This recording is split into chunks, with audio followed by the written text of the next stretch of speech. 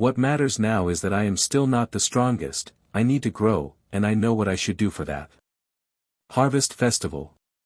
Yes, Gabriel, I plan on that. Say, is there a limit to how much soul you can sacrifice? According to the data, there is none. Guy Crimson took 110k souls for his evolution and Rimuru Tempest in the future took 10k. Wow, Guy took 10 times what Rimuru took. Is this quantity proportional to strength? Not much, it depends mostly on your potential and strong desire which can grant you additional skills. I see. Should I nurture a kingdom to have a large population and high quality of souls? That's a bit cruel. No. Forget it, as cliché as it may be, I know there would be a foolish person in this world who will target me, I'll just wait for them to do my work, if it takes time then I'll just pull some strings. HMN that should do. Now then back to present, Guy has now gone and I am sure he will inform Velzard and Malim of our chat. I am not worried about Velzard much but rather of Malim but I have just the super weapon that will put Malim to my side, should I troll her? Let's put a super magisteel trampoline with AM for Malim and bait her on landing there, let's see how far she goes hee hee. Cough while thinking of all these inside my brain, not even a second has passed in reality. I am currently walking with Medusa to my real office room, the one where I talked with Guy was just a guest office. After sitting on the chair of the office, I looked at the reports as Medusa read the important point in it. After a day of getting transported here, the continent has been fully occupied by us. The undead that were resurrected numbers in 7k and the dragons in 450 have been summoned, with 20 being high dragons of level 75. And they are still rising. Now, as for the coast and the sea, we have not yet ventured there. I don't remember much about any incident related to oceans in the anime so I will look into it in the future. Now about the kingdoms near me, currently there is the Holy Kingdom Rubrios, then near it is a small coastal kingdom called Corallin, named after the thing they are most famous, their luxurious corals. Then after them comes the relatively large kingdom called the Gemra, known for its precious gems and metals. Then on the south, there is the continent of Eldorado, the base of Leon Cromweight. As far as I know Leon is 300 years old and I came 200 years further to the past from his arrival. This is just one of the butterfly effect Lord Bale. Is that so, then how much could have changed? For sure Corallin and Gemra was not in the anime.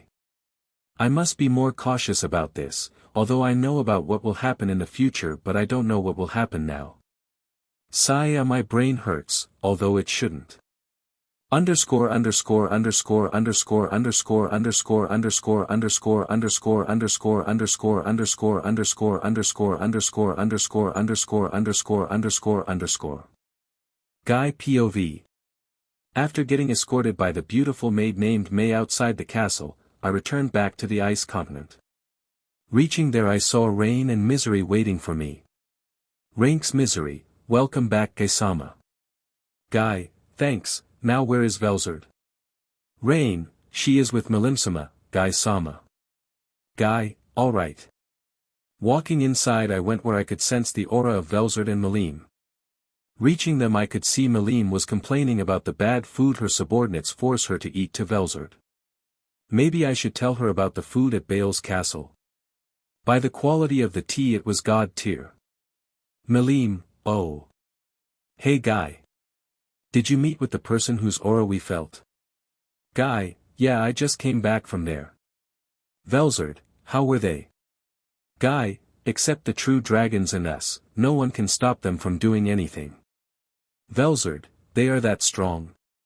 Guy, yeah also Malim, I recommend you visit them sometime soon, you should taste their food. Malim, alright. I want to go now but I have some important work to do somewhere. Guy, chuckles is that so? Malim, yeah okay bye. Velzard, giggles even after these years she still is a child. Ah, I hope she remains like this all the time. In the kingdom of Gemra. In the throne room. Seated on the gilded throne, laden with precious gems found from this country's mines sat the king of this kingdom, George V. Before his throne, on both sides of the hall countless nobles of high baron to high dukes were present. On his left, seated on a smaller but still luxurious throne, was the Ist Prince, and on his right was the first princess and second prince of the kingdom. On the left of the king, a person stood. He radiated an aura of a scholar. Although he looked to be in his 60s, he was actually 120 years old. He served the previous 3 generations of kings and is now serving the current ruler of the kingdom. His name was Carlos. A high-level mageon who was an A-ranked mage. The king was listening to the reports of the mines in the kingdom, and it was not good. Your Highness, the number of monsters are rising as the day goes by. The increase is slow, but after a few months the mines might not be accessible anymore and we will lose our most important source of income. George V, then what do you suggest we should do? General Gaulard. Gaulard was the general commander of the kingdom and the one responsible for the security of the kingdom from both external and internal dangers. Gaulard, why don't we ask for help from the Holy Kingdom? George, I tried, but they said that they were busy with the demi-humans of the Black Mountains. The Black Mountains was located south of Rubrios and was home to countless tribes of demi-humans of various species. They were mostly barbarians who attacked the surrounding kingdoms. Each demi-human was strong enough to tear 10 humans at once. Rubrios had to spend half of its forces to contain them, but a sudden spike in the magicule level just yesterday caused the demi-humans to go on a rampage. Hearing the king say that Rubrios was too hand-tied to help them, silence fell in the room. Just then, the princess, Rubia, spoke. Rubia, father, why don't we ask Coraline for help? George, it's useless, my child. They are too focused on their own development to help us, and as for any of the surrounding kingdoms, they are just waiting for us to crumble and assimilate us into their kingdoms. Gaulard, hands clenched, if only we had a way out. Carlos, we might have a way out. Hearing him, hope seemed to ignite in the eyes of the people present. George, what do you suggest, Carlos? Carlos, as you know, Your Highness, my proficiency lies in golem creation. I could craft golems to help curb the monster infestation. George, a great idea, Carlos. Carlos, but there is one flaw, the golems I can craft are not strong enough for this task. I would need a lot of magicule crystals to make the core strong enough to stand against the monsters. Gaulard, but Sir Carlos, our kingdom doesn't have such resources, in fact none of our neighboring kingdoms do. Carlos, it is true, General, but such crystals grow in high magicule areas like the one in Jura Forest. One noble, but that forest is guarded by the strong dragon Veldora. How do you intend to retrieve the crystals from there? Carlos, I won't, in fact I won't need to go there, there is a much more probable option, the Deathlands.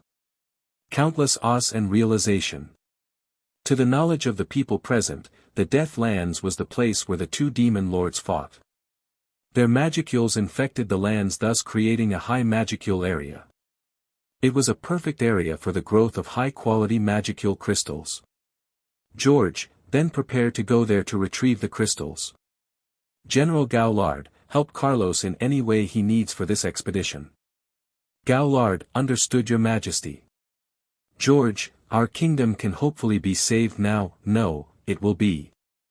Unknown to anyone present there, the continent they were intending to go to was already occupied by what they could describe as a demon lord. Will the kingdom be able to save itself? Or not? Find out in the next chapter. Chapter 10, CHP 10, Getting Used to the Powers Fixed. As the king sent off Carlos and his entourage for their expedition to the Deathlands. Bale was outside his castle with Medusa and Yama. Bale, let's go. Large dragon wings sprouted from behind his back as if they were naturally there. Yama and Medusa followed behind Bale as they used fly. Yama was a warrior, so Medusa casted a fly on him too. Reaching a distance away from the castle, the group landed. Bale POV. After all the work was done in the castle, I went out here to test my powers. Until now I have yet to fully grasp my power, so here I am. HMN. Let's start small. Bale frowny face dragon magic, thunderbolt. With the spell evoked, a mass of dark clouds rapidly gathered above, swirling around, and lightning was running around it. Swiftly a large thunderbolt, 10 times the size of a normal thunderbolt, landed a few meters away from them. After the strike, the clouds dissipated and what was left behind was a charred crater, of 4-meter diameter and a depth of 30 inches. Wow, this was just a 5th-tier spell and it carried this much power. Report, it's due to the dragonic enhancements that amplifies the magic by 6 folds and reduces the magicule usage by half. Is that so? Aren't I a bit broken? Next. Bale Frowny Face Elemental Summoning, Fire Spirit. This was a spell that would summon a spirit of a level corresponding to the amount of mana you input. I put just a knot to summon a LVL 60 Fire Elemental.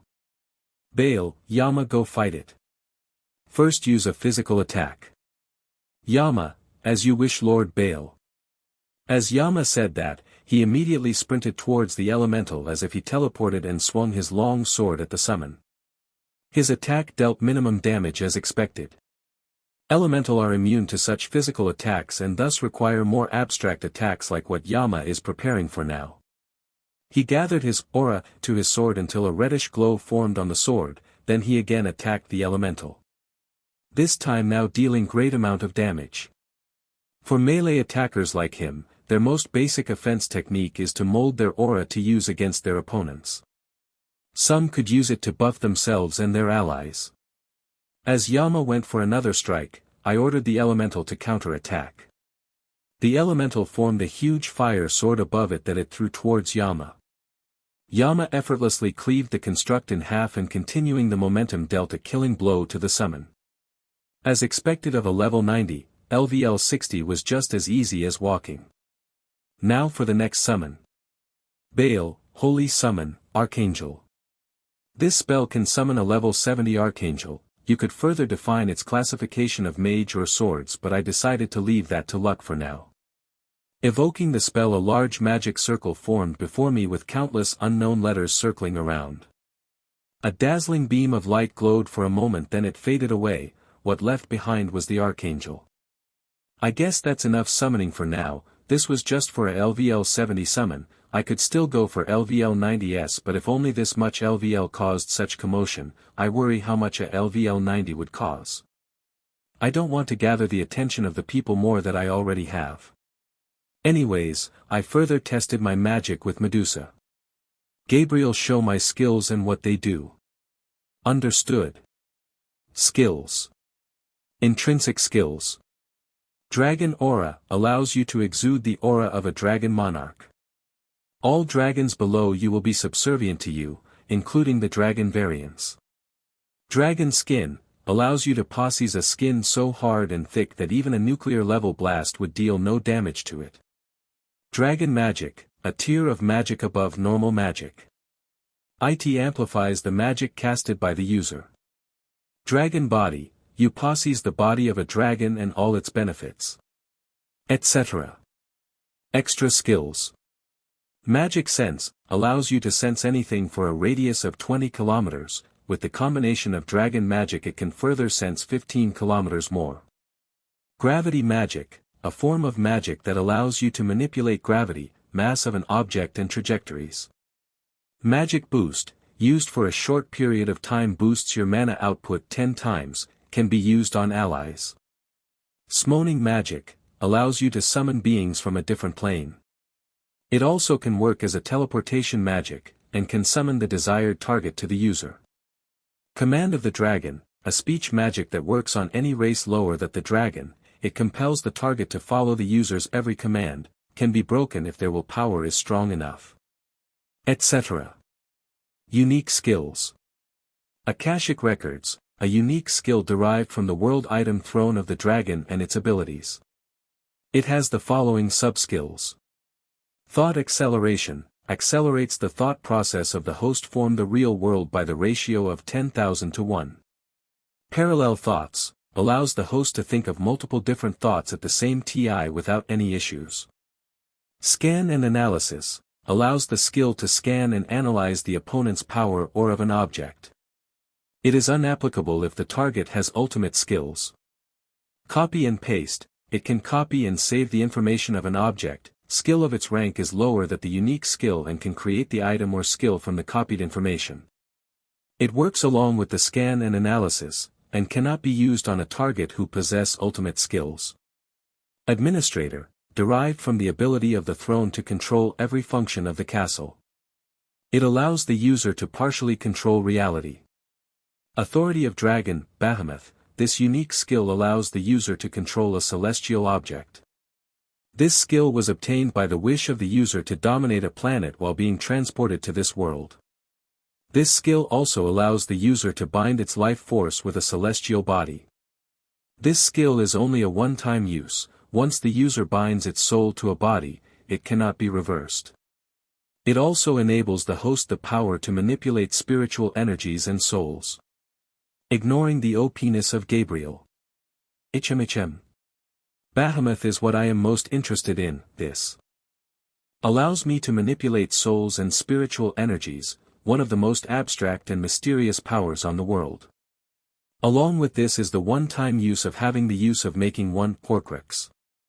I should post it for later. I'll need to prepare some things if I want to do this. Also, Gabriel is the magic sense passive. Yes, but I have filtered all the unnecessary data and will report the important ones to you. Is that so? As expected of my useful skill. Praise me more, my lord. Is this you smugness showing up? No, it's just your imagination. Ah, I see. Anyways. Bail, let's return. Medusaxiama, yes. After returning to the castle I decided to go to the bathhouse of the castle. Inside the bathhouse. Ah, this is life, having power and powerful subordinates and having a nice bath. What more could a man need?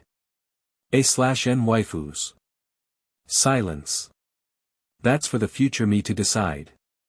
Just then Adrigal messaged me. My lord. Bail, yes Adrigal. One of the high dragons spotted a fleet of ships coming from the east. Ships? Must be from one of the coastal kingdoms. But why must they come here? Deathlands has nothing that they would want to come for. Only thing that grows here is magi. Oh, they should be here for the crystals, huh? Bail, did you confirm their strengths, and how long they will need to reach the shore? According to the dragon, they are weaker than them, but they have one member who he sensed could cast up to 5-tier spells. They should take 2 days to arrive if the weather is favorable. A 5th tier, huh? Bail, alright, make sure that you send that dragon to watch over them and observe them. If they encounter something that they can't deal with, then tell him to save them but without their knowledge. Understood. After Guy, this should be my second time getting visitors. Let's see who they are. Chapter 11, CHP 11. The situation. Carlos POV. It has been 2 days since we left the coast of Gemra. We are almost halfway on our route to the Deathlands. Our King George, understanding the importance of our mission, allocated a fleet from the kingdom's navy to protect the transport ships from pirates. We only have a small navy because given our small coastal territory, much focus was given on land military. Still, our navy was quite strong, and the fleet the king provided us with was from the best the kingdom had. With 2 large galleys to transport the magicule crystals, which were surrounded by 9 frigates, 2 on the rear, 2 on the sides each and 3 on the front in a triangular formation. I was standing on the starboard of a second-rate ship called the Ruby. I was watching the abnormally calm waves of the ocean. Alongside me was the captain of this fleet, Captain Rogers. Carlos, Captain, what do you think about the weather? Rogers, Sir Carlos, as much as I want to say that the calm ocean is good for us, I can't help but worry what tsunami this calm waves might give us with. He was right, although anyone would be happy about the situation we were in, but we both were aware that this was abnormal. Any sane sailor who have sailed in this region could tell you this. The waters near the continent of Deathlands was a true danger zone of the ocean. Due to the massive magicule radiated from the continent, any monster near it would mutate and grow at an unprecedented rate. Even an E-rank catil might become an A-rank sea monster if given enough time here. Because of this, there were a danger of encountering such sea monsters.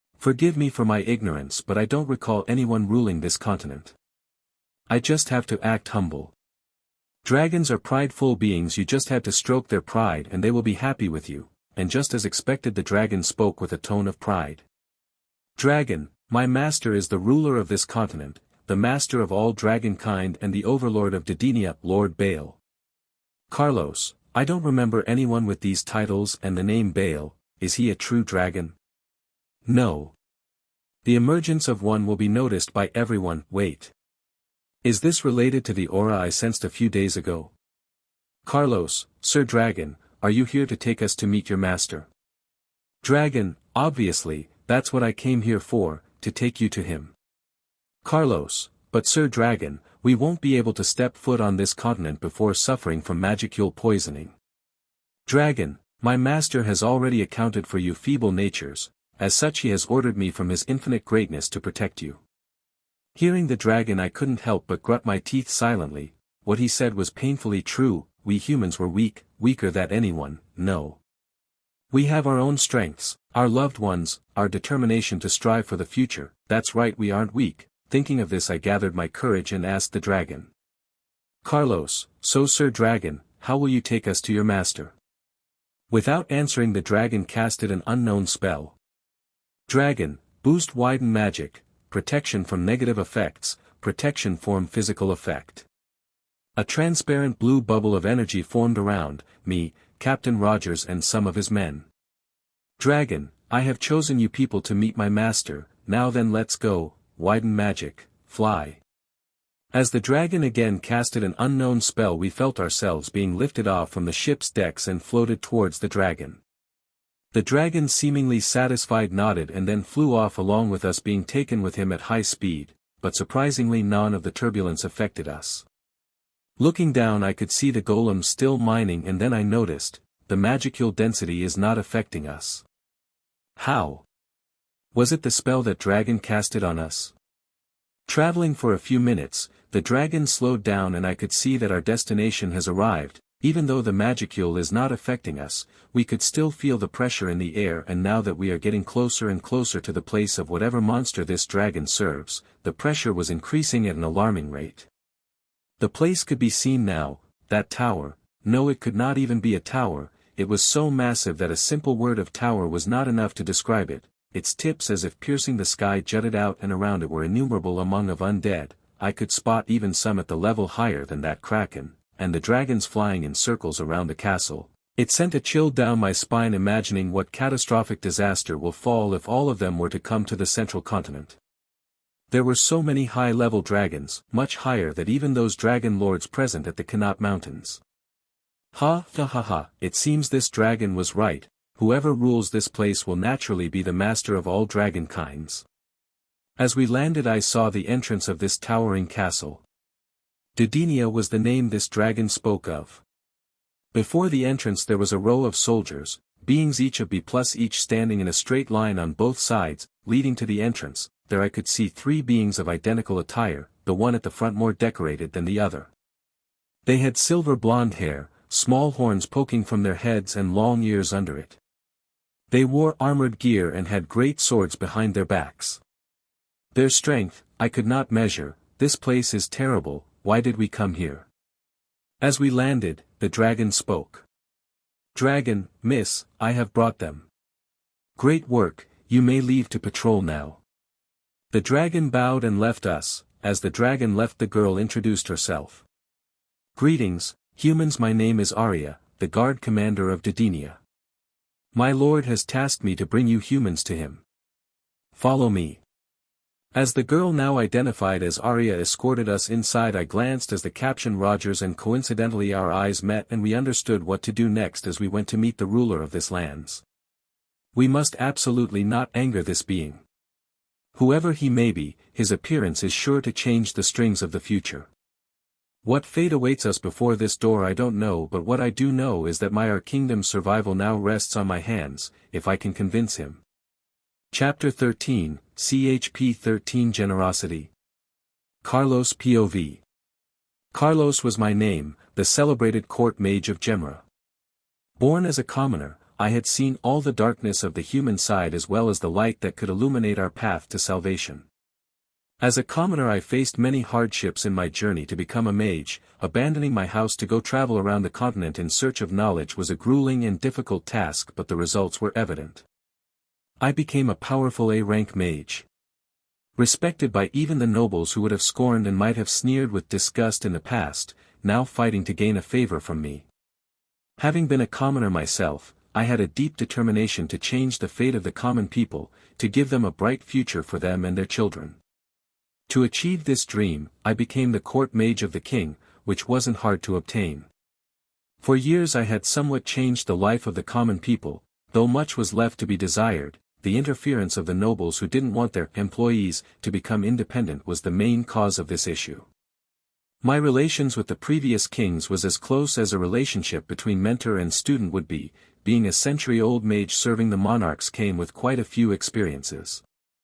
But except for the king and his family, none know how old I am. I simply changed my appearance slightly every half-century to make it seem like my child had taken over my seat as the court mage and the old father had simply passed away. That if everyone knew of my long lifespan, it would cause far more trouble than what few benefits I might gain. Facing the situation of monster infestation, our kingdom was stuck on the question of how to resolve the issue. Because of the mines being the major financial pillar of the kingdom, tight security was maintained and the infestation was promptly reported and the news stopped from spreading. But it won't be long when people notice that the metals and gems had stopped coming and the issue will be known to all.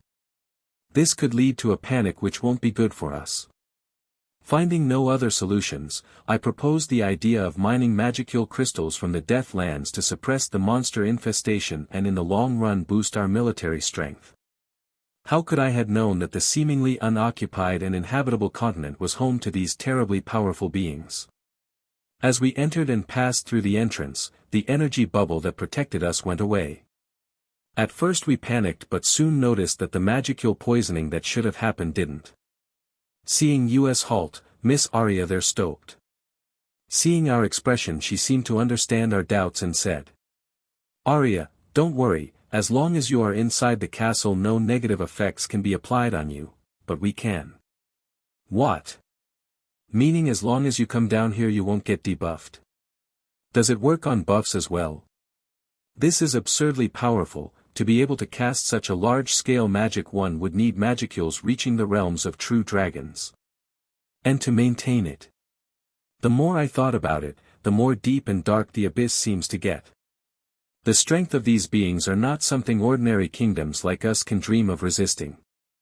While these thoughts ran rampant in my mind and most probably the captions too, we reached another door, a large double door which had carvings of an unnerving replica of two dragons facing each other. The mere sight of them was as if they would pounce on us.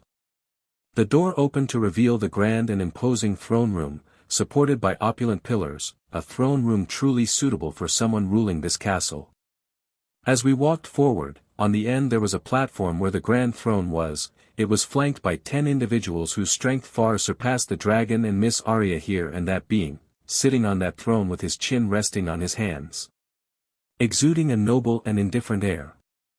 Looking down I saw my hands shaking uncontrollably. Never in my life had I been so shaken that my hands would tremble. For all these years I have fought many powerful foes but none can even come close to the beings before me. Third POV. As soon as they reached the platform, Arya knelt, along with her lieutenants. "Arya, Lord Bale, I have brought them here as you commanded."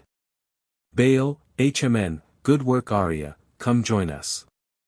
Arya stood up and went up the platform to stand on the far left side of the lineup of guardians, positioning herself a step behind them as her lieutenants stood behind her. Medusa then initiated the talk.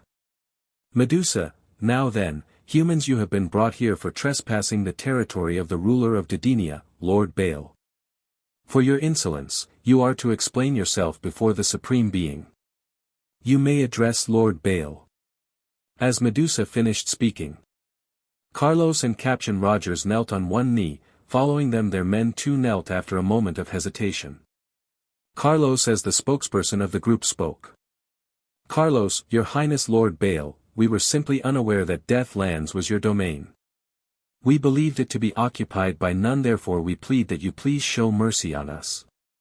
That's right, the solution of getting out of this situation was to humble yourself and beg for the being to show some mercy on them. Inside their minds their frustration at their own weakness was boiling, but none came on the surface, their eyes fixed on the ground to not show any emotions it may infer. Just then they heard a cold but beautiful voice. Elizabeth, heh. Insects like you should not beg for mercy but instead lie there waiting for your deaths. You dare to give such sloppy reasons like being ignorant of who ruled this continent. Just then, an invisible force seemed to put pressure on them, making them now kneel on both their knees, gritting their teeth. Carlos and Rogers managed to hold on but not their men.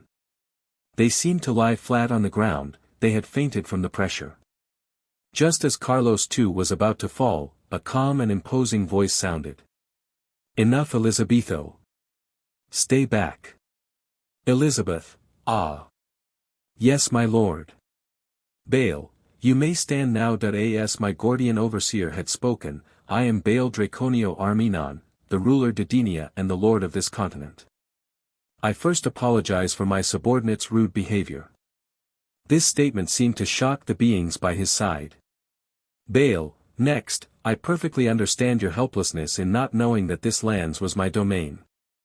No human has ever come here in the past centuries and you are the first. What I want to know is why have you humans come here now? Carlos, you highness low. Baal, Lord is enough. Carlos, then Lord Baal, the situation at my kingdom is troubling, our king. Carlos then explained everything Gemra had gone through, his plans and their journey. Baal, I had known of your arrival while you were on the sea, thus I sent my summon to protect you. Carlos, so the god of the seas is him, huh? Carlos, but how did Lord Baal know of our arrival? Baal, nothing can be hidden from me, the moment you thought of coming here from there on I knew your every move. Carlos and Rogers has cold sweat run down their body as they heard what Baal said. Carlos, then Lord Baal, we will stop the mining of the crystals and return. Baal, there won't be any need for that, take what you had mined, and return to your king. Inform him that I will personally visit him after 3 days and help resolve your situation, take this magic item. Baal takes out a greenish crystal from his inventory floating it towards Carlos. Baal, this is a crystal which has a barrier spell enchanted on it, it's a one-use item. Cast the spell on the mine and it will ward off the monsters from leaving the mine. Can your kingdom hold on till I arrive?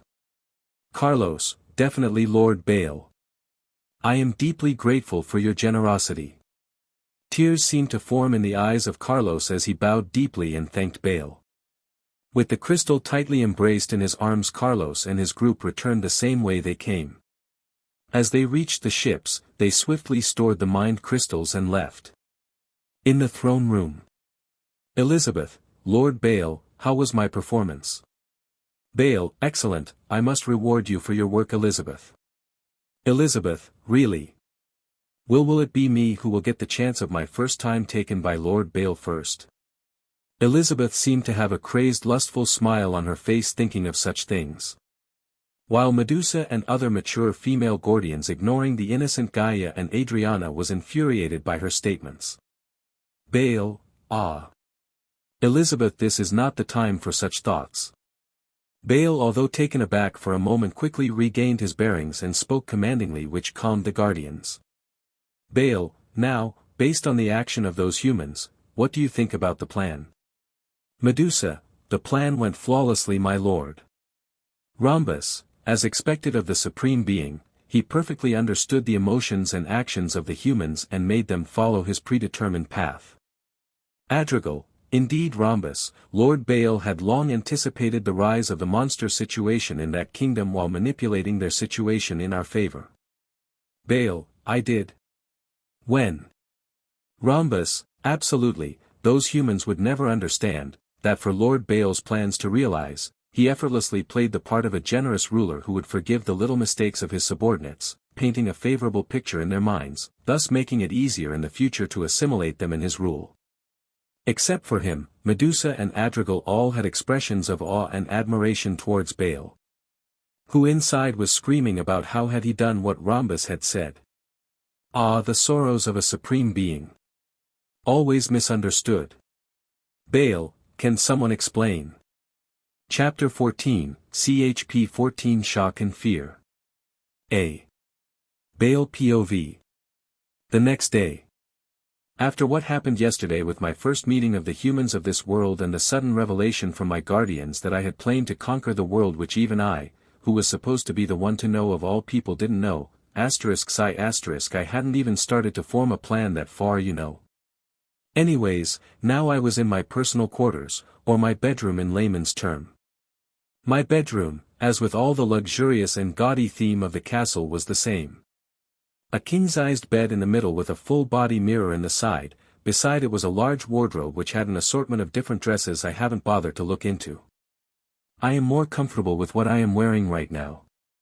Hey Gabriel. Yes, Lord Baal. I have noticed that until now, I have not felt any hunger or fatigue. Is this because of my race? Yes, although normal dragons needs food and get fatigued, your intrinsic skill, spirituality, and dragon body, can supplement your needs from the magicules in the surrounding. I see, this also mean I don't sweat or any of the other nasty business, right? Yes. Great. As a human, it was always an inconvenience to go through all this tedious thing, so knowing that I was free from this mundane restrictions made me happy. Now, on to the real and serious plans. From the meeting, I have learnt that the humans are very weak. Pitifully so. But I can't be sure. Gemera is not a country I had heard being mentioned in the original series, could have been wiped out before canon events started, or maybe this world is really an AU. The conclusion that I can get to is that if I take Gemera as an average human country and that Carlos as a mage with relative standing in the higher ranks of the kingdom, they are indeed weak. If I had been ignorant of this world's plots I would have let my guard down significantly. Knowing that they are weak did ease my cautious mind, though I know people like Rudra, Hinata, did exist. People who had crossed the limits of human potential and evolved as saints or pseudo-saints. If this is the past of Tensura, then there could be more saint or enlightened humans running around, but from the desperation in Carlos's groups leads me to believe they have none.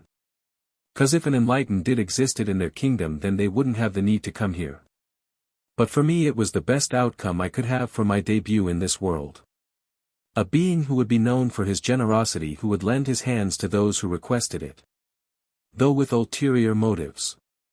All these thoughts ran in a millisecond inside my mind when I sensed a little magic fluctuations from the ring Guy had given me, the original ring for the demon lords to communicate. You Baal. I have called for a Vulgus to introduce you to the other members. As you requested, I have delayed it till now, but the time limit has passed. Baal, I don't mind Guy, in fact this is the perfect moment for you to call Vulgus. Is that so? Well, anyways, Rain will come to get you soon. Because of the teleportation restrictions in your castle, Rain will teleport outside the entrance. Baal frowny face, all right. And the communication ended. As I stood up from my bed I went out of my room to see Medusa dutifully standing beside the door. Baal, Medusa, I had assumed you had returned to your duties after escorting me here. Medusa, my lord, my duty is to serve you, so naturally I would guard your room while you are inside. Baal, I see, but next time assign one of the maids for this task. You should administrate the functioning of the castle as the overseer. Medusa, understood. Medusa bowed in acknowledgement. Did I mess up her settings to always follow me? That's why she accompanied me till here and stayed. Well, in game she was confined till the area inside the throne room, so I didn't give it much thought that time. Baal, Medusa, inform Rhombus to meet me at the entrance, also tell the remaining Gordians to tighten the security and surveillance of the castle. I along with you and Rhombus are going somewhere. Medusa, understood. Then excuse me my lord as I inform Rhombus. With a bow she left to meet up with Rhombus and rendezvous with me at the entrance. 5 minutes later. As I arrived at the entrance, Medusa and Rhombus had already reached it and were waiting for me. They had changed from their usual garments into a battle gear. Medusa and Rhombus had divine grade light armor and were equipped with items that buffed their magic casting abilities. Rhombus, my lord Bose, may I know where exactly we are heading to? Bale, we are heading to the Vulgus. A tea party of sorts with the most powerful beings of this world who refer to themselves as the Demon Lords. This is hosted by Guy, and although they are collectively called Demon Lords Council, only some are true Demon Lords, the rest are just powerful magens. Medusa, I don't believe they would pose any threat to you, Lord Bale. Bale, don't be naive, Medusa, I appreciate the amount of faith you have in my prowess, but I must warn you, some of them like Guy are powerful. Medusa, I deeply apologize for my short-sightedness, my lord. Bale, it's fine as long as you learn from it. Just then a large door emerged from the ground before us, which opened to let out a blue-haired maid, named Rain. With a bow she addressed me. Rain, Lord Bale, I am Rain, one of the maids of Lord Guy. I am here to escort you to Vulgus. You are welcome to bring along your subordinates. Bale, all right then, Medusa and Rhombus will be coming with me. Hearing me, Rain seemed to be momentarily taken aback. Bale, is something wrong? Rain, Lord Bale, actually other that Lord Guy, Lady Malim and Ramiris, all other demon lords bring their army to show off their strengths. Ah. That's how it is. Bale, it's all right, Rain, these two will be enough. Rain, understood. Please walk through the gate.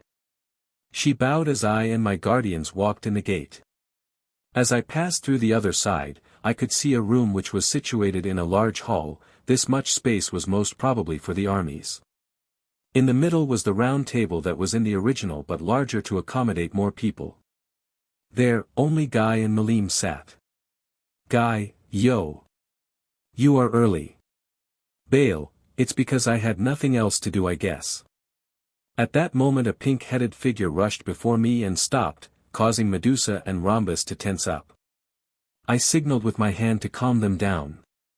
Malim, so you are the one whose dragon aura I felt. I am Malim Nava.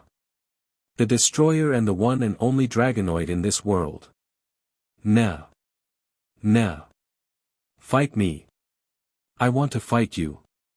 With a sweat drop I responded. Bale, maybe another time, Malim, I already have a pending fight with Guy.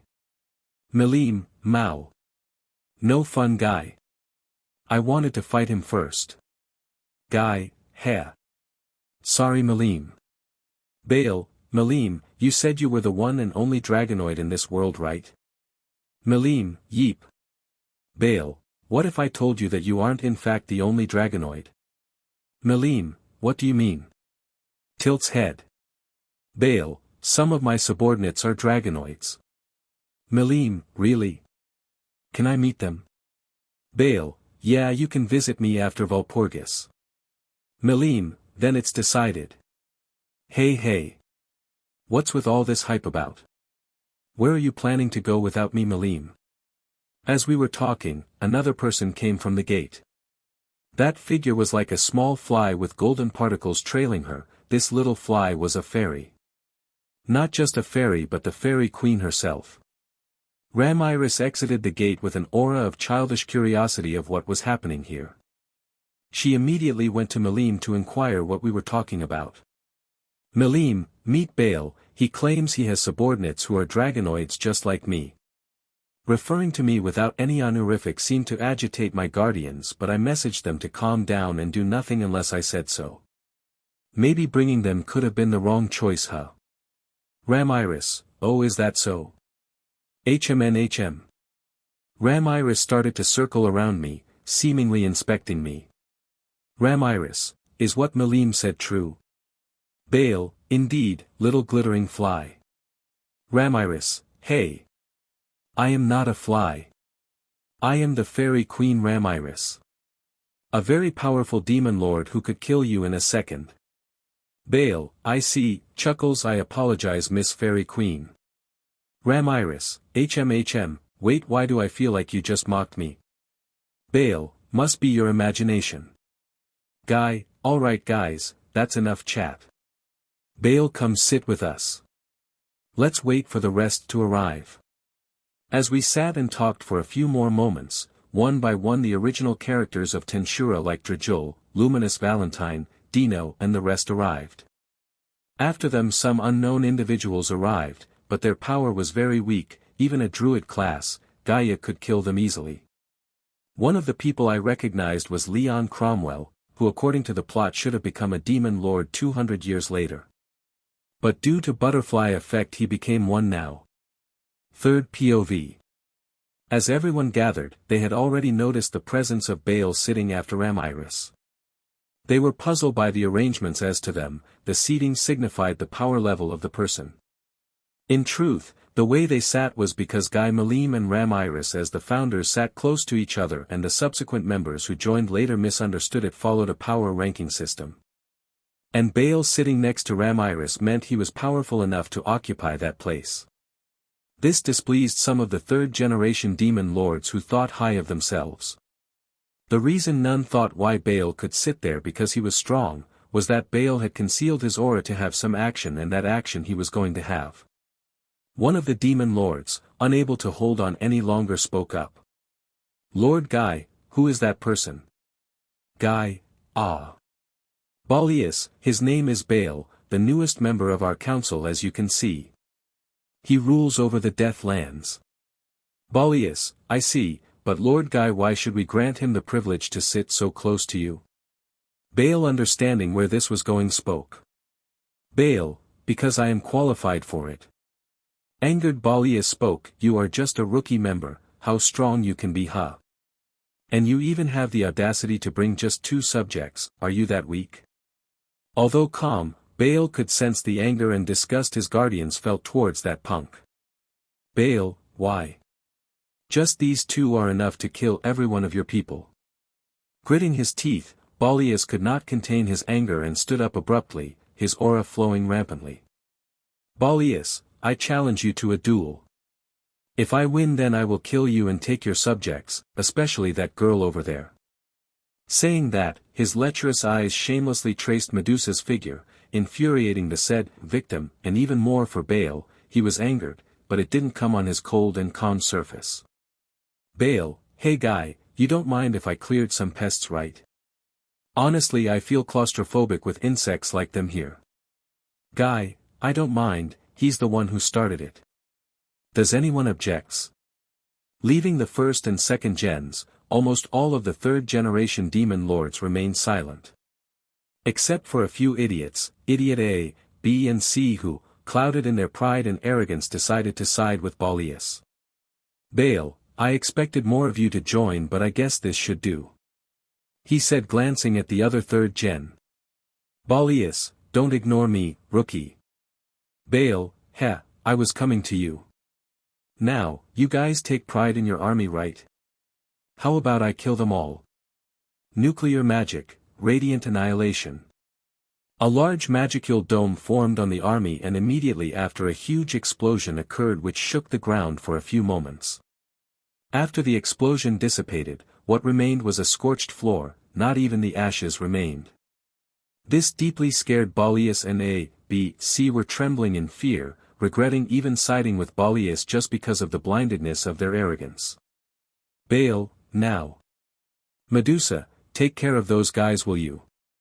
Medusa, absolutely my lord. As Medusa approached ABC they screamed in terror. AXBXC, eek. A, no no no, don't come any closer. B, please. Spare me. I'll give you anything you say. Let me live. C, Balius. Save USS. All these did nothing to stop Medusa. As she reached them, she used one of her skills to melt them, using acid 100 times more corrosive than HCl. As Balius saw his comrades die a gruesome and terrifying death, he heard a cold voice. Baal, so. Balius Dano, how do you wish to die? Hearing this, he instantly kneeled and prostrated on the floor. Balius, Ba no Lord Baal. I deeply apologize for my actions. Please, forgive me. I can give you anything you desire so please spare me. Medusa, it seems you don't understand. Balius lifted his head to look at Medusa, confused of her statements. Balius, well, what do you mean? Medusa, For all your transgressions, you insect should have already lied down on the ground and happily accepted Lord Baal's mercy in death. Balius, boo-boo. Baal, the moment you decided to go against me was the moment you sealed your fate. Disintegration. As Balius slowly fragmented into molecular particles Avengers Endgame style, he looked at Guy for a last glimmer of hope, but all he saw was a mocking grin. At that moment he understood, in front of all these genuinely powerful beings, he was just a clown, tooting his own trumpet. Time skipped to 10 minutes. As the damages got repaired by Rain and Misery, the Demon Lords finally accepted Baal as a member, and a powerful one at that. They recognized the Deathlands as Baal's territory, making it the largest territory out of all the others. Thus Walpurgis concluded, and Baal returned to Didenia with a promised visit from Malim and Ramiris at a later date.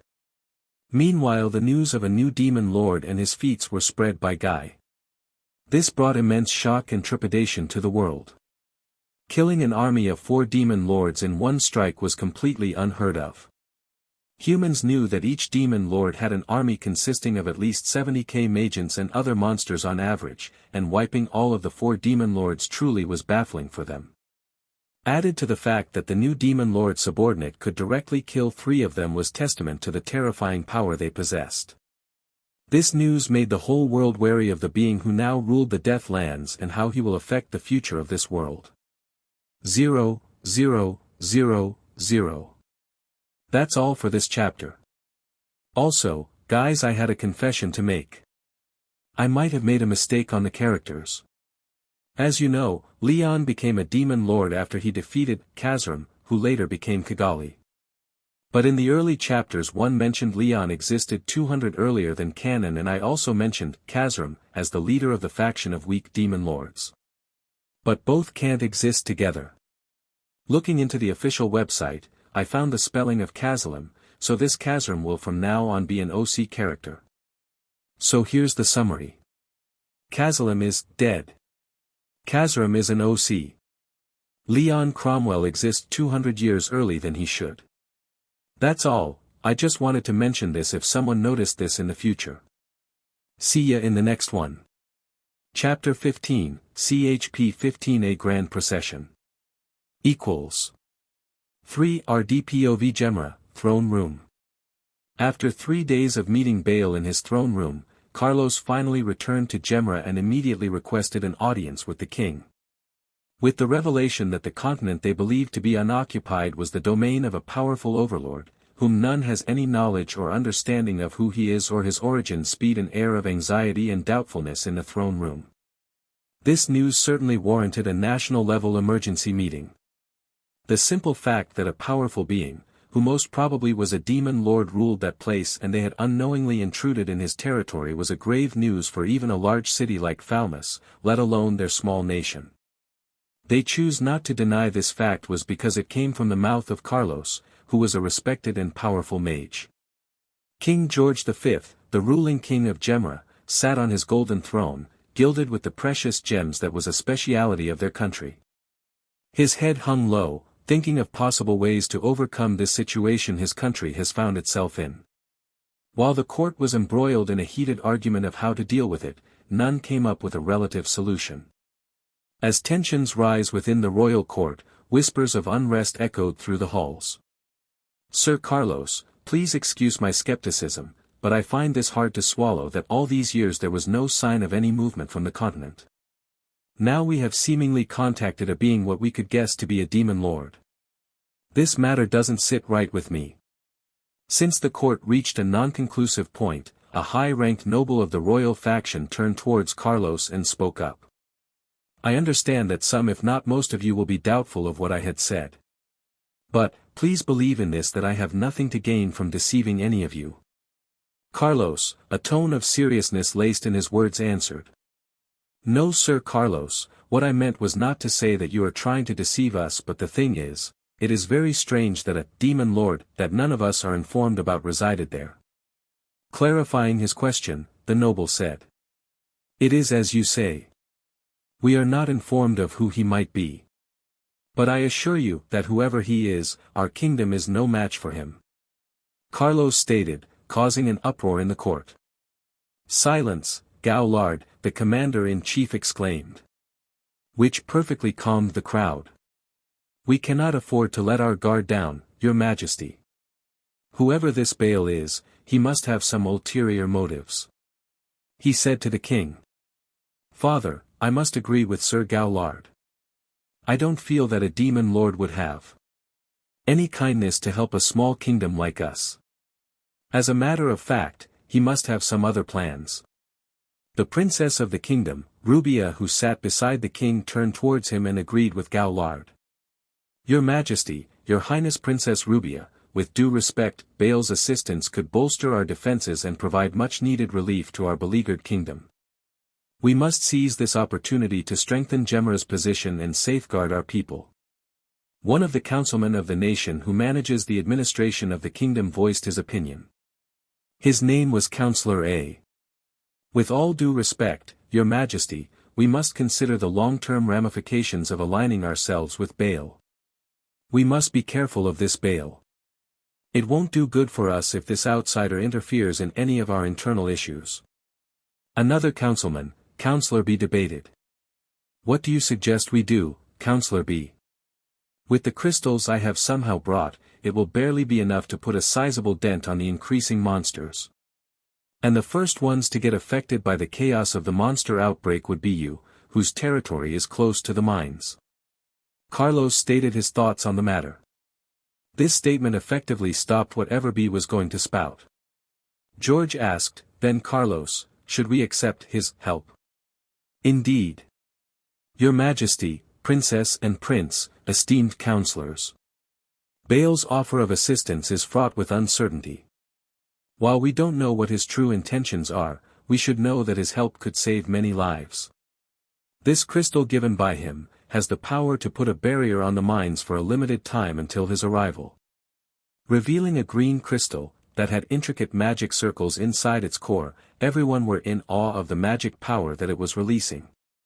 Are you sure, Sir Carlos, that this crystal doesn't contain any other spell that may be disastrous for us? Concerned of any malicious attempts, Gowlard asked Carlos. No, Commander. I have thoroughly checked this during my return journey and I have not found any enchantments other than a very powerful barrier spell. King George V, his voice firm, announced, Very well, Carlos. I shall accept his help, as I put my trust in your words. But we must proceed with caution and weigh the risks carefully. Our kingdom's future hangs in the balance, and we cannot afford to make hasty decisions in the face of uncertainty. Carlos bowed, Thank you, Your Majesty. Hear me, O subjects of my nation. We may not know who this Baal is, but what we do know is that we shall remain strong in this unknown future. We shall walk this path through and emerge victorious. George declared, intending to raise the morale of the people. As the king had decreed, the atmosphere of the throne room gradually became a place of patriotism and determination that they wouldn't crumble in the face of an unknown adversary. Gowlard, are you willing to protect this nation? Smiling, George asked. Grinning widely, Gowlard answered as he bowed before George. Indeed, Your Majesty, my spear is always ready to protect and kill for the kingdom. Just then, as if fate had a twisted sense of humor, a messenger arrived with a concerning news. Your Majesty. This is terrible. Calm down, soldier. State your reason for entering this high-level meeting, Duke Lucas spoke to the messenger. What? Is this true? George, now under an even more immense pressure, spoke up. Yes, Your Majesty, still gasping for some air, the messenger said. The messenger brought news of the new structure of the Demon Lord's Council. A Vulgus was held where the oldest Demon Lord Guy Crimson introduced the new member. But 4 of the Demon Lords opposed him from joining their ranks. That new member, in a display of his immense strength, instantly wiped out the total army of those 4 Demon Lords. The army numbered at almost 300k, mixed of some magians, monsters, and powerful demons. Such a number was enough to become an international threat to any kingdom. And the name of that member was, Baal Draconio Arminon. Titled Overlord of the Dragons. Hearing the name, everyone couldn't help but glance at Carlos. And Carlos, as if unaware of the gazes, chuckled in self-depreciation. Chuckles as I thought, he was really not a simple being. As that, the fate of Gemma became seemingly bleak of what the future may hold for it. Next day. Carlos POV. An atmosphere of anticipation and anxiety hung in the air as we awaited Bale's arrival. The barrier crystal he gave, provided a temporary reprieve from the monster infestation, but our kingdom remained on edge, wary of the looming power surrounding him. In the day leading up to Bale's visit, the kingdom buzzed with activity. Preparations were made to welcome the powerful Overlord. As the court mage, I oversaw the deployment of the barrier crystal, ensuring its proper activation and to also see its effects firsthand. Surprised and awed, such mere simple words are not enough to describe what I and the rest of us felt when the crystal was activated. On activation, it sucked almost all of mine and the mage corp's mana, building a large translucent green dome over the whole mountain which housed the main entrance to the mines. On inspection, the monsters were unable to exit the field, but we were able to enter unimpeded. This further solidified my resolve to not make the kingdom his enemy by any means. Within the royal court, whispers of intrigue swirled like shadows in the night. Noble factions vied for influence, each seeking to capitalize on Bale's visit for their own gain, seemingly forgetting who he was. The barrier spell sparked the greed and power-hungry nature of some of the nobles. They started to scheme about how to make Bale turn to their sides. They are truly ignorant guys, deep inside their illusions of fragile power they think they have. I will never get used to this nauseating amount of hypocrisy that these nobles seem to ooze out. Just mere days ago they opposed the idea of letting an outsider interfere with our internal matters. And now, after hearing about the miracles of the crystal, they decided to switch opinions as if it were clothes. George V POV. I have since ruled this kingdom for 50 years now. My age and vigor has started to just decline from this point onwards. I had thought that I might die seeing my kingdom prosper, but it seems fate had other plans. First the monster infestation occurred, which never once did in the history of Gemma. And just when we thought that we had found a solution in the form of Deathlands, we hear that it is occupied by a demon lord.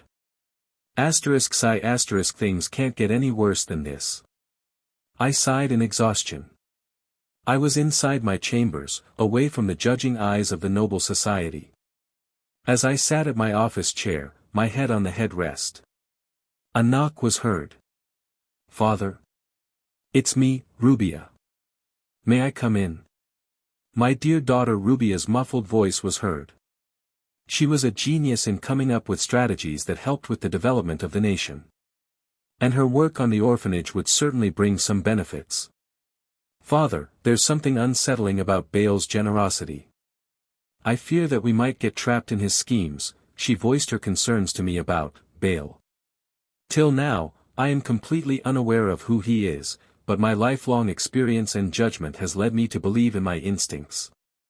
I share your concerns, dear Rubia. But I feel that accepting his help might do us more good than harm. I hope that we form a diplomatic relations between us such that it may benefit Gemma. I understand, Father. I also had a request. Speak, my child. The bandits seem to have gotten active once more. I need your assistance in securing the orphanage. She brought up the matter of the bandits. A very infamous one at that. They are getting more and more courageous now that half of the military is busy dealing with the monsters. I saw the reports. Rest assured, my child, I will certainly send a squad of knights to guard the orphanage. Thinking of how to deal with the bandits, I answered. Thank you, Father. Happy with the end result, Rubia smiled and bid farewell, exiting the office. Third POV. As the sun dipped below the horizon, casting Gemma in its rays of sunset, the sky erupted with the beating of mighty wings and the roar of dragons from the distance.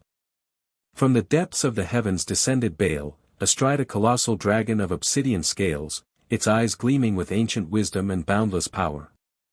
Behind him, a legion of dragons, their forms silhouetted against the fading light, soared in a majestic procession. Beside his colossal dragon were 4 more dragons half the size of his dragons but still larger than the 20 or so medium dragons trailing them. On each sat, Adrigal, Gaia, Rhombus and Arya. The people of Gemra watched in awe and trepidation as Baal's entourage descended upon the kingdom, the ground trembling beneath the weight of their arrival. As the entourage came closer, the scales of the dragons glinting in the fading light landed. Having dropped off the dignitaries, soared through the heavens with majestic grace. The dragons' roars echoed across the land, a symphony of power and dominance. From amidst the throng of dragons, Baal descended, his presence commanding the attention of all who beheld him. His form, cloaked in an air of mystery, radiated an aura of otherworldly power, his eyes gleaming with the wisdom of ages. Seeing him, George could not help but whisper to Carlos standing beside him along with his council of nobles to welcome Baal. "Is he?" "Yes, your highness, he's the overlord of the dragons, demon lord Baal," Carlos, still gazing at the approaching entourage answered. Chuckles seeing this display, "I believe the title truly suits him perfectly," George stated. Chuckles indeed. "We meet at last, overlord of the dragons, Lord Baal." As Baal and his guardians approached the king and his group, George decided to greet him first. "Indeed, King George V, ruler of Gemra." Baal giving a toothy grin showcasing his sharp fang or teeths, in his cold and imposing voice that seems to drip with the wisdom of eras, spoke. In the shadow of Baal's grandeur, Gemra stood poised on the precipice of destiny, its future intertwined with the whims of the enigmatic overlord. As the sun dipped below the horizon, casting the land into darkness, the stage was set for a confrontation of epic proportions, where the shadows of allegiance would clash with the light of truth, and the fate of the kingdom would hang in the balance. And that's all for this chapter.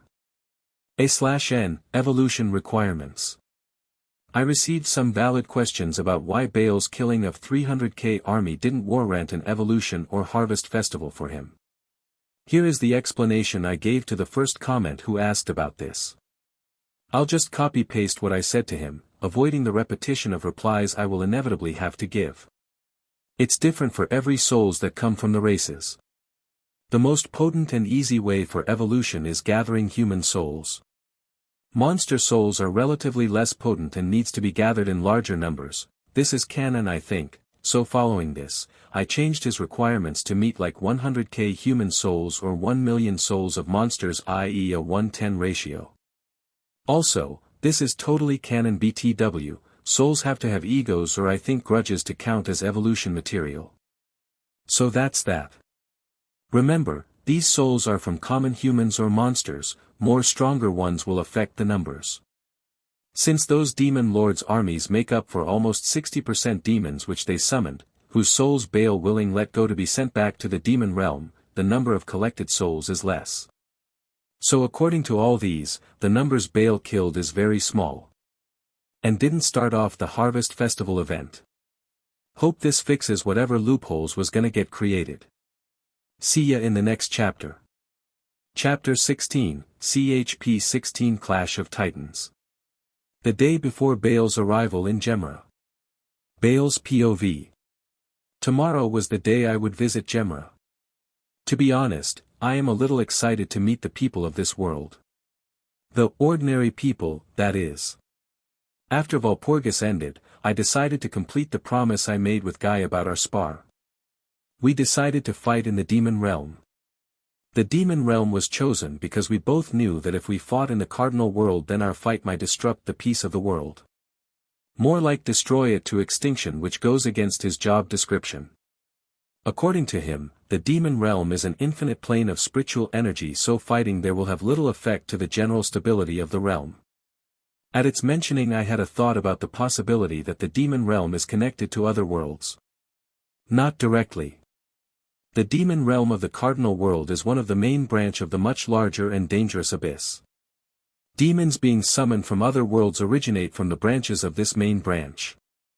This is also true for the heaven realm.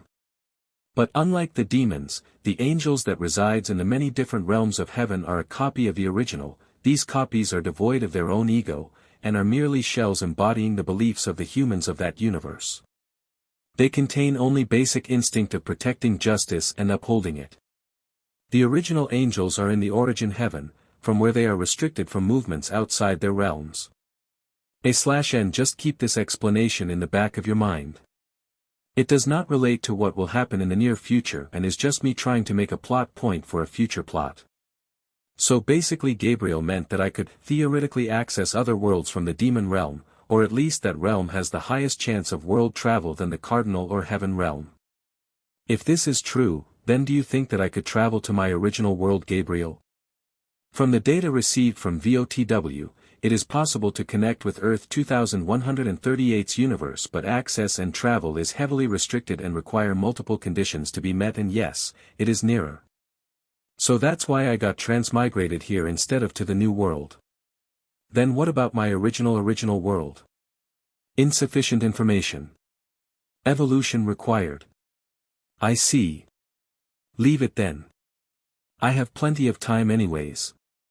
Hey Gabriel, what's the possibility of me winning against Guy and killing him right now? 86%, if half of the WIs are sacrificed. I see, I honestly expected less, but that's a relief knowing I still have at least another evolution. By that, what should be the probability? Insufficient data. Sigh. Anyways, while chatting with Gabriel, I entered the demon realm through the coordinates Guy sent me. I brought Roku and Gaia with me for the chance of any unforeseen circumstances occurring. Roku has a job class called Tanker, which allows him to tank any attacks of his enemy 20 levels above him for only 5 times. This could come in handy for a tactical retreat. And Gaia has a job class of Barrier Lord, which itself explains it. This also have a function similar to unlimited imprisonment. As I entered the realm, I could see Guy and Rain with him. I then approached them with Roku and Gaia in tow. As we got nearer, I saw that Guy looked excited for the fight, looking at the huge grin he is giving. Guy, about time Bale, I have been itching to have a go with you. Bale, me too Guy, I also wanted to test my powers against a formidable opponent. And so we first started by releasing our own auras. Seeing this, our subordinates made the wise choice of distancing 10 kilometers away from us. As our auras almost matched with him having the upper hand due to him having larger reserves and his copied cheap magicule breeder. Guy, not bad, for an outsider you are the most formidable one I have met so far. Bale, outsider. You know who I truly am. Guy, naturally. It's my job to look after this world, so I would know many things that Noon even will think about. Bale, I see, well let's talk later for now. Guy, rig. Before he could finish speaking, I interrupted him with a punch in his face by lunging at the speed of sound, giving him a punch in his face. Without any effort he blocked it, and while deflecting it gave a punch of his own to my abdomen. To which I promptly maneuvered to let it pass by me while retaliating. This short but fun hand-to-hand combat went on for a few minutes. After feeling bored we both jumped backwards. Guy, that was a good warm-up. Bale, indeed, now the next. Before I could finish he decided to turn the tables on me by giving me a flying kick, which I soon avoided with ease, and then started our second round of combat, but much more fierce and intense. This started to throw stray winds and explosions occasionally all around us. This went on for a few hours, with round 3, 4 and 5 more intense and destructive than the previous one. After the 6th round we stopped and I decided to test my magic skills. Throwing a large magicule bomb at him the size of a car, which as expected did nothing to him. This was followed by a large elemental abomination of fire, earth, ice, lightning, wind and air in a giant fused ball thrown at him. A multi-elemental giant raisin shuriken ball if you would. Seeing the incoming attack, Guy couldn't help but grin in excitement. It's been millennia for him to have met a truly powerful sparring partner other than Velzard and Malim. As the attack collided with the target, a huge explosion happened which did an excellent job of flattening a large radius of 6 kilometers. The wind blew hard on Roku, Gaia and Rain. Gaia and Rain decided to put on a barrier to contain our fight, seeing the destruction we, or in this case I, caused with my warm-up. After the explosion, I could see Guy completely unharmed with a barrier covering him.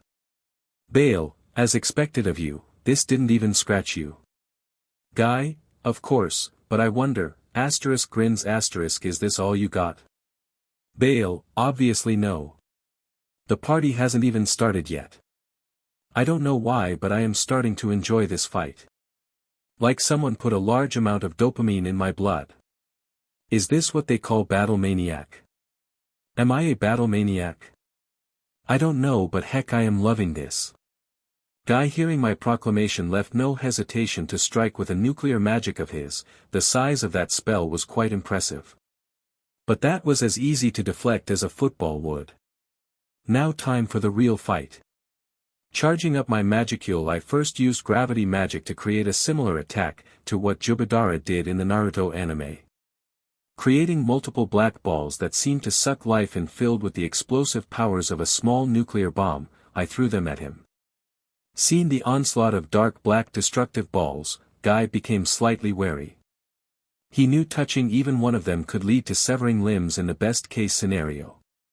But the balls each were a little apart enough for him to dodge and weave through them. Guy, I am impressed, that attack could have injured me, you know. Bale, that was the intention, what a good fight it would be if there was no risk of injuries. Guy, if you insist then. Guy started releasing his magicules, a dark crimson cloak of magicules forming on his body, then he pounced towards me at the speed mere sight couldn't see. Even I had trouble registering his movements but with Gabriel I soon got accustomed to it. With jabs, punches, and kicks thrown and occasional magic blasts in between our fight it became a seemingly choreographed dance. It was awe-inspiring and beautiful in a twisted sense of fighting for any onlookers. Third POV. While Guy and Bale were having fun, Rain and the Guardians stood 15 kilometers away on a small hill overlooking the fight. The intensity of the fight was so impactful that they had to retreat 5 kilometers more from their original place. To say they were surprised of the other's master was an understatement. Both sides knew their masters best and to see them fighting equally was a shock to them. But this was still their warming-up fight. They have yet to even go a little serious. The fight of close combats and periodic magic attacks thrown in, created loud booming sounds along with the wind blowing at all directions. Each was enough to remove all the skin and muscle away from a human in seconds. The fight went on for 3 hours and abruptly stopped as both combatants stood opposite to each other. Bale, I think we should finish this now. Guy, yep, so a final attack huh? Bale, yes. As the words fell, both started charging up their magicules to the maximum. Guy decided to use one of his powerful energy attack Giga Brand and Bale matching his, used an attack derived from unique skill Bahamut charged a stellar burst. When the attacks reached its completion, both of them released the attack to one another which met at the middle. As the attack made contact a momentary silence was created and suddenly a deafening explosion occurred which almost reached Rain and the Guardians. The wind swept furiously, blowing off any demon daring enough to spectate the scene from the peripheral area. The sound of the explosion seemed to resonate all around the realm, alerting the residents of a massive fight which they already knew by the amount of magicules constantly released from the beginning. But the demons were used to it, this realm was a place where constant fights occurred so they thought some high-powered demons were brawling in the distance and as long as their own interests were not harmed they won't intervene. As the explosion concluded, the fight was simultaneously announced to be over.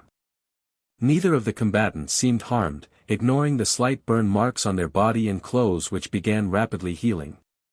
Both grinning from ear to ear, the adrenaline of the fight still running in their body. Chapter 17, CHP 17 Educating a Prince. Time skip to the day of Bale's visit. After the fight, me and Guy had some talks in his castle about my goals in this world. To be honest, in the beginning my only goal was to have fun, and as a chunny what fun it would be if I didn't conquer the world. But that part one didn't mention to him, I just told him about my wish to have fun. Which he was greatly intrigued in, you won't just casually find a super strong being who just wants to have fun. Although, fun can be interpreted in many ways. The plain fun, fun of killing, fun of seeing the despair of others, fun of. Damn, there is a lot of negative funs, huh? Anyways, while I was talking to him, I also heard that currently Veldora died a few years ago. A product of his elder sister's loving educations. But as a true dragon, he will just revive after a few years. Thinking of this, true dragons are somewhat similar to tailed beast, huh? I wonder what they might be doing, should check on them. I also asked him about the outsider part. He told me that as a friend of Veldanava, he knew the concept of reincarnation and transmigration long before it was even discovered. He also said that he and Veldanava was aware of more multiverse that existed, and he said that Veldanava speculated that there was an entity that created the multiverse, living in an omniverse. Maybe this omniverse is one of the many others. A massive inceptions of universe inside multiverse inside omniverse inside, where do you even go from here? Regardless, this part was not significant for us now. From there he told me that an outsider is an entity who came from another multiverse to this world. There was a difference between me and Rimuru. While his and Tensura's universe was in one multiverse. Mine, the Overlord world, was a completely different multiverse. When I asked if he met any who mentioned about a world called Yggdrasil, he denied it. Meaning none from that world has ever crossed here. This also brought out a doubt, what about the summoned? He said that the world they originate from is also in the multiverse of Tensura, so VOTW can have the authority to connect to that world. Although Veldanava created the whole multiverse, the VOTW only has authority in the cardinal universe. In other worlds it has minimal influence. Thus, with me in total, I am the most powerful outsider he has witnessed. And I sure hope to keep as that in the future. Don't want someone to mess with your plans after all. After that we exchanged some simple talks for some time and then I left. Reaching Didenia, I called for a meeting with my guardians. Guardians, today is the day I will be visiting the human kingdom of Gemra. Adrigal, Gaia, Rhombus and Arya will be coming with me on this journey. For the rest of you, make sure that Didenia is safe and secured until my return. Medusa, if any circumstances, no matter how insignificant, you must inform me via message. Is that understood? I ordered. Yes, Lord Baal. Bowing her head, Medusa replied. Also, Adriana, don't cause any trouble until I return, okay? I heard these days there were some small incidents on the second floors, I said as I had heard of a certain boom coming from there. Rest assured, Lord Baal, I will be obedient, said a flustered Adriana as her act was caught. Good. Satisfied with her response, I spoke. With that out of the way, we took off riding the elder dragons I summoned. It was actually funny that I as a dragon myself was riding another dragon. But to be honest, it was for the best. My dragon form was large enough to cover a quarter of the continent, and the dragon I am riding on isn't even 1/10 my size, yet he's big enough to topple kingdoms single-handedly with his body. I naturally don't want the people to become crazy that a giant dragon has decided to attack them. But this small fleet of dragons doesn't help in that too, huh? For them even this is too much. The power systems are definitely skewed. The really strong are vastly strong and the strong are just ants. We crossed the ocean in just a few hours. During this I sensed quite a lot of monsters deep in the waters, to my shock some were even at 90 levels. As expected of an anime fantasy ocean. They always have the most dangerous and powerful monsters hiding deep inside it. I think that dragon also reported this. I should look into this in the future. When we reached Gemra, it was already sundown and I sensed that it has an average of 700k population. Reaching the capital, which had 250k itself, I could see the king with his retinue along with Carlos. As we landed and reached them, I saw that a step behind the king was someone I assumed to be the princess and prince of the kingdom.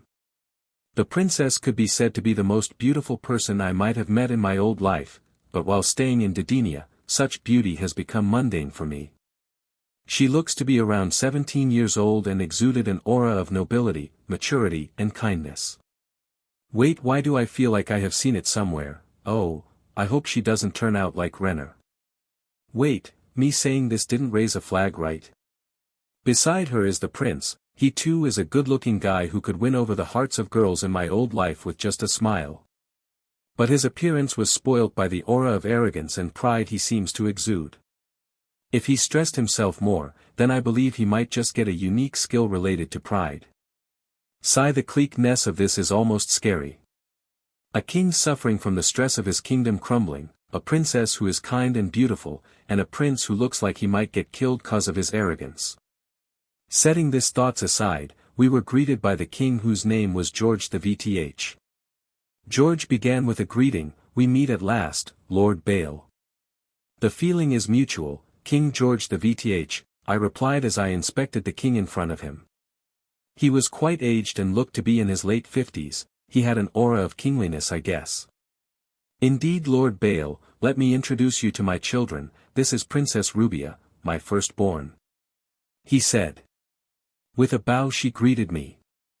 "Welcome to Gemera, Lord Bale. I hope you liked our kingdom in your journey. Just from the scenery alone, I thoroughly enjoyed the view while coming here." "I am glad to hear that." With a smile she responded. "And here is my second son, Prince Robert. Go, greet Lord Bale," George continued. Being urged by his father, he reluctantly approached Bale and scoffing said, "Humph, hope you return to where you came from, monster." Robert said as he didn't even look at me. While saying this he felt a deep chill down his spine, and looking at the source he saw the 4 people behind Bale giving him murderous glares, as if they might just rip him limb to limb, and given their strength they could have if not for Bale holding his hand upward stopping them. "Robert. This is not the way you greet our kingdom's guest, especially our helper in our trying times," a distressed George admonished. "It's all right, George V, Bale said calmly. "I'm just George is fine, Lord Bale, I profusely apologize for my son's conduct. I should have known he would act like this, given his childhood," George apologized. "Can I ask what happened to him?" "Actually, when he was a child, we got attacked while we were in the forest by a monster, it killed my wife and his mother. To protect us, my older son had to sacrifice himself to the monster. Since then he had hatred for anything that was a monster. A childish thing for him to hold prejudice against the whole race for something one of them did." Bale spoke. Robert, after gaining a hold of himself, heard Bale and retorted. "Ha! What did you say?" "Listen, boy, let's say instead of the monster it was a group of humans. Would you hold prejudice against humanity?" Looking at Robert, Bale questioned. "Obviously no. I would take revenge on those who were part of it," instantly Robert replied as if it was obvious. "Then what if the humans were people from your kingdom, your close ones had orchestrated it? What would you do? Kill them as well? What if you found out they were manipulated by someone else? What if on the path of revenge, you destroyed your kingdom? Will you accept such a consequence?" Bale continued. "But it doesn't matter who killed who, you should not hate a whole race they belong to just for the actions of one. Even for monsters, although for them most are like that, there are some unique ones who would want peace over anything else. Take for example the elves and the dryads." Robert could not help but think about it. Silence was hung in the air, everyone was looking at Bale in a gaze of awe and admiration of his deep wisdom and philosophical view. "Bullshit. I just spouted out a bunch of nonsense. Of course monsters are a danger to humans and it's obviously alright to hate them. As for humans killing humans, as if they would start hating the whole race, at most the kingdom, group or the place the killer associated from is subject to hatred and each has a degree of revenge. Most wars and fights come from this reason alone. It's just because of my high charisma and intelligence stats that my words were so convincing. You have enlightened us, Lord Bale, truly your wisdom is the greatest," George said. "It just comes with the long life of my existence." Robert, having calmed down and looking like understanding everything, bowed deeply to me. "I thank you, Lord Bale, for giving me some of your wisdom. I am sorry for my earlier ignorance and the way I acted was unbecoming of a prince." Now a less angsty Robert said. "It's alright if you learned something from it. Now, Lord Bale, let's get inside the castle, I have arranged a feast for you tonight. George welcomed the entourage inside. Thank you for that, King George. As I entered the castle, I looked at Rhombus, understanding my glance nodded discreetly, and immediately after some shadows flashed past us in all directions unnoticed by everyone. Now, for the second phase of the plan. Third POV. Walking inside, the camera pans to Bale as he approaches the Chapter 18, CHP 18, The Feast and Trouble. Third POV. Night fell on the capital of Gemra, but the castle was lit up and the roads were filled with luxurious carriages coming and dropping distinguished nobles, merchants and important people off in the castle. Tonight, the king had thrown a feast, for the arrival of a very important guest. Most people are unaware of who he truly is, but from the commotion his arrival caused, most could guess he was not someone to be messed with. But there will always be the black sheep of the group. Some had already planned on taking advantage of his arrival. In their infinite arrogance they choose to ignore the crucial details of the guest's power. Inside the large hall, with the occasional opening of doors, letting inside the nobles, the place was getting packed rapidly. When the time of arrival was crossed and all the nobles gathered in the hall, chatting and toasting in their own power circles, discussing the happenings of their territory and the top news of all, the arrival of a dignitary from a faraway place. In one of those groups, was the noble faction, led by the second Grand Duke of the kingdom. This faction was created in opposition to the royal faction and sought to take over the kingdom through financial means. The Grand Duke Richard III had gathered all the established merchants in his circle, but he was unable to entice the powerful nobles to his side. Contrary to the merchants, the nobles he had was just 2 dukes, 4 marquises and 5 counts, followed by numerous barons whose influence extends to only 1 or 2 villages. If they were to be compared to the royal family's nobles, then the royal faction had the first Grand Duke Lucas, the most powerful and influential person beside the king, and 3 dukes, 7 marquises, 10 counts and all the viscounts. In terms of nobility, the royal family outmatched Richard's almost 2 to 1. But in terms of financial influence in the market, they held the upper hand. Thus they maintained a balance over each other, neither gaining too much power, seeking external means as a catalyst to grow the said power. And the arrival of Bale had given them the perfect opportunity. If their side managed to get Bale over with their faction, then they'll hold the absolute power, thus victory over the other. As such schemes were made under the shadows, while everyone waited for the king and the guest's arrival. Ah, how long should I wait? They aren't even coming yet. One of the marquises of the noble faction spoke, dissatisfied with the delay they were imposing on the great Gildard. He was in his mid-20s, taking over his father's seat as the marquise of the gilded house after the death of his father 3 years before.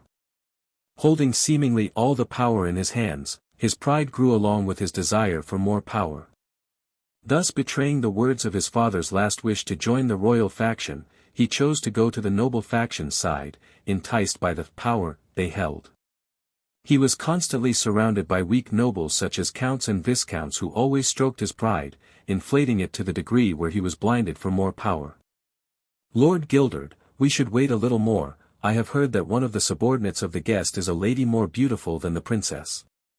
One of his underlings said. Is that so? If she is as beautiful as you say, then I should normally have the privilege of inspecting her beauty thoroughly, in my chamber. Instantly Gildard was interested in the news. Indeed, Lord Gildard. Another said. Yes, only you should have the privilege, O great lord of the gilded house. A third underlying spoke, trying to butter up the boss. Ha ha ha. Good. I will make sure to give you the leftovers, after I thoroughly inspect her. Gildard said with a not-so-saintly intentions. Thank you for your generous gesture, Lord Gildard. Just then an announcement was made. Attention, the King of Gemra, the Wise. His Majesty King George V.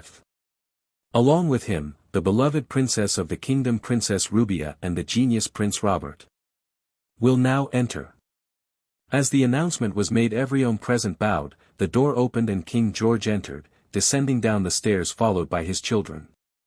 Standing at a platform before the staircase, overlooking the nobles below, George spoke. Arise. Tonight, we have gathered here to welcome a very important guest of our kingdom. As you know, a few days ago our mines were invaded by monsters. To help curb the infestation, the court mage Carlos had gone on a journey to find a solution. In his journey he met our guest who kindly told he would lend a hand in our crisis. Please welcome the King of Didenia, Lord Bale. A round of applause was heard as the door again opened to let in Bale and his guardians. Standing beside George, Bale exchanged handshakes. George raised his hands to calm the crowd down, letting Bale speak. I understand that all of you are unfamiliar with me or my origins, but I must inform you, my intentions are sincere. I truly wish to help this kingdom. The only thing I request is for our kingdom to become friends. I accept that, Lord Bale. Our friendship will open a new chapter in the history of the world. George reciprocated Bale's declaration. Loud cheers could be heard with the proclamation. With that the group descended down to the ballroom as they were swarmed by the nobles trying to form a connection with Bale. During this time, Gildard standing at a distance was eyeing Adrigal with his gaze. Although Bale had two more females beside Adrigal, one was a child and the other had armor on, which was not to his tastes. But for Adrigal it was a different case, she suited his taste perfectly. The maturity of a grown lady, the air with which she carries herself told about her upbringing. Such a girl was not suitable to be by the side of someone whose kingdom was unknown but to the great Gildard himself, serving him as his wife, no as his toy. Thought Gildard. As such with Adrigal in his vision and the fantasies of how he will use her, he slowly approached the group. Seeing him approaching the nobles swarming Bale and his group unconsciously parted, sensing the aura of debauchery he gave off. Noticing the movement, Bale and his group glanced at the direction of the source. They could see a nobleman, with a gaudy garment as if to show off the immense wealth they had, coming towards their direction. Bale had already noticed the gaze with which this guy was looking at Adrigal. He didn't even turn his sight away from her, not even blinking. Seeing the look on his face, Bale understood the noble's intentions but decided to feign ignorance to see where this will go. Gildard, walking towards the lady, was about to reach her. Only a reach away. He just had to push aside the man getting in his way of him and his toy. Intending to push the man with his shoulders, he approaches her, but as if walking into a wall he abruptly stopped. Ha! Noticing he couldn't go any further, he looked at the source to see that same man was standing where he previously stood, not at all moving an inch. He tried to move that man with his shoulders, but as if he were moving a mountain, which doesn't move, the man too remains unmoved. And to add salt to his hurt pride, this man was smirking at him as if to mock his weakness. Seeing this irritated him to not end, and with a glare he looked into the man's eyes and spoke. Excuse me, could you move? You're in my way. Raising an eyebrow with intrigue, Bale asked. Ho! And where do you intend to go to, kind sir? Can't you see? Right behind you is the most beautiful lady you could ever hope to dream. I was going to introduce myself to her but you ruined it. Gildard spoke. Is that so? But I must apologize, I don't understand your intention in doing that. Could you perhaps enlighten me? Bale said deliberately. Obviously to marry her and make her mine. Gildard spoke in a snapey accent as he continued to stare at Adrigal. This single statement stunned the people around him and looked at him as if he was an abomination. Bale, although had a straight face in the outside, was laughing inside his mind, thanking him for giving him an opportunity such as this. The guardians had a not-so-friendly expression though. Gaia had a face of disgust in her face, and Rhombus and Arya was ready to rip this insufferably disgusting turd of an insect to pieces. And the supposed Tobe wife of this guy had a shadow over her face. With her head down nobody could guess her mood, but most assumed it to be quite bad. Gildard, as if gaining some form of sanity, noticed the myriad of gazes he was receiving, asked. What? What's wrong? Why are you all looking at me like that? In that moment he heard a calm voice. That's because you have just said that you intend to marry someone whose ruler is right beside you. Then what? What she desires is none of your business. As if he was ignorant of the cold eyes casted at him, Gildred replied. You war. Before Arya could spout profanities at him, Bale stopped her. Indeed, you be right for any other kingdom, but Didenia has a different system. Its residents follow every command I give to them, even if it will mean certain death they will follow it without any hesitation or questions. Is that so? Then you must have made this miss here your slave. And I, the great Gildred, can't let such a beautiful lady be with a tyrant like you. I challenge you in a death match. Whoever wins will keep the loser's position. Justified Gildred as he challenged Bale. What? Gildred. Are you out of your mind? Do you not understand who he is? How could you say such things to our savior? Hearing the commotion, the king and his group, who were at a distance discussing the next course of actions to solve the infestation with the help of Bale, came over. Reaching the source of commotion, warrior chief Gowlard immediately asked one of the nobles. What is happening here? Sir Gowlard, this is bad. Marquise Gildred of the Gilded House from the nobles faction just challenged our guest to a death match. What? Richard, what is the meaning of this? George, hearing the reply, turned to the Duke for answers.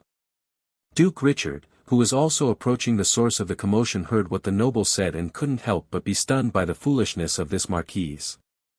When he had accepted him to his faction, he knew that boy would be trouble, but at that time their territory was right where the main passage to the mine was, and they had quite the influence in the south which he desperately wanted. To think that boy would cause such a disaster not only for him but for the whole kingdom, never in his dreams had he thought. Although he opposed the royal faction, he still was loyal and dedicated to the kingdom, and was just against the royals because of conflicting ideologies. Your Majesty, I am completely unaware of what that fool is doing. I don't hold any responsibility for his actions. No matter what, we must defuse the situation. When they reached the spot, they could see the Marquise pointing at Bale. Bale had lowered his head, which shadowed his face. His guardians gritted their teeth in disgust, resentment, anger and disbelief at the worm who dared disrespect their lord.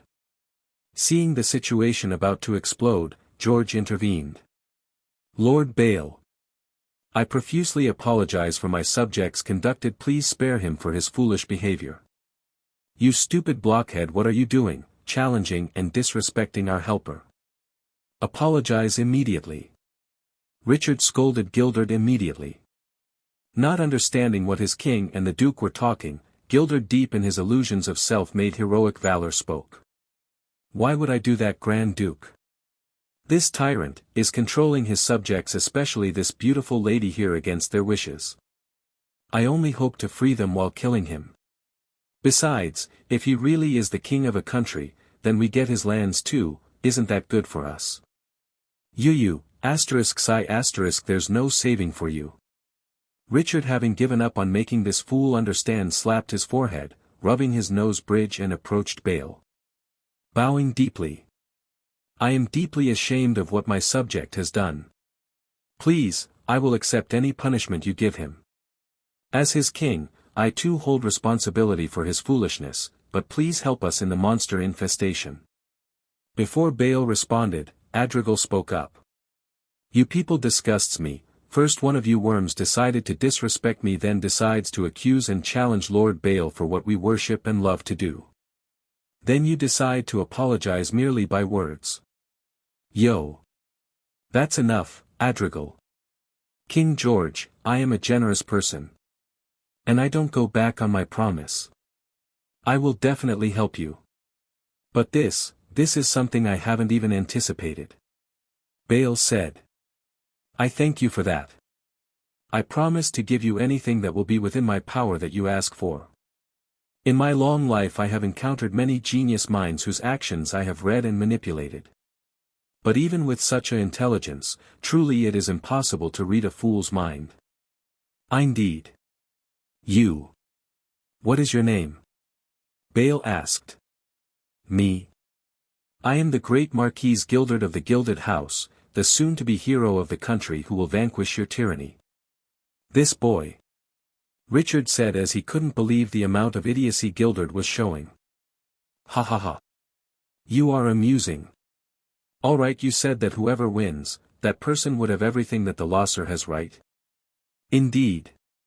But let me tell you, I am a king, with vast resources and a power far superior than your insignificant marquisdom. So in that case, what would you offer? I understand that I have nothing compared to yours, but I will offer my lands and my family's heritage in this match. Gilded spoke after a moment of contemplation. Countless gasps were heard all around and murmuring soon started. The house of Gilded stood at the mountain area of the south. The south, subsequently, was also the place where the main mine of the kingdom and the monster infestation was happening at. The land of this marquis held a significant role for even the Grand Duke Richard to covet, was because it overlaps with the route from which the resources from the mines gets transported to. Holding control of this land made that person the one who would hold the country's main economy in his hands. So staking this land to an outsider was something Noon had truly anticipated. Gilded. Richard, unable to contain himself, exploded. What? This land is my property. Whatever I do with it is none of your business. Besides, I will obviously win, so there's nothing to worry about. Gilded countered as he forgot the most important fact, that his land is the king's. Boo! Before Richard could try to make Gilded understand the danger he was going into, Bale spoke. Ha ha ha. I am getting more and more amused by the second. All right. I accept your challenge. Tomorrow at midday, we shall hold the match at the mines. Fulfilling my promise with King George in your match. I agree.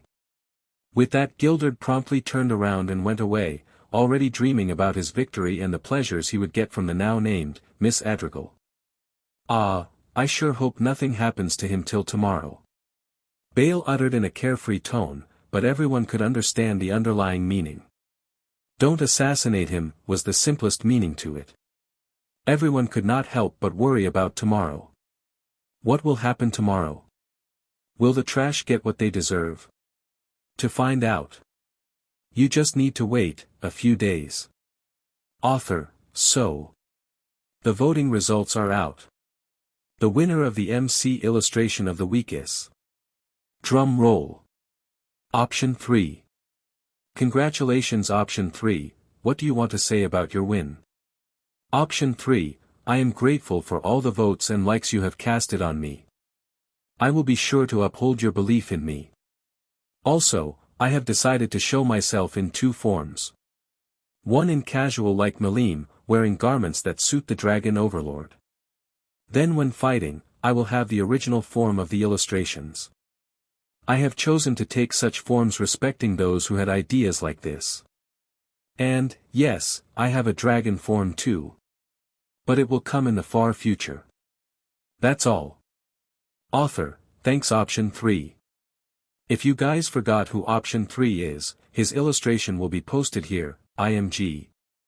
For the normal form, you can post his garments here whichever you like, degree IMG degree. See ya. Chapter 19, CHP 19 The One-Sided Duel. Next day. Third POV. As the sun went up in the horizon of the kingdom, the news about a foolish noble's challenge to their esteemed guest had reached all of the residents of the kingdom. Even reaching the ears of the neighboring countries. Inside the marquisdom of the Gilded House, Gilded was in his office pacing back and forth with his hands on his head murmuring unintelligible words. Gilded, why the hell is none of them supporting me? Even the nobles who used to lick my boots are nowhere to be found. Gilded in his infinite arrogance and ignorance challenged the one person whom the whole kingdom was pinning their hope on saving the crisis they were in. And him doing this naturally made those who worked with him, or under him, very annoyed and frustrated at the young head of the Gilded House. None wanted to be with him, in fear of getting accused of being his associates and getting themselves dragged in the chasm that Gilded has opened for himself. His choice of putting his territory, which naturally belongs to the kingdom, at stake in this match was the same as giving this land to an outsider. Whose consequence most would agree will lead into discord. But Gilded, blinded by all this, losing his rationality if he had any, thought that the nobles and the king opposing him was because they were obviously controlled by that Baal. So determined to become the hero of the nation, he called for his servants to prepare his fighting equipments. On the table of his office, one by one his armor was being set by the maids, which at last was followed by his weapon which gave him the confidence for what he was doing. A sword which was called the Monster's Bane. A family heirloom of his, passed down by generation upon generation. This sword had claimed the blood of countless monsters in its life. Seeing the weapon, his army commander Boris couldn't help but ask. "Boris, sire, I have never seen this sword before. What does it do?" "Gildard, Boris, this is my family heirloom, the Monster's Bane. It is an A-rank sword that can even harm a dragon with it. It only has a limitation, that it can only be used against monsters, for human it's only just a strong normal sword. That's why until now you have never seen it. And these armors are all B+, with magic buffs and enchantments together they have the same stats as an A-rank would." "Boris, but, sire. If you had such an armor and weapon, why didn't you participate in the monster control?" "Gildard, as if I would. Those monsters although weak individually, are quite strong for even me to keep up with. I don't want to die, so I didn't participate. Besides, knew of this weapon anyways." "Boris, then are you confident that Bale is a monster? What if he happened to be a human?" "Gildard, you weren't there when he arrived or even in the feast, but standing beside him, my instincts screamed at me of a dangerous monster and I knew who that monster was. It was definitely that Bale." "Boris, then what about his subordinates?" "Gildard, no, someone as beautiful as Miss Adrigal would never be a monster and as for the other three, I don't know, don't care." "Boris. Could you reconsider? Going against Sumio." "Gildard, silence. Who are you with? Me? Or that monster?" Boris immediately knelt. "Boris, definitely you sire, I apologize for my misconduct." "Gildard, go, I don't want to see your face anymore." "Boris, yes." Shutting the door to the office room, Boris with a straight face walked away. But just when he was about to turn a corner, he raised his hands near his ears and said a word. "Boris, message. Bale POV.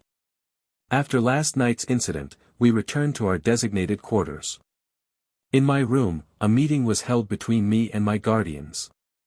Multiple anti-spying, anti-infiltration and anti-noise spells were cast. We didn't do a meeting yesterday because I wanted to think about this opportunity that I had received in a silver platter. "Adrigal, my lord, we can't leave that insect alive. Not only he questioned my loyalty for you, he also disrespected and challenged you." "Arya, Adrigal's right, my lord. We should kill him." "Rhombus, absolutely. To do such a thing, it's really unforgivable." "Gaia, oh. Let's send him to Citrus." "Bale, eh. I thought Adrigal would say it, but for Gaia to be the one. As customary for all role-playing guilds, mine too had a department solely based on torture and intelligence gathering, TIG for short. The head of this was the chief torturer, Citrus. Although his name sounds funny and cute, his techniques far surpassed the ones of Neuronist. Bale, of course Gaia head pats her while the rest look at her with envy. I had already anticipated someone acting like that fool did. A collective gasp of awe spread in the room, as the guardians were amazed by the foresight that Bale knew such a thing was in his grand plans. "Bale, actually it's the result of reading too much cliché fanfics," messaged Citrus. When the call connected, it was received by a jovial and happy tone of someone whose voice sounded neither female nor male. "Lord Bail. To what do I owe the honor of getting a call from you? Oh great lord of the castle. Bale, Citrus, I have a very important guest for you who will arrive soon today. I will personally teleport him to your welcoming living room. Ugh. My first order from you.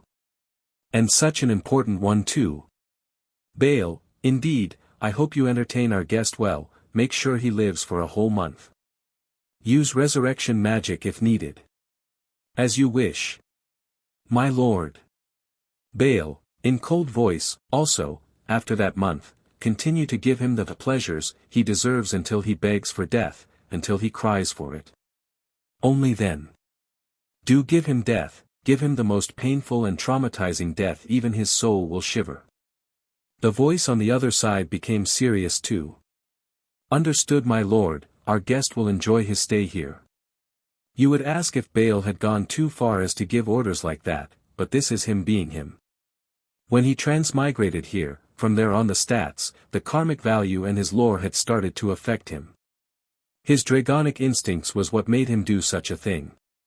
Because, not only did Gilderd had offended and hurt his pride as the dragon, but he even decided to covet Adrigal, someone who could be considered as Baal's possession. And dragons were known for a few main things, their pride and their greed and the protectiveness of their possessions. With that he cancelled the spell. Rhombus, my lord, what do you suggest we do with the kingdom now? Since the one who offended you is from here. Baal, nothing, for now. We'll proceed as planned. I'll save the kingdom and build a cooperative relationship with them. As for the lands we will receive, we will use that as our stronghold and base of operations in this continent. Just then I received a message, my lord, I am the doppelganger assigned with observing the fool and I have some information. Baal, HM. Is that so?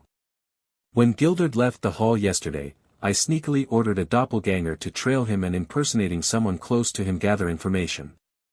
As an experienced PvP and PvE player, you should always gather information before a battle against the enemy, no matter the power disparity. And to think I found something interesting. I would like to personally see that monster's bane. A weapon specially crafted for monsters, truly is intriguing. Baal frowny face keep gathering information, about his family, his lands, how he manages it, everything. Yes. Baal, Adrigal. Contact Medusa and have her prepared to send equipments and resources for the redesigning of the lands we are soon to receive. As soon as all these is finished, we will use Gate to transport those items. Adrigal, we'll make sure it is perfect for your accommodations, my lord. Baal, Gaia, summon some earth elementals and dryads to assist in the scouting of the mountains. Gaia, Ys. Baal, Rhombus and Arya, for the moment there is nothing for you to do, but when the fight begins, I want you to make sure Noon travels in or out of the territory of the Gilded House, don't let any one of the residents escape. Ariex Rhombus, yes. As midday reached, at the mines of the Gemra, before its entrance which was closed off with the barrier spell from the crystal Baal provided. A crowd of the nation's nobles, the king, prince and princess had gathered, along with the commander-chief and Carlos were present. Gilderd was waiting, fully suited and geared up in the clearing where his duel with the tyrant will happen. He was all alone. Everyone avoiding him as if he got contaminated with COVID. Just then a tear of space appeared, its appearance as if a purplish void of the night sky. From there, Baal and his entourage arrived. Noticing the crowd and especially Carlos, he went over to greet them, effectively ignoring the fool waiting for his duel. Baal, Sir Carlos, it's good to see you here. I believe you were not present yesterday. Carlos, indeed Lord Baal, I don't fancy participating in troublesome gatherings so I didn't attend. Hope you didn't mind my absence. Baal, it's fine. I actually understand your feelings towards political occasions such as yesterday's. It is always draining to attend them. Carlos, well said Lord Baal. Baal, greetings King George, forgive me but I just couldn't help but talk to Sir Carlos first. George, I don't mind Lord Baal. I hope you forgive us for what that fool is doing right now. Baal, please King George, as I have said when we met, a single person's choice doesn't dictate the choices of his whole group. Looks at Prince Robert's direction. I hope you understand my meaning now, Prince Robert. Robert, yes Lord Baal. Gilderd, being ignored so much couldn't hold himself and burst in anger. Gilderd, hey. I have been waiting for you. Why are you ignoring me? Fight me you coward. Baal, chuckles I apologize, for I had something more important to do than to entertain an insect merely buzzing around. Gilderd, why you? Baal, that's enough jokes for now. Now as we have decided before, the stakes for our PvP will be the possession of us. Do you accept? Gilderd, PvP? What's that? Bale, do you accept the arrangements? Gilderd, Che, yes I do. Bale, excellent. Now, I see that you have chosen to go for melee. Thus I shall handicap myself. Gilderd, don't underest. Bale, by only using one spell. What? Is Lord Bale really that strong? Is he kidding? That's a bluff, right? Murmuring of doubts and disbelief spread around as Bale finished. Watching this, Bale was satisfied by the reaction he was getting. Gilderd, I don't know why you are doing this. Maybe you underestimate me or overestimate yourself, but one thing is sure, that is I will win. Bale, we'll see. Now dramatically spreads hands, come at me human. Show me your foolishness. Gritting his teeth, Gilderd gripped the hilt of his sword as he charged forward. The speed by which he went surprised the crowd. He was showing an agility comparable to a B+ ranked adventurer. Such strength was unheard of in the noble community, the most strength they thought he would be at was at most the high C rank. This revelation shocked them and also questioned his absence when the monster curbing was happening. As Gilderd reached Bale, he struck his sword at speeds normal humans would be unable to counter. But Bale was anything but human. With solely his instincts, he bent backwards, letting the sword's tip just pass by him. This was countered by a light kick, sending Gilderd tumbling a few feet away. Immediately standing up, he again gripped his sword. Using martial arts now to strengthen his agility, vitality, and endurance to low A, he again went for the assault. His constant strikes, blows, slices and jabs was met with Bale's fluid dodging and parrying whenever he wanted. This went on for a few minutes. Gilderd, unable to even strike Bale once, gritting his teeth, jumped back. Gilderd, I now have come to the understanding that you are quite strong. But if you continue to dodge then, it's for sure I would win. Bale, oh. But that is yet to be seen, Sir Gilderd. Gilderd, gritting his teeth, he murmured, I know. Soon he started channeling the mana in his body, which amounted to only an adequate apprentice mage towards his sword. Surprisingly, the sword amplified the mana quantity to about 3 times its original amount, intriguing Bale of its functions. Gilderd, get ready for my final attack, you monster. Bale, I am waiting. Gilderd, Hiatus. Raising the sword above his hands, he gathered more mana as he shouted. Bale, are you a scion or what? As soon as the mana was depleted from him and went towards the sword, he lunged forward, kicking winds as he went. With a power swing at Bale's head he attacked. As soon as he felt his sword connect with something, a huge dust cloud formed. Anticipation and tension rose as everyone waited in bated breath of what the results was. On one hand, they would be proud and happy of someone of Gilderd's caliber to be with them if he won. But it also couldn't hide the feeling of anxiety over the fact that if Bale dies, then his help against the monster infestation was for naught. Moments went by as the dust cloud slowly settled. When it was almost about to reveal the result, a distinct sound was heard. As if a metallic object had gotten itself stuck and was desperately trying to free itself. Gilderd, thinking he killed Bale, was about to retrieve his sword when he felt the sword didn't move an inch. No matter how he tried to maneuver it, it didn't budge. As the cloud fully settled, it revealed a sight something everyone couldn't help but think this was a dream. The attack Gilderd had used that could even heavily injure a dragon was being held by Bale, with him pinching the sword above his head.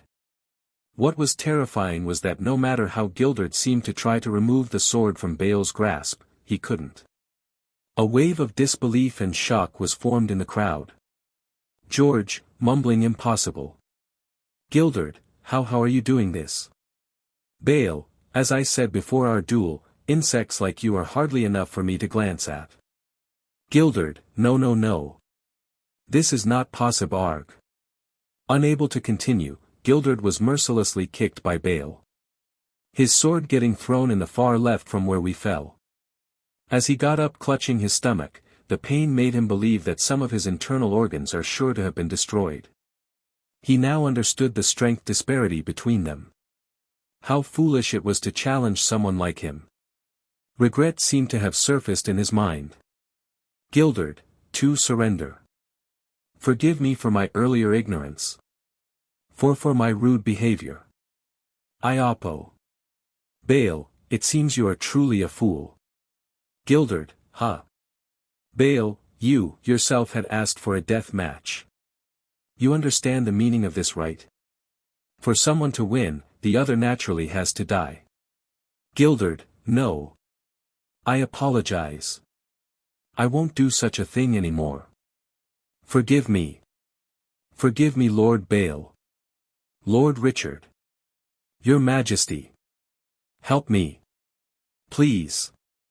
Gilded in his desperation spoke rapidly, calling for help to everyone present. But none came forward to stop Bale. In their heads this was something Gilded had caused to fall upon himself. Don't just blatantly drag us with your plight, was the sentiments of everyone present. Bale, come on.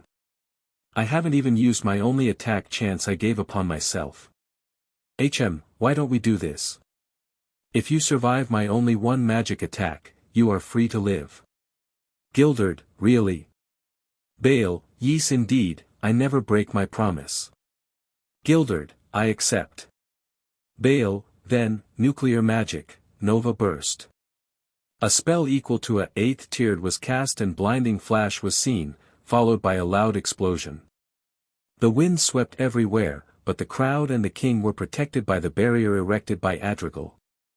During the flash, no one noticed the silhouette of Gilded suddenly disappearing. This was because he got teleported to the living room in Dodinia, where Citrus was waiting to give his guest a very warm and happy welcome. As the explosion finished, all they could see was the scorched lands where Gilded once stood. They offered a short prayer for his soul inside their minds, not knowing the irony of where he truly was and their offered prayers. Bale, King George, I hope what Gilded presented with offering his lands to me is not false. George, not at all, Lord Bale. By fair and just means that land now rightfully belongs to you. Bale, good. Now then, let's see what this mine has to offer. Chapter 20, CHP 20-something is Seuss. /N A little side note, I advise you guys to read the author's thoughts. Bale POV. After dealing with the amoeba, I moved on to the issue of this monster infestation. According to Carlos, this incident occurred just a few days ago, which with Gabriel San's confirmation coincided with right when I had gotten transmigrated here. Is this just a coincidence or some clue? It's not clear. Just when I was about to dismantle the barrier, I noticed the worried look of that duke from the noble faction. Richard the First think was his name. Hesitating, he looked as if he was struggling with something but didn't know how to say it.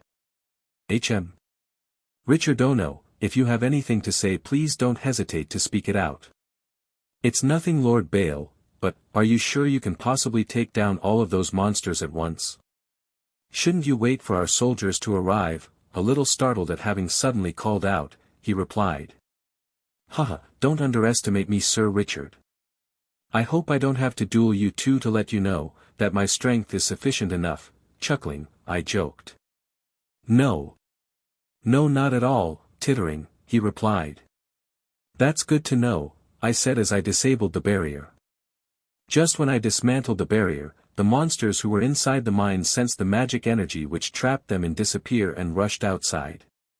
When they saw the humans, their instinct to kill took over and charged at the first human standing at the front, who was Bale. Mass hold species, X4. With just the spell that in the original Shaltir used against the Quagoas, all the monsters got caught in the magic spell, unable to move. All they could do was growl at the humans. Well, that's anticlimactic. I had imagined there would be something more interesting, maybe a strong monster, but all of them are just like the Quagoas in the series. Did this situation happen because someone mined deep enough to reach their nest? Most probably. Still, just for precaution. Dragon Shock. A low-tier version of Dragon Thunderbolt was used, killing 1/3 of the monsters. Summon Lizard Men. Invoking this spell summoned a group of lizard men, armed with polearms to assist you. In the game they would be used as cannon fodder, because most were only of LVL 30, but here they are kinda useful. I could have summoned them using magicules, but I decided to go the Death Knight route, using the dead bodies as medium. Which was successful. I wonder if angels could be summoned like this too. Quite ironic it would be if it were possible. Lizard men, go inside the mines and search for any monsters, just like them. As you command, O Supreme One, the summoned lizard men chorused as they entered the caves. Just like that they all went inside and dispersed. I had some reasons behind summoning them. One was that lizard men could tunnel or go through narrow areas and were suited for closed combats. Which would be useful in situations like this. Second was that I didn't want to show the humans that I was capable of summoning anything stronger than this, like Death Knights or dragons. Even if they assumed I could, it won't matter if they were unsure of it. Hiding my strength meant, I will get more trouble in the future and more opportunities for me. These are the two main reasons. There were some more, but they leaned on the more experimentation side. Third POV. While Bale was thinking he did a good job hiding his true potential, what he didn't know was that just the feat of summoning living beings out of nowhere was something Noon had ever heard of. The onlookers remained agape at the sight they witnessed. Obviously you can summon demons, fairies and elementals and in rare cases even angels, but to summon a completely different life form? Even Carlos was astonished. He had roamed all around the world for so many years and this is a scene he had witnessed for the first time. This did nothing but to raise their evaluation of Bale in their minds, even if that evaluation was already on its limits. While Bale and the others waited for his summons to gather information. The lizard men went all around the mines. When they reached deeper they found multiple tunnels that were dug out from the mine's main branch. The tunnels seemed as if dug by a creature, most probably by the monsters. As the lizard men traversed these tunnels, after crawling around them for some time, multiple of them got out in a large chamber. All around the chamber there were many tunnels leading to all of the branches of the mines. The chamber itself was quite spacious. Above, on the ceiling a large glowing purple crystal was situated, radiating intense magicules. Under that was a small clear pond that too seemed to glow as well. Inside the ponds, the same crystals as the one in the ceiling but smaller was to be found. Not only inside the ponds were those crystals growing, but all around the chambers also. The ground was covered in a carpet of TTIGRAAS. On the ground, the lizard men saw remains of what could be described as broken eggs, but many times the size of a normal one reaching the height of an adolescent teen, scattered all around. After further search they found more of these chamber in the lower regions. While searching for more, one of the groups found a rather larger tunnel which upon entering led to a much larger chamber. Ignoring the crystals and TTIGRAAS growing, in the middle there was an altar raised by a platform on which a bluish orb floated. It glowed dimly as if all its power was almost gone. Seeing this discovery, the lizard men decide to inform Bale. While the lizard men were searching for clues, Bale and the king were discussing some topics inside a temporary tent set up near the mine's entrance. Inside the tent, aside from Bale and the king, Adrigal, Richard, Carlos, Gaulard and some important nobles were also present. Rhombus and Arya were guarding the tent's entrance and to assist the kingdom's army if some trouble arrives from the mines. The meeting started with a question King George asked, which everyone else had also been thinking. Beldono, what do you intend to do with the lands from the Gilded House? Before I tell you that, let me first clear some doubts. I am a person who respects hard work and the wishes of people. But, I truly despise those who are despicable, arrogant and weak insects. That fool seemed to perfectly fit all this criteria as if he was born to anger me, Bale said as he could still see the lingering fear in their eyes. 2C, a little relieved now with Bale's assurance, George replied. Hearing Bale's attitude and thoughts about people like Gildard, couldn't help but make him and the nobles sweat drop. What Bale basically meant was that, if you are honest and respectful, then I have no qualms with you. But once you have antagonized me then there is no going back. Furthermore, as for my plans with this lands, I won't demand very much. All I ask is that I gain autonomy of the land I will control from now on. Bale proposed. Boo. Before a noble could even finish, Richard held a hand up, gesturing the noble to quiet down. I see, then what about the civilians? What about them? Asked Richard.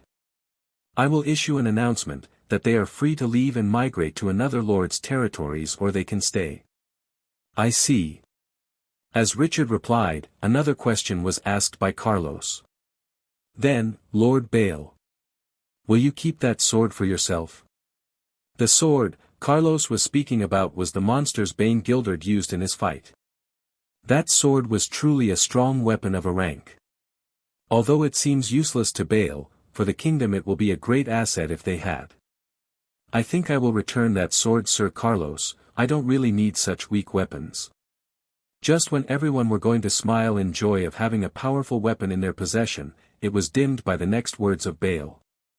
But I will run a few tests before I hand it over. I am somewhat of a researcher myself. I wish to experiment with this sword, and test its abilities to affect only monsters. Then you are free to give it back whenever you want, Bale Dano. Seeing no issues with it, George agreed. George knew that asking for more or even imposing a tax on Bale like any other nobles who owned the kingdoms and by extension his lands was impossible. He feared of Bale's retaliation if they went any further. It seems my summons have found something interesting. Oh. Bale's POV. While my summons were searching the mines, I had a meeting with the king. In short, I cleared some doubts about where I stand in the moral grounds and more. About the civilians, I don't care how they decide to go on with their life. I am not like Ains, an undead who is supposedly the bane of all things living. Compared to him, I am a bit more easy to approach. Not that they can. And considering the fact that I happen to have saved their country. Most would see me in an image of a generous and kind ruler of a nation. The weapon, Monster's Bane, is a sword which is interesting for me. Not that it will do to increase any of my offensive stats or skills, but the effects it has is certainly unique. The ability of harming only monsters selectively and thoughts like if this was replicable or reversible excited my scientific mind. The possibilities were there in fact. I will just give them a copy of it anyways. I don't think they will know if it was real or not. While talking, the lizard men informed me via message that they had found something. MH? It seems my summons have found something interesting. George asked, oh. When we reached the location where the lizard men were. I noticed the humans, that they were having trouble walking any further due to the slow increase in magicules as we reached the destination. I then advised them to stay there and only allowed Carlos to come with me, since he is strong enough to negate such effects. I could see why this place was interesting. The amount of magicules in this air was so dense enough that TTIGRAAS grew freely and the crystals emitted a strong aura which could be used for some rank B equipments. Although these ranks are low, for me. For them though, this is nothing short of a treasure for them, a diamond vein. Such density of mana. And those crystals, this could help our kingdom's economic and military strength to reach new heights, widening his eyes Carlos stated. You wish to take it all for yourselves, human, raising her eyebrows Adrigal asked. No before a flustered Carlos could answer Bale spoke. It's fine Adrigal, compared to what we have in the continent, this is just a drop. Not to mention the quality is much worse. Sorry for not thinking things through my lord, bowing her head, Adrigal immediately apologized. It's fine. Oh right, Sir Carlos. I have yet to ask for what I want to have from your kingdom in exchange for my help right. Indeed Lord Bale. Then what do you suggest if I were to take a portion of whatever you mine out of this place? It is not impossible Lord Bale, but knowing the nobles, they might raise some voices over this. Then I hope you will come forward to ease their minds. Certainly. You can depend on me Lord Bale. Third POV. Whatever conversation was happening between Carlos and Bale was nothing short of a treasonous act to any noble who were to witness this. To consider the opinions and deciding something for the kingdom by himself truly made him out to be a traitor.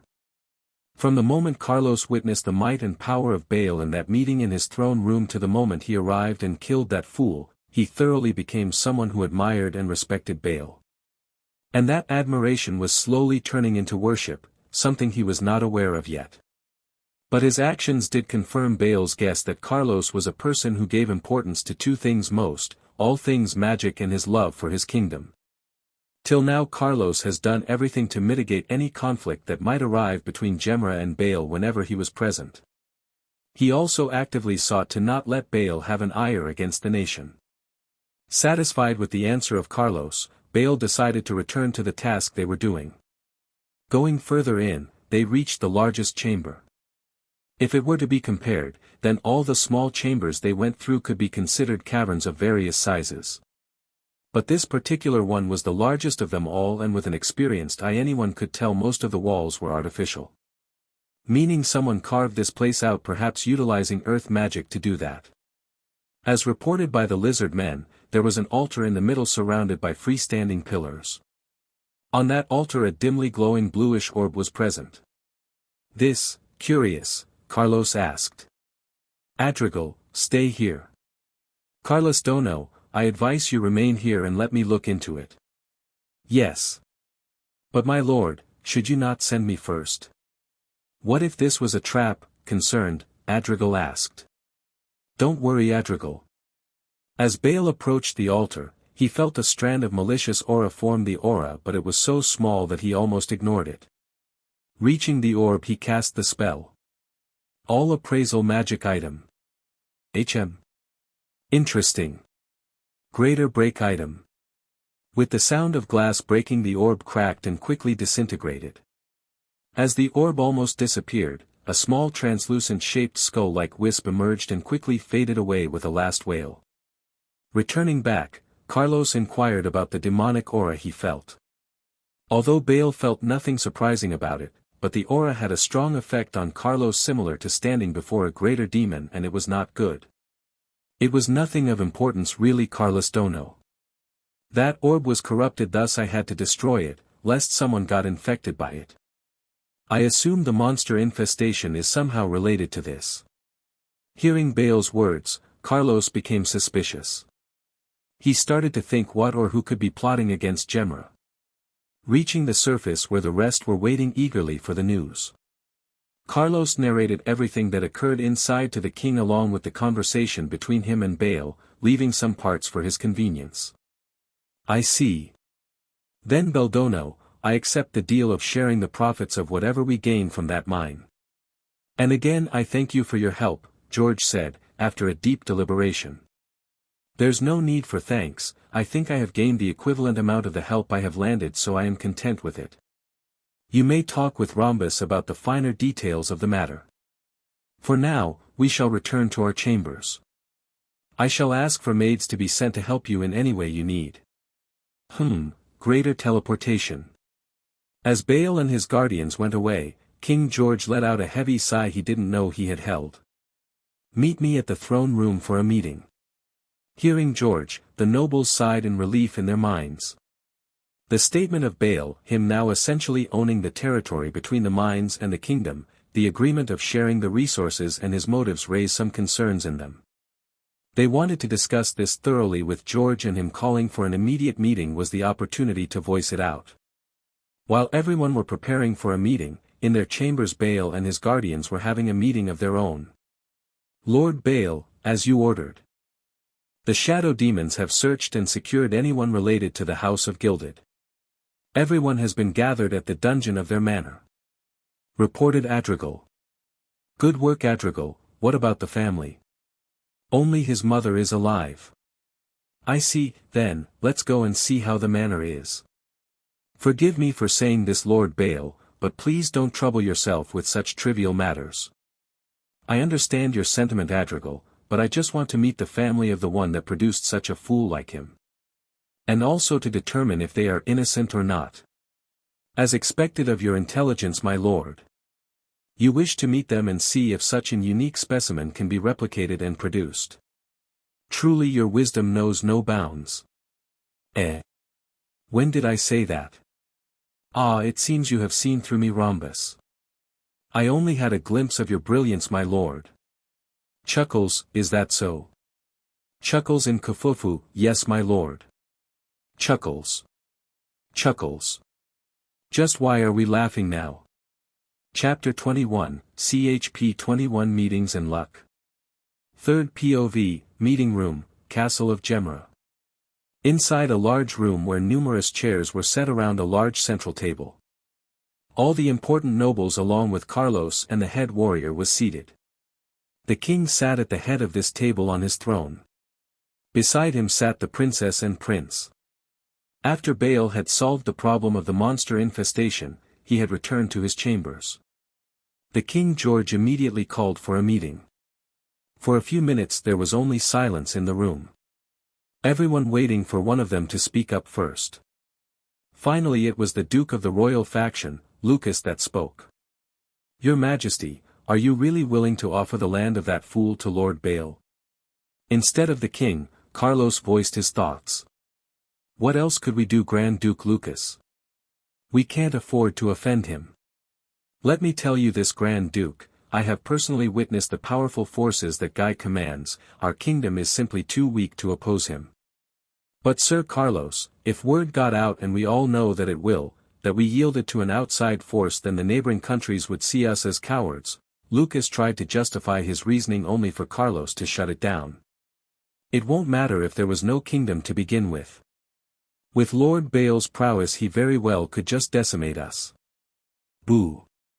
Duke Lucas, you are starting to lose your composure. What you are implying is that we go to war with Lord Bale. Before Lucas could continue, he was interrupted by Richard, the Duke of the noble faction. No, Duke Richard, I simply meant that just giving what he wants so easily can be seen as an act of leniency on our part. While being a bit offended at having interrupted, Lucas still gave an answer while glaring at Richard. We understand your sentiment, but let me remind you, that fool who surprisingly had strength of an A-ranked adventurer was effortlessly defeated by him. Ignoring his glare, Richard said seriously. Yes, I know. Lucas unwillingly replied with a sigh. Gentlemen, before you go further down the wrong track, I want to disclose some information. Your Highness, if I may. Seeing that the meeting was going nowhere, Carlos decided to add on the meeting. With a nod given by the king as affirmation, he started. As you all know, Lord Bale and his people has come from the west, more accurately the continent of Deathlands. He rules a castle called Dudenia. This castle houses innumerable number of power beings, each I have seen exceeds the S-ranked adventurers. Impossible. How can that be, Sir Carlos? One of the nobles present exclaimed. The improbability of such a thing being the factor making him deny Carlos' statement. With a stern side glance from Richard the noble quite down. But just like him, everyone had similar thoughts. For them, Gildard, who had a rank strength, was surprising enough for them. Not because he hid his strength, no, rather his strength was enough to earn him the right to join the Knights Templars of the Holy Kingdom. And to hear that someone commands a force who has strength surpassing that was shocking. They would have scorned in disbelief at the one who would spout such nonsense, but it was the court mage Carlos himself who stated this. Thus they held some respect for his words. Sir Carlos, I don't mean to be rude, but I find it hard to believe that someone like him would exist. Richard asked with a frown on his face. I understand your skepticism, but what if I told you that one of his direct subordinates was the one who killed 3 out of 4 demon lords all by herself? Carlos stated in a plain way, hiding no lies in his words. How could it be? I don't understand. Impossible. Shouts of fear spread throughout the room as everyone started to question how this was unknown to them. The reactions of every nobles were justified, because although the news about the happenings of the Walpurgis was known to all, but the details were only known by the kings and the close associates. Given enough time it would eventually reach the populace, but even if they knew of what happened there, they were still shocked that a demon lord could have subordinates whose strength equaled enough to destroy a nation. Chief Commander Gowlard quickly roared to silence the uproar. Silence. Sir Carlos, is this true? Having calmed himself down, Lucas asked. Absolutely, I believe you might have felt it too, right, Chief Gowlard, Carlos said.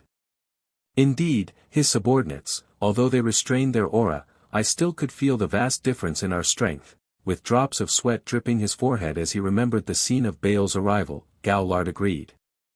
Wait. You are saying that his subordinates are strong enough to become demon lords themselves? Suddenly having come to a realization, Richard quickly asked. Indeed, Carlos answered, nodding his head. I knew he was powerful, but to this extent is something even I can't imagine. If his subordinates are this strong, then how much powerful would he be? Looking down at the ground, Lucas muttered out loud. It would be so. But I think, he is actually a generous king. Someone who has patience and wisdom of ages. I myself have seen his greatness on the throne room, Carlos said. Carlos, can we build a relationship between us? Is Baal really what you say him to be? George asked, a hint of hope could be sensed in his voice. Indeed, your highness. Talking with him about an alliance, you can leave that to me. I see. Then, Carlos, as the king, I give you the task to talk with Baal and form an alliance between us. If he agrees, then tell him that I am ready to declare that land as officially his and Gemma will have no ties to it, George ordered Carlos. But father. That place is an important route from which the resources from the mines come. If you gave it to him, he might use it at his advantage. Robert, George's son, quickly opposed the decision. Brother, please control yourself, you don't think father would do such a thing without reason? Right, father, Rubia, Robert's sister explained to him his father's reasons. Indeed, Rubia. Besides the plain which borders the place where the mine is. The mine itself is owned by our family. And that territory not only covers the mountains and the wild forest too, George, proud of his daughter's intellect, answered. Although the kingdom had 3 mines, the mines from where the monster infestation occurred was its most valuable one. The mine was thus owned by the royal family itself, the remaining 2 respectively by the Grand Dukes. The mine was surrounded by treacherous mountains on 2 sides and by the plain of which the Gilded House rules, and a forest from the east of the mine and the plains. We shall use that forest from now on to transport the materials, George declared. Your Highness, although the forest is relatively small, it still houses some powerful beasts. One of the beasts which reside there are the pack of white dire tigers. The leader of that pack, the Adventurers Guild, reported to be A+ ranked. Added Lucas. Don't worry, Duke Lucas. Although the monster situation has ended, we still have the crystals I brought back are enough to make at least some worker golems. And with adventurers, we can clear the forest too. Carlos suggested. Good thought, Carlos. How long will it take for the golems to be finished? George asked. Since I already have a blueprint for it, I can immediately start on the production. This should take 1 week at most, Carlos calculated. Also, Your Majesty, about the monster infestation. It seems the plot is thicker than what it looked like. Please elaborate, Sir Carlos. What I mean is that there is a possibility that someone might have conspired and planned this infestation. Hearing Carlos, all of the people present became serious with frowns appearing on their forehead. This revelation now made the solved problem a complex maze that now they had to investigate. To be able to cause a large incident like the monster infestation, a large organization or a country had to be involved. We shall discuss this at a later date. Grand Duke Lucas, investigate thoroughly about this matter and report to me. Then Carlos, you may go now and talk with Baal. Duke Richard, gather the adventurer and worker teams. Issue an order to clear the forest as much as they can. The rewards will be provided from the treasury, George declared. As you wish, Your Highness. Understood, Your Majesty. Understood. Lucas, Richard and Carlos together affirmed George's order. The meeting has been concluded. With that, everyone left the room. Only George and his children remained. Robert, how is your studies going? George asked his son. It's going well, father. My teacher said that I was a genius for learning all the fighting techniques he taught me. With a proud face, Robert replied to his father's question. That's good to hear. I hope you continue to perform well. But do keep in mind not let those praises get in your head. Happy of his son's progress, George advised. Yes, father. Rubia, what about you? How is the orphanage? Asked George. It's going well, father. I managed to scout some talented kids. Their strength could be helpful for our future, more so now when it seems bleak with what has happened till now, answered Rubia.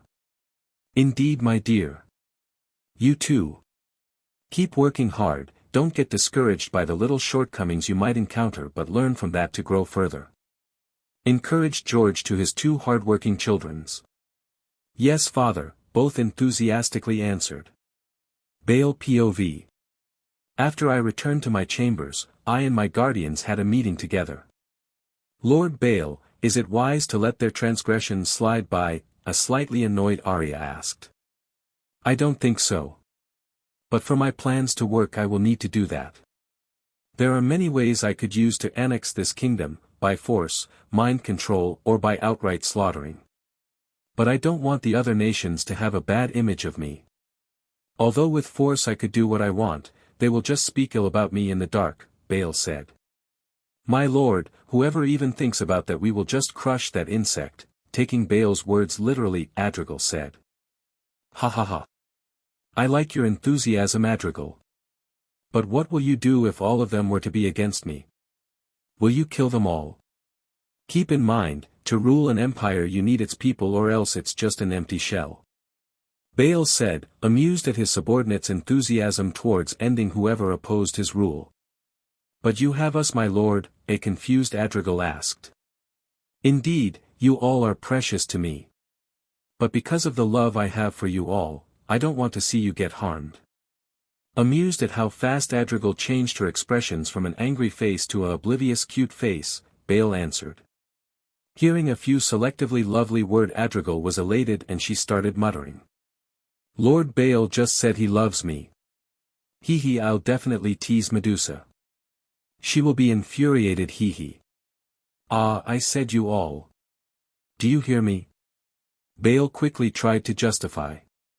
But his voice was overwhelmed by the constant muttering of Adrigal. Beep hashtag technical issues, please wait, hashtag.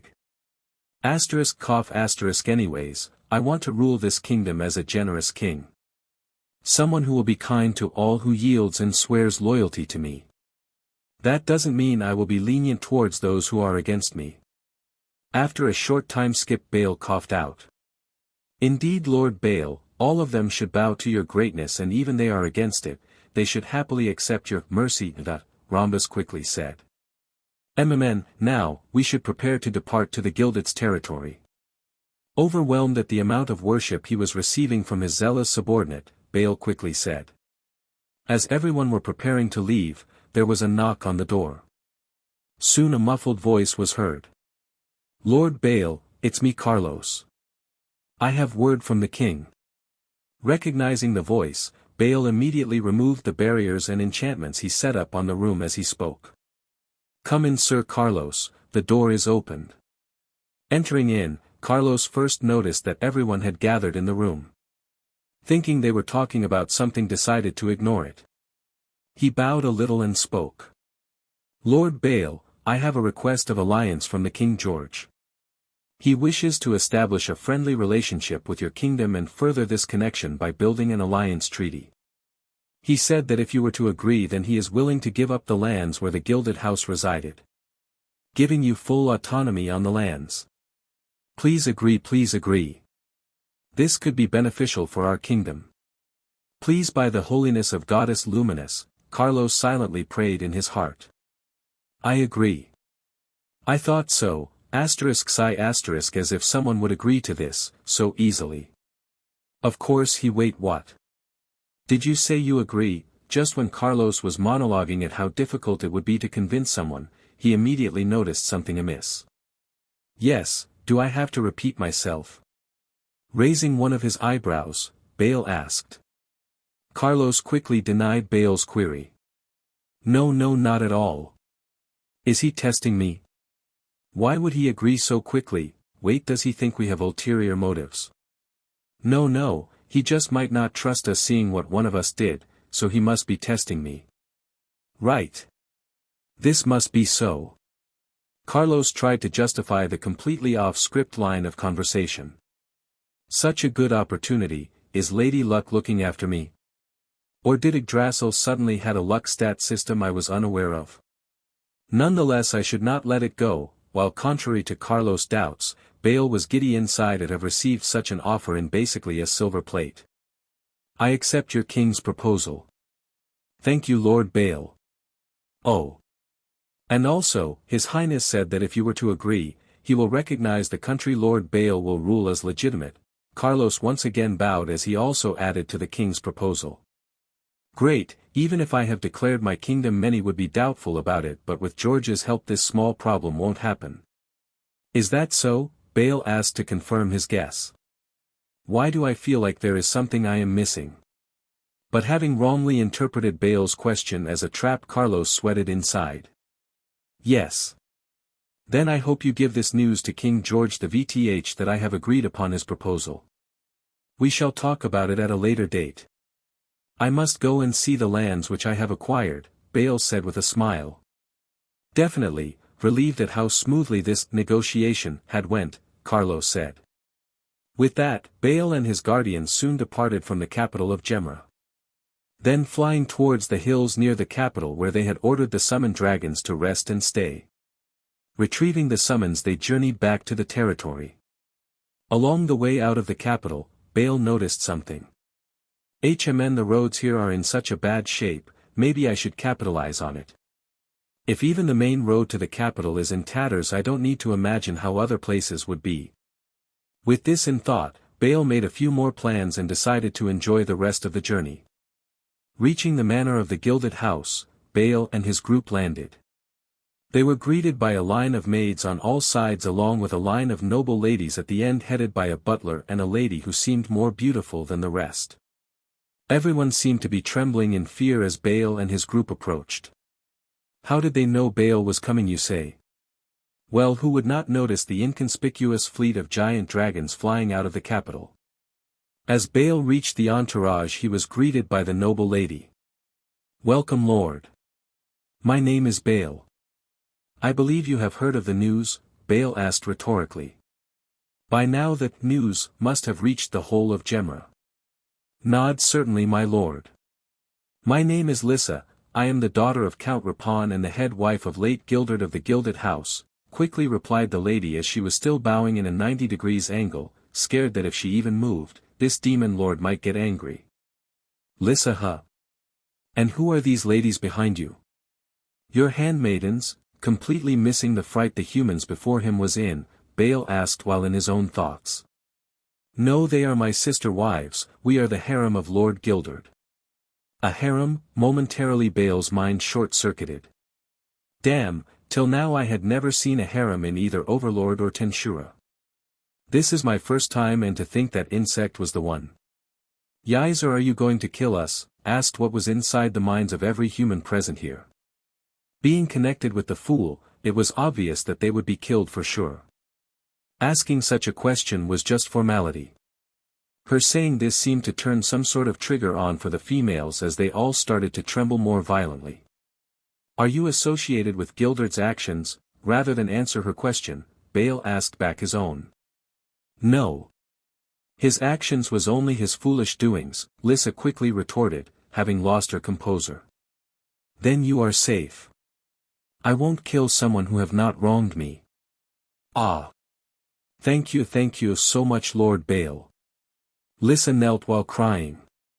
Everyone also started crying. Seeing this, Bale couldn't help but doubt what Gildard had done to them and felt guilt-free for sending him somewhere he deserves. Meanwhile, somewhere on one of the floors of Didenia. Aergarg. Popliacy. Hahavi mercy, screams of despair and pain was echoing in the dark hallway. Why would I do that, oh great Gildardsama? Our enjoyment has just started. Contrary to the horror the previous voice was in, another voice which was in a sing-song tone was heard. No. No more, screamed Gildard. Ha, you have yet to say the safe word, so this doesn't count, the torturer, Citra smiled. Safe word? What is it? What is it? Without even swallowing his saliva, Gildard quickly asked. It won't be fair for me to say it, you know. The Supreme One would punish this citrus if you were to say it. So you should try hard to find it yourself. Let's continue then. You seem to have gained some energy. Amused at his toy's desperate attempt of self-saving, Citrus stated. No, no, no. No, Ark. He, I am enjoying your screaming so much. I must thank Lord Bale for giving me such a high-quality toy. Chapter 22, CHP 22 Adventurers. Time skipped 6 days later. Bale POV. Almost a week has passed since I have acquired this land, which I have named New Orion. During this period many things have happened. Some welcome and some annoying. First off, as I had expected, my estate is not a ghost town like Ains had to go through. In fact, only a select few who were sympathetic of the great Gildard Sama left the town. They mostly came from the personal army Gildard kept who peacefully went away. Most were grateful for what I had done. They knew that if the monster had breached the mines, then the first town they'd attack was this one. And hearing that I was the one to save them, they were happy to be under my rule. As for the merchants, not much changed form there. I gave the task of dealing with them to Rhombus, since as a marionette master, he will be a better choice for such things. Next was the harem thing. I decided to just give them a choice, to go to their family or stay here and work for me. The head wife Lissa and most of them decided to return home, since almost all of them were forced to marry Gildard. So they had no attachment to this place. As for the remaining few, I decided to give them work of minor management, like managing crops of one village each. They were quite happy with it since they were orphans or slaves in the past. The lands were quite big, so there was almost 15 medium-sized villages scattered around and 30 more small-sized ones. All in all, the population was about 50k. Next was the financial reports. Since the Gilded House was a marquis's rank and their territory also covered the major road of the mine, you could say they were loaded. The treasury was the size of 3 warehouses and all the corners were filled to the brim with gold coins, jewelries and armors. We also found a chest full of stellar coins. On the back there was a door which led to a smaller but spacious rooms where some magic items like necklace, dagger were placed. This must be where the monster's bane was kept because of the armor stand at the back with the missing armor. And this was where all the good stuff ends. And the annoying stuff begins. First would be the adventurers. Since the Mutual Aid Guild was an independent organization, subservient to only the Western Council, it had branches in all nations, even the Holy Kingdom had a branch. There was a branch in New Orion too. The adventurers of which were in better terms not quite appreciative of a monster's, rule. So, some of the B+ ranked parties gathered and challenged me like I was the final boss of some game. As if. I let Arya to deal with them. After that most of the adventurers who had connections here stayed and all other ran away. Next came the nobles. Those nobles who surrounded me by territory and even beyond sent messengers to invite me for a tea party, who were promptly driven out by my dragons flying over the skies. Oh. And this also helped with patrolling the areas, so now the roads are much safer than before, leading to more merchants passing my territory after an initial hiccup. During this time I also talked with the king and we entered an alliance. Where, if the party were in any need against any national level threat, then the other will send help. I also added a clause where my nation can have trade rights and tax-free trades. This was only one-sided because the king knew he had nothing of value to give and I was offering to sell goods to him, so it was accepted. This was the main agreement. There were some small things and loopholes added, but let's ignore that part, shall we? Back on track, I implemented some new laws from my old world, like giving medicine to old and young and the poor, providing them the food and necessity they need at a low price, and many more. Proper sanitation systems and all the cliché stuff that transmigrated MCs will do. I also made a plan to build high-quality roads spanning from the mines to the neighboring estates. Form there, if the nobles want roads to be built in their territory, they have to commission it with price to pay. Next would be crops. I decided to just summon druids to help with that. I am not that experienced in agriculture, and using magic when you have it is the best way to solve the problem. Next would be the progress of Deathlands. With the undead and golems created, they started to build a city with Dedenia in the center. I don't know who will inhabit this place, but maybe my future new subjects will. I also ordered Isabel to research on the monster's bane and to find as many results as she could. There was also more research as she was doing on the side, like finding alternative method for crafting certain items only found in Yggdrasil. One of which was magic scrolls. Till now we found that the magic scrolls made of the skin of the monsters from the infestation yields high-quality scrolls. And since this was Tensura, the skins of monsters would be more effective than human skins. This is something which Isabel is quite proficient in, given her class in sorceress and researcher. Lord Bale. I heard a voice in my mind, a message. Yes, Arya. The shadow demons you summoned has gathered some intelligence. Hearing this, I muttered, intelligence. Yes, it seems that the Grand Duke Richard has commissioned the Adventurers Guild to organize a mass quest of clearing the wild forest. Hearing the term I once again muttered, but this time I didn't say in the message but directly spoke out loud, mass quest. Gabriel, sensing my confusion, spoke out, Master, this is a type of quest where multiple teams group up to complete a given quest or task. Understanding what the term meant, I said, is that so, Arya? Tell them to just keep observing from afar. If they are noticed, then tell them to retreat, no need to engage. Understood, my lord. Adventurers, in the wild forest. At a large number too. Is this a large-scale training exercise? No, probably not. This should be the work of the king. To mobilize such a large number of them would need equally large backing of money. What is the king planning? Adventurers, forest has monsters, so most probably monster subjugation, but now. At such a scale, So that's how it is. The king had decided to offer me this land because he had other plans. Giving up this real estate where the road to the mine crosses over it, he had a backup for it. Using the wild forest as the new road. The wild forest, although smaller than New Orion, had a dense population of monsters. So it was natural to choose this plain as the main route. Now that a foreign power occupied it, he will of course find other ways. This being through the forest, but taking into account the monsters, he decided to contract adventurers to do the cleaning. A good plan indeed. But I don't know if the king had expected for me to know about it and interfere. Let's see your reaction to my next move, King George. A day later. Third POV. Adventurers Guild, capital of Gemra. The capital was bustling as usual, with merchants, vendors and their customers filling the streets. Occasional carriages passing by with the guards on horses patrolling periodically. It was truly a lively scene. A similar scene could be seen near the Adventurers Guild. Being at the middle of the commerce and noble area, it could be said to be the most frequented building in the area. Many people entered and exited this building, and it was not different today. Inside the guild, crowd had gathered around a stage where three figures could be seen. The first figure had broad shoulders and a large build equivalent to the bodybuilders of Earth. His name was Robin, a 45-years-old retired A-rank adventurer who was now the guild master of the main branch of Mutual Aid Guild in Gemra.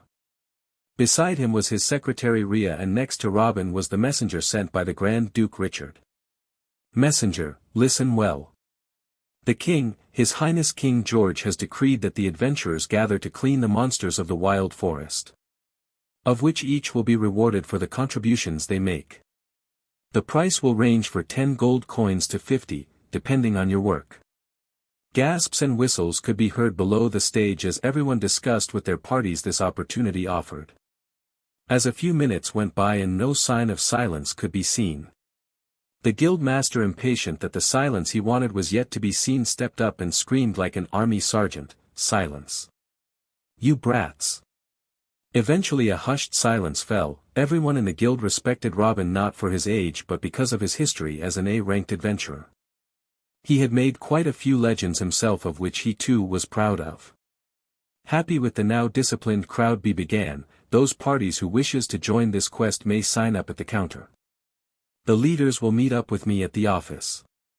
Let me remind you though, although the reward is enticing, the dangers are equally deadly. In unison all the adventurers replied, we understand Guildmaster Robin. The messenger sent to issue the quest spoke, then I shall take my leave, the reward will be sent tomorrow. Robin said, very well. As the messenger left and the crowd dispersed, Rhea stepped up and whispered to Robin. Sir, doesn't this seem suspicious? It might be dangerous for some of the adventurers too deadly even. She said this as she looked at the E and D ranked adventurers who were signing up for the quest ignorant of the dangers. Robin replied to her question, I have the same thoughts too Rhea, but there's nothing we can do, the king has issued a quest. And like all the quests, we will just do what it entails. You should have heard of what happened recently, right? Understanding what Robin meant, Rhea replied, feeling a slight fear inside her, yes, to be honest I still can't forget the fleet of dragons flying over my head. That feeling of oppression, I have never felt like that in my life. Robin spoke in a serious tone, even I felt that, even as an A rank I felt like I wouldn't even be able to fight the dragons, much less those people riding it. Exaggeratedly, Rhea exclaimed, you're joking, right? Robin reasserted his thoughts, it's true, you know.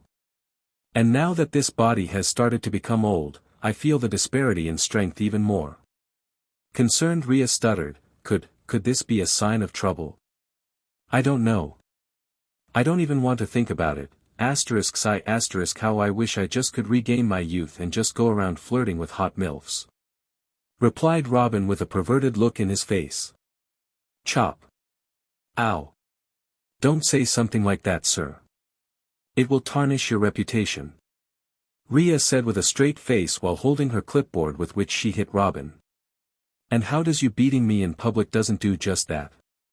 Thank goodness no one's looking here. Rubbing his now small bump on his head, Robin said. I believe we should get ready to set out, redirecting the topic, Rhea said. Yes, let's do that, and please stop beating me, also wanting to change this embarrassing topic, Robin agreed. Please stop oogling at milfs. Even with agreeing, Ari could clearly see where Robin's eyes were fixed on. Can't do that, I need some research materials, and what better than hot mill, spoken like a true certain white-haired pervert. Robin was about to say something more but was interrupted by Chop, ow. Bonk, ow, Rhea. Outside the guild building. As the adventurers gathered, we see that there was one of the groups at the back talking to each other. This group consisted of 4 members. 2 girls of around the age of 18 and boys of the same age. The girls were Misu Izuya, a healer, and Suzu Karagaya, a mage. The boys were Haku Mitodarashi, a swordsman, and Riku Tamariki, also a swordsman. They, as the name implied, were otherworlders. They were summoned by Demon Lord Leon a few years ago. During the summoning each of them had the luck of acquiring one special intrinsic skill each. But Leon Cromwell, whose goal was to find a certain friend of his, deemed them useless, so with a lesser elemental each residing in them to make them live long, he sent them on their way. During the years they had stayed in this world they formed a bond together and decided to form an adventurer team. They were now a team of a rank. If this was any generic isekai novel, then they would have become the hero party of the world who will defeat the Demon King. But it was only a huge if. Here, they are nothing more than ants to those demon lords. They won't even be able to achieve a hero seed in their lifetime, such was the state of this world. Completely different from the normal isekai world. In this gathering, only a few groups were A-ranked adventurers. Only 4 of them were present there who were of a rank. It was not because more of the A-rank groups didn't want to come, but since they were busy somewhere else, they decided not to. Compared to the A rank, the number of rank groups were 10. If they were to team up and fight together, they had the chance of felling AA plus rank beast. Now back to our Ice-Skate from Japan group. Our heroes were chatting among themselves as they waited for the call to set out. Riku, as the leader, spoke up. So, do you guys want to join in on this adventure? It's not late to back out yet. It doesn't really matter. The only monsters we should be wary of will be the dire tigers. Which I am quite excited to see. The name itself sounds like the tigers are albinos. I want to skin their furs and make coat out of them. Another team member, Haku, spoke up with a mischievous tone. Shocked at Haku's unnerving words, Misu stuttered, "Ihei. Hakusen, you should not say such things." I was just joking, Missuzen. Even if we are a rank, those beasts are registered to be A+, I don't think anyone here could kill them. Laughing, Haku replied but ended his words in a serious tone. You're right, what about you, Tsuzusen? Agreeing with Haku, Riku asked their last team member. Same for me, I don't mind if we join or not. I only want to fill my stomach after this quest with boar steaks, the food junkie of the team dreamily replied. Can you stop thinking about food for a second? Conflicted if he should be concerned or laughing at Suzu's food addiction, Haku spoke up. Why? Food is life. Food is eternal, seemingly offended, Suzu retorted in a fanatical tone. Sigh, seeing her, the rest couldn't help but exhale a large sigh. As we see our heroes talk among themselves, we see such scenes all over the place. All those who were smart enough thought there to be something suspicious about this sudden quest when no monsters have started to make trouble from the forest. But most just were happy of getting paid heftily of the small work they would do. Unaware of the dangers of the forests. While the Japan team were discussing things, they noticed a pair of individuals approaching them. One was a tall figure with black and blue mixed suit of full-body enchanted armor. With a long sword behind his back. He was 6 feet 8 inches tall, about 10 inches more than even Riku, the tallest of the group. He was followed by a lady who, contrary to the armored guy beside her, wore relatively normal clothes if you ignore the high-quality fabric from which they are made of and that they are enchanted robes. Their stature, aura and the way they carried themselves made anyone who looked at them long enough recognize their vast strengths. Suzu whispers, Riku-san. Right, hello. How can we help you? Knowing what Suzu meant to say, started the conversation with the strangers. Greetings, fellow adventurer, I am Armin, a ranked adventurer, a swordsman, and this is my companion Ari, a magic caster. We were hoping to party up with you guys since we are quite new to this country, you see. Suzu, clearly curious, asked, Oh. Why so? Tsuzusen, it's rude to ask others of their personal business. In a true Japanese fashion, Misu chided Suzu for her impoliteness. Oh. Sorry, sheepishly Suzu apologized. It's fine anyways. Actually, we come from a faraway place. We came here because we heard of a demon lord coming here. We were just interested to see them. It's not every day you see a demon lord, you know, undeterred, Armin asked. It's true, but, I hate to disappoint you, but all the major events have finished. He now controls the territory near the forest we will be going to in a few moments. Thinking for a moment, Riku replied. I see. It's a bit unlucky then, Armin said in a straight tone. While Armin was thinking of something with his hands rubbing his chin, Misu gave Riku a nudge with her elbow. Riku, understanding the signal, spoke up. Oh. We haven't introduced ourselves yet. Sorry about that. My name's Riku Tamariki, the leader of the team. Name's Haku Maidodarashi. I am a swordsman. Nice to meet you guys. With his hands behind his back, Haku introduced. I am Tsuzu Karagaya, the mage. Nice to meet ya, with her cheeky and cheery tone, Suzu replied. And I am Misu Izuya, the healer. Please take care of us. Giving a proper bow, Misu completed the introduction. Then, once again, I am Armin and she is Ari. It's nice to meet you guys too. Chapter 23, CHP 23 Adventuring. This week. On Toronto, our Ice Skate from Japan group is approached by two adventurers who claims to be from a faraway land. They now join hands to complete the quest given by the king along with a large group of adventurers. Continue.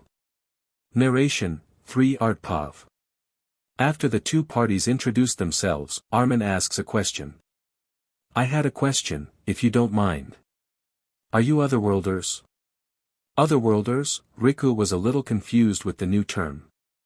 People who got summoned from another world are referred to here as otherworlders, understanding that not many know of this term. Armin explained. Hearing the explanation, the group visibly tensed up. During the first year of them getting summoned in this world, the only thing they experienced was fear and suffering. So hearing that someone was inquiring something which they were, made them feel cautious. The thought of, what if we agreed to his question and he starts thinking bad of us, went through their minds. They had heard some larger kingdoms holding rituals to summon people like them, only to be enslaved and used. Even though they suffered at the hands of Leon, they were in fact a little grateful that he let them go and even giving them a chance to live long. This thoughts of fear, anxiety, and a hint of wariness was easily seen through by the two individuals. Ah, I am sorry to ask this if it's inappropriate. But you see, I happen to be friends with a guy who was an otherworlder.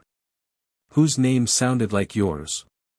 So, I couldn't help but ask. Seeing the group hesitate about how to answer his question, Armin further explained to calm them down and to reassure that he meant no harm.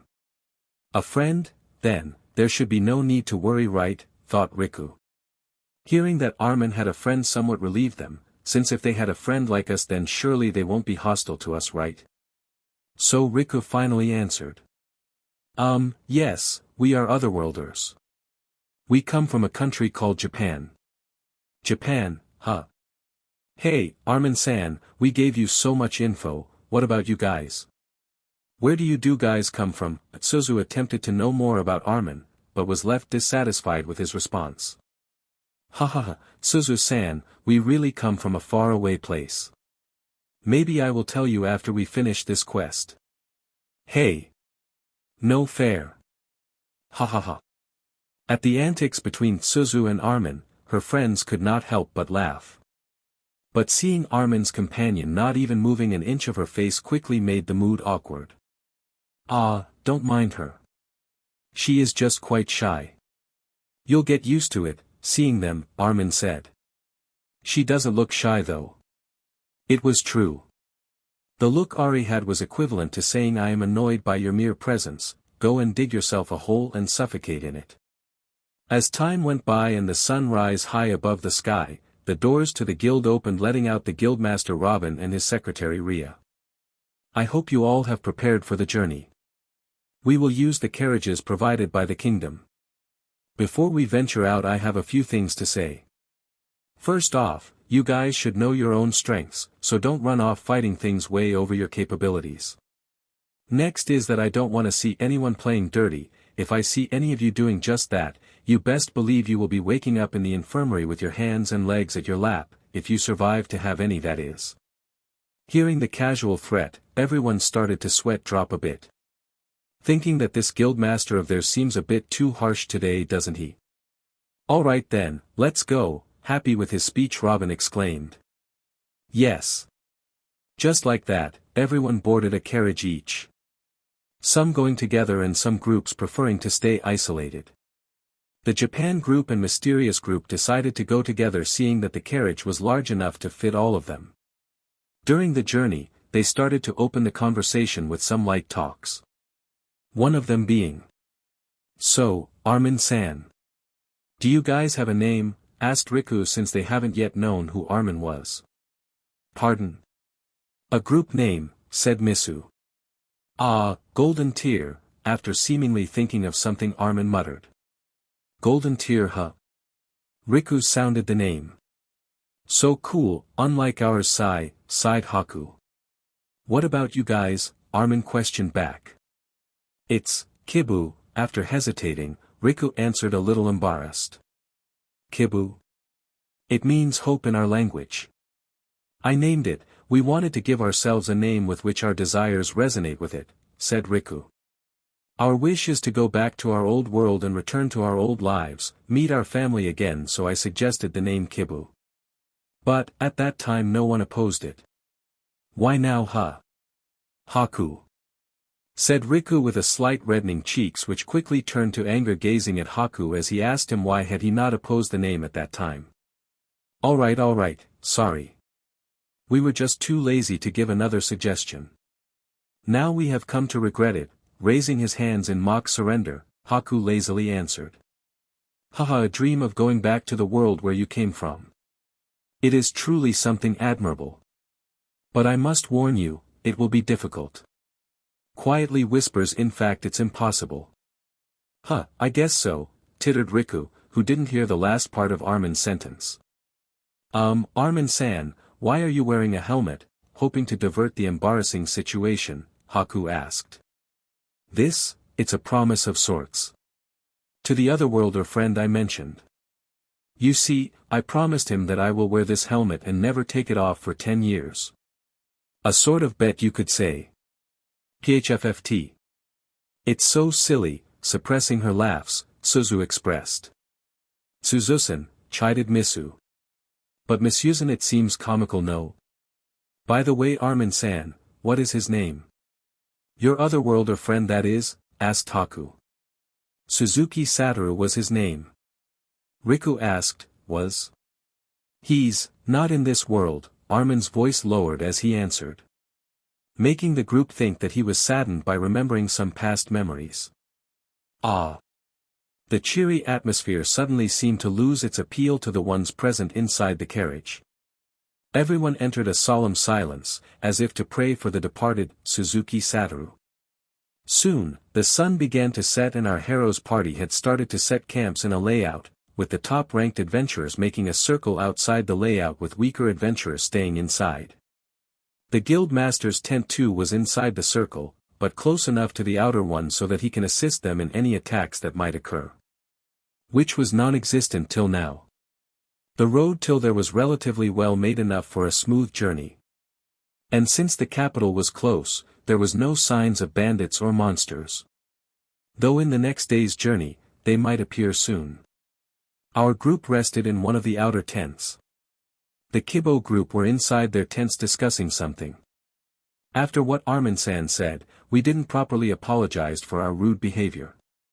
It will be bad if they were to be angry at us, you know, as a true and polite Japanese person, Misu voiced her thoughts. You're right, Misusan, it was inappropriate of me to ask him of such things. But how would I have known his friend was dead, defended Haku. Suzu teased, oh shut up Haku, you're quite impulsive on such things, always speaking more than you should. Ha! Like you should be scolding me. You yourself constantly goes around introducing yourself to strangers. You Dumbo, angered by Suzu's remark, Haku jabed at her. What did you say, you jackass? Soon, a verbal fight began between them. Seeing the two fighting like children's, both Misu and Riku gave a long sigh. Guys, I think we're forgetting why we are here and what we were discussing about, Riku said, hoping to end their fight. Beats me, tell this slit face first. Although they stopped, Suzu didn't refrain from insulting Haku. Hey! My eyes are naturally like that. It was worse being born with Asian eyes, but how'd I have known my eyes are this narrow? Your eyes look like someone drew just 2 lines and called the day. Seeing Haku become agitated, Suzu decided to add some more oil in the fire. Suzusan, please don't tease Hakusan, Misu ordered in a motherly tone. If it's you then I'll stop, crossing her arms, Suzu replied. Me too then, rolling his eyes, Haku too conceded. Sigh you guys. Okay then let's go talk with Armin-san and Ari-san, sighed Riku, finally relieved that the bickering has stopped. When Riku and his friends went outside their tents, they could see Armin and Ari sitting on a large log beside a campfire on which some meat was being roasted. As they approached the campfire, Armin and Ari noticed their presence and turned towards them. Hey Armin-san. We came here to apologize for what happened earlier. A little hesitant about how Armin was feeling about them, Riku bravely stepped forward. Yeah, it was unprofessional for me to ask so much about others whom we just met. I am truly sorry about that. Please forgive me, Haku also expressed his apology and bowed deeply. As Haku came forward and bowed, his friends also joined him and bowed as if to ask forgiveness for their dear friend. Looking down on the ground they waited with closed eyes for a response, but none came. After a few moments they opened their eyes in confusion but still bowing 90 degrees. phffft. Ha ha ha ha, an amused laughter was heard. Looking up, Riku saw the owner of the laughter to be Armin. Armin-san, Misu asked, unsure of what Armin was thinking. Haha, sorry. It's just too funny. I had thought you guys were sad to hear that the otherworlder who you guys seem to want to meet was dead. And that's why you guys didn't talk to us. But it seems you guys thought the same too. After finishing his amused laughs, Armin clarified. Finding the situation amusing, Suzu said, Huh. It does seem funny, right? We were unnecessarily anxious about something non-existent. Armin agreed, it would seem so. Still, I would like to apologize on my friend's behalf, Riku persisted. It's fine. I appreciate your thoughts though. You are really good people. Always looking out for others' feelings, Armin said, deeply impressed by the group's gesture. Thank you, Riku expressed. But I must warn you, not all who you meet will be kind and respectful to you like us. Some might even deceive you. Hearing Armin's warning, which they saw as a kind gesture, Riku and his friends showed a solemn face.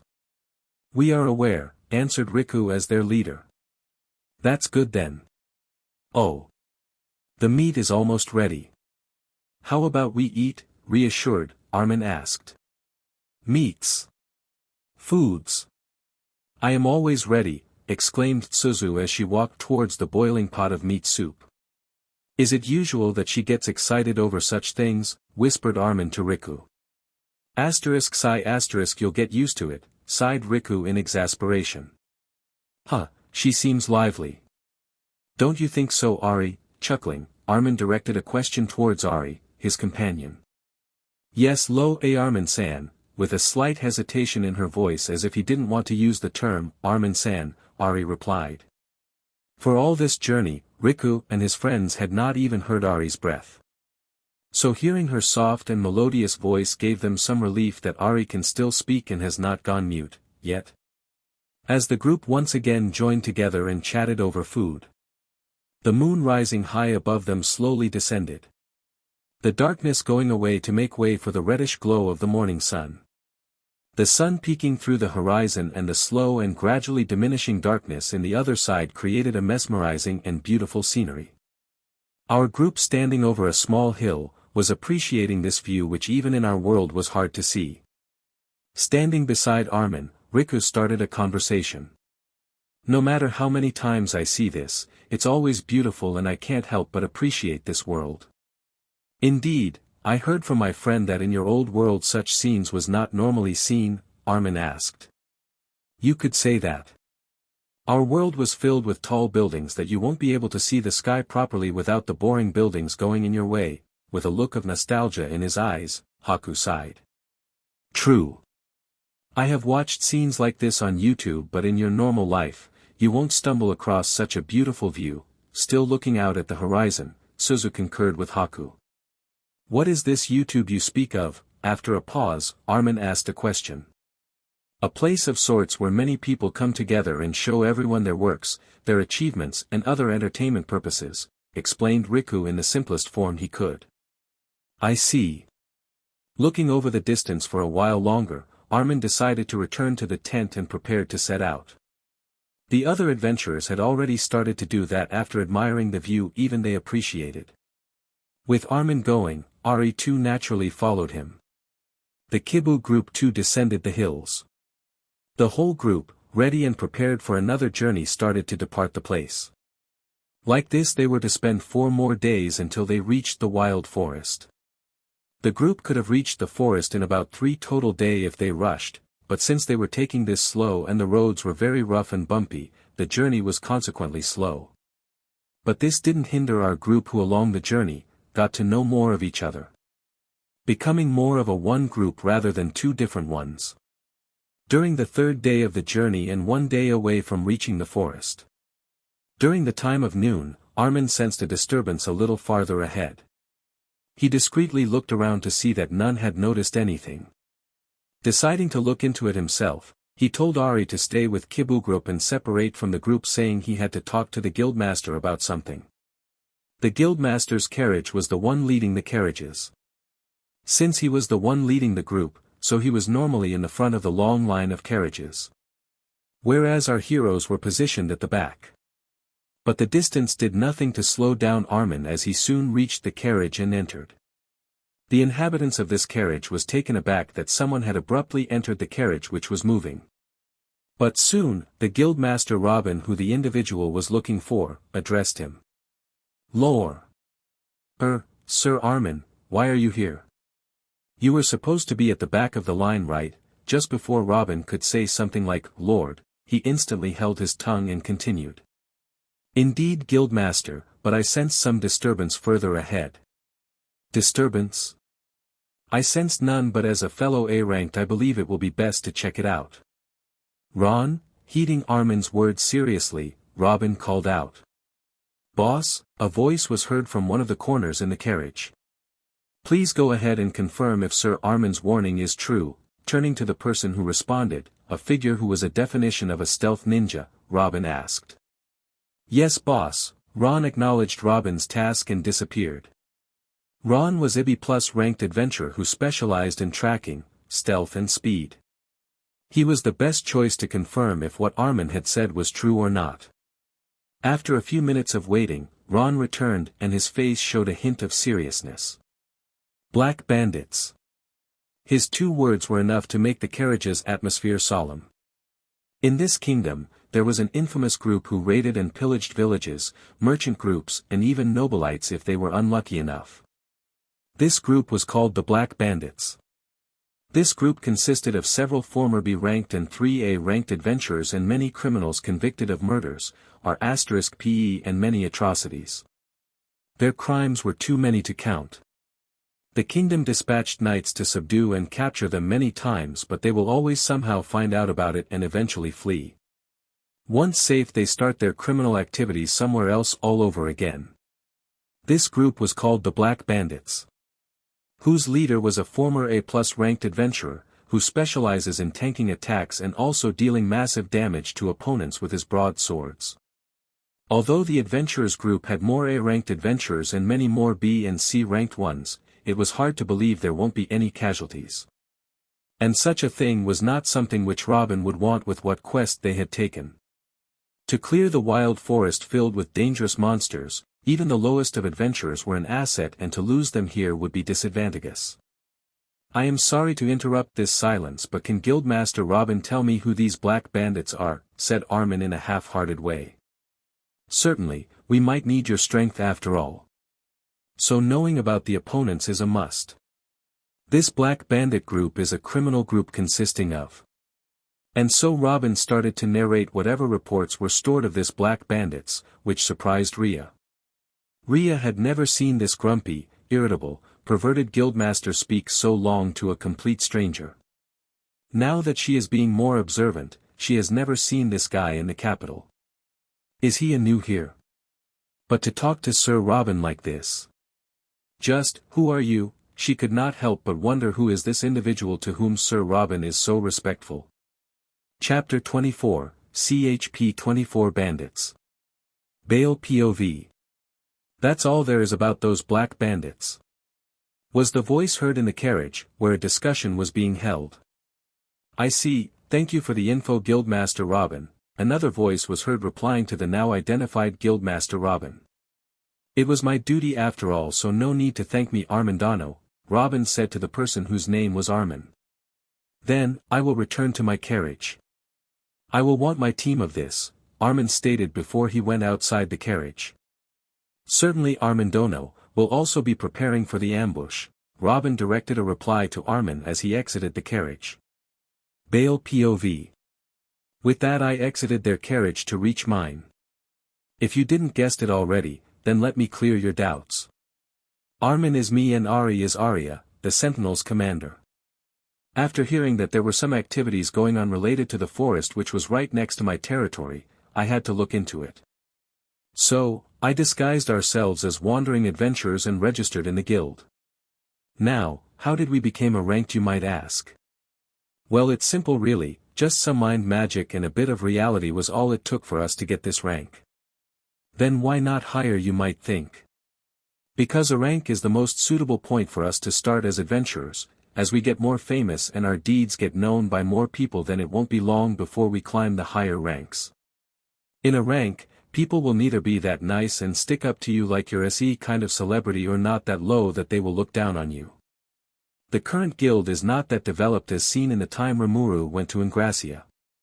You could say the infrastructure was just getting laid, so joining the guild was a matter of going to the kingdom's capital and registering. Your promotion will directly be held there if you are ready for it. Whereas in the future, for higher ranks you had to visit the headquarters and possibly encounter the Grandmaster that was Yuki Kasomathinku. The less I meet people like him at my plan's development phase the merrier. I don't want to swat flies all day around rather than doing something productive. In the beginning I thought about doing this quest alone with Ari, but surprisingly I encountered 4 young Japanese-looking people, so I had to introduce myself. In my original life, I was not a Japanese, and then in the Overlord Earth, I didn't get the feel of being a Japanese because it didn't matter in that world really. The giant conglomerate of companies ruined the entire world. There, culture and tradition meant nothing in form of torturous work and sucking their employees dry. If I ever get a skill that makes me world travel, then the first world I will be visiting is that Earth and blowing that place up to Kingdom Come. Anyways, enough of this past monologuing. I just wanted to meet some Japanese people for the first time, and here we are now.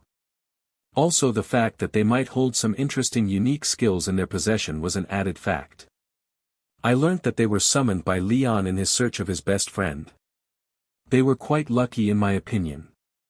They did not get to suffer the same fate as Shizue, thinking of, should I save her? Does she bring any benefit to me though? None. Then let's make Rimuru grant her last wish. Along the journey I learnt of many things about them. The fact that they were from a timeline where YouTube already existed meant they were most likely from the 21st century. Should I make them join me, again with the case of if it brings any benefit to Didinia, then no. Other than them being interesting and being Japanese, I have no real reason. Maybe if they show their worth then I could reconsider. I have yet to see their skills. Could they have gotten any useful unique skills? If so, then Leon shouldn't just abandon them. Or he just didn't want it and was too busy finding his best friend. Now on to the Black Bandits case, they're too weak really. Even without me, such a large group of adventurers with A and B ranks will be enough to capture them. It might just need some sacrifices though. The beaches of the Corallis Kingdom, heard it was a sight to die for. I came up with a lie based on Gabriel's help in the surrounding kingdom's geography. Indeed it is. I visited during one of my quests and it was a sight to behold. With a slight nostalgic feel in his eyes, Cario agreed. Gentlemen, I think we are getting sidetracked here. The task at hand is more important than your vacations. Seeing that things were not going as intended, Robin interrupted our musings. You're such a mood breaker, Guildmaster. To Robin's interruption, Cario threw a light jab at him, while exaggeratedly sighing. A tick seemed to appear on Robin's head as he spoke through gritted teeth while smiling. Well then, as I said, we have to deal with those bandits and I want less casualties, which will be difficult given their leader's strength. The room became solemn and serious again. Nowhere was the carefree and relaxed atmosphere. I believe with just all of us present here, we can deal with those bandits. It will be of relative ease. But the real problems lies in the leader. He's in former A+ ranked and it was 12 years ago. We don't know if he has somehow got more powerful or not.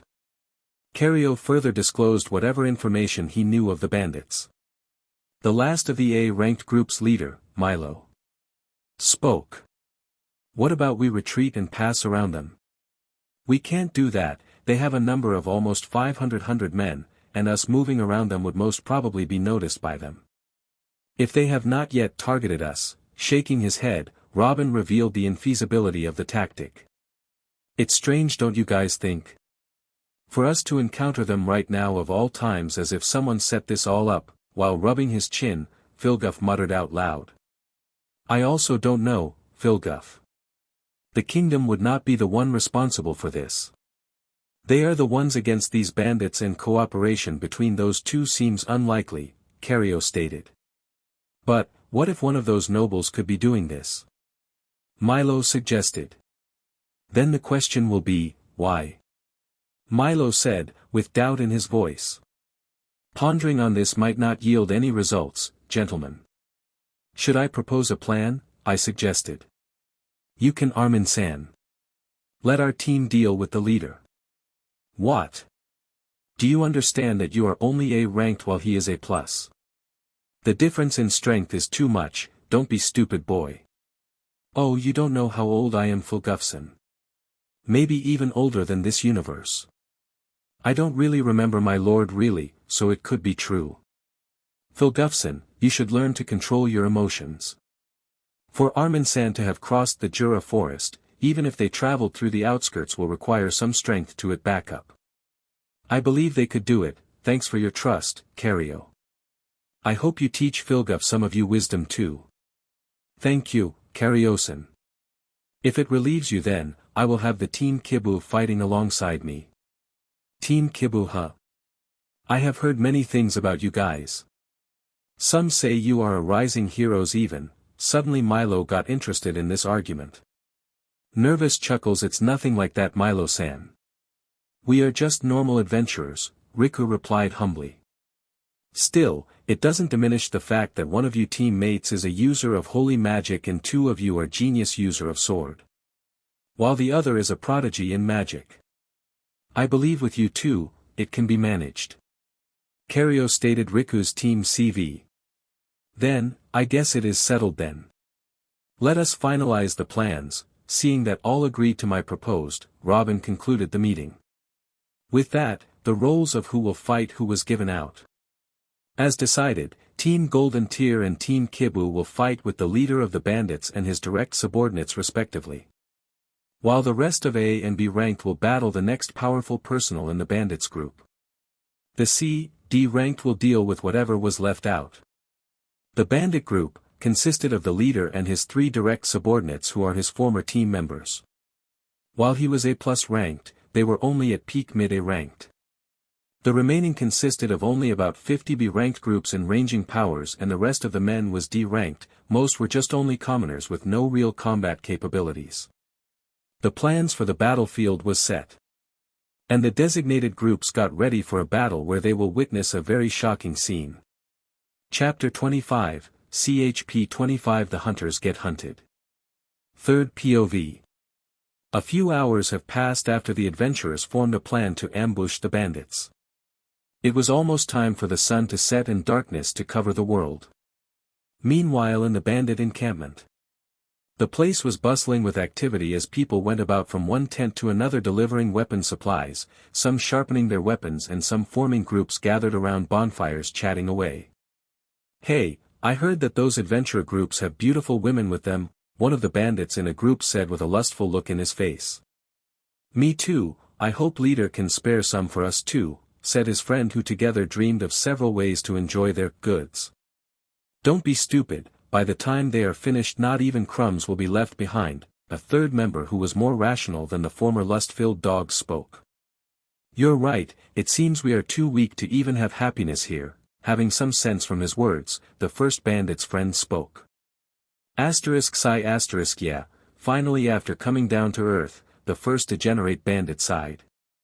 Oi, I heard that boss is almost at the rank of Special A. From behind them, another bandit approached their group and simultaneously asked a question. Me too, if he truly became a Special A rank then maybe we can take control over this small country. Acknowledging the newcomer's question, the degenerate spoke. Yeah. We'll be the rulers of this lands and then we'll have all the women we like, the degenerate's friend shouted, which attracted some glares from the nearby groups. Ha ha ha. Let's toast to this dream together, the newcomer, wanting to de-escalate the atmosphere toasted. Yeah. Unbeknownst to any of these bandits, a kilometer away hidden behind the bushes shrouded by darkness and utilizing, perfect unknowable, Team Golden Tier was observing them. They are quite a lively bunch, huh? Casually talking about capturing slaves and laughing, Armin casually remarked, observing the bandits. Armin and Ari with their superior physical constitution could perfectly hear them from such a distance away. If you command my lord, then I will wipe them away instantly. Let's not do that, Ari. I want to see the capability of Team Kibu. They seem interesting. I don't understand, my lord, they seems to be weak to me. How can worms be interesting? Genuinely confused, Ari spoke. It's not about their physical or magical capabilities, but if they have any interesting skills. I hope you remember what I said that time. About this world's skill system. Absolutely, my lord, your every words are engraved in our minds. How could I forget it? Asterisk chuckles asterisk right, let's listen for more information. The others should be arriving soon. Armin and Ari reached this place much earlier than the rest because they wanted to gather more information, and they were given the task to create a distraction among the bandits so that the rest could take advantage of the chaos to launch the assault. Che, making you wait for this long and even ordering you with such a menial task. I want to shred them to pieces, those insufferable. Before Arya could continue her profound words, she promptly got interrupted by Armin. Well, it is needed for my plans, so don't do anything without my permission, okay? Yes. Getting a jovial reply, Armin sighed in his head. Asterisk sigh asterisk crisis averted. As Armin struggled to hold Arya from doing something regrettable, we moved towards the tent where the leaders of the bandits were present. It was situated in the middle of the encirclement of numerous tents and was the largest among the rest. It was surrounded in a triangular formation with 3 other larger tents, the resting place for the leader's direct subordinates. Inside the largest tent, 4 figures could be seen sitting on a table, discussing. Boss, it is almost night time and those adventurers should have already halted their advance and set up camps. One of the figure, sat beside the figure at the head of the table, spoke. He had a face that described his nature as a cunning and deceitful person. His small but scheming smile and those narrowed eyes emphasized his character further. We should use the midnight's absolute darkness to attack them. One of the more normal-looking figure among them, but still dressed in an adventurer-style clothing with a small scar below his chin, proposed. Why do it at night time with such an unscrupulous means? I'd much prefer to just head-on attack them. With my hammer they will all turn to mush. The largest of those figures present in this room, with a small frown and crossed hands, spoke up. His sitting stature alone was enough to make an average person's standing height seem small. Next to him was a large hammer, leaning against his chair. It is as Will has said, midnight will be the most advantageous for us, Billow. With it we can reduce the amount of wasted fodders. The last of the figures, but the most important one judging by him being seated at the head, said. His face, a representation of the brutality this person might have gone through in his life, had 3 long parallel scars along his right eye. His right eye was white, showing he was blind in his right eye. He had a beard and his face was showing signs of wrinkles. Whatever, boss, crossing his hands, Billow huffed. Well, even if we fight head-on or by petty means, ultimately we will win. With Boss Victor's rise to power and almost becoming Special A rank, I believe it will be a breeze. This battle might just solidify Boss's succession to Special A. The narrow-eyed person spoke. Shut up, Gil, we all know you are just trying to suck up to Boss. It's disgusting even seeing you, you should hang yourself for the good of all humanity. Clearly showing disdain against Gil, Will retorted. You should shut up, you good-for-nothing who only desires to sleep with women, replied back Gil. What's wrong with that? Women are life, you know, without any shame in his face, Will replied religiously. Noons that obsessed with it as you are, you perverted psycho, almost screaming comically, Gil replied. You. Before Will could say his comeback, they were interrupted with an underling rushing inside the tent. He clearly looked panicked. Boss. 2 unknown guys have approached us.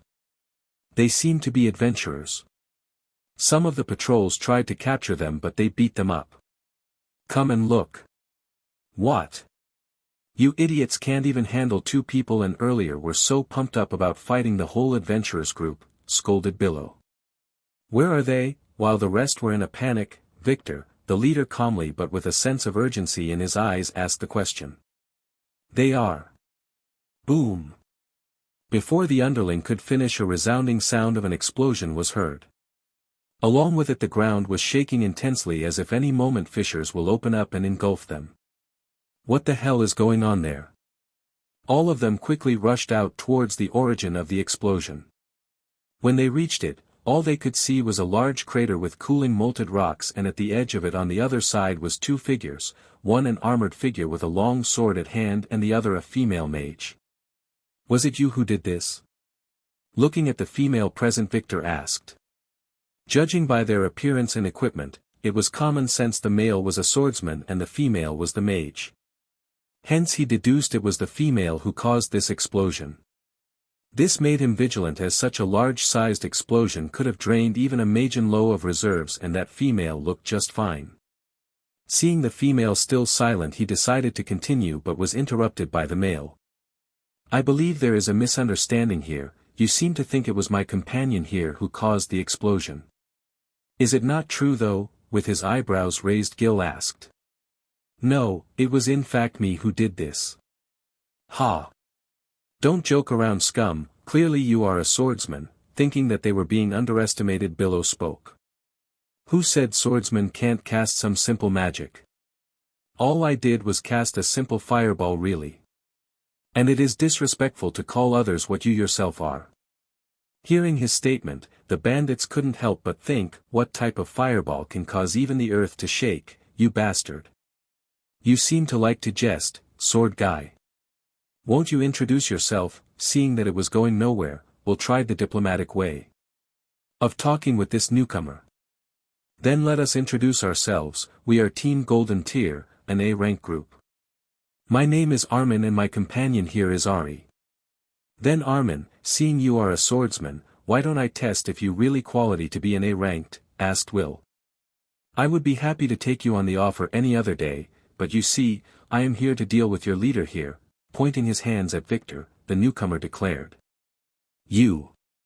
Zaza. You have amused me, young man.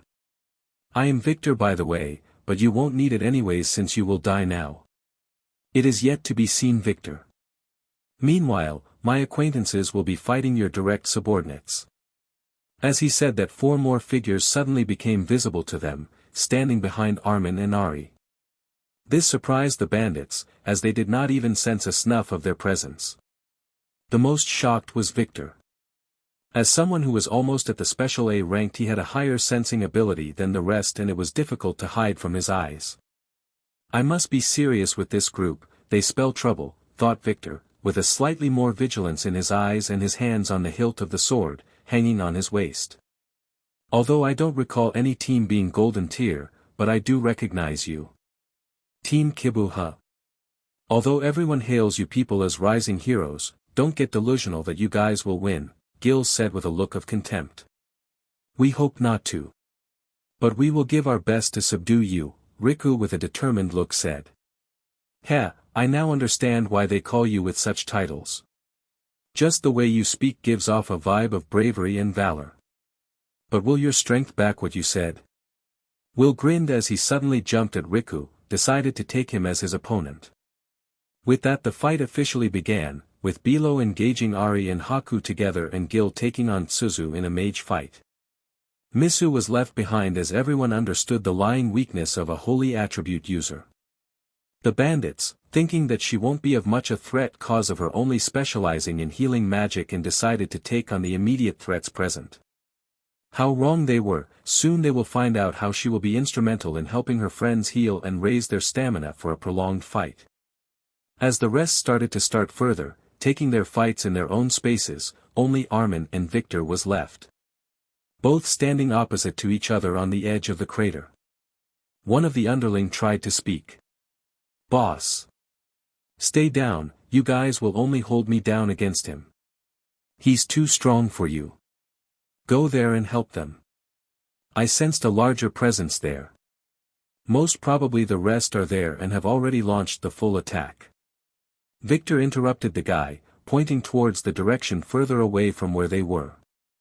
He guessed that the large presence he felt must be the remaining adventurers attacking from that side. Hi.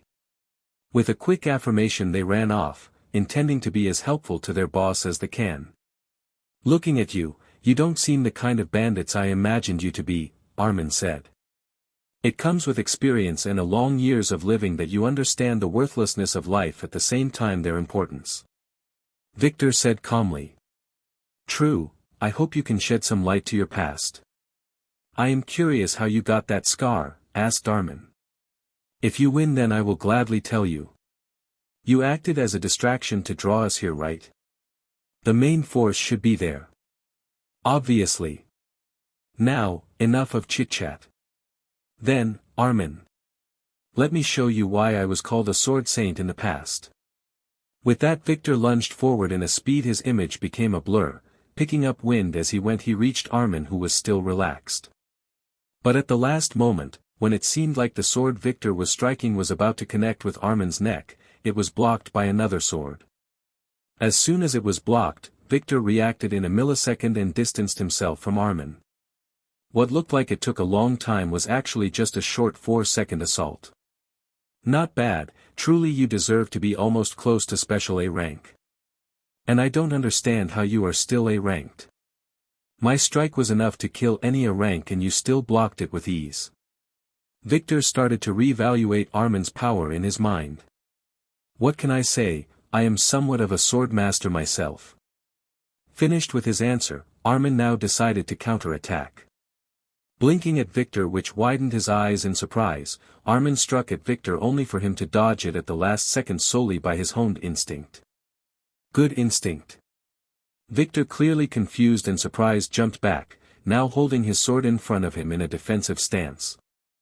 I was careless, he talked with me to let my guard down. That attack could have been the end of me. Victor was doubtful if this Armin guy was even a simple A rank and not a true special A rank.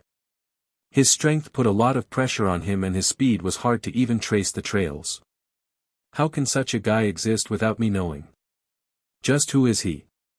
Chapter 26, CHP 26 Fights on Different Fronts. Clank, clang, clink, boom, asterisk, boom. Asterisk.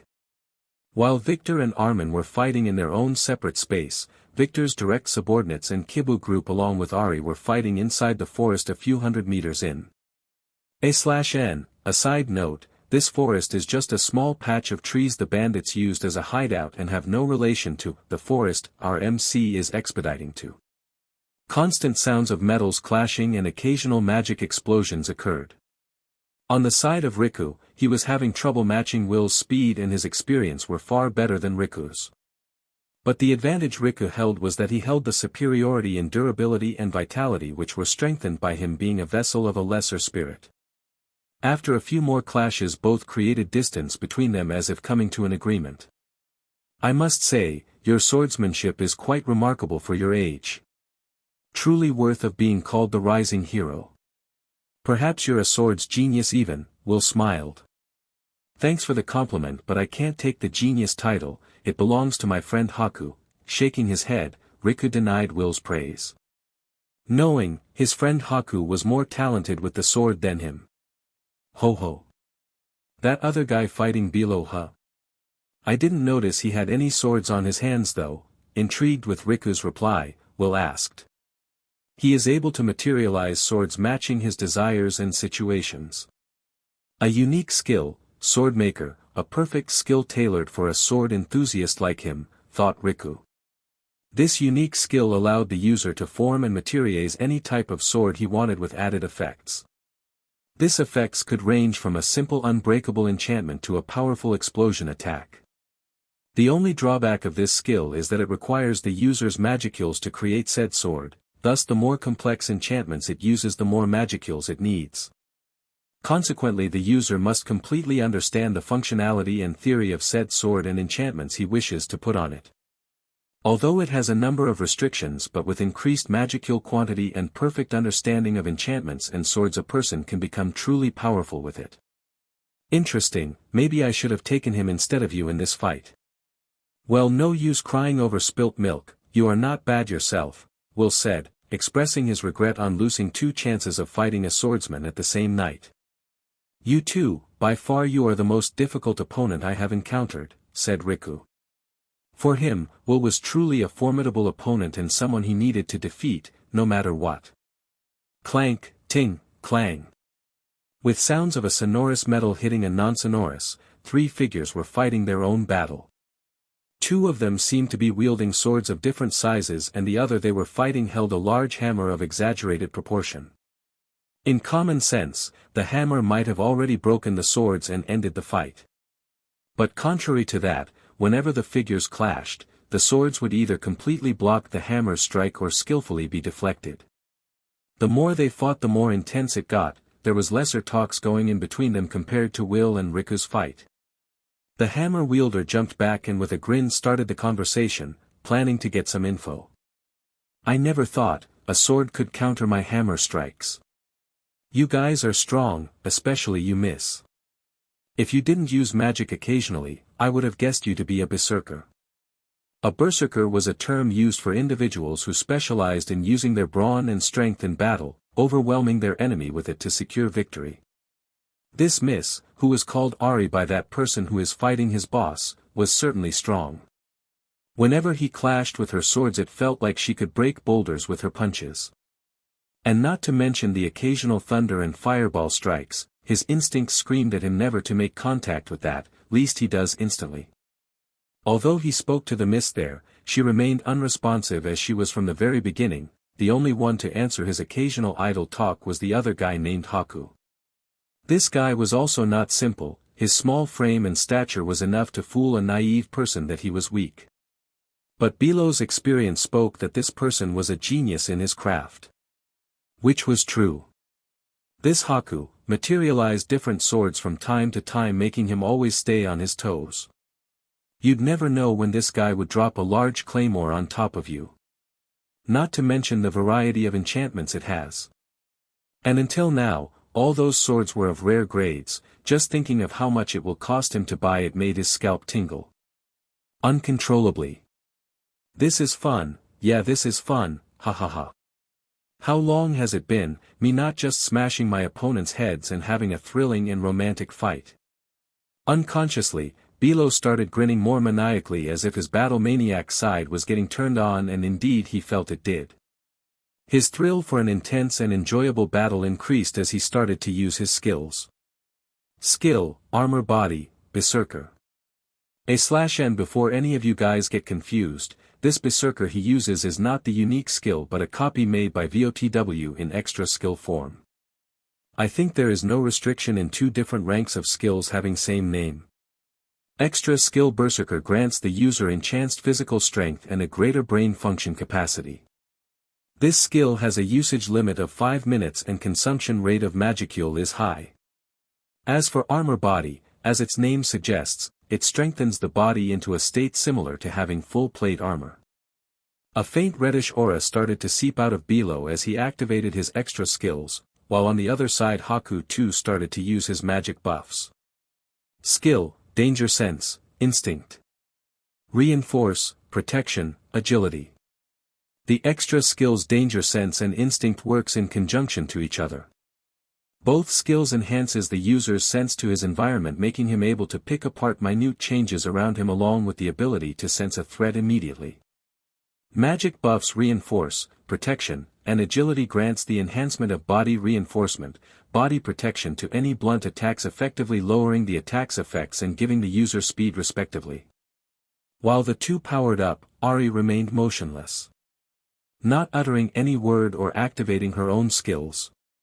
Noticing her unusual behavior in a fight, Haku couldn't help but ask her. Ari-san, won't you use your skills? I see, getting silence as his answer, Haku sweat drops. He expected it to happen like this, her not responding that is. By far she has uttered only 2 or 3 syllables like yes, understood and that too to Armin's questions directed at her. Never did she herself reached out to them and it was only a useless one-sided conversation which always resulted in the air getting awkward really quickly. Belo, also noticing the unusual behavior of that miss and her unresponsive act asked. HMN. Is your companion there dumb? Or is she aphasic? No. Also she is not our companion really, she is with Armin. I see. Hey miss. Won't you use your skills? With your strengths you ought to have some right. Or is it you are scared now? Bilo, understanding from Haku's experience, deliberately tried to taunt, hearing hopes of getting a different response, but what he got was a silent glare from her. I guess that's a negative. Ah. Whatever. Here I come. Without any prior warning, Bilo charged at the duo. With his skills, he appeared to have gotten a lot more faster. Swinging his hammer from above him, he struck down at the camera, causing a blackout. Boom, boom. On a different scene not far away from Haku, Ari, and Bilo's fight. A different brawl was occurring. A fight of magic and magecraft. Occasional magic blasts and fire magic were thrown around.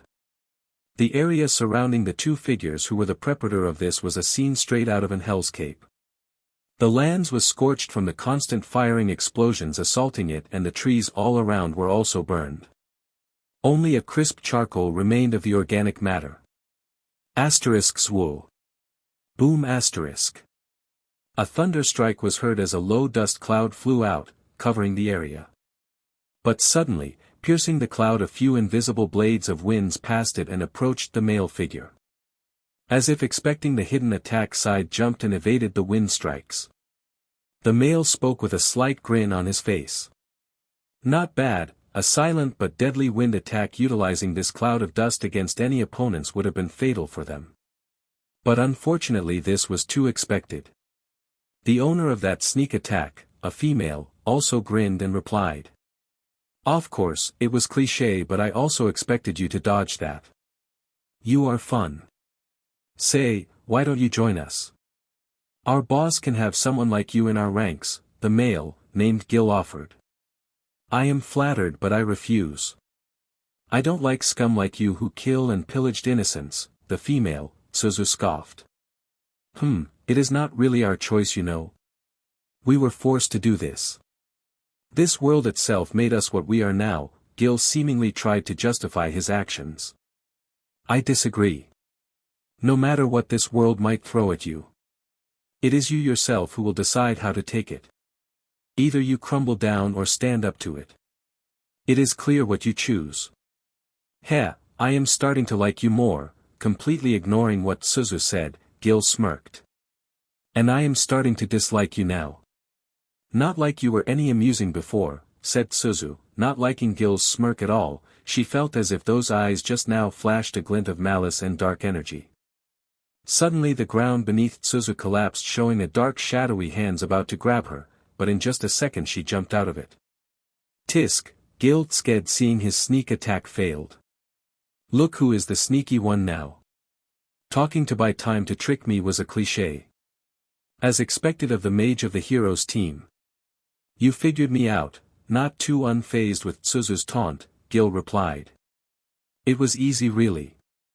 Your entire face and demeanor was such that the only thing that came to mind was an evil kitsune, Suzu said, referring Gil's face to a demonic and cunning fox of Japanese folklore. Or he looks like Sunio from Doraemon, but alter version. Gil, not understanding the strange term used, responded. I am unsure if Ishold be offended or be happy. The latter. Wind storm. A small-scale storm formed in the vicinity, sucking in all the pebbles, remains of trees, and periodically wind blades were thrown out at Gil. The storm rapidly approached Gil. With no way to escape, he used his own magic to destabilize it. Fire tornado. A fiery whirlwind of tornado formed between the storm and Gil, its temperature slowly melting the ground underneath it. It started to block the storm and completely fused with it. This fusion destabilized the storm and neutralized it. Both dissipated soon after. Gil, wanting to be in the upper hand, immediately launched a magic spell. Shadow hands. 5 black shadowy hands which appeared before to unsuccessfully grab Suzu, again formed around Gil. As they materialized, with a flick of his hands they went towards Suzu.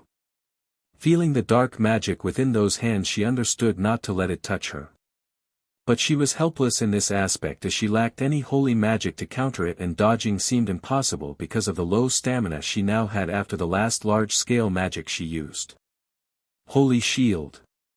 An unknown voice sounded, after which an ethereal white light glowed before Tsuzu and started to condense into hexagonal shapes, fully covering her. It effectively blocked the shadow hands and dissipated. What? Who did that? Gil muttered in shock at having his magic blocked. Thanks Misuzen, Tsuzu sighed in relief of being saved while looking towards her left where Misu was. Now, it was revealed that it was Misu who casted the Holy Shield. This particular spell was a downgraded version of the more complex and large-scale Holy Barrier.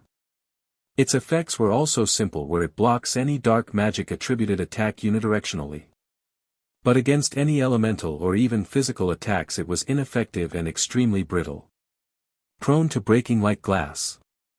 All this time Misu was hidden further inside the forest, as she was the weakest and also the strongest asset of the group. Her healing skills could be instrumental in this fight, while her own fighting prowess was a little above average, making her unsuitable to participate in this high-intensity battle. Seeing her friend unable to dodge the black magic attack, she decided to promptly save her. So you can use spells like this, huh? Can you even that spell? Gil mused, thinking if Misu could use the disintegration spell as well. If she could, then she was a much higher threat than this mage girl before him. Huff star. Your fights with me. You should focus on me, you bastard. Thunder Lance. Tsuzu, recovering her breath, utilized another high-powered magic. This time a lightning magic. This magic shapes itself into a large lighting lance and gets launched at the enemy. When struck, it creates an unreasonable explosion, and along with it a large amount of shocking element. Effectively paralyzing the opponent if he didn't get burned to death, that is. As the lightning strike passed the camera, a white light spread all over. Turning the scene, we now look at the main battlefield, where a not-so-epic battle was going on compared to the ones Team Golden Tier and Kibu were in. All around the great clearing, tents were burned along with surrounding trees, and smokes were bellowing out in the air. Bodies lying all around the land, and a constant sounds of metals clashing and magic being thrown was heard. Looking at this scene, to anyone it may look like an army had infiltrated its enemy's camp and a battle broke out. But in reality, neither sides were even some kingdom's army. On one side were the adventurers and on the other side were the bandits. Considering the numerical advantage, the bandits seemed to be the victor, but in terms of combat capabilities, the adventurers far outclassed them. As time went on, the adventurers were slowly but surely winning this battle. They steadily killed or captured anyone who surrendered. The casualties on their side was low, while the bandits were rapidly rising. In one of those areas, we see the guildmaster and the A-ranked team lead by Cario fighting off some B-ranked bandits. Killing off the last remaining on their side, Cario started a small conversation. This was quite easy. It was. All because the bandits' high power are not here, said Robin, hinting at the reason behind their quick and easy victory. Indeed, said Cario, knowing what Robin meant. Boss, who are you guys talking about? One of Cario's teammates asked what was inside everyone's minds. Since only the leaders attended the meeting, and not every details were shared, not all knew of the reason behind them swiftly securing the victory. Oh right. You guys didn't know this, but you might have noticed a slight bit of abnormalities, right? Cario asked. After thinking about it, the person replied. There is a lack of high-powered opponents here. In the reports the Black Bandits had some very powerful people. Correct, and it's true, they have the 3 direct subordinates of their leader who are A-ranked. The leader itself is almost at a special A rank. Cario said. Hearing this, the gathered group around Robin and Cario couldn't help but gasp in shock. A special A-ranked person had enough strength to destroy a small nation like the Corallis Kingdom or even take over Gemra. Then where are they? They are being occupied in a fight against Team Golden Tier and Kibu, said Robin. Golden Tier? Who are they? I think I heard about Kibu. Yeah, they are said to be the rising heroes. Oh. Then surely they could hold those guys off. Such a conversation occurred in the area. Although they were not very familiar of who this golden tier was. In favor of the Kibu team who was more popular, they ignored it. Just to be clear, the leader of Golden Tier is fighting the bandits' leader alone, feeling a slight need to clarify some of the misconceptions, Cario said. Is he that strong? When did this small country had such powerful people? If you numbskulls want to truly see them, then I suggest you finish this front first, ordered Robin, who quickly rushed towards the area where a larger concentration of bandits was present. Hi! A chorus of agreement resounded. All wanted to witness who this Golden Year's leader was to take on someone like that guy. So, with revitalized vigor they started to fight more enthusiastically. Chargee. Yeah. Chapter 27, CHP 27 Pre-Victor Y. Third POV. A few hours has passed of the surprise attack on the bandits. Boom. A sound of something heavy falling on the ground was heard. This impact caused a sizable crater to form around the said falling object. After the dust, created by the crash, subsided, it is now clear what that object was. It was the leader of the bandits, Victor, who in our previous chapter fought with the team leader of Golden Tier, Armin, or as we all know, Bale. We see Armin approaching near the crater whose formation he is indirectly responsible for. I will be honest, you are the strongest person I have met till date. Excluding Guy, he doesn't count, thought Armin. Cough cough, asterisk. And you are the most terrifyingly strong person whom I have found the honor to die to. Cough, Victor replied while coughing up chunks of blood from the lost blow. Oh. Then I am honored. But we both know you are just stalling for that to happen, right? So you expected it, huh? Victor grinned, but he had expected to be found out by this guy. Not expected per se, I sense the mana around you going rapidly inside that sword of yours. It's hard to ignore, you know. A/N when in human occupied or in any common place I will refer to magicules as mana cause it makes sense for me that humans will call it mana, also if this is not canon then it is fanon now in my FIC. Then, take my final attack, my worthy opponent. World slash, with eyes determined to make his final move successful, Victor exclaimed. With a heavy mana-induced atmosphere and an equally larger mana-induced sword, Victor struck at Armin, who stood smiling and seemingly taking the attack head-on. Just as the attack was about to connect with Armin's neck, a blinding flash of light hit the area. Rewind to 15 minutes. The light subsided to show Gil, Suzu and Misu, all three panting heavily, Misu looking the most out of breath of the three. While the area around them was already destroyed before with the constant fire and explosions of Suzu and Gil. Now, whatever remained of the little vegetation got withered away as if all their life force was sucked away. Dark clouds formed above their vicinity. The dark clouds around them swirled in a cyclonesque behavior, the overall atmosphere seemed gloomy and a little bit of death aura could be sensed. Taking a deep breath, but still unable to collect herself, Suzu whispered to Misu. This is bad, Misu-san, very bad. Earlier I had the advantage because of my skills with elemental magic, but now he's shown his true colors, black to be exact. You are right, Suzu-san, I don't know why such a dangerous and powerful dark magic user is doing here. I am almost at my limits, huffing and taking large irregular breaths, Misu replied. Yeah, I know. I can't counter his dark magic, only you with your holy magic can dispel it, but my skill is not enough, Misu narrowed her eyes. During the interval of the start of this magic fight, Suzu had the upper hand due to her proficiency in elemental magic which she mixed with her scientific theories that slowly but surely suppressed Gil. Backed in a corner, Gil had no choice but to use the form of magic he excelled the best in, dark magic. This type of magic, unlike elementals, are unpredictable, their only indication is that it always carries with it a mass of dark smoke. This particular mass of dark smoke is large or small according to the type, strength and amount of mana inputted in it. That's where the advantage ends for identification. Dark magic can be in any form, from a small leg-locking curse to a spell to summon demonic beings. There is no physical, or elemental way to counter it perfectly. The only feasible way is for you to have a vastly large mana and high proficiency in magic. Which Tsuzu didn't have. The only other way is via holy magic or light magic. So after the initial battle, the following became a one-on-one duel between Misu and Gil, which Gil was winning. Misu was a healer by heart and had less magic defense or attack spells in her hands.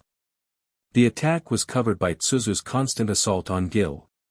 Alerted us, so we rushed as soon as we can. Seems like our worry was unnecessary. Armin said, looking at the now defeated Will. Unsure of what to say, Riku decided to just agree. Suddenly he remembered something and spoke, "What abo? You don't need to worry, Riku-san. We have one now."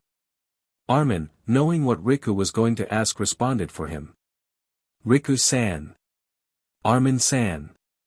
Looking at the direction of the shouts, Riku saw Misu, Tsuzu and Haku emerging from the forest with Ari following a bit behind them. Behind them, the remaining adventurers came out.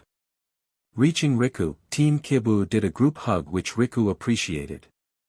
Meanwhile Ari returned to Armin's side. "Armin-san, we have returned." Ari spoke for the first time since, forever. "Yeah, so Ari, did you have fun? I hope you talked a lot, right?" Armin asked while smiling as he knew what the answer would be. "Indeed, we had a lot of fun, and I talked a lot too," Ari replied in a monotone voice. "Like hell you talked," everyone who spent at least a little time with Ari screamed in their mind while forcefully smiling in the outside. Chapter 29, CHP 29 Next Plan. Third POV. The adventurers had won the battle against the Black Bandits. It was now midnight of the same day they had fought. A large camp was set up beside the bandits' one. Since the settlement of the bandits were basically now all turned to ashes, they had to make one themselves. Although it was midnight, there were still some adventurers who patrolled the area and a few tents were still lit up. One of those were the largest tent. Inside it were all the high-ranked adventurers or the leaders of said high-ranked teams. With Robin seated at the head, on his right Armin and beside him was Riku. While opposite to them was Cario and Milo. Next to Milo sat Philguff and then the rest of the B-ranked were seated. Seeing that all had assembled, Robin began the meeting. "Then, let us begin." Bale POV. "Then, let us begin. First thing first, I want to thank the Golden Tier and Kibu team for taking all the attention of the heavy hitters of the bandits. Without you guys, we might have a lot more casualties than we have right now." Robin said, grateful of what we had done. His words were replied by Riku. "It's nothing of importance, Guildmaster, it was our duty to do such things." Spoken like a true cliché hero. Speaking of hero, Gabriel-san said that she detected what the unique skills of these guys are. And saying that I was shocked was an understatement really. I knew they will have unique skills, but to have such broken ones was not something I'd have expected. Firstly, Riku here has a unique skill called Hero. Basically it does what every generic hero will get after getting defeated by a powerful villain. Said hero will get a ridiculous amount of boost in his powers that he will power move through that villain in one move. Well, not to the exact, but you get my point. It relies on his willpower, so it is unlimited as long as his will is not broken. And do you know what its ultimate counterpart might do? According to Gabrielson's hypothesis, it will evolve to grant the user plot armor. Let that sink in. Plot armor, literally.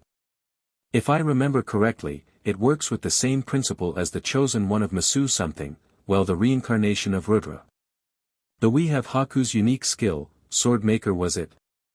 I think Voice of the World missed a perfect opportunity to name it Unlimited Blade Works, cause that is what it essentially does. Creating swords and being able to enchant them might seem simple at first, but after a few thoughts you will realize the true potential of that skill.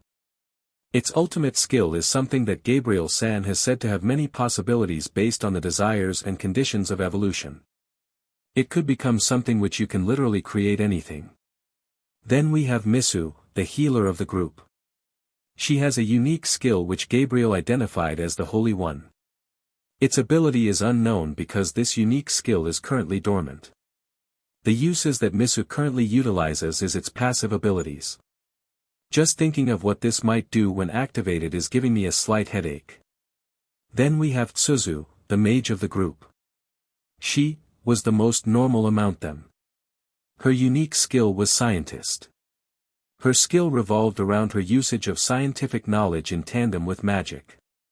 It also provides her with ample magical capacity. Thinking of all these unique skills in just this one group is giving me a large headache.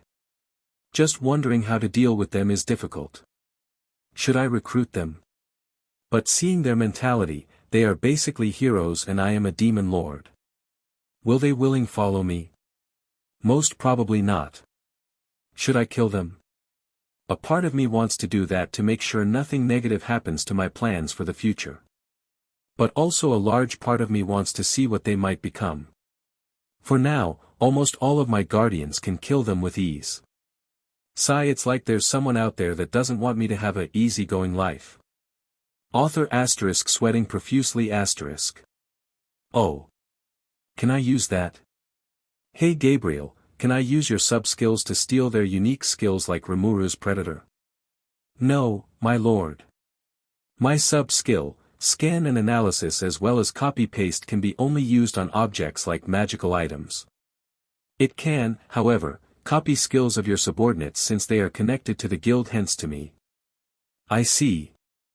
So I don't have any skills to copy or steal theirs, so my plan of just taking away their unique skills and leaving them on their own is also not possible. Well, I'll leave this dilemma for the future me. Future Bale, hey. Anyways. Back to reality. The adventurers were now just discussing of how to deal with the remaining alive bandits, and it was decided to just pass them to the authority. And for their positions? Well, we basically destroyed anything of worth in the battle, so only useless ones might have remained. Another thing is the information that we got from some investigation. Well, I knew it before coming to this meeting. Basically, the dark magic user, Gil, whose name kinda resembles one golden-haired king's, was a relatively new member of the bandits. Something we all knew by now. But what we got to know was that he was a very dark magic user. Based on the reports of Tsuzu and Misu's fight against him. He was very proficient in it. And the reason he joined them was because his village got destroyed by some kind of a plague and wanted to start a new life as a bandit. Which is not something any sane person would start his new life being. And the strange fact was that, there was no reports of any village in the kingdom's past decade of history being ravaged by any sort of plague. This added more to the bizarreness of the situation. And the fact that the suggestion of attacking us was his idea, made the puzzle more confusing. Well, for them that is. I already know what's happening. Remember the scene when Tsuzu had her back turned and a dark mist was creeping closer to her only to seemingly sink inside her shadow? Yeah, it's not a coincidence, that was a shadow demon capturing Gil and sending him to the prison cell in Didenia. By using mind magic, Citrus reported everything that Gil knew. Essentially, Gil was possessed by a lesser demon but held his own free will. Much like Shizue. The more dark magic he uses at a time, the more that demon will gain control of him. And he was a part of a large scheme by one of the kingdoms adjacent to Gemra, which was larger than Gemra by a quarter. The monster infestation was also their attempt at whittling down Gemra's forces for an easy win. Devious really, making your opponent so weak that you get everything in one fell swoop. But a variable put a huge metamorphical wrench in their plans, and that was yours truly. So, to salvage whatever efforts and resources they wasted, they ordered Gil, who was also the one who planted that orb in the mind's chambers, to instigate a conflict between me and Gemra. If this happened, then they will complete their original plan and also get a good idea of my strength. A well thought out plan, but it failed when it met me. Now I know what they intended to do and now will use the very same thing against them. Oh, and the name of this kingdom is Volan. From the general explanation of Gabriel, it's a kingdom in the far west. Between Coleus and Gemra. Its population is about 1 million. And more than half of that is in military personnel. Although it has such a large populace, these kingdoms doesn't even match to the future Western nations, much less the Empire. In the future, even Blumend will have at least 1.5 million, not to mention Inglacia and Falmouth or Falmouth, which has 20-30 million each.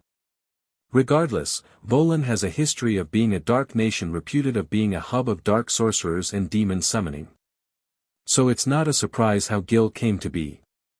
Now, how to take advantage of this opportunity? I could use the tactic of how Momonga claimed Riestais to be his homeland. Maybe? Nah, it's not original at all. Let's think for something else.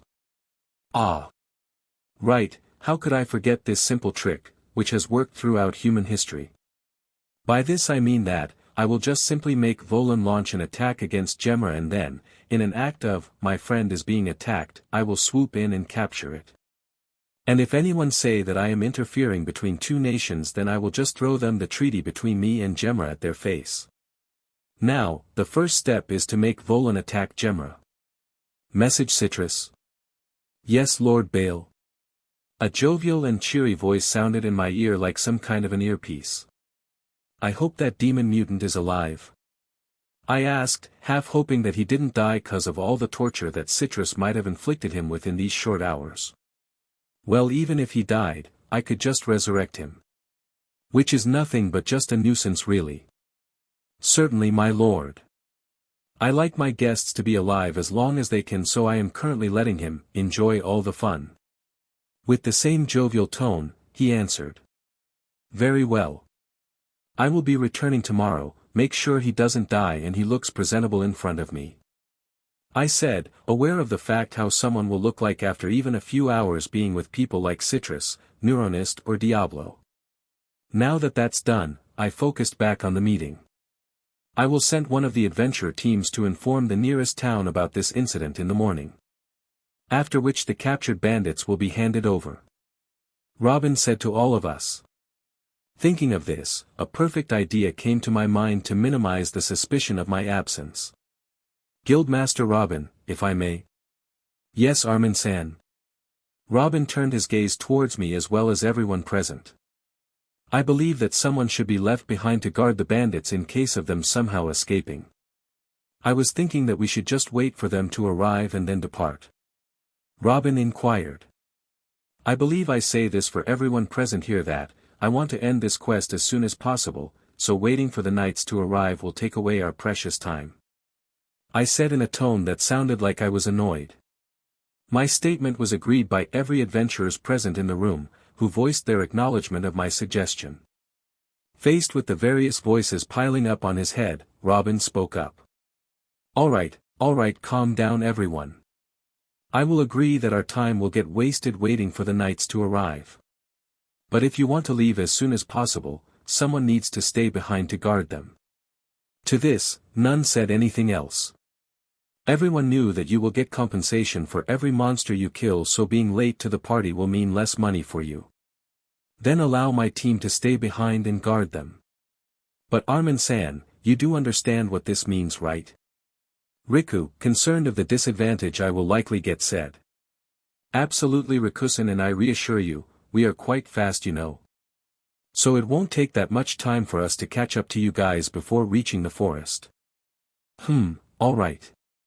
If you say so. Then, it is decided then. As soon as dawn breaks we will prepare to depart. Whereas, Team Golden Tier will remain behind and wait for the arrival of the kingdom's knights. Robin finished the meeting by summarizing the plan. Fine by me too, yeah. Voices of agreement was made concluding the meeting. As everyone were returning to their tents to rest for whatever hours were left till morning. Riku approached me with a call. Armin-san. Yes. Armin-san, why did you volunteer to stay behind? I believe with the bandits captured and restrained, just a few C-rank teams might have been enough. Riku voiced his thoughts, which were certainly the usual way of how this might happen. But I had my counter to this question. Riku-san, against that particular bunch of teams, only me and Ari alone is enough to guarantee the safe handling of the bandits. There could also be a chance of people like Gil attacking to erase any evidences left behind by him. I see, how thoughtful of you Armin-san. I didn't even think about that factor. Amazed by my wisdom, and with a glint of admiration in his eyes he exclaimed. Besides, as I said before, I and Ari is quite fast in our movement. So it won't take that much time to join you guys. This state seemed to have solidified my purpose, as Riku visibly backed down. I see then. I will retire to my tent now Riku-san. We shall meet tomorrow. Good night Riku-san. Good night Armin-san. With that greetings, Riku and I walked the opposite direction. Both having different thoughts in our heads. One thinking of how his plan will go on in the future and one completely reassured of their new friend's choices. Chapter 30, CHP 30 Back to Dudinia. I'll leave the rest to you, Armin-san. Robin said to me, as behind him was all the adventurers bar me and Ari. Riku and his team was standing just beside him. As planned, while everyone will continue their journey, I will remain behind to guard the bandits until the kingdom's knights arrive and relinquish me of this trivial task. Don't worry guys, we will catch up to you guys soon. I said as I reassured the worrisome-looking Riku and his team. Honestly, why do they even think that it's a big deal? It won't matter much really in the grand scheme of things. Regardless, as I watched them disappear in the horizon, I addressed Ari. Stay with the doppelganger and call me immediately if anything arises. Certainly my lord. Gate. As I walked through the swirling vortex of purple mist. In my next vision, I see the familiar yet unfamiliar hall of the throne room. Its grandeur still amazed me of how a simple game design got translated to this wonderful whole art. Ahead was the throne where I would be sitting, while the kneeling guardians awaiting for me, standing on either sides with Medusa right beside the throne with a smile on her face as always. Tap tap. All that was heard in the hall, was the sound of my slow strides as I walked calmly towards the throne. Neither in a hurry nor too slowly, all relaxed as all things should be. Reaching my throne, I turned around to look at the guardians, satisfied with their presence, I sat. With my right hand on my cheek, my legs crossed. Welcome, Lord Bale. A chorus of welcome sounded as the meeting began. Thank you everyone. I hope you all are doing well. Similarly, I believe the castle is also functioning perfectly. Indeed my lord, Dudinia is working the way you intended to. Nothing of any worry has occurred. Medusa, as the overseer replied. Good, now then my guardians. I have some things I want to inform you about. I believe you all are informed of everything till my departure from the Marquisdom by Adrigal. Getting their nods as a sign of affirmation, I continued. Very well, I have decided that I won't be taking over this world by any direct means. By this I mean that I won't outright declare war on the world. Doing so would be no fun for me. I will, however, fight if we were to be instigated first. Even if we were the one to do it indirectly. My last sentence was met by a cunning smile from all of the smart guardians gathered here. Next. I have decided to make an alter ego of myself in the form of the Team Golden Tear's leader Armin. I will tell Ari to report everything that has happened after this meeting. Furthermore, I want Darkseid to allocate special shadow demons to guard and watch over some people. Their information will be present with Ari's report later.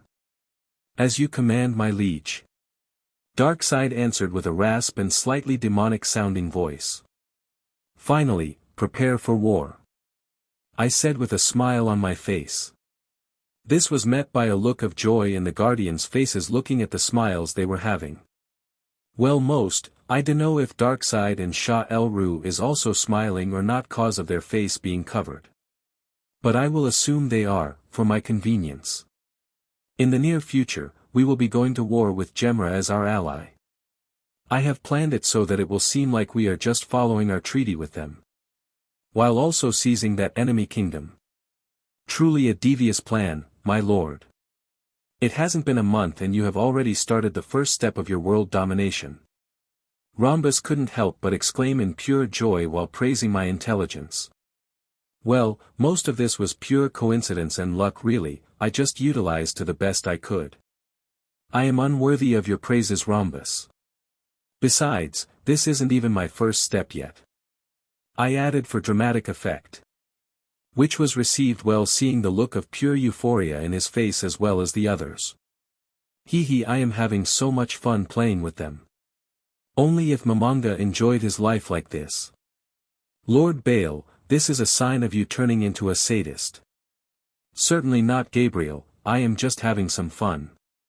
Enjoying someone's despair doesn't count as fun. Well, that guy deserved it really. He truly made me angry. That would be your dragonic pride acting up. Right. Is it just me, or did Gabriel become more sassy? It's your imagination. Underscore. Oh really? I wonder why. That's what I thought. Anyways. My guardians. I trust that you will follow my every command with utmost importance. Yes, my lord. Good. Then I announce, that from this day forth, my kingdom, our kingdom, shall be known as Orion. I declare this as a reminder and as an ultimatum to anyone who will go against Orion in the future, that they won't be shown mercy. Let my words spread every corner of this world, my guardians. I spread my hands theatrically as I spouted whatever I thought was cool. But still, I wish to let everyone know of Didinia, and Orion. How magnificent of a place this is. To be written in the golden pages of history, of which I will be the author of. Sir, you are being a bit too theatric. Let me live my moment, Gabriel, don't just spoil it. Yes. Did I just hear her sigh? It's your imagination. Long live Baal Draconio Arminon. Long live Didinia. Long live Orion. With the guardians chanting for me, I exited the stage to a more private place. My bedroom. Asterisk size star. Even if I said all those things, I still feel a bit overwhelmed now that I think of all the things I will do. Well, as someone said, you do your best when you are out of your comfort zone. Something, I should look at it like this.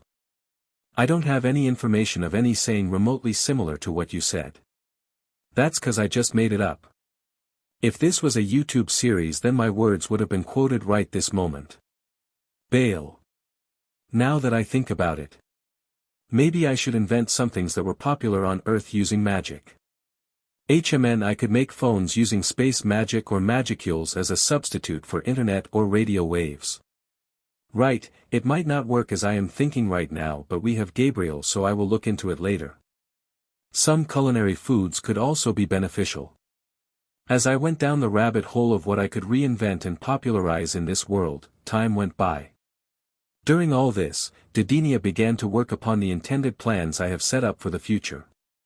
The Guardians started finishing the infrastructure of a city around the castle, where my future Didinian citizens will live.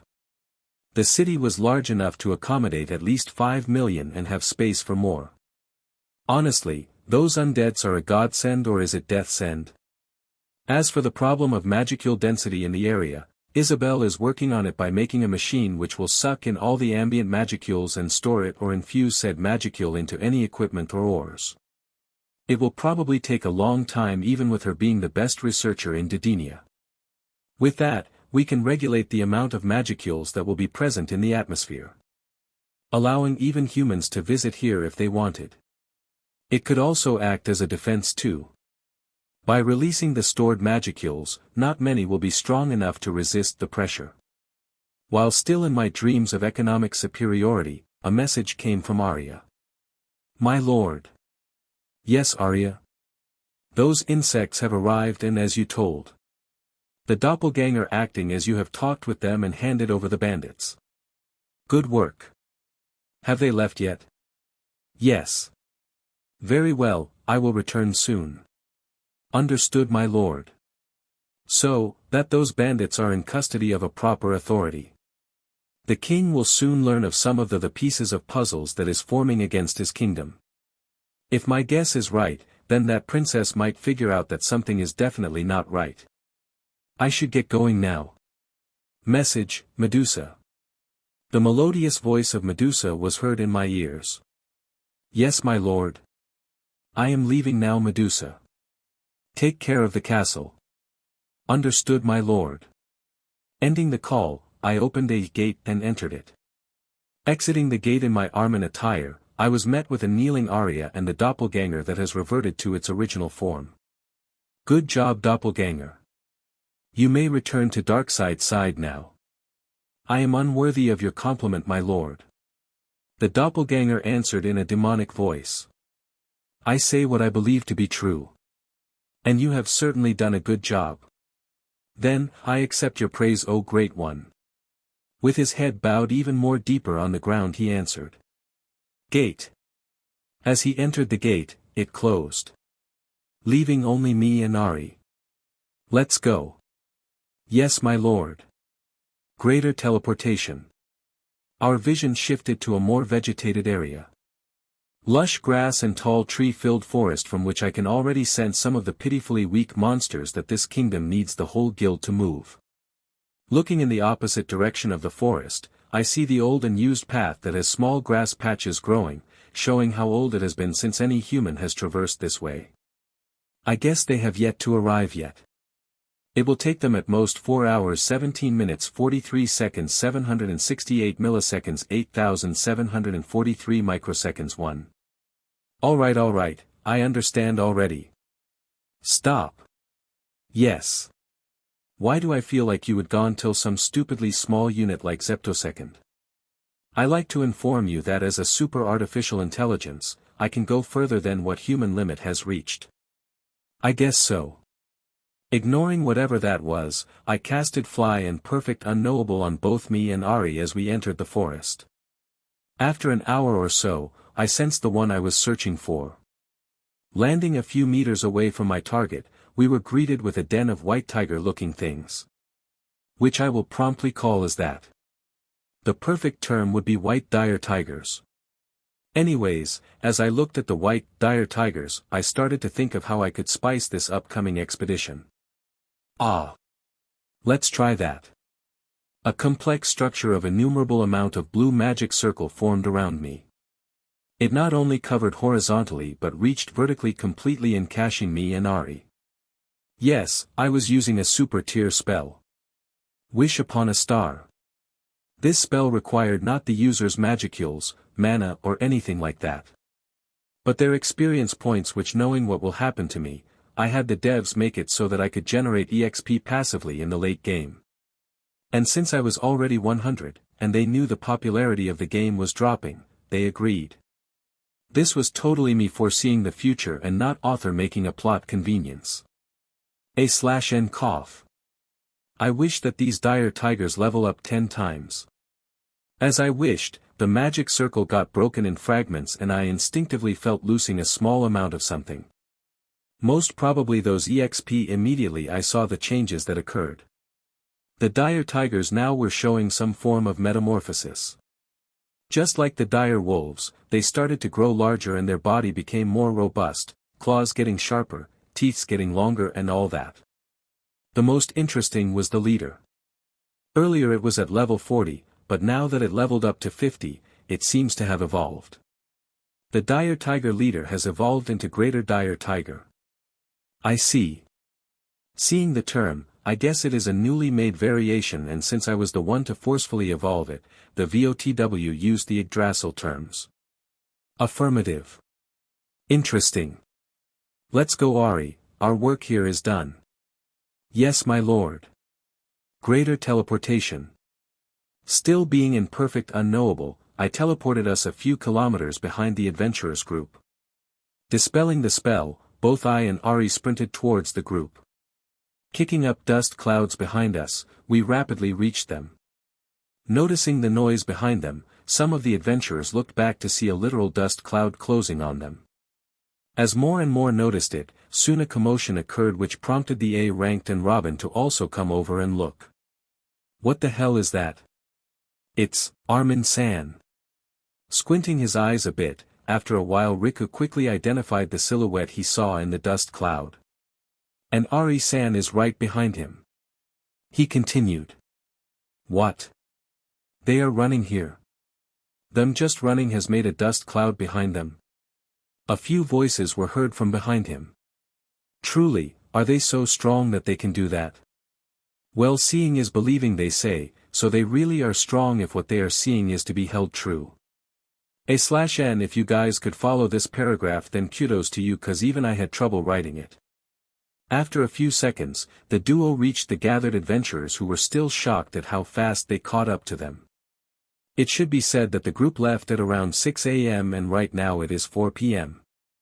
Taking into consideration the arrival of the knights by 4 to 5 hours, this duo ran almost 5 hours. So they took half the amount of time the adventurers took to reach here. Yo, Rikusen. Hello everyone. Raising his hand, Armin greeted Riku first and then addressed the rest. Don't you, yo, us you monsters. As always with the interactions between them, the adventurers couldn't help but shout in their heads while showing a forced smile on the outside. Armin-san. Did you hand over those bandits? Yes, Misu-san. Now then everyone, let's continue. I think we are not that far now. By night time we will sure reach the forest. Taking Armin's words as a go-ahead, everyone boarded their own carriages and resumed their journey. Now with the golden tears in tow. Chapter 31, CHP 31 My Backstory. Riku's POV. It was currently nighttime and every one of our two groups were gathered near a campfire which Tsuzu conjured. I still can't believe that we have been transported to this world of fantasy and dreams. But to say it is a dreamy land, will be completely false. From day one, Misu, Haku and Tsuzu along with me had to go through many things that I wished got removed from our memories. A/N the paragraphs below can be interpreted as Riku having a flashback with him narrating it. I still remember it. One moment I was going home from high school and the next moment, a magic circle formed below me as my vision rapidly changed to a gothic medieval room. On my side were those three others who I recognized as fellow Japanese. The other boy beside myself had a look of shock in his eyes. He was wearing a jinbei, pajamas, with the Naruto cast printed all over it. I think I also saw a lewd image of Tsunade, not my best first impression of him really. Then beside him was Misu. Her expression was the most expected, which was of fear and wariness of the sudden change in her surroundings. She was wearing a school uniform which was different from me. The last was Tsuzu-san. She wore a mix of casual wear, who without any fear confronted the only other person standing before us. A long blonde-haired guy. I think his feminine face makes it hard to identify him. He was wearing a typical long robes that looked exactly out of a cosplay con. His face was expressionless. Behind his was the only exit I could see, and the thought of just escaping did pass my mind, but it was cut short by a voice coming beside me. Hey, who are you? Are you the one who kidnapped us? Tsuzu demanded. She seemed like she was unafraid of the uncertainty of our situation. Also, I think she was going to refer only herself but quickly switched to considering all of us. Still, there was no response from that feminine, blonde-haired, cosplaying kidnapper. I assume he was one, else why would we be here otherwise? He looked like he was contemplating something, scrutinizing us. Then his eyes showed a slight change of disappointment as if we failed an exam. Still unlucky, he murmured to himself, but I could still hear him as if he wasn't deliberately trying to conceal it. Hey! Answer me, you bastard. Unsatisfied that she was left unnoticed, Tsuzu tried to get his attention but failed as the guy ignored her and started to introduce himself. My name is Leon Cromwell, the rest of myself you need not know. The most important fact you should know is that you are no longer in your original world. Why? Don't joke with me. What is your plan? What do you want? Before he could continue, Tsuzu burst into disbelief. Clearly, she was not convinced of this guy's words as we all were. But suddenly a kind of pressure descended upon us, like all the malice of the world was dropped on us. It didn't feel like any gravitational, magnetic or any of the physically explained ones but pure unadulterated malicious intent. I advise you to not interrupt me again or else I won't be as lenient as I am right now. This effectively shut whatever bravado was inside Suzu and also made us not to antagonize the guy. I am tired of this. Those who wants to take these bodies of the children may occupy them. Don't cause any harm to these children and keep them safe in case of danger. The guy said something after him sighing, but I couldn't understand any further. The air seemed to get brighter as a chorus of childlike laughing voices were heard, and suddenly one by one transparent-looking ghosts seemed to enter our bodies. I had a transparent, white-looking girl whose movements got accompanied by gusts of winds inside me. Haku had a rocky-looking guy inside him. Suzu had a fiery-looking girl inside her, and Misu had the most bright one among us. That ghost was completely white. Misu's one seemed to shock Leon if his slight widening of eyes were to go by, as if it was not something he anticipated. Later on, I learned what those transparent beings were. Spirits, who held command over certain elements. Mine was wind, Haku had earth, Suzu had fire, and Misu-san had light attributed. From there, we lived in Leon's castle as he periodically summoned children of differing ages from 3 to 15. We were 14 when we got summoned here. /n I don't know the actual age range and couldn't find it on the web, so I will take some liberties. If you guys know, then informing me will be a great help. The first year was excruciatingly hard for us. We had to watch most if not all of the children summoned die because according to Leon, they didn't possess unique skills or anything that interested him. He said that we were an exception since all 4 of us had dormant skills inside us. That day I started to despise this so-called skills and Leon Cromwell. One day, while I was outside the castle, I was approached by Suzu, Haku and Misu. Misu introduced themselves, and from then on we formed a team of sorts based on our shared nationality and the fact that we were the only ones who knew each other well. Soon, we became such good friends that it felt like we were together our whole lives. Our lives went on in a circle of practicing magic, swordsmanship or guarding Leon's castle while he was gone. Occasionally, we also fought many monsters that resided near the castle. This made us more experienced in dealing with them and also taught us how to survive in the wild. We also met a few heroes. I say it in quotations because according to Leon, they were just take heroes. Which I agreed. Those guys were too arrogant and dumb-brained to notice that the strength gap between them and Leon was very, very large. They just said some stupid things like, "I will kill you, Demon Lord, and save the world." Or, "Give back the princess, you evil being," and got killed instantly. That moment was quite amusing. Leon seemed offended that he would have kidnapped any princess.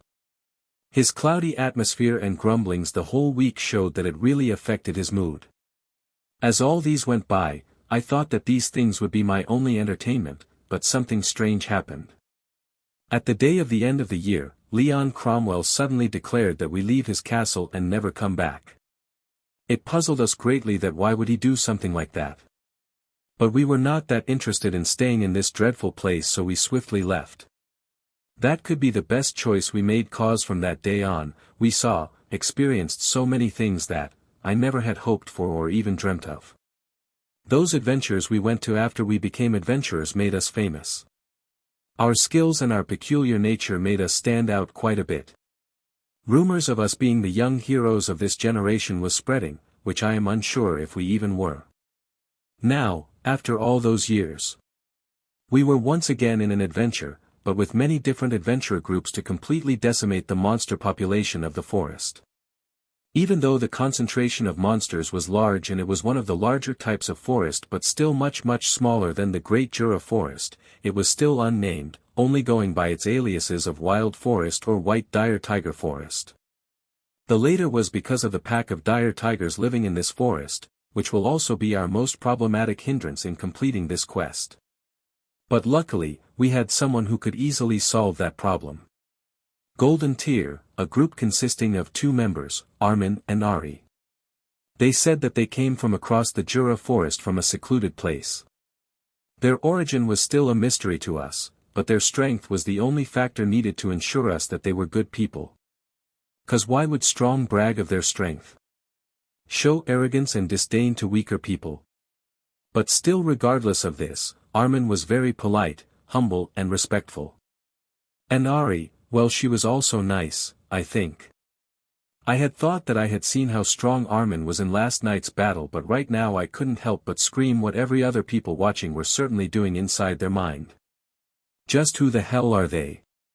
It was now morning and we decided to split into groups to surround and cover a larger area of the forest while slowly marching towards the center where the den of the dire tigers were. A few hours in and we encountered a bunch of monsters whom they were able to deal with easily. I say they because only Armin and Ari did most of the work. These two rushed forward before any of us could react, and most of the time, the fight was over before we could even react.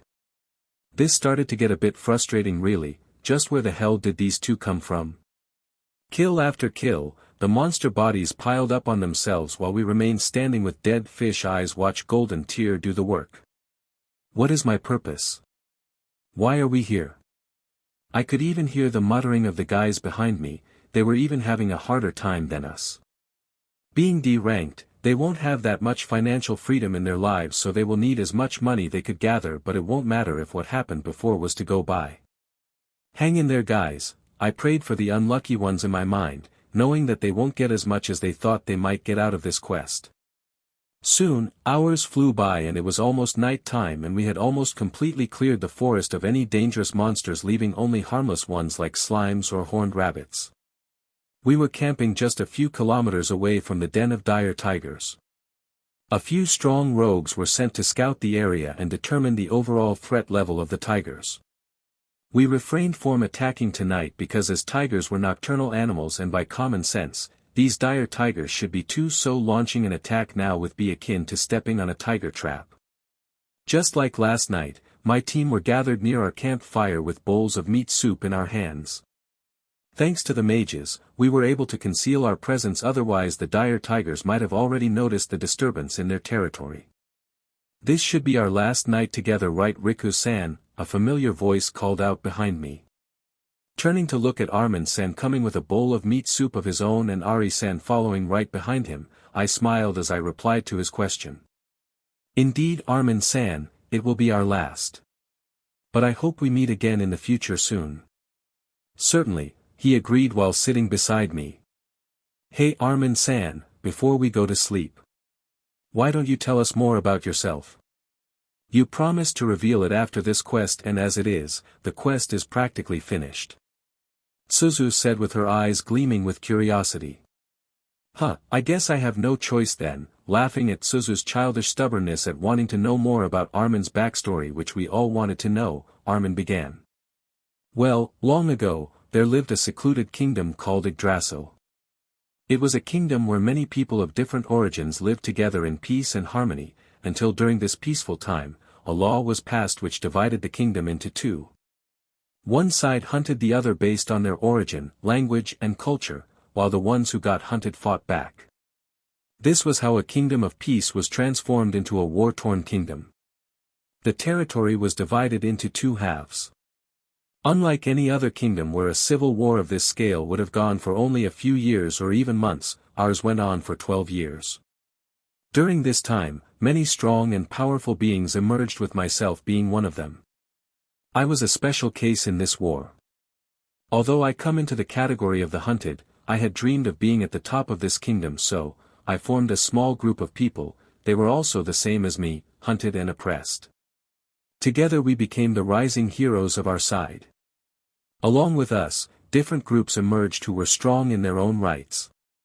But it was not as easy sailing as we thought. Our enemies too had a rising number of talented and powerful beings.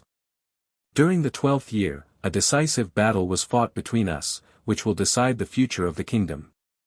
But, stopping at that, Armin had a look of contemplation as he struggled at whether to continue or not.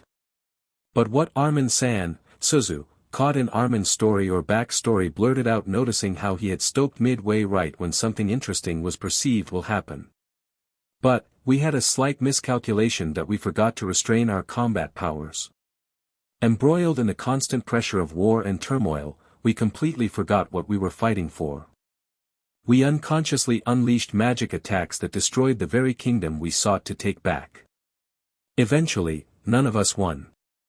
We all lost. Our home, our memories, our friends, our dreams and most of all, our kingdom. It was not more. Yggdrasil was no more, it was now a fragment of its prosperous past, faded forever by the rivers of time. At the end, some decided to end their journey there, right where they spent their whole lives in. Some departed for another journey.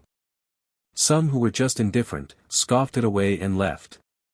While some like me and my friends, forever held the name and memories of Yggdrasil in our hearts. That was the history of my origin. I come from that legendary place. Along our journey, one after another, I lost all 5 of my friends, all of whom died a silent and peaceful death. They left their children in my care knowing that I will outlive them. The end. Chapter 32, CHP 32 Great Storytelling Armin. Bale POV. And that was the history of my origin. I come from that legendary place. Along our journey, one after another, I lost all 5 of my friends, all of whom died a silent and peaceful death. They left their children in my care knowing that I will outlive them. The end. I ended my not-so-true story of my origin which I am proud to have created on the go. While I ended my story a few seconds ago, the Kibu group seemed to be lost in a trance as they looked like they are still stuck inside my story. Heck, even Arya seemed to have gotten transfixed to my story. Judging by her gleaming eyes, I wonder if she will retell this story to the Guardians. Probability of 99% is in favor of it happening. As if Gabriel guessed my musings, she answered my unasked question. Oh. Why not 100%? 1% will be her unable to retell this story any time soon because you will just drop all the adventurers' work on her and flee. I will not. Well, I haven't gotten any more things left to do here really. But I promise that I will relieve some work off of Arya. But if she knew that you would lessen her tasks, then she might have an existential crisis of if she is not serving you properly. Well, we have that too. To be honest, after this quest, I plan on returning to being the overlord of a nation. Leaving Ari to settle things on this side with a doppelganger acting as me to not make people suspicious of my absence. I could technically assign another doppelganger to imitate her, but if something important happens while both of us are absent then the doppelgangers might get in trouble.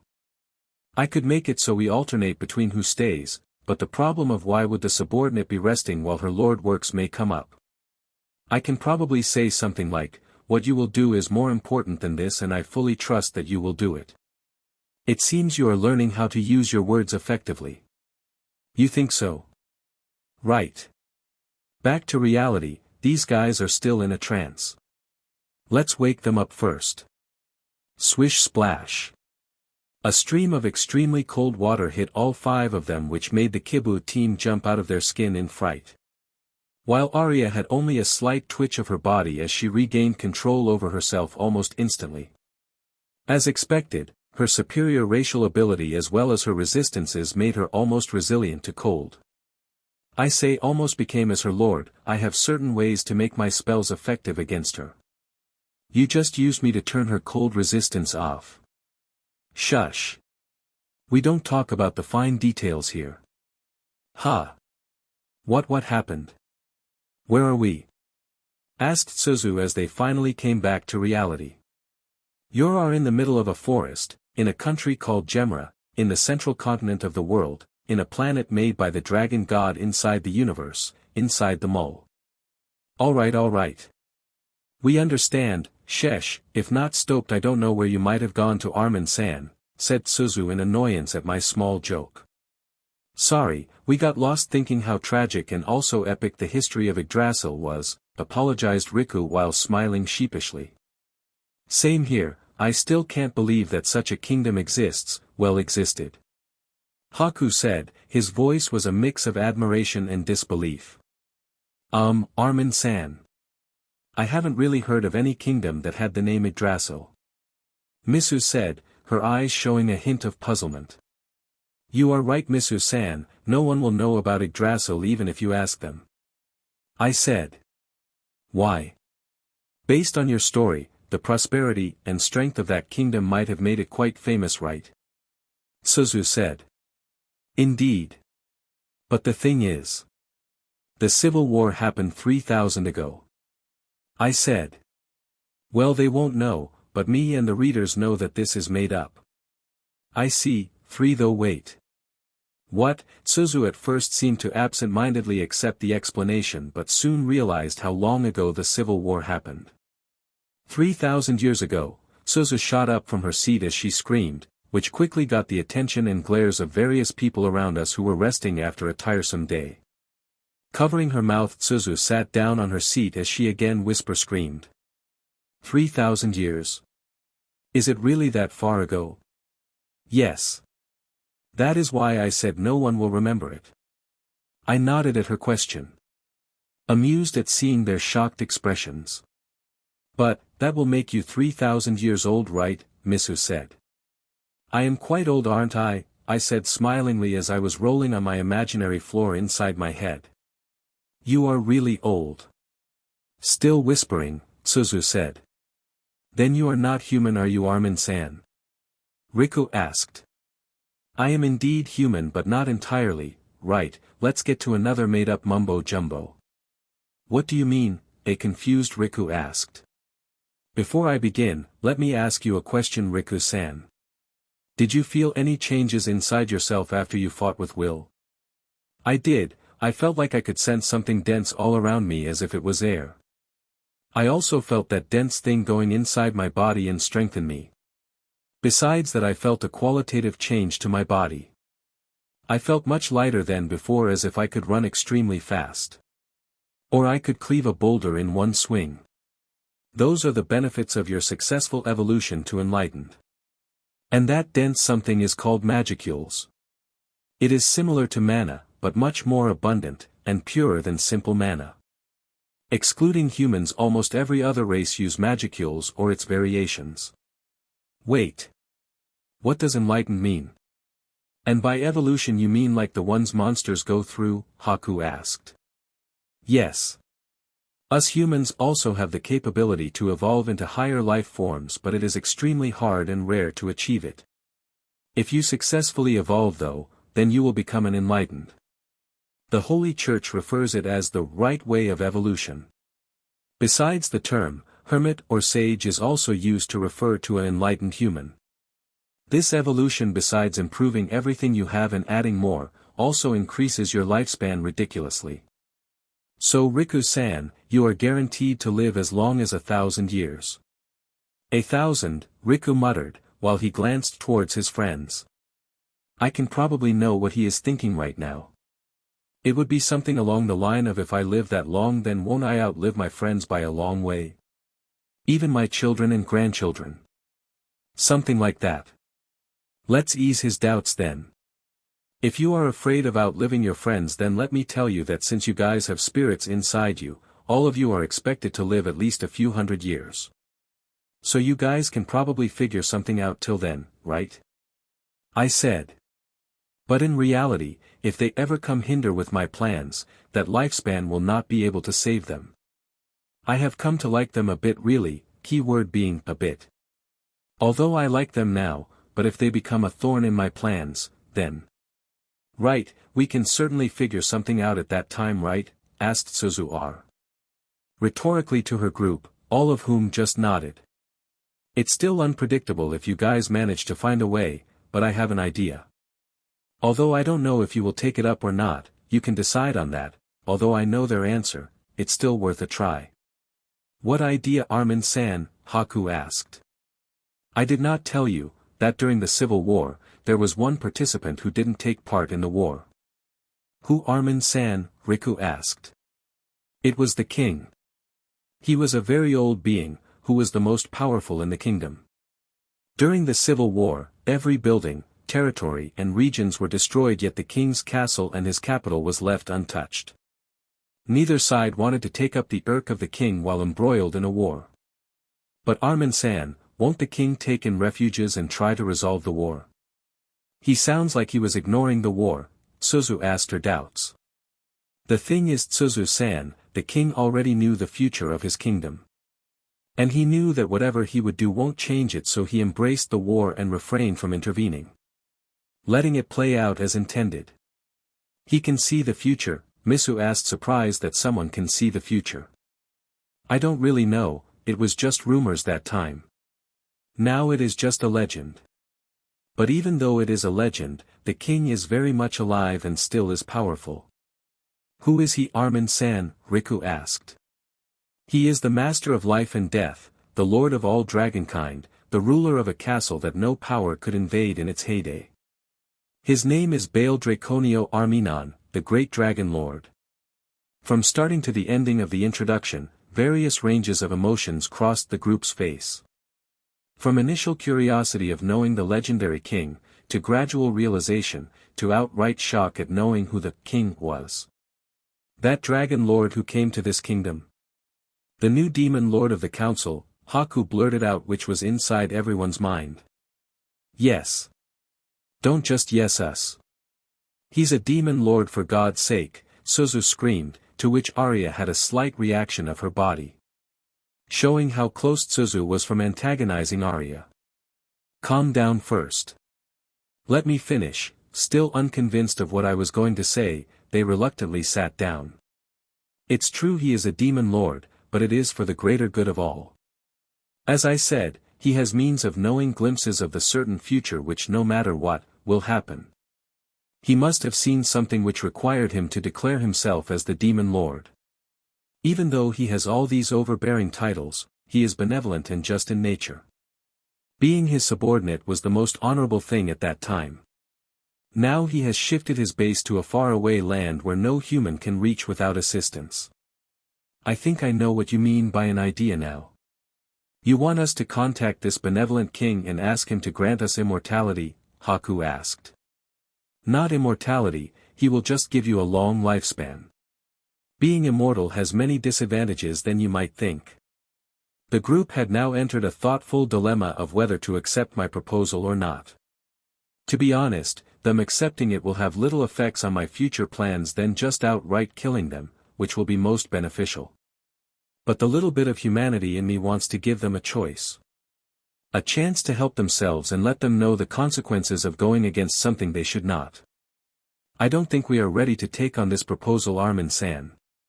Maybe next time we can come to a conclusive decision. Riku said.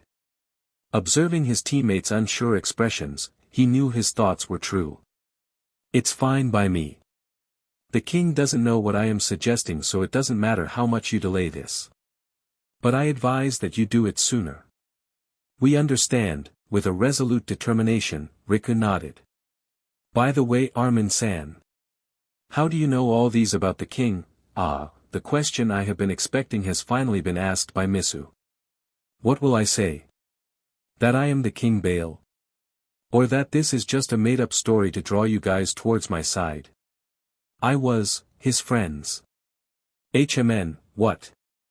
You were his friend? It's funny how comical Suzu looks when she has a delayed reaction. Yes, he was the one who taught me everything that I ever know of. Although he was a lot older than me and was sort of a mentor of me, we were first and foremost friends, the best of friends. But after I decided to join sides and took part in the war, our relationship kind of fell apart. At that time, I was too angry that he didn't support me, my people at the time when I needed his support the most. But now that years have passed, I have realized that my anger had a very naive reason. Him participating in the war might have graver consequences than him doing against it. Am I just that good of a storyteller? Maybe I should retire and write stories. That will be a money-maker scheme. Then, why didn't you guys reconcile yet, if you realized your error? Misu said. I had been searching for him from that day but was unable to find him. But now that he has shown himself, I know where to look for him now. So that's why you came here. Not to meet the demon lord but to meet you, best friend. With that sudden realization, everyone, including Arya, had a face like they had discovered the secrets of the universe. Ari most probably might be thinking that I had been planning this since the beginning, but it's just good writing and storytelling really. Using facts as a base to tell a made-up story will seem more realistic than just a completely fake story. It seems I have found out, I joked. I think it is late now. We should rest. Tomorrow will be the last day of our quest. Yes. And the sooner we finish this, the sooner you get to reconcile with your friend and mentor. It seems Tsuzu is more excited of the prospect of Adventure Me meeting Demon Lord Me. Huh, yes. With that the night ended. Tomorrow, we will see some interesting things. Let's see how they will fare against a leveled up and evolved dire tiger.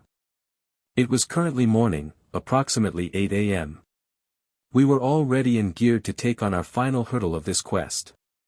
The Dire Tiger Den.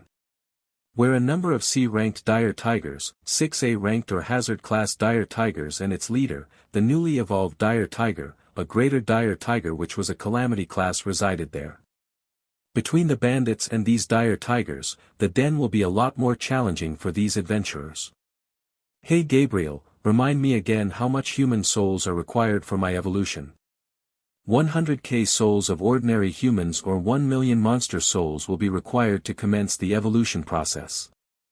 It's still jarring how much souls I will need for evolution.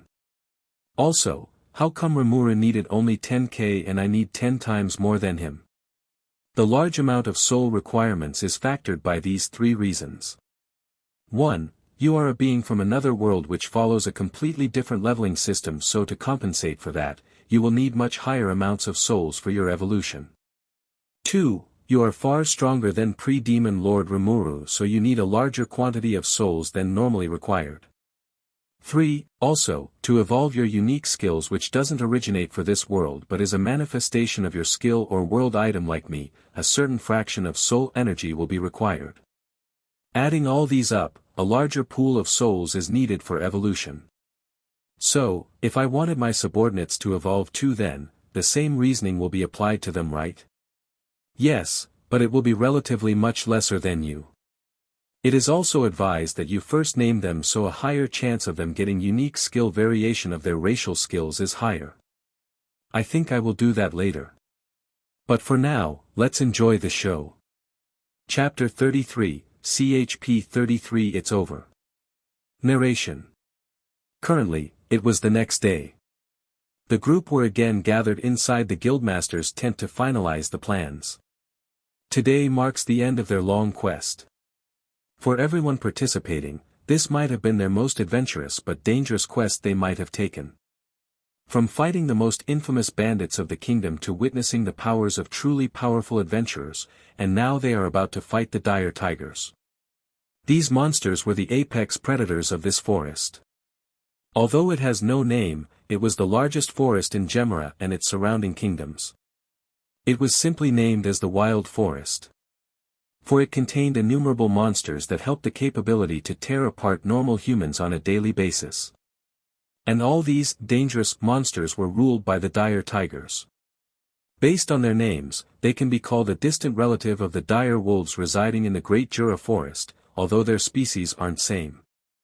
This pack of fantasy tigers were headed by its leader, who was reported to be an A+ ranked or a high hazard class.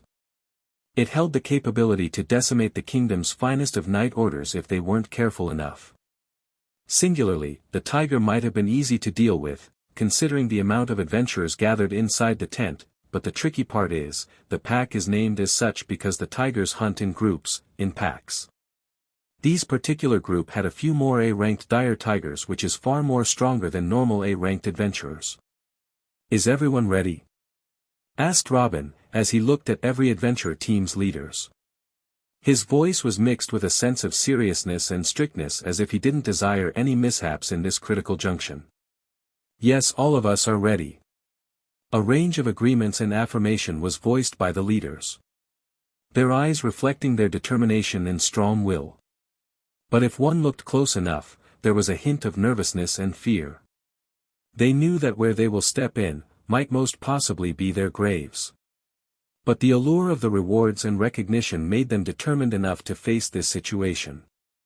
Good, then let's begin.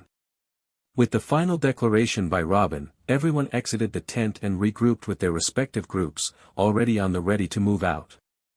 The first ones to move out was the Kibu team and Golden Tier. Followed by the rest of the A-ranked teams dividing and going on either side of the two teams. while the remaining adventurers divided themselves and followed the three different directions the A-ranked went towards. The plan was simple. Kibu and Golden Tier will be the vanguard, engaging in combat with the most powerful dire tigers, while the two branching groups will act as a cage, encircling the place and making sure no dire tigers escape and killing off the strays. It was unanimously agreed that the teams, Golden Tier and Kibu, would be the one to fight the pack leader along with his Beta, Gamma, Lambda, Epsilon, Theta, Omega, Sigma, Pi, Phi, Chi, Tau, and all the Greek mumbo-jumbo that biologists love to use to describe the rankings of predatorial packs. So Armin-san, what do you think would be the pack leader's strength be? Will it be stronger than the bandits' leader? Asked Suzu as they kept moving at a relatively fast pace towards the den. I don't really know, Suzu-san, we will find out once we reach their den, replied Armin while side-glancing at Suzu. His small but noticeable smirk was unnoticed as he was a little further than the rest, and they were looking ahead while in anticipation of how this hunt will go. Who will hunt who? It will truly be decided now. The bandits were just a trailer. My lord, you have started your inner monologuing again. Give me a break for once, Gabriel, I just wanted to entertain myself, you know. Sigh. This skill, it's as if I always have an Alexa who is a million times more better, at the same time a mix of a grumpy girlfriend who also happens to be my assistant but seemingly have all the knowledge of the world. And by of the world I mean from 3 different worlds. To be honest, I feel like I am just enjoying myself this few days. And I think I should make this day my last until I do this sometime again. I still have plans ahead, world domination to do, and all the administration fun that follows. I could just dump the paperwork to my capable guardians, and they will gladly do it. But I think having some experience will help in the future. Let's go by the saying of, if you want to be the best, you should be best in all. Who said that? Me. Understood, recorded in database, under folder, lamest lines. Section, dumb and stupid. Hey. This skill, I think I have finally figured it out. It wants to make me go bald or convert my hair white. The amount of times it roasted me is not looking like the CV I got about it. I didn't present any CV. Let's just go with it, okay? As your delusional mind wishes. Please be nice. Not non-affirmative. Was that a yes or a no? You are not clear enough. Hey. Answer me. Don't just ignore me. As our MC deals with a grumpy and Sundra AI/skill, we turn towards Dadinia and see how the Guardians are fulfilling their Great One's instructions. In a large room held by 4 equally large pillars of obsidian-polished blackstone laden with gold linings, where 2 long sofas and a long table in between, both made of precious materials, were placed. We see an office-esque desk with a chair behind it. Behind this office furniture, there were 2 sets of shelves used to store books and a select few scrolls. On that particular chair, we see a beautiful young maiden. Her face devoid of any emotions but still holding a certain charm that would entice any male or even women into loving her. Her long emerald dress and emerald green eyes accentuated her beauty. This maiden was rapidly writing on papers placed on the desk without stopping in between. Soon a stack of papers piled up on her left side. When she was satisfied with her work, she stopped writing and flashed a small smile while looking at the pile. At that exact moment, a knock was heard, soon accompanied by a maid present at the doorstep to announce any visitors entering the office. Lady Medusa, Lord Rhombus is here to meet you. The maid bowed and quickly relayed who was waiting outside without any hesitation in her voice. Let him in. Just as the voice fell, the maid gave a short bow of acknowledgement and opened the door, letting in the masked doppelganger. He was holding a black file with gold trims on his left as he strode inside the office, casually stopping before the desk and placing the file on it. I see you have finished, huh? Asked the masked doppelganger. Just now. I still have to review it. I can't show a sloppy paperwork to Lord Bailwright, while taking another empty file from the side and systematically putting the pile of papers in it, Medusa answered. Indeed, but I think Lord Bale will be proud of our work. Although I think he will already have known about it and was just waiting for us to come up with it ourselves. Holding his chin with his right hands while resting the elbow on his left, Rhombus pondered aloud. Couldn't agree with you more. The idea of dominating the world through capitalism is indeed an indigenous one. I have never thought of such a path towards world domination, said Medusa in amazement. I think I once read one of the books in the Great Library. I believe it was titled Money Matters by one of the Supreme Ones. Creepy Sausage 101. I used to always hear my creator Lord Vindicator XOX talk how he always preaching how money ruled the world and how everyone is under its control. Truly, the Supreme Ones are really brilliant to come up with such philosophical and strategic ideas. Medusa said with a voice full of worship towards the Supreme Beings. And the one to rule them all, my beloved, Lord Baal. A melodious voice was heard from the back as Rhombus turned to let Medusa see who it was. Ah! Isabella, I see you are too free to chant about Lord Baal being your beloved, huh?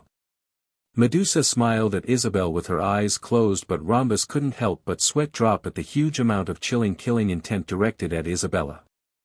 Acting oblivious to the glare directed at her, Isabella answered, Indeed, actually I finished my research a while ago, just need to complete the report.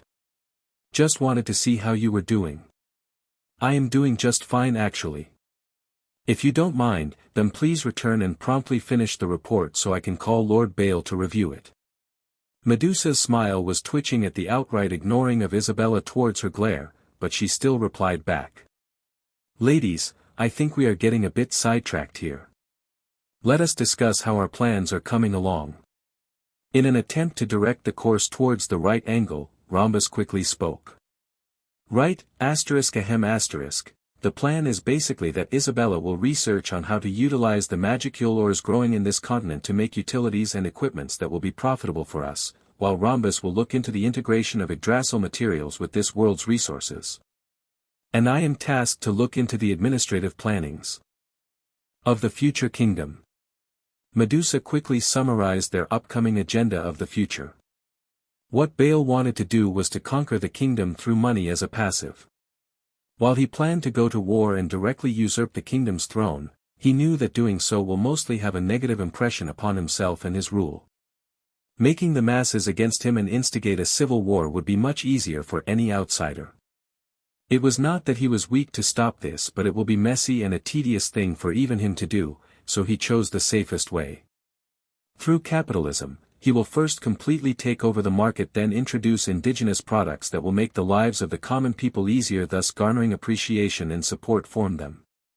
He didn't care about the feelings of the nobles, as he knew that almost all will be a greedy, money-sucking maggot leech who will care about themselves. I have finished coming with the process to reduce the quality of the ores in a profitable method. It will reduce the high quality of magicule ores into its lower counterparts in equivalent quantity and the reverse. This will make it so we can freely distribute the finished products. Isabella continued after Medusa. And I have finalized the research of using the monster skin as materials to make low-tier magic scrolls, as well as some high-tiered monsters can be used to produce high-quality scrolls capable of holding up to 8th-tier magic. I am currently on the process of saturating the monsters in high concentration of magicules to observe the reactions, and this far, it is going in the positive direction. Rhombus followed. Excellent. All the preliminary tests are finished then. Let's move to the next step. Clapping her hands once, Medusa said. Nodding their heads, the trio of masterminds smiled as they saw the future of their master's plans coming to fruition. HMHMHMHMM. While humming to herself, a childlike figure was currently drawing certain symbols on a piece of paper while laying down on her belly, her legs kicking periodically in the air. If any mage to look into what this girl was drawing, they might puke blood in a Chinese xianxia style, because the symbols the girl was drawing was runes. High-tiered runes to be exact. It was simply not the type of runes she was scribbling, but the amount in it. It reached at least 30 runes in a single formation, making it very unstable and dangerous, but the little girl was casually adding more on top of it, disregarding the complete violation of rules of runes. Oh. Asterisk boom. Asterisk. Suddenly a brilliant purple light flashed from the paper as soon, a thundering boom was heard, blasting the door of the room. A loud roar was heard from the hallway as a huge cloud of dust kicked up in the room. Sorry. Back at the center of the wild forest, a crisis unfolded for the hunters. This was not in the intelligence report. Roar. Shit. How are they this strong? They seem to have somehow evolved. But that's impossible. Screams of disbelief echoed in the middle of the forest as the adventurers fought the dire tigers. Contrary to what they had believed, the dire tigers were stronger than what they estimated. This led to a disruption in their perfect plan to subjugate them. While they were struggling to keep up with the high combat force of the tigers, the vanguards were currently fighting the pack's lead dire tigers. Why the hell is this tiger attacking me only? Riku shouted as he dog-dead and simultaneously attacked at the dire tiger leader who seemed to have fixed Riku as its target. It seems it likes you very much. Why don't you go and pet it? A frustrated jab was thrown at Riku by Haku, who was also busy dealing with two powerful dire tigers at once. Their hides are stronger than normal high-grade armors and their teeth and claws sharper than swords, and their strength could be equivalent to two fully grown elephants. Analyzed Suzu, who was a distance away protecting Misu and herself from another dire tiger who was trying to get inside the barrier, while Misu was constantly buffing the boys. Then have you figured out their weak points yet? Screamed Riku, who was slowly getting overwhelmed by the leader. Just a moment. Suzu tried hard to think of a solution. While Kibu Group was embroiled in the most intense fight of their life, Golden Tier was currently having a great time watching them using Perfect Unknowable. Before engaging in combat, both used illusion to make it so that a large part of the dire tigers had retreated, and both decided to pursue them while the remaining 4 dire tigers fought Kibu. In reality, the so-called retreated dire tigers were in fact teleported by Armin inside Isabel's laboratory. That's it. How could I ignore such a weak point? Riku. Haku. Attack their eyes and mouth. Try to do as much harm as you can. Suzu exclaimed while she at the same time started preparing another magic circle. Right. Riku charged his sword with excess magicules which he just recently learnt to use and was currently unable to control the amount. Swish. While also charging his feet with mana, he zoomed towards the leader, aiming his sword's tip at its eye. The leader, as if perfectly knowing what Riku was doing, moved its head sideways and punched at Riku, who already reached it with its paws, sending him across the field. If it was any generic monster, then that strategy might have worked. Unfortunately for them, this leader is smarter than a normal human. Thought Armin, amused at the shocked expressions of the group. So that didn't work. Muttered Suzu while a little downed at her genius strategy not working. It seems that we need to use brute force them. Said Haku while using his skill to the maximum and beyond. 50 swords of various ranges of shapes, sizes started to form behind him. Each containing powerful enchantments of approximately low special ranked. Swish swish. With a flick of his hands, the swords swiftly approached the 2 surprised dire tigers. Soon, the swords reached their target like homing missiles and exploded on impact. The unprepared dire tigers soon perished in the explosion. When the dire tigers died, Haku again used his attack. Now half the number of swords swept towards the 4th dire tigers, killing it. My turn. Said Riku while charging his sword with magicules and also using his skill. Let's attack on my count. Suzu, now freed of the burden of using a barrier while simultaneously attacking, started charging her magic spell. Haku also started to use his move once more. But now, drops of sweat could be seen on his face while his forehead had a small line of frown on it, signifying that he will soon reach his limits. A glow of light appeared on the bodies of the trio, which soon disappeared. Thanks Misu. Said Haku, grateful of the buffs Misu had casted upon them, while Misu reciprocated his thanks with a nod. Then. Everyone, attack. Suzu exclaimed. Ha! The first one to go was Riku, who now disregarded attack any weak points and chose to just attack the largest area the leader had, its body. The eyes of the tiger widened while it was unable to properly dodge the attack and got hit, making it skid a few feet away. The attack did little damage to it, only leaving a slightly large scar on it. While it was still stunned, a big ball of fire soon approached it. Nuclear explosion. The supercharged nuclear magic sent by Tsuzu soon completely covered the tiger, making a fiery tornado reaching for the clouds, dyeing the sky red. Swish swish. Multiple swords soon entered the tornado, explosions resounding with each impact of the sword. The tornado went on for 3 minutes while everyone waited with bated breaths for the result of their efforts. And it was definitely fruitful. The dire tiger leader was now a searing mess of exposed and burned skin mist with blood oozing out of the orifices. It was now weakened but still held on, as if mocking the efforts of the group. It seems we were late to the party, Armin said as he walked towards the group form behind. Armin-san, the slight voice break in Riku's call showed how much exhausted the group was and also that they were relieved to see him. You are exactly on time, Armin-san, said Misu. Then, swish. With a quick slice, Armin decapitated the tiger, finally killing it. Chapter 34, CHP 34 Grave News.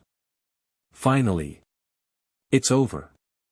Sighed out Suzu while she collapsed on the ground, completely exhausted and out of energy. Yeah. Looking up at the sky, Riku could see the sun downwards, signifying that it is now most probably past noon. Soon everyone gathered together.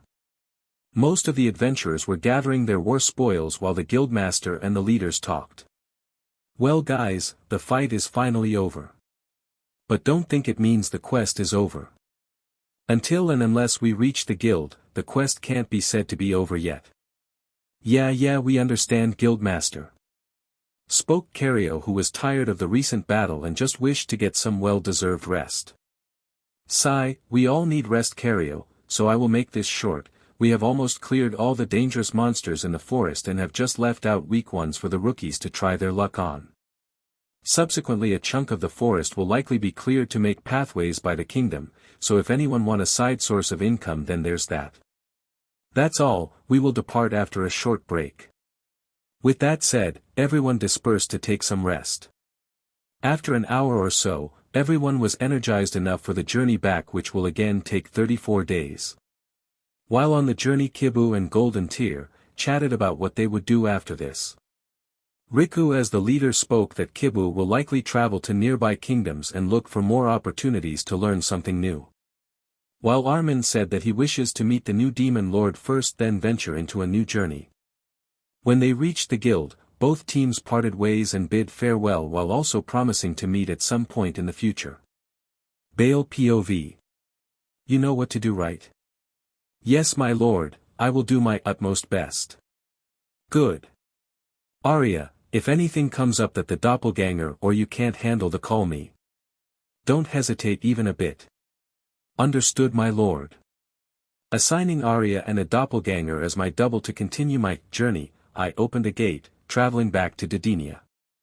When I exited the gate into the throne room, I was greeted by a beautiful-looking Medusa standing diligently beside the throne with several holographic panels likely observing the functioning of the castle.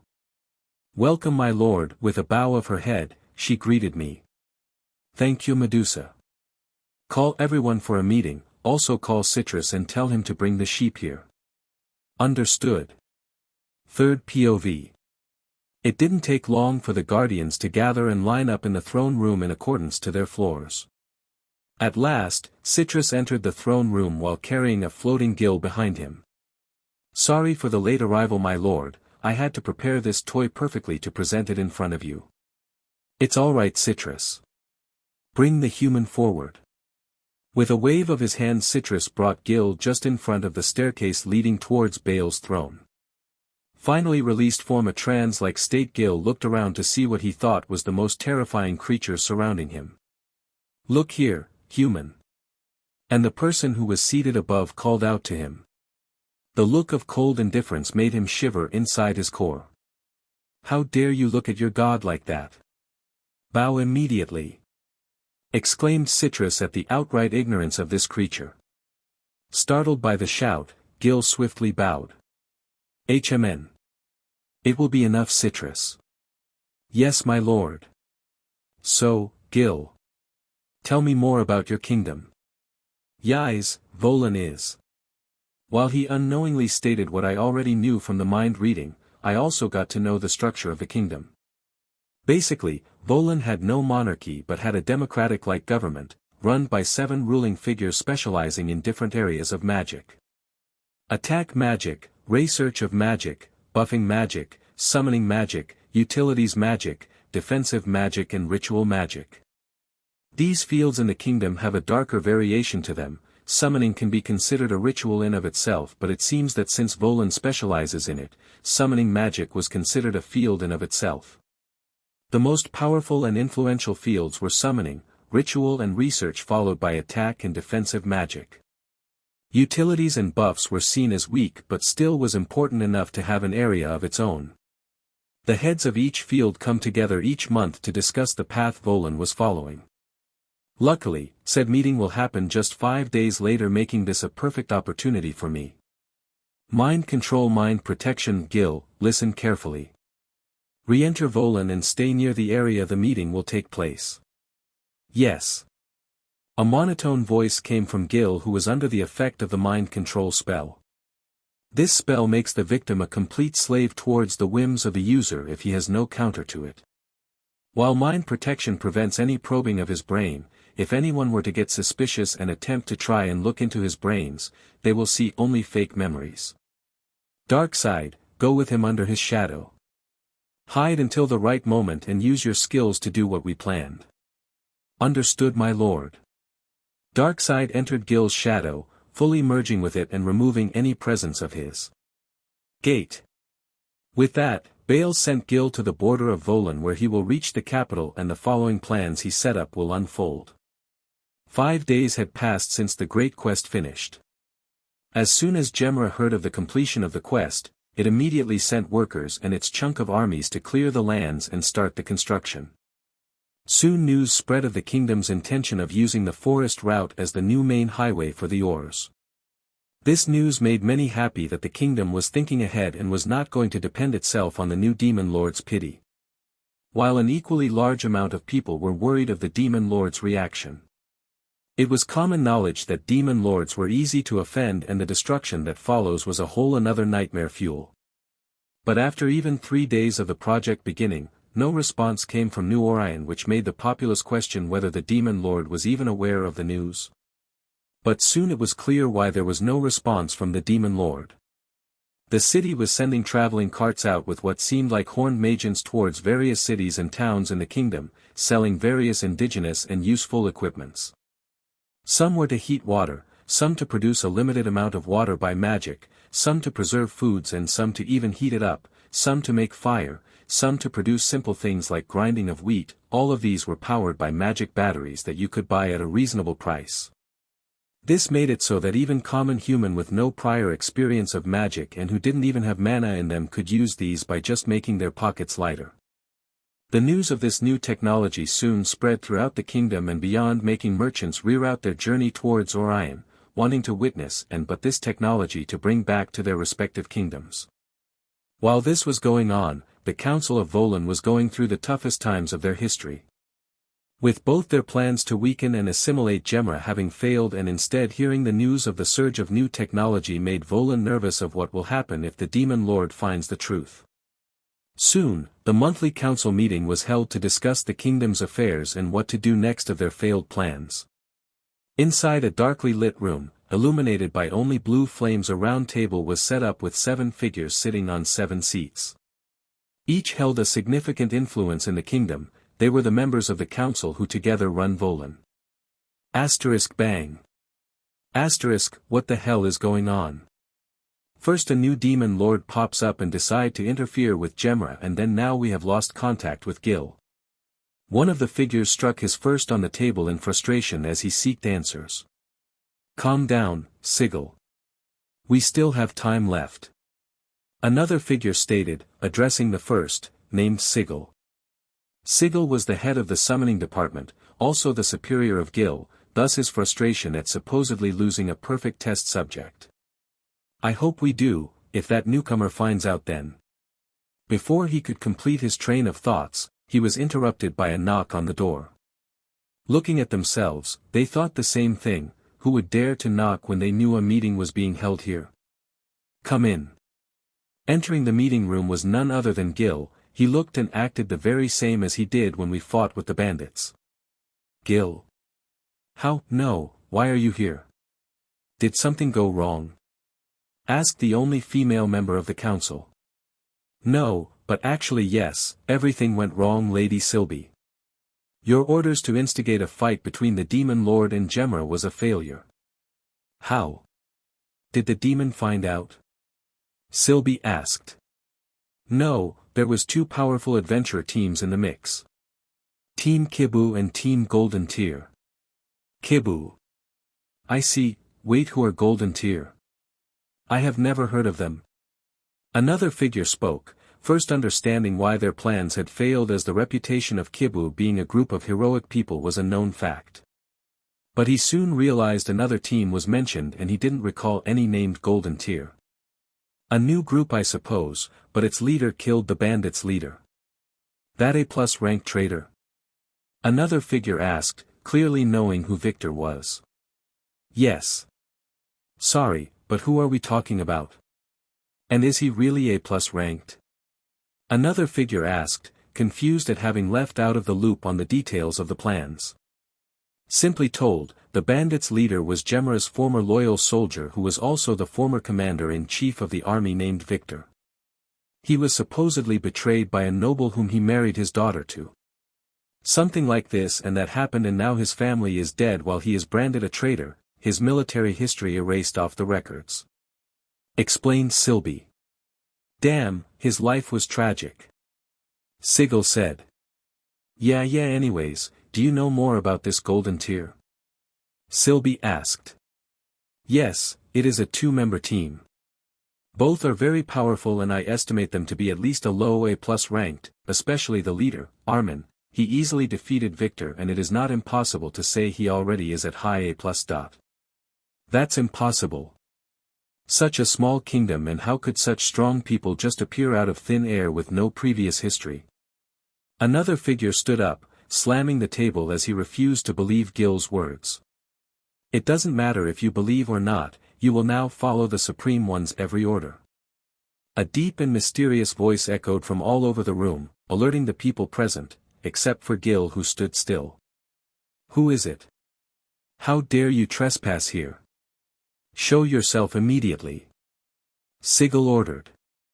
My, how impatient you are. Can't even see me and you are trying to be bold. Once again the similar voice was heard, but now it was easier to identify where it came from. They turned to look at the source of the voice and quickly saw a dark figure emerging from Gil's shadow. The members immediately understood what might have happened and screamed. Gil, you traitor! Silence! A demonic voice escaped Darkside as everyone swiftly closed their mouth. The people tried to pry open their mouth with their hands but found it shut closed tightly. I do not want to extend this meaningless meeting too much, so I will be on point. You will declare a full-scale war on Gemma. And also target the new Demon Lord Bale. Darkside ordered, using his skill, which allows him to manipulate the mindset of any being lower level than him.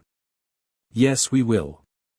With a pensive expression everyone chorused in sync as if they had practiced earlier. Good. With that he re-entered Gil's shadow and spectated from them on to make sure everything went as his lord had planned. Tap tap tap. A hurried footstep was heard as a sweating and panting soldier quickly reached the throne room of the castle where a meeting was being held. The guards guarding the door to see if the figure rushing toward them was an ally or not, identifying the figure as a friend, they quickly scanned him as he was reaching the door. Looking at each other and nodding in understanding, they quickly opened the door to the throne room without any delay. They understood that by the way their friend was coming, it was urgent and any delay may cause great harm. So, as experienced door guards, they knew when to stop someone from entering and when to unconditionally let someone pass. Even if there was a meeting, it was not forbidden for someone to enter. While the nobles and the king were discussing the next step for the road planning from the capital to the mines, the soldier entered the room. "Your Majesty. Grave news. It's very bad." "Calm down, soldier, speak slowly." Gowlard quickly calmed the soldier down, and the soldier, now calmer, spoke. "Your Majesty, Volan has declared war against Gemra. Their council is now preparing for a full-on assault from the plains of Adrift with their whole army, and they have also declared Demon Lord Baal's claim as Demon Lord a heresy and stated they can fight both of us at the same time." "Did they, finally go mad?" one of the nobles muttered out loud. Everybody knew that each kingdom had at least a few dozen spies that monitored other kingdoms' movements, so Volan must have received news of the display Baal showed in his arrival, not to mention the fight and the monster infestation incident. All this entails that Baal is not someone who you should mess with willy-nilly, but to claim they could take on both Baal's anger and Gemra was a far stretch. Yes, they had superior magic firepower, but that was no ground to say they can defeat a demon lord. Thus the nobles' reaction. Let's discuss our plans later, this takes precedent. Gowlard immediately start mobilizing our army to the plains of Adrift. Also inform Demon Lord Baal of this news, since the message unfortunately include him also. King George ordered while taking a tired sigh. "Understood, Your Majesty." Saluting the king, Gowlard and the messenger quickly departed to complete their duties. The plains of Adrift was a stretch of green fertile land in the middle of Volan and Gemra, acting as a natural border between the two countries. On either side, a long line of our posts were set up which monitored any movement from the opposite side. The flat plains acted as an obstacle towards anyone who wanted to sneakily cross it. On the side of Gemra, in a watchtower, a group of archers were standing on guard as they watched the army of Volan slowly but surely marching forward and assemble a few kilometers ahead. Why the hell are they attacking now? Have they gone mad or what? One of the archer muttered out loud. Why? Is it not possible for them to launch an attack now? Another said, confused at the former's statement. This is because, currently there is a demon lord residing in Gemra, and I have heard news that Volan has decided to declare war on that demon lord as well. Making this situation a bit absurd if you think about it. Captain. Another voice from behind explained, making the archers to look behind them to see their squad captain also looking ahead. I never thought someone would be foolish enough to do such a thing. Clearly, there is someone or a whole kingdom. To think they can take on a demon lord. Another person who looked like a messenger said, joining the group's chat. Have any messages arrived from the capital? The captain asked. Yes, the kingdom is also mobilizing their whole forces here. The nearest army should be reaching the outpost by sundown. As such, while Volan's army assembles, our first line of defenses will be ready. The person said. That's good, I thought Volan might strike first, but it seems they intend to wait for us to get ready as well. An archer sighed out. HMN. Now it makes sense why they even bother to send a messenger first.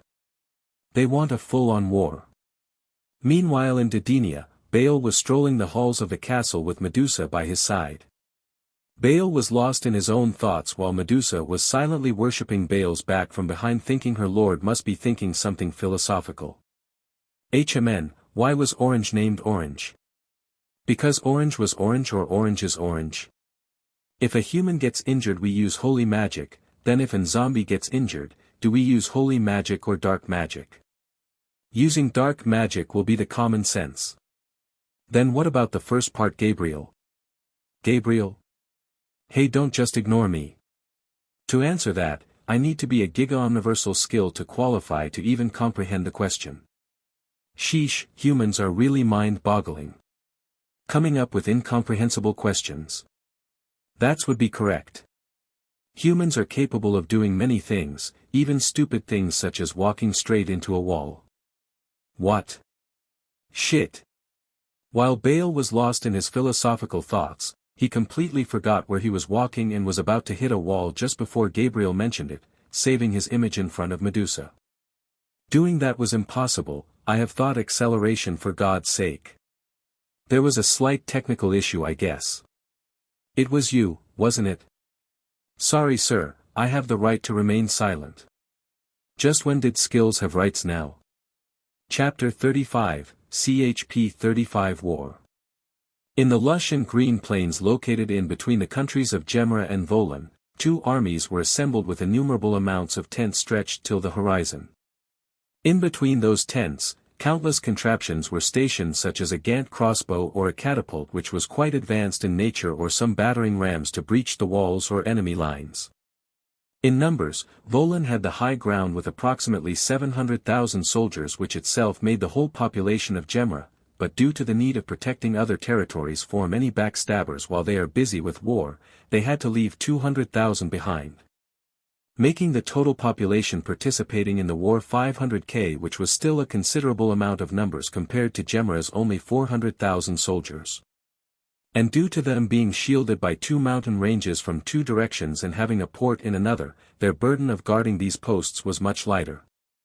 Therefore the one and only post that was cleared of any physical barrier was the plain of Adrif itself where they would battle. Therefore, Gemra could send almost its whole army, leaving some experienced soldiers mixed with reserved soldiers to guard the other outposts as precaution. So, Volan had 500k soldiers while Gemra had 300k soldiers. If asked from the perspective of a third person who would win, he would confidently say that Volan will win, and he would be right. Disregarding the pure melee soldiers, Volan also has a higher concentration of mages than Gemra, again taking the first spot in comparison. Then, you may ask, how has Volan not declared war yet if they have such a large disparity in strength on their favor? The simple answer would be, Victor and Carlos. While it was understandable that Carlos was loyal to the kingdom and would fight for it, there may be a question of why Victor was a problem to them.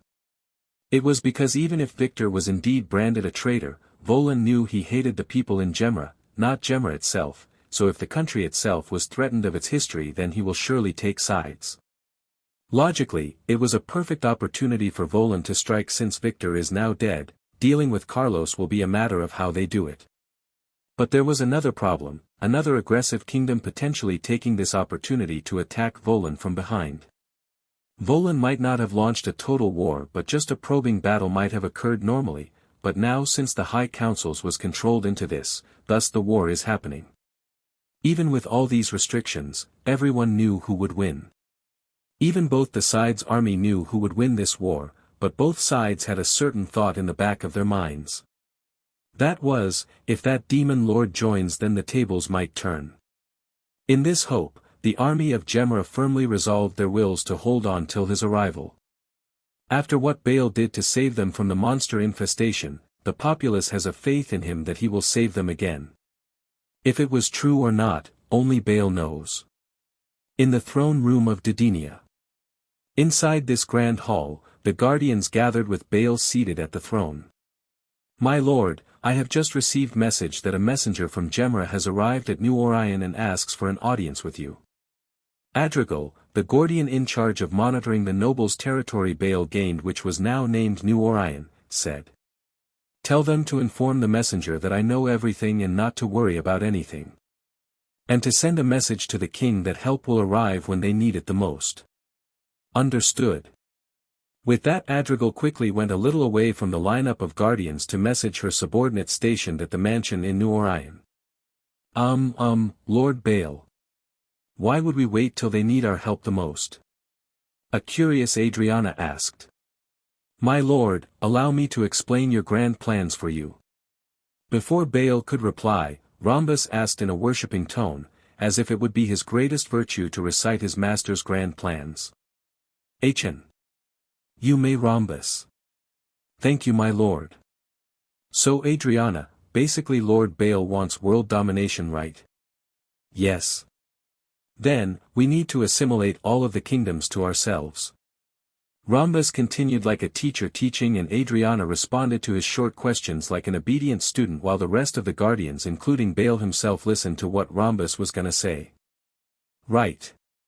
But Lord Baal wants to do something more interesting, so he chose to not use direct war, and play by the rules.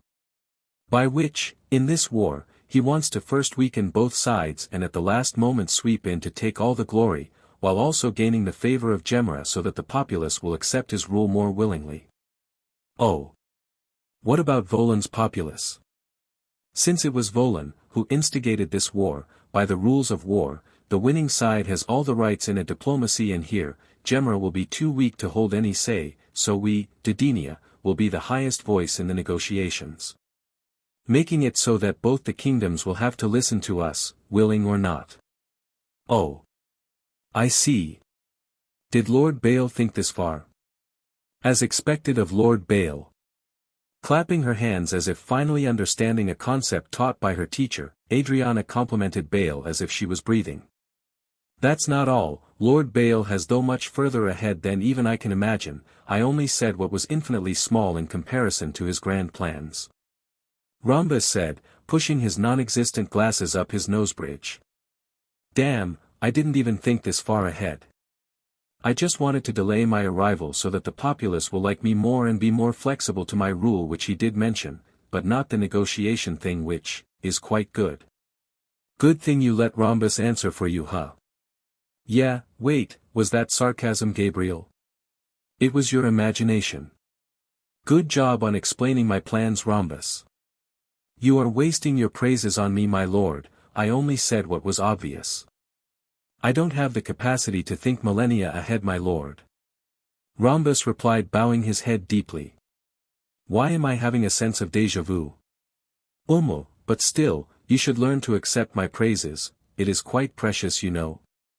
Then, I shall graciously accept it, my lord. In the plains. It was now sundown. The sun has finally set in the horizon and night will soon settle in. There was an unanimous pact between the two sides that they will battle in broad daylight, so, the war was scheduled to happen tomorrow. But you could be never safe with a kingdom with a dark history right before you, so Jemra was still alert at night. Squads of patrols strolled occasionally all around the camps, ensuring that no incident occurs. Meanwhile, inside the largest tent in the camps, signifying the importance of the status of whoever might reside in it. A meeting was being held inside the tent, with the court mage Carlos, the King George, Chief Commander Gaulard and Outpost General Howard along with several generals of different divisions. All were standing around a round table with a map of the field on it. Various amounts of small figurines like toy soldiers, tents, and barriers were spread on the map showing the real-life formation of both the army and the plains. The war will be happening on the plains, so there is no chance of using any natural formations like boulders or forest trees to our advantage. The General, Howard, started the discussion. Our manpower is almost half that of Volan's, with them having 200k more soldiers than us. They completely outnumber us. One of the division generals stated. How about bombarding the enemy with powerful magic? We have Sir Carlos and his magic squads, right? Another general who by his demeanor looked of noble descent spoke. Don't be stupid, Sir Griffin. While we may have Sir Carlos with us, it doesn't negate the fact that Volan has far more mages than us, so that idea might completely turn on us. Gaulard spoke, completely disregarding the difference in their political status. Do as you wish. Sigh, what about the news? George audibly sighed out, showing how tired of this farce he was. He asked Carlos for the one good news he had been wishing for. The messenger we sent returned with a message that Lord Bale knows of our situation and by his words, help will be sent when you need it the most, he said. Che. As expected of a demon lord, always tricky to deal with. He clearly wants to deplete our manpower so that he can take the easy win. Another one of the generals present spat in disdain. Clearly showing his hatred for the demon lord. By his statement, an uproar occurred with everyone discussing how they will deal with this situation. George silently raised his hands, to which Gaulard quickly raised his voice and spoke. Everyone be quiet, effectively shutting the blabbering mouths close. I know that we have no other choice than to rely on a demon lord, but please take this into consideration that the very same demon lord you speak against is the one who saved us from the infestation. Thus, let us put some faith in him and hold on. George announced, deep inside feeling guilty of the state his kingdom had become. During his grandfather and then his father's rule, Gemra was one of the most prosperous nations in the area. Every kingdom wanted to be its trade partner and no nation wanted to earn its ire. So there was no meaningless wars on resources because the rest of the kingdoms will side with Gemra in order to gain more favors, but from the moment he came in power, it seemed as if subtly but quite quickly all this prosperous and peaceful state was slipping from his hands. The rise of bandits, the recent monster infestation, then this war was a clear sign his reign might end soon. And he was quite on point, because a very powerful predator had set its eyes on his nation first to satiate its hunger. Waiting on potential help will not do good for us, let us come up with some preliminary strategy to slow down the enemies. Gowlard stated. With that another round of furious but productive discussion went on the entire night. The brightly shining moon hung high in the sky as another meeting was being held inside the tents of Volan's side. Is this really wise, Lady Sylvie? A mage asked as a group of mages, Sigil and another counselor along with the army general were sitting around a round table. Sylvie as the attack magic division head, was sent to administer the war. While Sigil as the summoning director considered this war as the best opportunity to use the dead bodies to summon more demons and also assist in the war. While the third and final counselor on the battlefield was the defense director OLR. Silence. Who told you that you have any right to question our decisions? Be quiet and follow our orders. Sylvie instantly spat, venom in her voice as if it itself was capable of melting the poor mage. Yes, of course, my lady. Trembling in fear of getting killed, the mage quickly shut himself up. Any news of the demon lord's arrival? Sigil asked. None. It seems this so-called demon lord is a coward, he. As another mage was going to continue his mockery, he along with all the people present inside the tent sensed a deep, primordial fear zapping through their spinal cords as a cold chill passed their spines.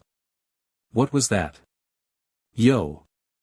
Just as everyone was looking here and there to find the source of the strange as fearful feeling, they heard a jovial tone entering the tent. Gil. Recognizing the person, Sigil greeted him. Yo, I was just looking if you guys need anything, it seems you guys are all. Never see you later. What was he talking about? One of the mage said, sweat dripping down his forehead along with the rest as they unconsciously wiped their forehead to see a pool of cold sweat forming on their palms. What they didn't know was that, Darkseid had heard what the mage was saying and immediately controlled Gil to come towards the tent as he released a fraction of his despair aura. No one disrespects my lord, even if that person will likely go in the forbidden room. Thought Darkseid darkly as he hid in the darkness of the shadow watching, as his Dark Lord's plans coming along quite nicely. Next morning. The plains was filled with humans neatly assembled on either side with a roughly made log barrier scattered horizontally. Each human equipped with iron-plated armor to the brim. Swords, polearms or hammers tightly gripped in their hands. Cavalry stationed at the back strained their hold on the reins. Behind them was countless contraptions placed in strategic order. And behind all these was the important people leading this war. On the side of Gemra, George, Carlos and his mage squad along with Gowlard stood under a canopy tent, spectating the war. Blow the horns. George ordered Gowlard while looking at the enemy's army ahead. Boo. Simultaneous to the order given, a thunderous blowing of a goat horn was heard. Instantly another ominous-sounding blast of horn was heard from the opposite side, officially commencing the war. K-Arch. For Gemra. For our loved Anis. With a powerful war cry from the division generals followed by a chorus of chants, Gemra's foot soldiers charged forth. Gu. Leave no survivors. Volan's army chanted as they also charged forth. Within seconds both sides collided, the first line of infantry clashing with great momentum, disrupting the formation and both sides getting mixed in. From then on a messy battle was being fought from either sides as a soldier of Gemra tried to take on 3 soldiers of Volan each to quickly lessen the numbers. While some managed to do such a feat, the majority still failed to barely manage more than 2 at a time. Still, By statistics, Volan's army was decreasing twice as much as Gemra's. Start the contraptions. George gave another order as Gowlard nodded to his aide standing beside him. The aide quickly pulled a small horn from his waist as he blew on it. A slightly pitchy but loud horn was heard soon, followed by the sounds of gears turning. From a distance, the contraptions such as catapults holding spiked iron balls with certain powder inside them started to operate as the army of the machine pulled back, and the next second it was released, throwing the ball up in the air.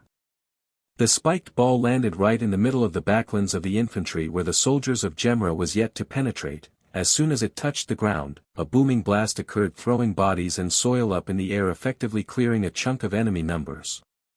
Like these, hundreds of such spiky iron balls of explosion was flung in the air with precision, landing and exploding on the enemy's sides. Seeing the destruction before them, Sylvie nodded to her mage apprentice, who quickly blasted a yellow spark up in the sky. Soon countless magic circles formed above the Volan army's lines as fireballs and icicles formed on these formations, quickly blasting towards the army of Gemra. The spells hit the catapults and the soldiers, destroying the machines or killing the infantry. Seeing the scene, Gowlard frowned slightly. Those machines were a pain to construct and took at most 2 whole weeks each to make and assemble. Just because the resources needed were expensive, especially the balls. The balls were made of 3 layers with a hollow inside. The first layer held a thin sheet of wooden ball, encased in brass casing, and then the iron layer added for extra dexterity and longevity. The core was made of a magical fuse that, on the force made by the balls colliding with the ground, ignited the gunpowder inside, which made it explode, throwing metal and wood shards around the radius. Gemra had a limited number of experienced mages in this department, thus the production of such cores were limited to a few hundreds per year. Looking at the sight of the catapults burning with occasional explosions occurring due to the reserve iron shells/balls prematurely blasting due to the spell's exploding force, Gowlard felt a slight pain in his heart at the loss of finance and resources. Carlos. George, with a calm but stern exterior, called out, prompting Carlos to fire a purple flare in the sky. With this as the signal, Carlos and his mage squad, sparsely spread all around the army, carved up a large shield which blocked the incoming enemy spells but letting in the enemy's soldiers. With the pause in the explosions, another round of melee fight started, now with lesser catapults. The mass killing was lessened, but there was another machine still intact. With the sound of gears turning and screeching sound, the long string in this machine was pulled back. A large iron-tipped arrow which could be mistaken for a polearms was slowly placed. The next moment, a whistle was heard as the large arrows got launched and neared the mage lines of Volan.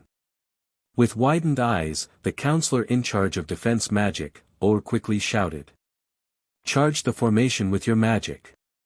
Quick! Immediately, the mages started a large formation that started to form into a translucent shield that encompassed the whole army, effectively blocking the arrows and also launching additional attack spells towards the enemy lines. Sigh, thank God. Sighed Or as he saw that no damage was done on their side. Being the head of defense magic who was present in the battlefield, news of him being unable to block simple enemy attacks will be a hard hit on his reputation. From bird's eye view, the landscape was slowly turning into a true battlefield. The lush grass dyed in red with the blood of the humans, while the ground was scarred with holes created by the explosions. Sounds of metals hitting with metal and loud grunts of soldiers as they fought was heard all over the area. While difficult to spot, but with time, Gemra was tilting towards the losing side as their numbers dwindled. It wasn't to say that Volan was doing much better, but because of the numerical advantage and the higher mage ratio compared to Gemra's, it was obvious who will win in this drawn-out war. The only hope for Gemra now was the infamous demon lord to come and save them. But, where is he? Chapter 36, CHP 36, Part I, Your Savior has arrived. In the plains of Adrif, situated between two enemy kingdoms where an intense war was happening, countless dead bodies could be seen irrespective of whose side it was. These kingdoms, Gemra and Volan, had started this war at the break of dawn, and it was ongoing until now, where the sun was slowly setting in the horizon, dyeing the sky reddish orange with its light. Right now, Jemra had reached a desperate point where, of the 300k soldiers, only 120k was left standing. Although Jemra was in a bad position, Volan too was not faring well. Having lost 300k of its numbers, only 200k was left fighting the 120k of Jemra's. I don't know if that guy will even hear me, but please, please. Save us. Gritting his teeth, Gowlard silently prayed in his heart. The trajectory of where this war was going, it won't be long till Volan wins. And when that does happen, it is uncertain where their loved ones, their home and their lives will be the same of not. The sacrifices of all those who died today and in countless wars from the dawn of Jemra to protect and uphold its pride and honor would all go to waste.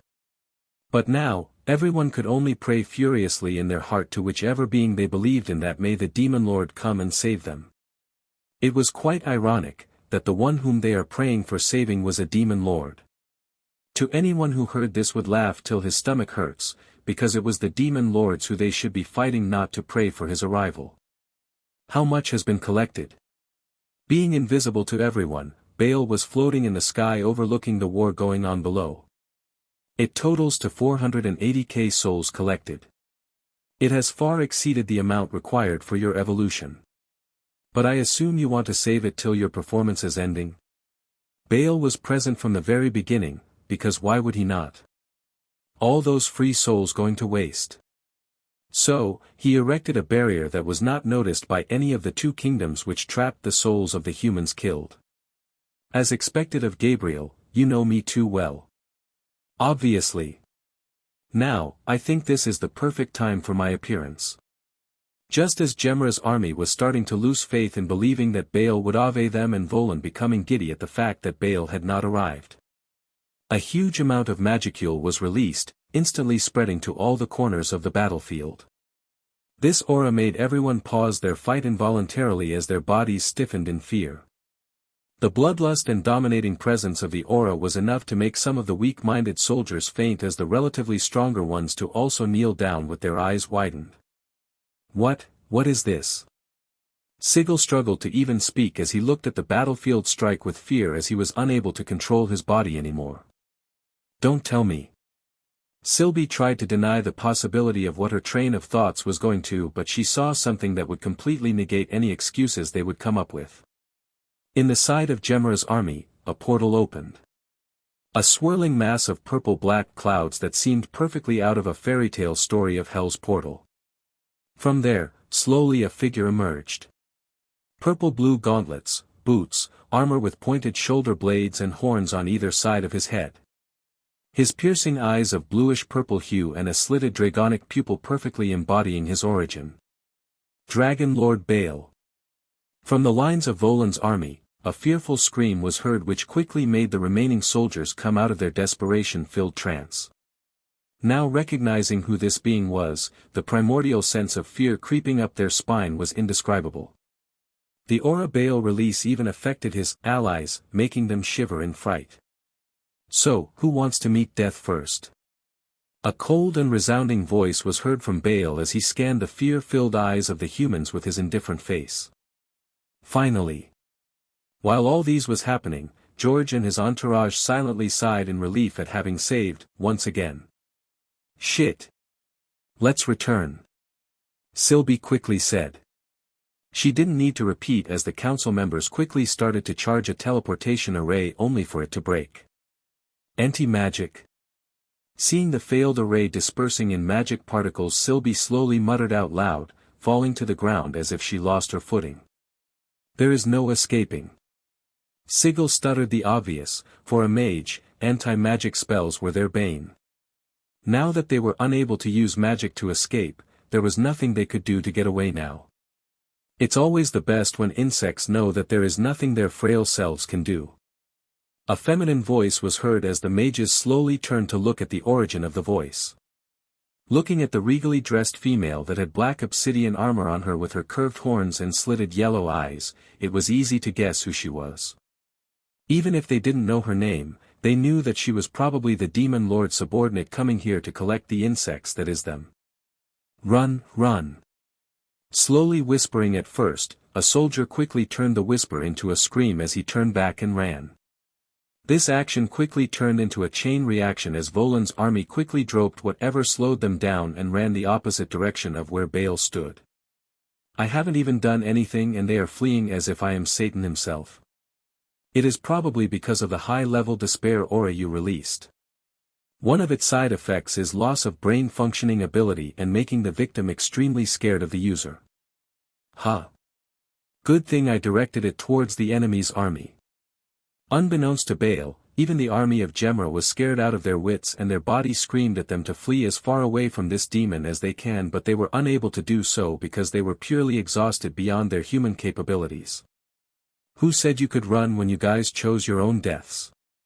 Instantly a huge tower of magic circles emerged as Bale in the center. If any Yggdrasil player were to witness this scene they would be screaming, "Hacker," while signing out of the game and deleting it.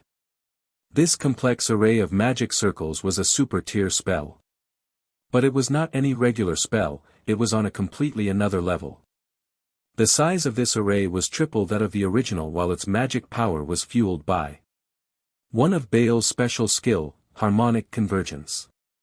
This skill allowed Bale to output a higher level of any spells with almost half the cost of mana required. Soul Severance. Uttering the spell silently, Bale released his super-tier magic Soul Severance, which did what its name implied. This spell completely separates your soul from your material body while permanently affecting you with true death debuff, making it impossible to resurrect you. In-game it just implied you would be unable to use your avatar for a cooldown of 3 days, but in the real world it truly meant true death. As the circle broke into billions of magic particles, those particles spread towards the entirety of Volan's fleeing army. As soon as this mist of magic particles touched any human, they would collapse immediately. Seeing the pure carnage in front of them, Gemra was once again reminded why ordinary kingdoms like them should never anger the demon lords. Bale's single spell completely ended the battle that had been going on for the whole day. In human history, this might be the fastest a total of 200k soldiers died under 4 seconds. And even then, that 4 seconds was just because the mist took that much time to reach the whole battlefield. If they were confined to a small space, it sent shivers down their whole body even thinking of it. My lord, I can hold the voice of the world for long. I know. Of all its usefulness that Voice of the World provided, the only thing that irked Bale was that whenever someone collected souls and it reached the required amount, VOTW would instantly start the evolution process without the consent of the person it was evolving. It was as if it had a certain sense of amusement at seeing a person indifferently kill 10k humans and then him instantly sleeping in the spot. It was only because of the strong willpower and Gabriel's help that Bale was able to ward off Voda's effects, but even then, it was stronger than both of them combined. Adrigal. Calling out her name, Bale opened a gate. Yes, my lord. Adrigal instantly flickered to Bale's side as she floated 3 fainted bodies behind her. Send them to the Forbidden Room, also start the next phase. Glancing at the bodies behind her, Bale ordered Adrigal. Understood, my lord. Hearing her affirmation, Bale entered the gate, ready to start his evolution. Before all these happened, he had already named every NPC of Dodinia so that their racial skills might evolve into unique ones, and most of them did. It also connected them with him so that during his evolution, they will get gifts. Seeing the disappearing gate, Adrigal immediately opened another from where 2 armored dragon knights, both of level 60, arrived. Take them to the Forbidden Room. Adrigal nonchalantly ordered the knights as she looked towards the direction from where George and his entourage was quickly approaching. Since Bale had already left, his oppressive aura also dissolved in the air, allowing the humans to move their bodies freely. As George reached Adrigal, whom he was familiar with, he glanced at the powerful duo of armored demons behind her. Being a human, he was unable to determine whether they were dragons or demons, and since they were covered in full armor along with the demonic aura they had, he guessed them to be demons under Bale's service. King George, my dragon hordes will be attacking the capital of Volan. Will your army be able to join us? Adrigal's query brought George out of his thoughts as he quickly replayed her questions. Unfortunately, no, Lady Adrigal. What you see before you is the only capable soldiers left. George said with a deep pain in his heart. In this war, Gemera had completely lost its military might with only a fraction remaining. This was big blow to his rule, as it was during his reign that all these tragedies happened. The future generations might see him as the weakest king to have ever ruled Gemera, adorning him with titles like the weak king, the coward king. Wait, what do you mean by horde? A curious voice was heard from one of the generals. Into ultimate skill, dragon god Asgarath. Parallel soul link, soul manipulation, divinity, universal layer barrier, added. Added benefits and gifts given to individual Baal and his subordinates via food chain. Evolution of individual Baal into true dragon N. Report, strong desire of individual Baal detected. Unique skill, copyright, granted. Unique skill fused into, Manus, Gabriel, and has been upgraded. The Harvest Festival has now concluded. Chapter 38, CHP 37. The world shocked, Baal rocked. Third POV. In Volan, a nation known for its tall towers that housed research labs of various dark sorcerers and wizards. In its history of war, never came a day where the enemies reached its capital and wreaked havoc. But, as one said, there is always a day for anything. We witnessed the whole country of Volan burning. Smokes billowing in plumes of dark ash and charcoal remains. Smell of things burning along with a distinct smell of burnt flesh in the air. The clouds above dark as the night sky covered the whole land. The still burning fire was so large that it touched the clouds, mixing the black with the red, giving it a hue that only existed in hell. The capital, the cities, everything that has human sign was burned. To anyone that saw such a scene, an apocalypse would be the perfect description he would use. And all these was caused by dragons, not one or two, not even dozens, but hundreds of them, some flying in packs circling the sky, while a few stray relishing the destruction below. In the capital, a huge dragon which had obsidian black scales all over its body flew above. It seemingly nodded in satisfaction as the country burned before it. Just then, it blew a huge mass of smoke that completely covered it. White light flashed for a second, and the next moment, the cloud dispersed to show an elegant woman. She had a pair of obsidian horns and armor dress that complemented her figure. Opening a gate, she soon entered it, leaving the burning hell on earth behind her. In Didenia, a phenomenon was occurring that happens rarely in a few hundred years. On the throne room, the guardians of each floor, except Adrigal and Darkseid, was gathered to witness the miracle before them. Before them, at the throne sat Baal with his eyes closed as if sleeping. His chin held by his right hand resting on the armrest of his throne. Am I late? Just then a voice was heard as the doors to the throne room opened behind the guardians. No Darkseid, but Adrigal will be now.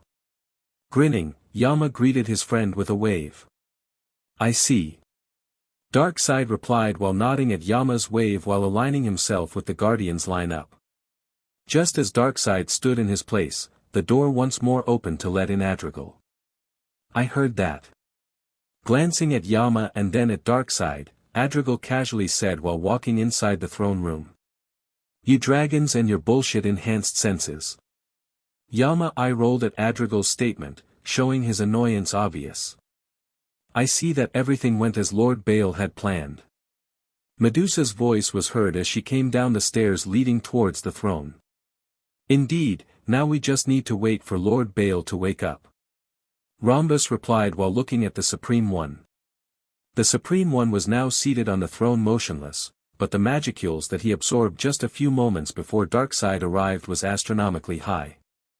Then the large amounts of magicule waves and aura he was releasing, Rhombus couldn't help but raise his worship for his lord even more, if raising something which was already at the peak was even possible. As Rhombus was lost in his thoughts, an announcement was heard from the VOTW. Report, the Harvest Festival of individual Baal Draconio Armenon has concluded. Accession of individual Baal Draconio Armenon to True Dragon, successful.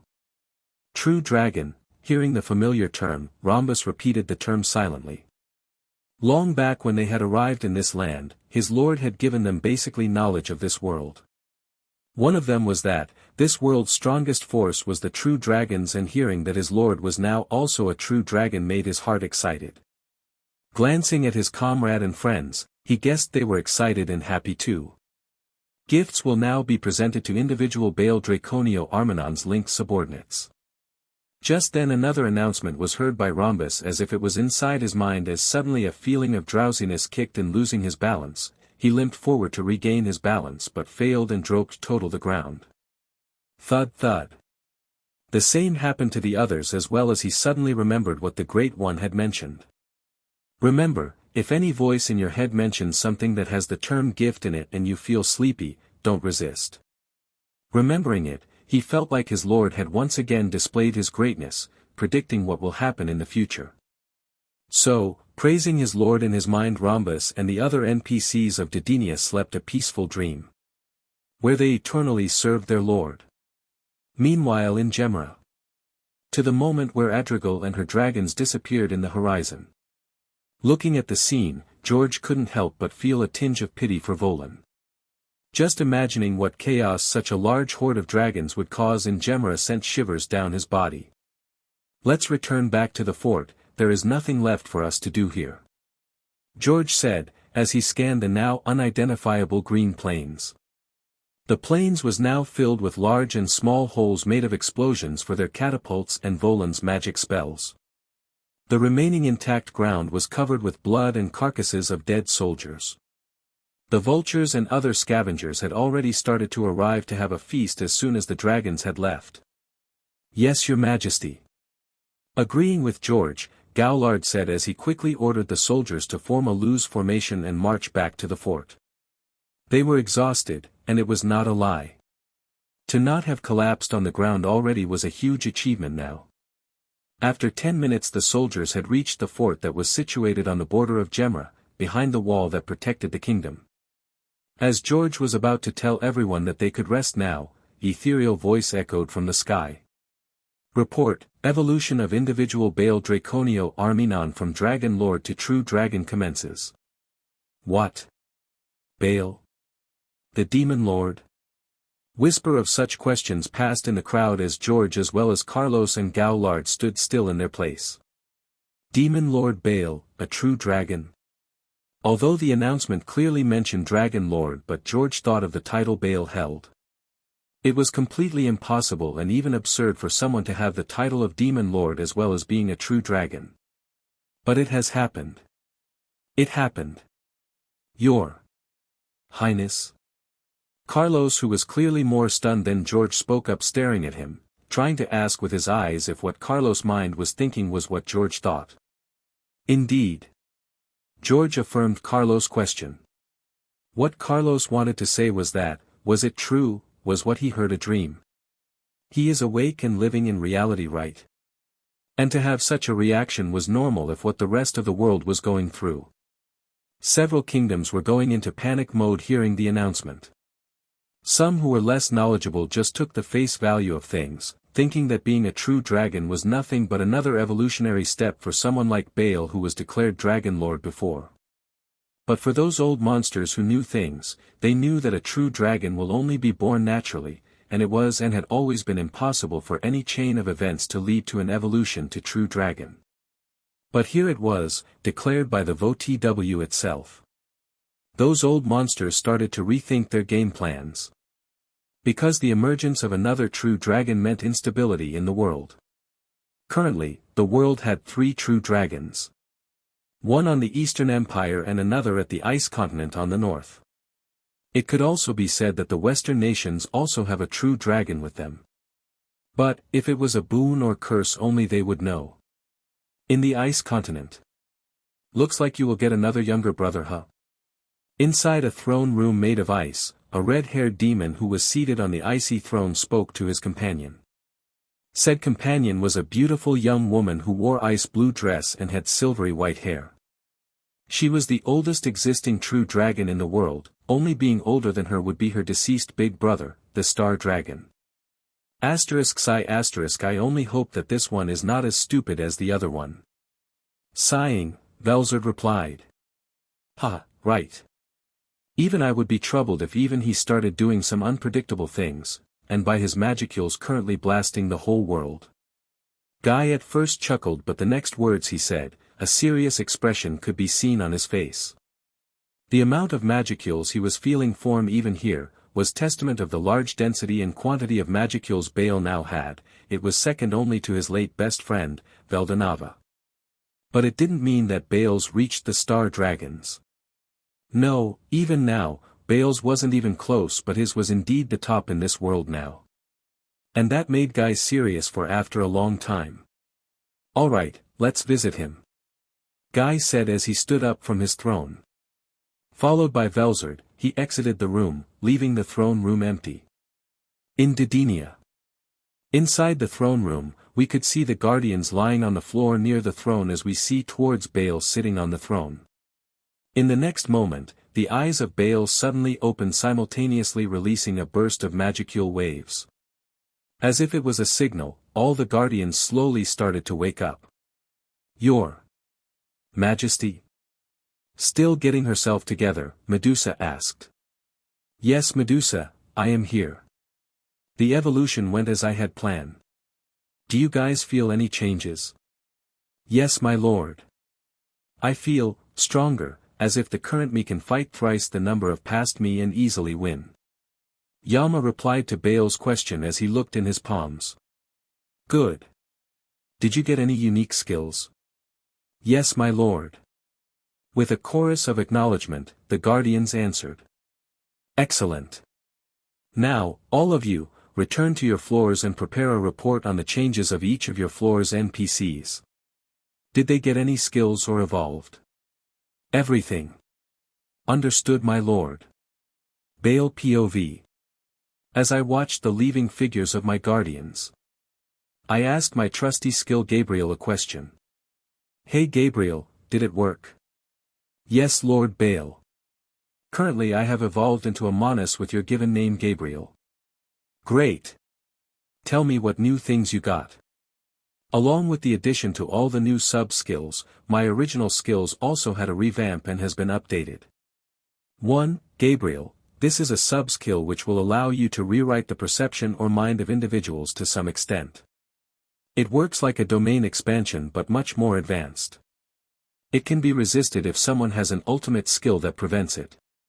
2. Thought acceleration. This sub-skill allows for the rapid processing and acceleration of thoughts, enhancing cognitive abilities and decision-making speed. 3. Parallel thoughts. With this sub-skill, you can effectively multitask and process multiple thoughts or tasks simultaneously, enabling greater efficiency and productivity. 4. Scan and analysis. This sub-skill enables you to scan and analyze objects, environments, or information with heightened precision and detail, along with the addition of Ultimate Series. Warning: scan and analysis cannot scan a unique or ultimate skill that has an anti-analyzing element in it without alerting the user. 5. Copy-paste. This sub-skill allows you to duplicate objects. It also works as a creation skill which will require equivalent value of resources. 6. Administrator. The Administrator sub-skill grants you the ability to oversee Didenia's functions and control it. After evolution, this effect has been expanded to the whole of this continent as VOTW has recognized it as your domain. 7. Food chain. It works in the same principles as with Rimurus. You can grant or take away the skills of your NPCs or any being you have named. 8. Reality manipulation. This sub-skill grants you the power to manipulate or alter reality itself, potentially bending the laws of physics or reshaping the fabric of existence. It works in the same principle as a domain expansion. It can be strengthened in the future. 9. Space-time control. With this you can create small pocket dimensions or teleport to any place instantly. 10. Elemental control. This sub-skill grants mastery over the elements, such as fire, water, earth, and air, enabling you to command and manipulate these elemental forces at will. 11. Null magic. Null magic might involve negating or nullifying other forms of magic, countering spells or magical effects, or even creating zones where magic ceases to function. 13. Gravity and antimatter. this sub-skill allows you to manipulate gravitational forces and antimatter, potentially controlling gravity fields or generating destructive antimatter reactions. Here's a context for each of the ultimate skill Askaratha's subskills. 1. Immunity. Askaratha's immunity sub-skill grants you complete immunity to various forms of harm, including physical, magical, and environmental threats. This ensures invulnerability and resilience to any attacks below unique skills. But ultimate skills will be able to hurt you to some extent. 2. Spiritual manipulation. You can manipulate spiritual energy and forces with spiritual manipulation sub-skill, enabling you to channel spiritual energies for offensive or defensive. 3. Infinite Magicule's reactor. It works on the same principle as Malim's skill. 4. Soul manipulation. The power of soul manipulation allows you to interact with and manipulate souls. This enables you to extract, manipulate, or even restore souls, exerting control over life and death. Therefore you can resurrect any being as long as even a nanoparticles of their soul fragments is left. 7. Parallel Soul Link. Through this Parallel Soul Link sub-skill, you can establish connections between souls, linking you with them across vast distances or dimensions. This allows for communication, sharing of experiences, or even the transfer of abilities between linked souls. 8. Divinity. After evolution, via the unique skill Divine Dragon which was integrated to ultimate skill Askarath, you have divinity now. And can use divinity-based attacks. Divinity works on the principle of how many beings worship you and are loyal to you. 9. Universal Layer Barrier. You can erect a Universal Layer Barrier, a sub-skill that creates an impenetrable barrier capable of shielding against potentially any attacks. This was the main sub-skills of me and ultimate skill Askarath. Am I too OP now? Not really. In the grand scheme of things, you are not even close to the dragon god Veldanava. But with your potential and the newly acquired divinity skill, you have started your journey. That's mildly unsettling, that even with all these I am still insignificant in the Omniverse. Who knows how many Veldanavas are like cannon fodder to the really powerful beings. Like those Lovecraftian beings. Enough of that. Gabriel, I remember I had a skill Bahamut something. It had a function similar to Horcrux's. Yes, it was integrated to Askarath. After evolution, to whichever celestial object you bind your soul to, it will boost you passively. You can also cultivate the celestial object so that it grows with you. I don't like where this cultivation thing is going, but I understand. Can I bind to a universe or galaxy? Yes. You could, if that VOTW wasn't present. A bummer. Well, the next best thing after a universe or galaxy would be a black hole. Do you want me to search for the largest black hole in this multiverse? Please do. Confirmed. Beginning searching process, time required until result is found, 2 days. That's shorter than I thought. Well, that's Gabriel for ya. As I was praising Gabriel's computing powers, a message came from Arya informing me of the 2 high-density magicule presence which was approaching Didenia. My lord? Yes, Arya? You have a guest. It's Demon Lord Guy and his companion. Send them in. Understood. Medusa, we have guests visiting. Prepare to welcome them. Chapter 39, CHP 38 Declaration of Baal's POV. My lord. Here is Demon Lord Guy Crimson and Lady Velzard. Bowing her head to me, Arya announced the arrival of the duo. HMN. Did you do something, Gabriel? I feel offended. Why? Oh right. The angelic series. If I remember correctly then, Velzard should have Patience King Gabriel formed the angelic ultimate series. This should be the reason my Gabriel is a bit grumpy. Don't worry, Gabriel. To me you are the best Gabriel to have ever Gabrielled. I know. What's with that confident statement? I thought you were upset. I just feel offended at how weak a mere copy of me could be. Its 3 main subskills is just a copy the many subskills I have. Aren't you the copy here though? Maybe such thoughts shouldn't be voiced in front of her. Well, it is true that the known skills of Gabriel, that is fixation, eternal world and temporal manipulation can be easily replicated by my Gabriel. I wonder would the time of acquisition make any difference? Velzard had these skills for at least 2,000 years and I have acquired them just a few hours ago. With me, you don't have to worry. As if reading my mind, Gabriel replied. I see. As Arya left to guard the floor of the throne room, I invited the duo to seat with me. We were currently in the 4th floor, the domain of Gaia. As her name suggests, this place is a heaven for nature lovers. Forests with tall trees on one side, long snowy mountain ranges in another, a far-stretching plains with lush grass in between with a crystal-clear river flowing in between and a clear blue sky above. We were seated in the plains. In the middle of all these landscapes. How did we reach here, you may ask? Well, simple really, teleportation. But it doesn't mean anyone can teleport wherever they want. I am the only one who can allow it. Now that Didenia and by extension this whole continent is connected to me via Gabriel, I can monitor who is where and what they are doing.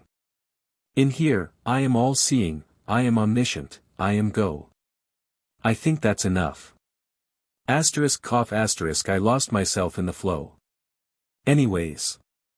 So what brings you guys here? I am sure it's not just to have a delicious tea with me. I asked as I casually sipped my steaming hot tea. Ah, the luxury of being a overlord. Nothing, just wanted to chat with you. Said Guy with a not so convincing smile on his face. Velzard was seated right beside him, hugging his arms as if they were just newlywed couple. Oh really, playing along with Guy? I asked. Yes. Oh, by the way, I heard you evolved. You noticed? I asked with a smirk in my face, completely knowing what Guy was here for. It was hard not to, when the voice of the world itself announced it, you know. Definitely. It's such a nuisance, right? You are just minding your own business and then suddenly some evolves and the whole world is informed of it. I joked. Exactly. Laughing at my joke, Guy said. But suddenly the air seemed to chill a bit to negative 350 degrees Celsius.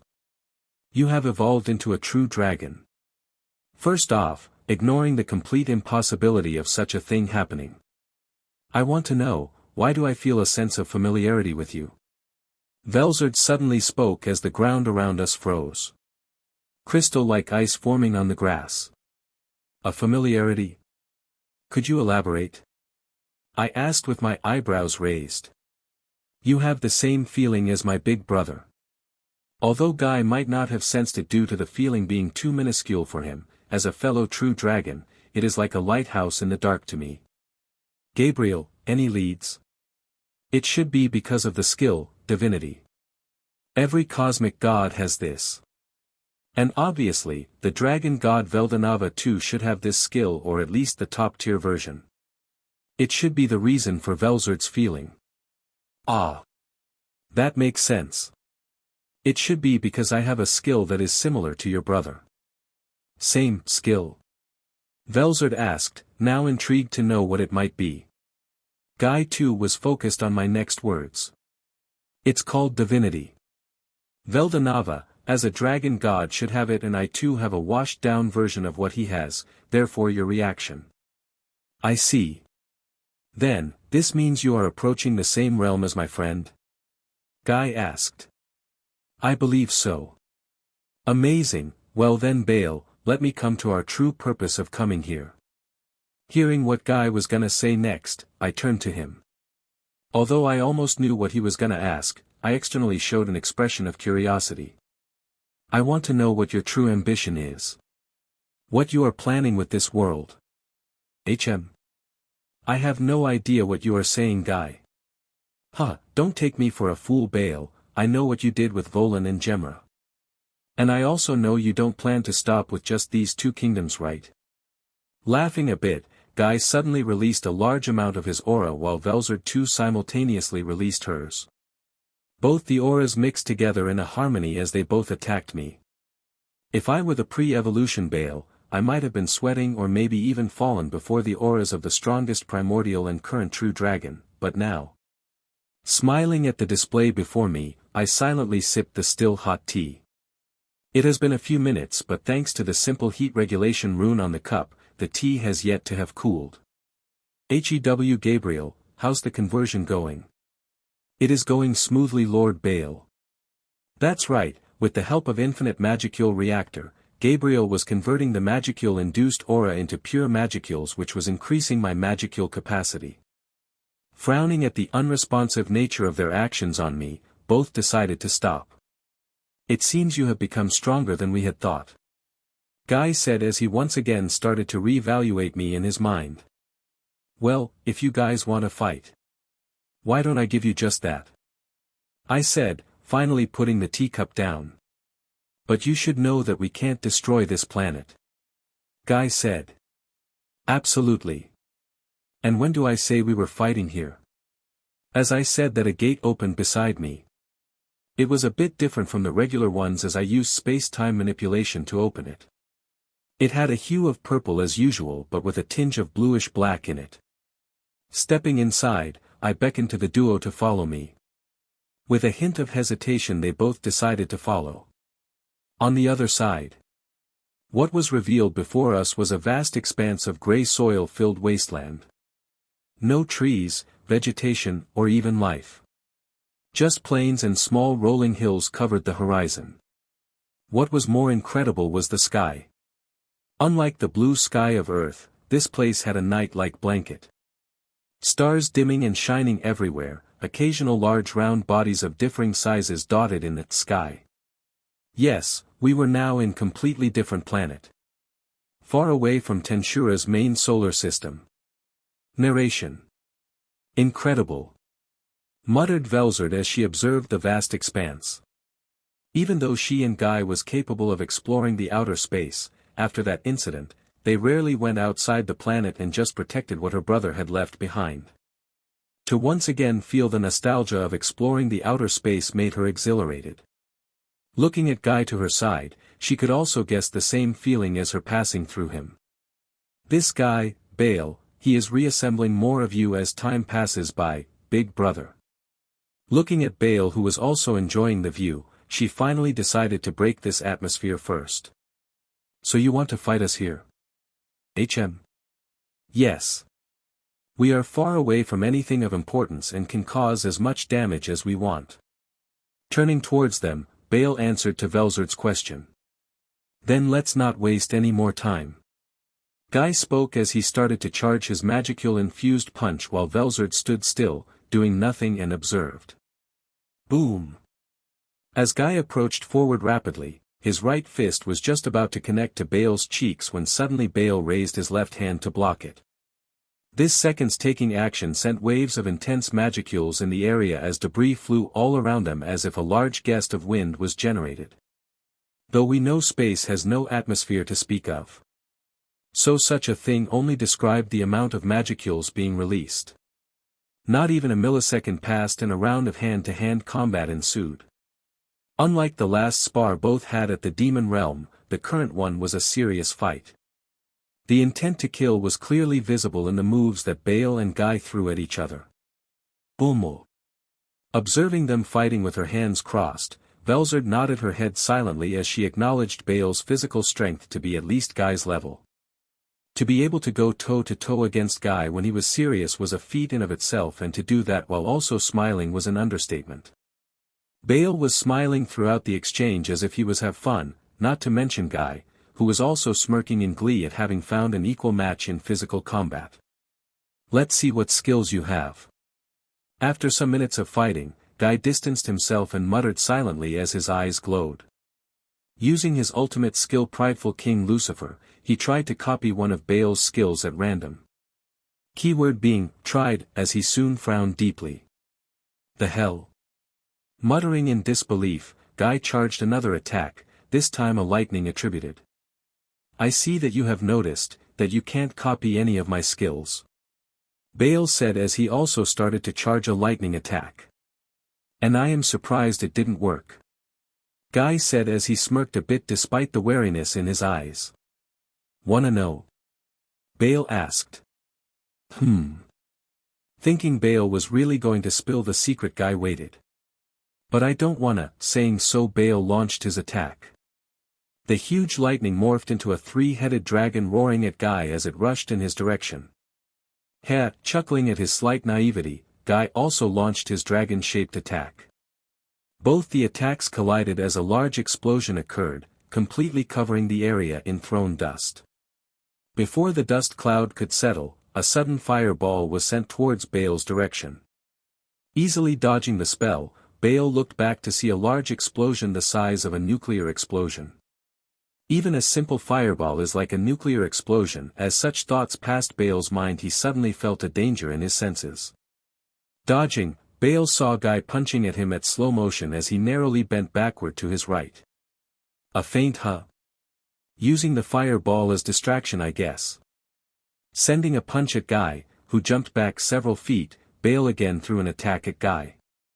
This time a plasma attack. Seeing the densely heated beam of plasma aimed at him, Guy quickly summoned his sword, blocking the beam.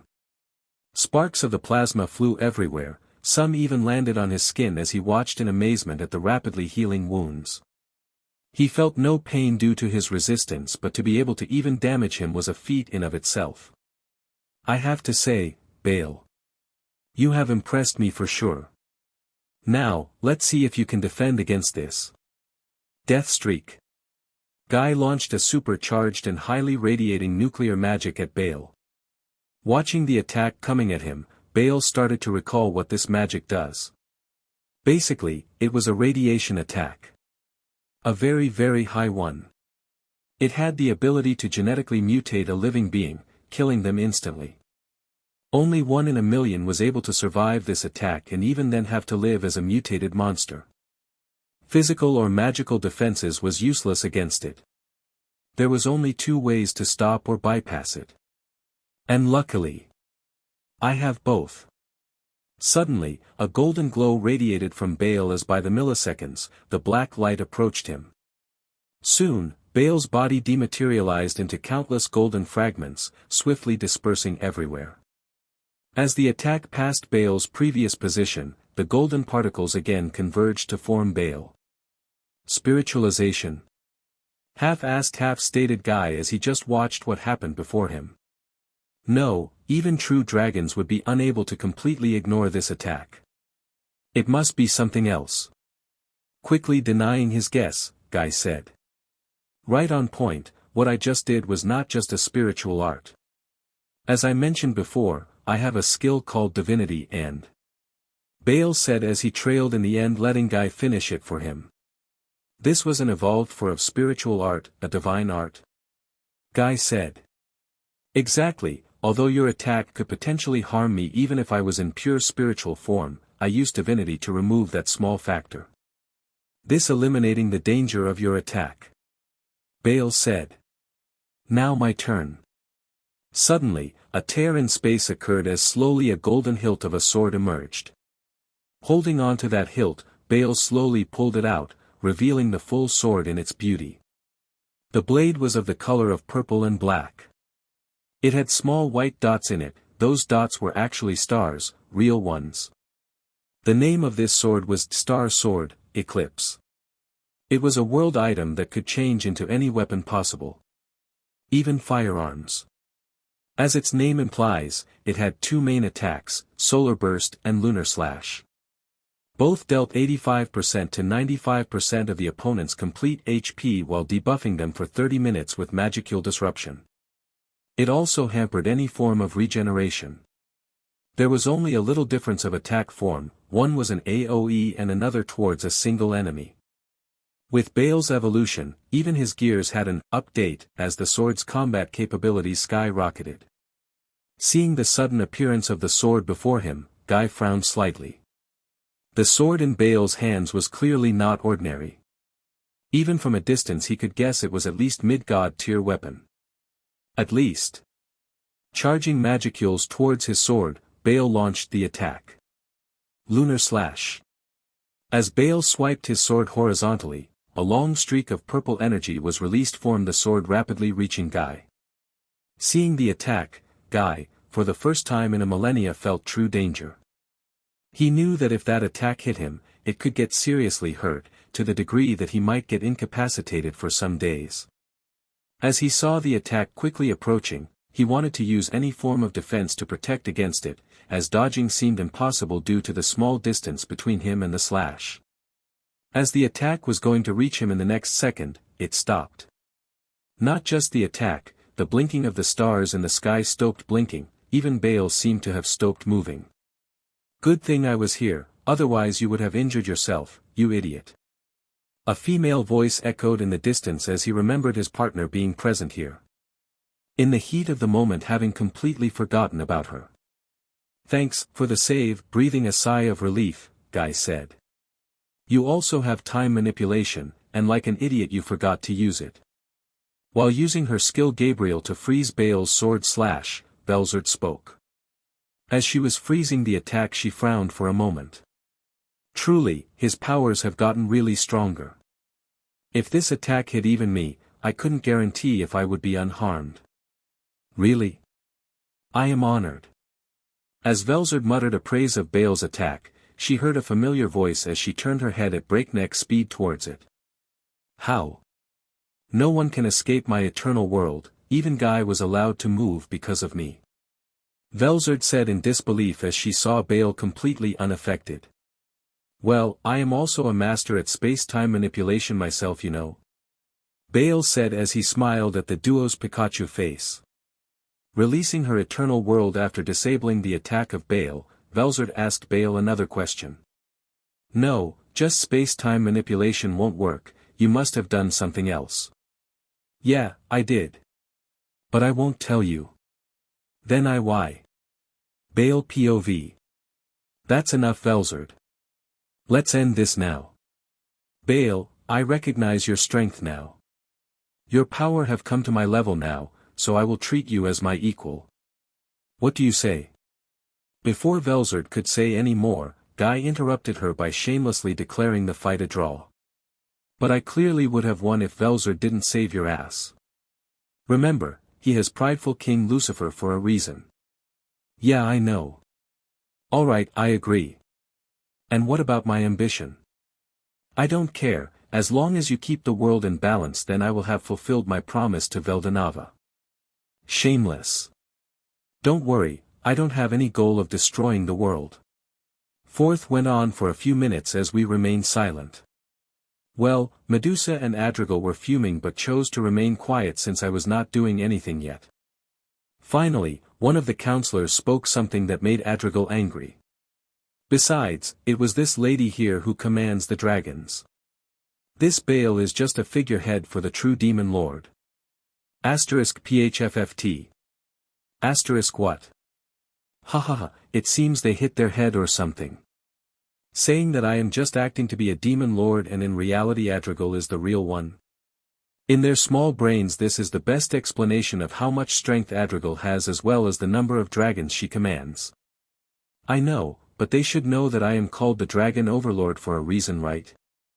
I cannot calculate the null brain IQ they have. Makes sense. What did you say, you worm? A dark malice-filled aura was leaked from Adrigal as she directed it towards the one who just spoke. Adrigal, calm down. But my lord. How dare he insult you? He should pay the price. Adrigal said as she still glared at him, but lowered her aura as per my command. It's fine, they will die soon. This seems to calm her down completely as she sat down but still glaring at the councilman, who was shaking till now. It is safe to say, she didn't use her true aura else that guy might have died instantly. Regardless, they will die soon so I don't care what their final words will be. Volan has tried to question my rule, my powers as well as my title as a demon lord. This cannot be justified with a simple mistake, therefore I propose, the whole of Volan will be under my rule from now on. Let it witness what my rule is like, since it has already seen my power. A wise choice, Lord Bale. I agree to this. Gemera has no trouble with Demon Lord Bale annexing Volan. After a short contemplation, George spoke. But another counselor tried to speak up, but he was interrupted by Medusa's glare. You insects have no say in what your future will be now. It was your own fault for targeting Lord Baal, and now that you have lost, you worms still dare to oppose," said Medusa with venom in her voice. She clearly disliked these guys. "Lord Baal, I would like to make a request from you," George said. "I am always ready to help King George, as I did before. I would like to surrender Gemra under Orion as a province of the kingdom," George said. This statement seemed to create a wave on Gemra's side.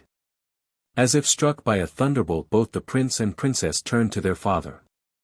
Gowlard and Carlos, who were standing behind him, stumbled back a bit with the sudden news.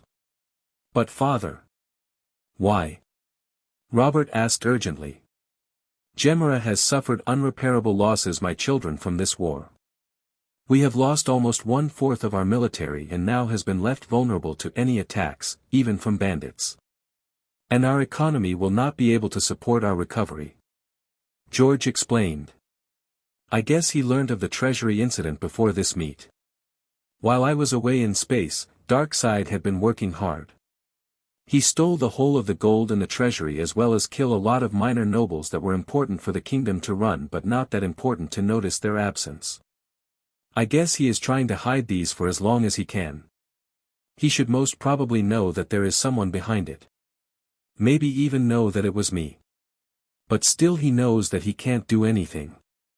And I have seen how New Orion has been after Lord Baal took over. The residents are happier than the ones at the capital. There are no poor in the slums. Even his slumber area is now converted to commercial and residential areas for the previous poor with work in various areas."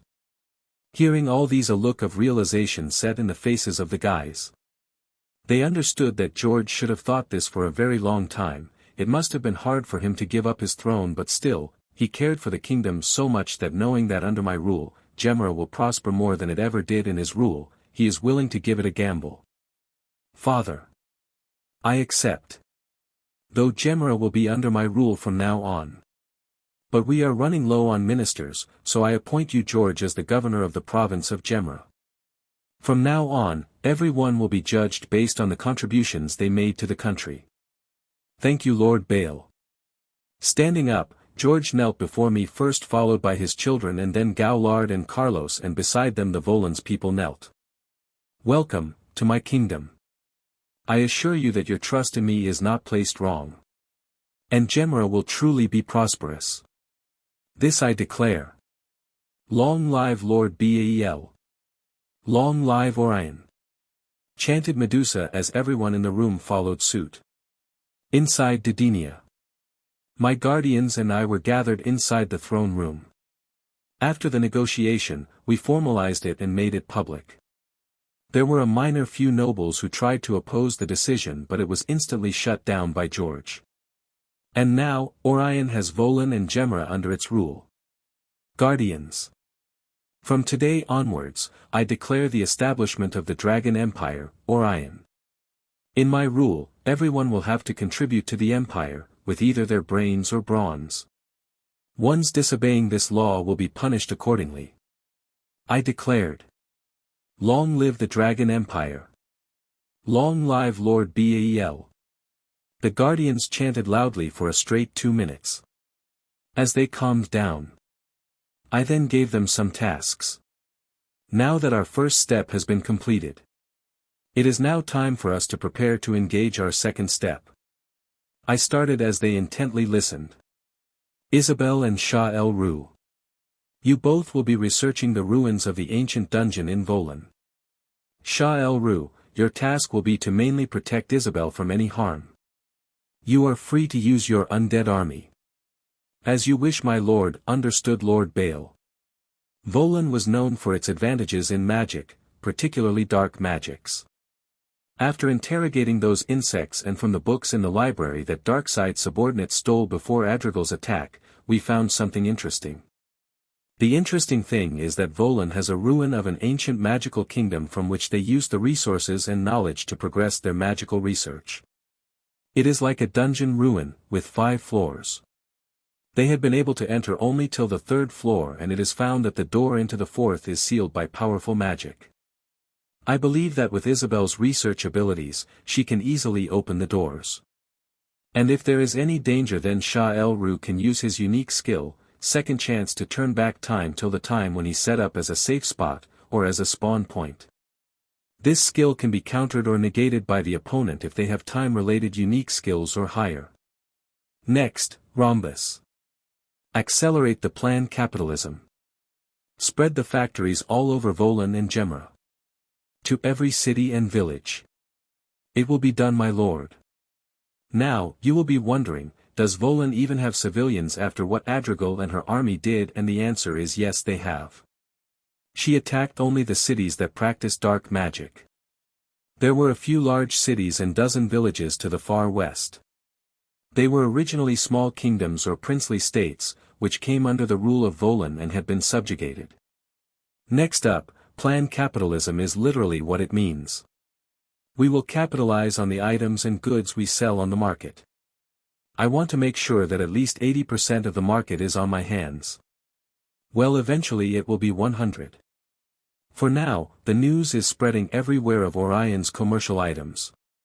Like magic lamps, heaters, coolers, cycle-inspired magical scooties and more. All these run on either the user's magic or even in Magicule crystal battery. These batteries are simply called MCBs for short. This simple design change has made it possible for even non-magic people to be able to use the items that before only magents or mages could use. Just this news has propelled its value in the market to new heights, and merchants from all over the world are getting interested in investing in it. The only thing scaring them away is the fact that the ruler is a demon lord. For that, I think some act of heroism is needed. And I think I know how. I could help the hero, or Coronoa, in subduing Veldora. Although I have yet to know how strong I am against fellow true dragons, but judging by my fight with Guy, it will be easy. Regardless, I should test it out someday. Now on to the throne room. Medusa, you will be tasked with administration work in Gemra as well as handling Volan. Help George in that. As you wish, my lord. Medusa bowed as a small blush formed on her cheeks. As for the rest, stay in Didenia and protect the castle. While Medusa is not available, Adrigal, you will be responsible for the administrative tasks of the guild castle. Understood, Lord Bale. Bowed Adrigal. Now, my guardians. Release the news to all the denizens of Didenia. That the name of Orion will be spread throughout the world. Our first step has begun, and it will only stop when the whole world is in our hands. Yeah. The whole room answered as Didenia has begun to walk forward to become the ruler of the world. Chapter 43, CHP 42. Many years later. In Didenia.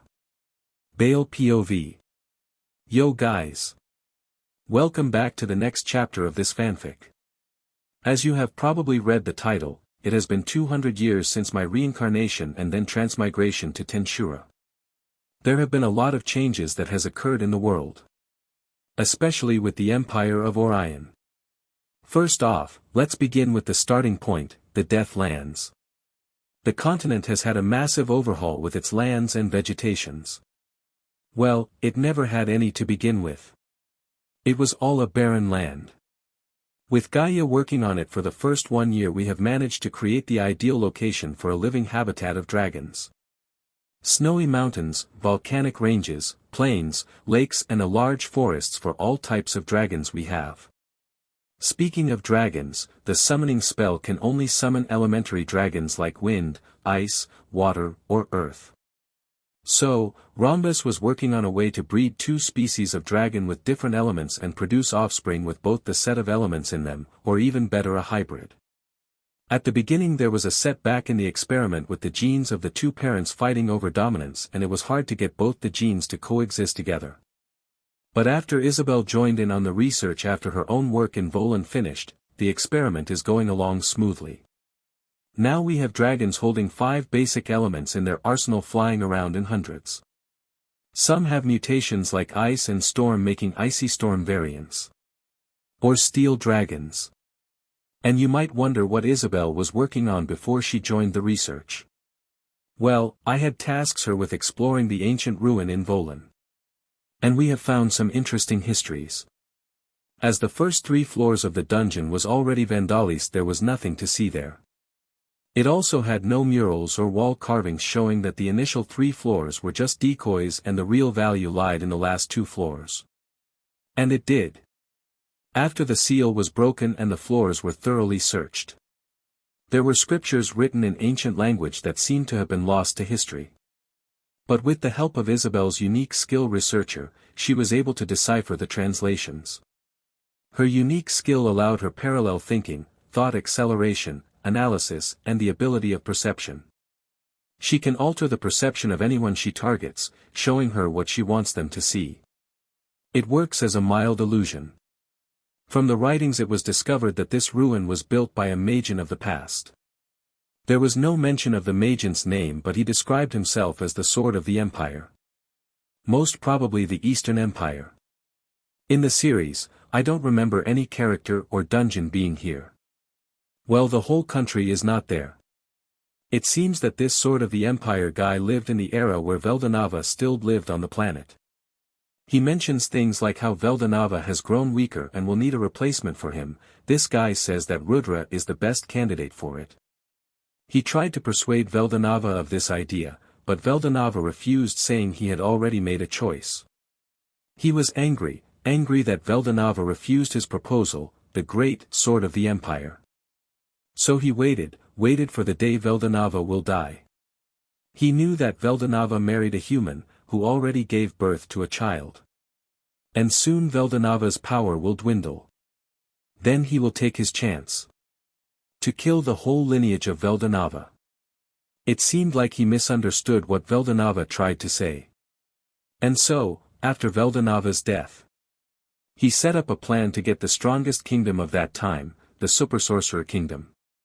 He enticed Jahil, a high human, to launch an attack on Malim. But due to some issues the plan had been postponed for some years, because the Holy War had started. And due to the war, this Sword of the Empire guy built the dungeon as a safe spot to hide and scheme. He also held many researches over monsters. As we found many monsters with mutations and hybrids of many monsters. If even one of them escaped the dungeon, the kingdoms of today might not have been able to hold them off. Each monster was at least A-ranked. And they were in the thousands. Regardless, it was easy for Isabel and Shah El-Ru to control the monsters and kill them. Some were kept as research materials. Next up was our progress of world domination. At the beginning, I was quite enthusiastic of the prospect, but after a year I had a thought. That maybe I should slow this down a bit. Let's not rush it. So slow we went. After 200 years, on paper Orion has all of the Western countries in its hold, leaving those that were important for the plot, but in the commercial side, we were the dominant ones. In the dark market as well as the light, we were the top. Everything had our brand in it. For the continuation of the plot, I left Ingracia, Blumund and Farmus out. So, including the Western nations as well as the Sorcerer's dynasty was under my rule. All these didn't come without its troubles. Though. The small demon lords who weren't even true demon lords called of Walpurgis. Claiming that I am trying to steal their territory, which I was. Some of them had set up base in small kingdoms, which Orion had conquered. But all these was silenced with a simple kill here and there. Guy didn't mind it because he knew my true goal. As for the original 10, they weren't that bothered with what I was doing. I thought about claiming the Jura forest as my own, but I knew that the demon lords will not tolerate it anymore. And for now, I liked my peace and quiet. I had also started my plan of starting a religion. Just 2 years back, Veldora had attacked Lumina's kingdom, so as a fellow demon lord, I kindly helped her. It was the most fun fight I ever had in a long time after with Guy. In the fight between us two, the hero too joined in on it. But since she was a hero, she started to fight both of us. But I was able to soon convince her to seal Veldora first and she listened. After Veldora was sealed, me and the masked hero or Cronoa met up. It was an interesting chat. Third POV. To the past, in Veldora's cave. Who are you? Asked Cronoa. Her hand on the hilt of the sheathed sword. Me. I am a demon lord Baal Draconio Arminon. Ruler of Deathlands and the Empire of Orion. Baal said, his hands on his hips, with a smirk. No, I mean. Where do you come from? Outsider. Said Cronoa, although she had a mask on her, Baal could sense that right now she had her eyes squinted as if to judge what his reaction would be. But Baal remained unfazed, he expected such a question to come up. Knowing who Cronoa was, it was obvious she would know about outsiders. Have you heard a world called Yggdrasil? Baal began with a question of his own. A celestial tree that is said to hold the worlds on each of its leaves? Cronoa answered. Yes. But why are you asking me about this? Are you implying that you come from this Yggdrasil? Cronoa asked. Yggdrasil, the world tree that holds the 7 realms in Norse mythology. I don't remember there being an empire called Orion or even about this guy. Cronoa thought. She had already decided to meet with Baal a long time ago when she entered Gemra. But when she tried to use her time stop ability to reach Baal, she found that it was impossible to activate it within his radius. It was as if his existence negated her ability. So, she decided to wait, for the right opportunity. And it was now, when unexpectedly Baal had come by himself to subdue Veldora. She didn't know what relations he had with Luminous, but after battle she decided to talk with him. Exactly. It is not exactly the Yggdrasil that you know of, but it is completely different. There is no concept of king, gods and higher beings. But, there is a council of beings that governs the working of Yggdrasil. They are basically gods per se. I come from this universe, where countless beings fight for the spot on the top. Each being's capable of at least doing some damage to a country. The ones at the top could be considered to have strength of a demon lord. Then, are you one of them? Cronoa asked. She knew the answer but still chose to not believe it. Yes. And rest assured, they won't come here. Baal said. How can you be so sure of it? Because, Yggdrasil is no more.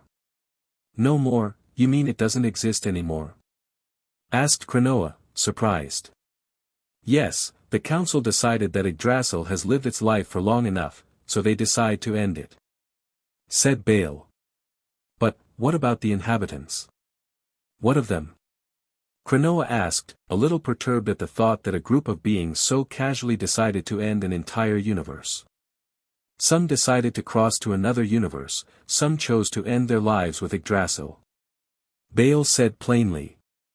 What is your motive? For coming to this world? The only thing I want to do, is enjoy myself. How do you plan on going about with this? With world domination. Declared Baal. As soon as the words left his mouth, a katana reached his neck just nanometers away from touching his skin. Feisty aren't you? You are concerned about a certain someone aren't you? Baal said, not at all bothered of the legend class katana. How did you? I see. As soon as she got shocked that Baal knew about Rimuru, she realized why her time stop ability didn't work on Baal. You also have a time skill, don't you? Cronoa half stated, half asked. Something like that. Anyways, I know who you want to protect and I promise you, I won't let him die either. Baal said, as he used his finger to move the katana away from himself. Why would I believe someone like you? Cronoa asked, still suspicious of Baal's intentions, but still she lowered her blade and sheathed it. Because he is an interesting fellow. Naive at first but he does come up with some interesting ideas. Baal said. Did you know? He is the reincarnation of the god of this world. Seeing that Cronoa still doesn't believe him, Baal decided to drop another bomb on her. God? Veldanava? A shocked Cronoa asked. Yeah. Now, you decide if I would have any ill intentions against him. said Bale as he put his hands behind his back and waited for Cronoa to answer. You have saved yourself for now, but remember, if you even dream about doing something to him, then I will have your head, said Cronoa as she disappeared, from time and reality. Like you could, smiled Bale as he opened a gate and left the vicinity. Back to present. Bale POV. Anyways, another major thing that happened was that of the 17 demon lords, 7 of them had either died or are missing. Basically, after I killed the 3 Dumbos in my first Walpurgis, there were only 17 remaining, with me joining, it became 18. During the period of Orion occupying the western nations, some of the demon lords had tried to challenge me in war, because some of the kingdoms that Orion annexed were their territories. So I did what a responsible conqueror would do, kill them and assimilate their armies. And from the remaining ones, Kazram, the leader of the weak demon lords, somehow challenged Leon, leading to him dying, and Claymanik taking his seat after defeating another demon lord. It seems at least in this universe, he is at least an unawakened demon lord level. But he still doesn't have a seed. And that was all. About the black market, Granbel Rosso did try to spin some schemes but were instantly thrashed by Darkseid, who was in charge of commerce now.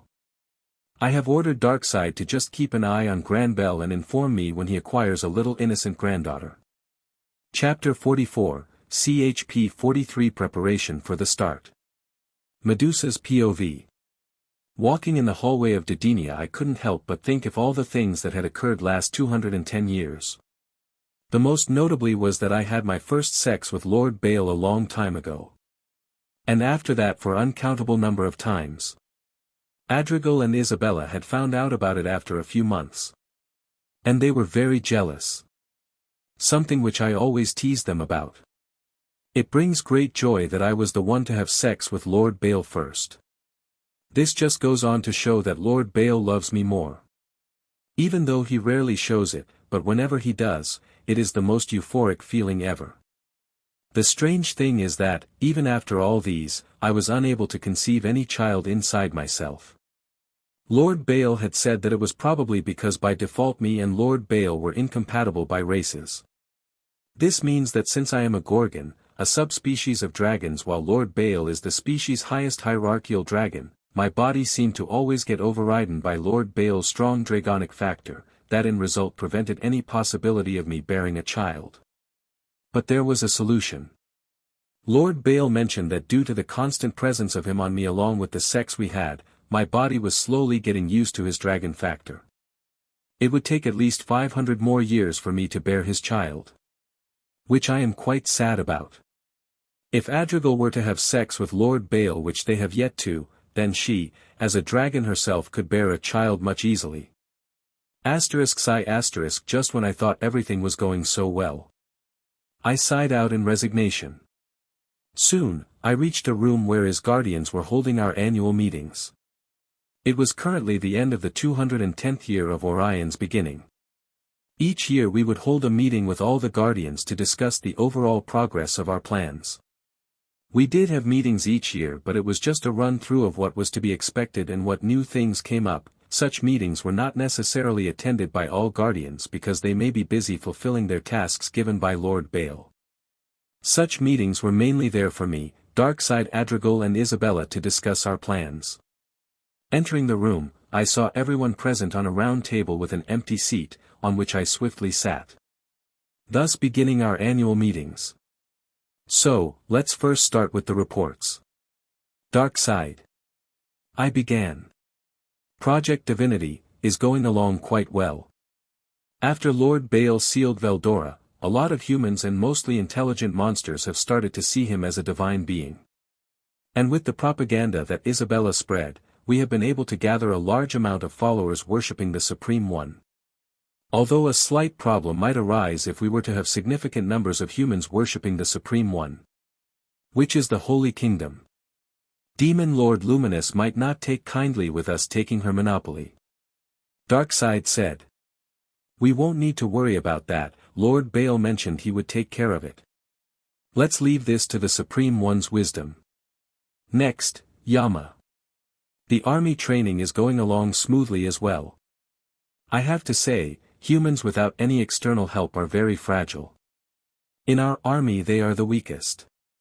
But regardless, each human soldier are given equipments and taught magic to elevate their levels to B+ ranks. We also have some humans who are A and special A ranks, they have skills. The list is here. Yama said as he handed the file. I skimmed through the skills and found that none of them were unique skills. So, I simply put as aside to read later. For now, we were searching of humans with unique skills, or even monsters, but were unable to. It seemed that such powers were very rare to find. But we did find monsters that even with having a racial skill were powerful enough to be special A rank without any training, and with training they reached almost S rank, but it seemed like a limit is reached. No matter what we tried, they won't be able to break through the S rank. I see. How many? 3 million, adding all the races together. Yama said. With such a large army, we could already storm the whole continent and take control of it in one swift battle. Roku said. It is true that only our army could conquer the whole world, but Lord Bales said that he wishes to give the world a chance. A chance to fight back when we truly launch a war. He wants to enjoy the fight. He wants to find joy in the battlefield. Currently, the world is too weak to be taken over. That were the words of Lord Bale. He wishes to have a blast. That were the exact words he said. Although I knew not what it meant, but he said that it meant fun. So I assume he is trying to stall the inevitable world domination in hope of letting the world fight for its last chance of freedom, which it will never get. What a domineering thought. Just thinking of his whims gives me shiver of ecstasy. So who are we to not heed his words? We exist to fulfill every wish of Lord Bale, the Supreme One. I preached. Hail Lord Bale. Bale POV. A groan left my mouth as soon as I felt the warm waters touch my body and ease it. What a feeling. It is like all the non-existent soreness and exhaustion has faded away. Now I understand why Japanese people love onsen so much. It is just too enjoyable. Bale, you just turned of your pain nullification to enjoy this feeling. Just when I was immersed in my enjoyment, Gabriel had to destroy it. Oh, and after all these years I have managed to make her call me by my name. Obviously Gabriel, you know, in my past life, I was just an average guy on some country which I can't even remember. We didn't have such luxuries, you know. I know. And it is pretty interesting that there is an ancient text that describes how the world will end when Earth becomes like your world. She mentioned, after thinking hard I remember a vague memory. Memories of my past 2 life is quickly fading away. I had long expected of such a thing happening and asked Gabriel to store all my memories in my mindscape.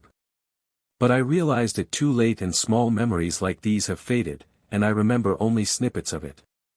Earth 2138. I guess you are referring to the Indian mythology. There indeed was a saying that when the world becomes too corrupted, then God will take on an avatar to end the world and start it anew. Although other mythologies like Norse had Ragnarok, the situation and conditions of Indians are eerily too accurate. Yes, that one. There is a possibility that the Indian gods are more in charge of Earth itself, and other pantheons just have parts of it as their domain.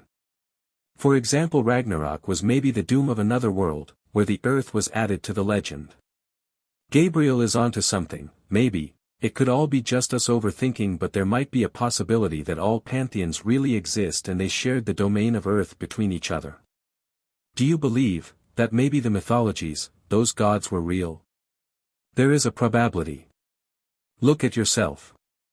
If you re-entered Earth, those humans will see you as a god too. I guess so. But why did they leave Earth? If they are real, then I don't know any possibility of them leaving Earth. Does the universe Earth exist and have a concept like fate? Like an age of God, then age of man. Then a new cycle begins. It is indeed somewhat accurate by my memory. Maybe there is an even deeper reason to it. If I were ever able to travel multiverses, then maybe I should look into it. It'd be a blast. Third POV. While Orion was enjoying their time of leisure, the world was on edge of their next move. The kingdom, especially the western which were yet to be under Orion, were very wary of the empire. They formed thoughts and beliefs that maybe the Orion Empire is just like the empire in the east, ruthless and evil.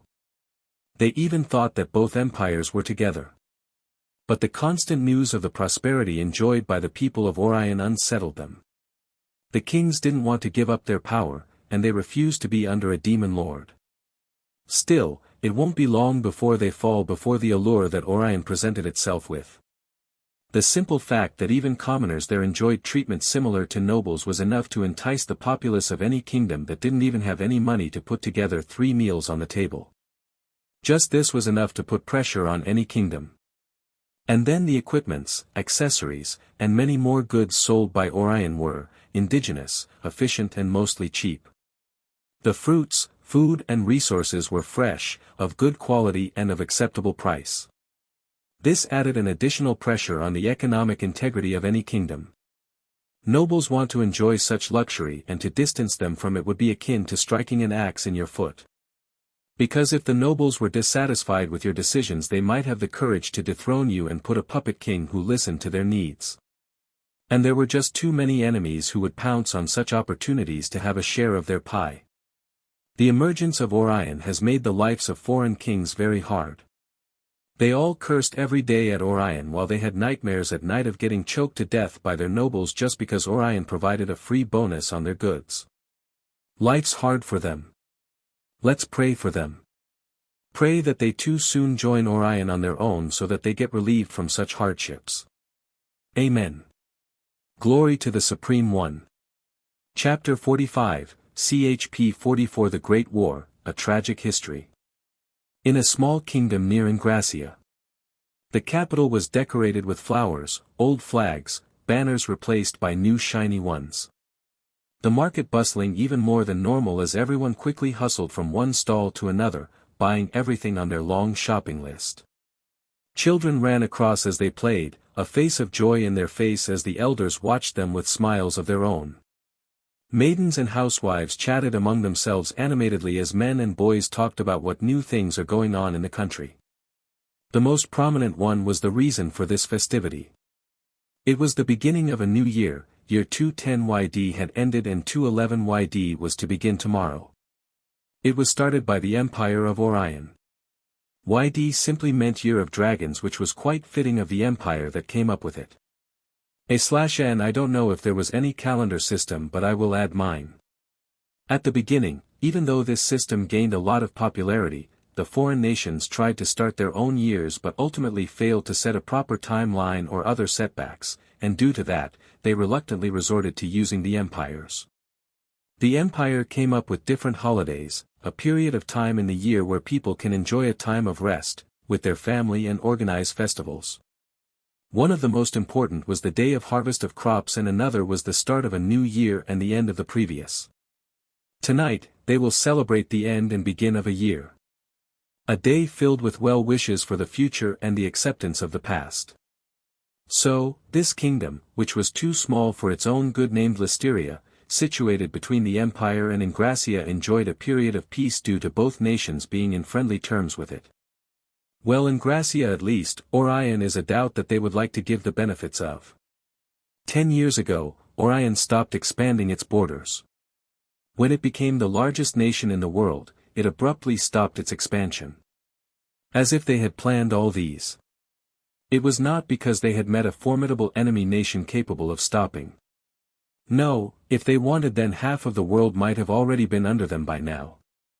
Still, it was not a really bad thing.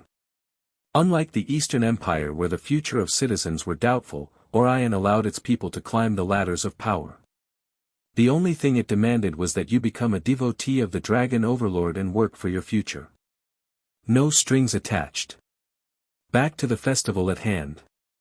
In the castle of the Kingdom of Listeria, on the balcony we see a young prince looking out to the hustle and bustle of the kingdom.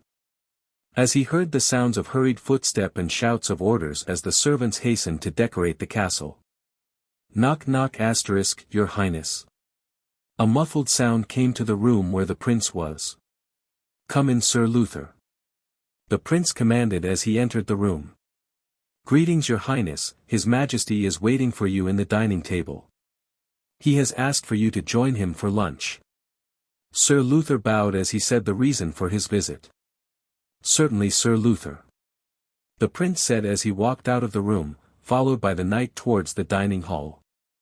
While walking, the prince asked a question which had been bugging his mind for a while. I heard that the products of Orion is quite revolutionary and also convenient in daily life. Indeed your highness. The magic items of Orion is very useful as well as quite cheap. It is also easy to use as well. Sir Luther said. Is this true that father wishes to propose a contract with the Empire for military aid? Yes, your highness. As you know, our kingdom is very small, and compared to our neighbors we don't have even a fraction of their army. As for any powerful warriors, only me and Sir Alvin is of rank A and the other knights are B. So getting help for the Empire might ease our difficulties. Sir Luther said. Silence fell after that as the prince went into contemplation of the facts spoken by the knight. It was indeed a fact that their kingdom was quite weak and there was always a threat of getting invaded. They don't know if it was purely out of luck or not, but for the 500 years of its existence, no kingdom tried to usurp it. Maybe it was because there was nothing of true importance they had which will entice the enemy to attack or anything else. But still, the king decided to be safe than sorry and called for a meeting with the minister of the empire in secrecy. After the short walk, the prince entered the dining hall as Sir Luther waited outside. Good afternoon father, mother. The prince greeted. Good morning son, come sit with us. The king said as he smiled towards his only child and heir. Father, I heard you were planning to form a contract with the empire. As he sat down, the prince asked his father. His father was quite young for a king. He was in his early 40s with an air of authority and discipline. He was a fairly kind-hearted and fair ruler. He sought of what was best for the kingdom and its people. He was also a loving husband. He never did marry anyone other than the prince's mother. In a world where polygamy was a common occurrence, the king's decision was something unheard of. Yes, son. I wanted to strengthen our army, so the best course of action was to take help from the outside. Ingracia might have been a better option, but now that the empire has proved itself to be quite cooperative, I have decided to hand out a proposal to them. The king said. I know you have already taken into account of the fact that they might use this opportunity to meddle in our affairs, right? Yes. But I have already considered for all these things when I decided to send them the request. It was met with a reply quite swiftly, stating that the minister will arrive tonight. The king said, his face showing the surprise he felt when a magic circle lit up on his desk as soon as a letter was dropped on it. Father, I trust the decisions you have made, so I will not try to change your mind. But I do have a question, is it really true, that the emperor is a god? The prince asked in skepticism. He had heard of the preachings which was spread by the dragon priests. Followers of the dragon god, or the supreme one as they like to call him. In Listeria, it was still not that popular, while even followers of Luminous were quite scarce here. I don't know about that son, but from what happened 30 years ago in the Great War, which was true, he might as well be a god in that regard. The king said as a shiver went down his body remembering the massacre of the Great War. 30 years ago, when Orion was in its conquering phase. All the remaining kingdoms of the western nations, as well as with the aid from Ingracia, the Holy Kingdom and Dworgen, a massive army of 3 million was formed. Multiple otherworlders and famous adventurers were also in this army. Each formidable and known for their strength. The gathered coalition of such a large army was headed by the king of Dworgen, King Graldwargo. A special S-ranked king who defeated a demon lord in his youth. He had ruled Dworgen for 800 years as a very powerful ruler who rivaled the power of a hero without being one. In a conventional war, such a lineup of powerhouses and a large army was enough to win the war. But fate had it that they were up against the dragon overlord. The war went on for 3 days. The first day went on as a normal war would. Deaths on both sides and constant uses of strategies and war formation. The empire had deployed only 1 million army. Along with it they sent only 2 guardians, namely Roku and Yama. These 2 guardians decimated the whole battlefield as they alone were responsible for the deaths of approximately 700k soldiers. Many adventurers and otherworlders tried to stop them but were met with swift demise. This went on until Graal had to step in. With the help of the hero Team Kibu they managed to stall the 2 guardians for enough time that the sun had set, signaling the end of the first day of the war. It was so, because before the war began, a meeting was held where Orion proposed a rule that after sunset, neither sides will continue the battle and let the battle end for the day. This left the coalition of nations puzzled as to why Orion asked such a thing. But after the first battle it was clear that Orion just wanted to mock the coalition of their hopeless struggle. Just only 2 of the guardians out of the 10 was enough to make them run for their money. The next day of battle, Yama and Roku were nowhere to be seen. They were replaced by 2 females. One was named Isabella and the other Adriana. Right from the beginning, dark clouds formed and as the war began, dark lightning struck the battlefield.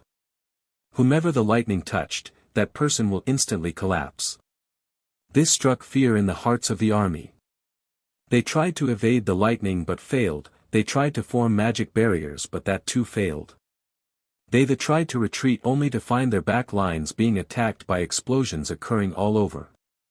It was later found that the storm of death was conjured by the lady called Isabella as the explosions were the creation of the other names Adriana.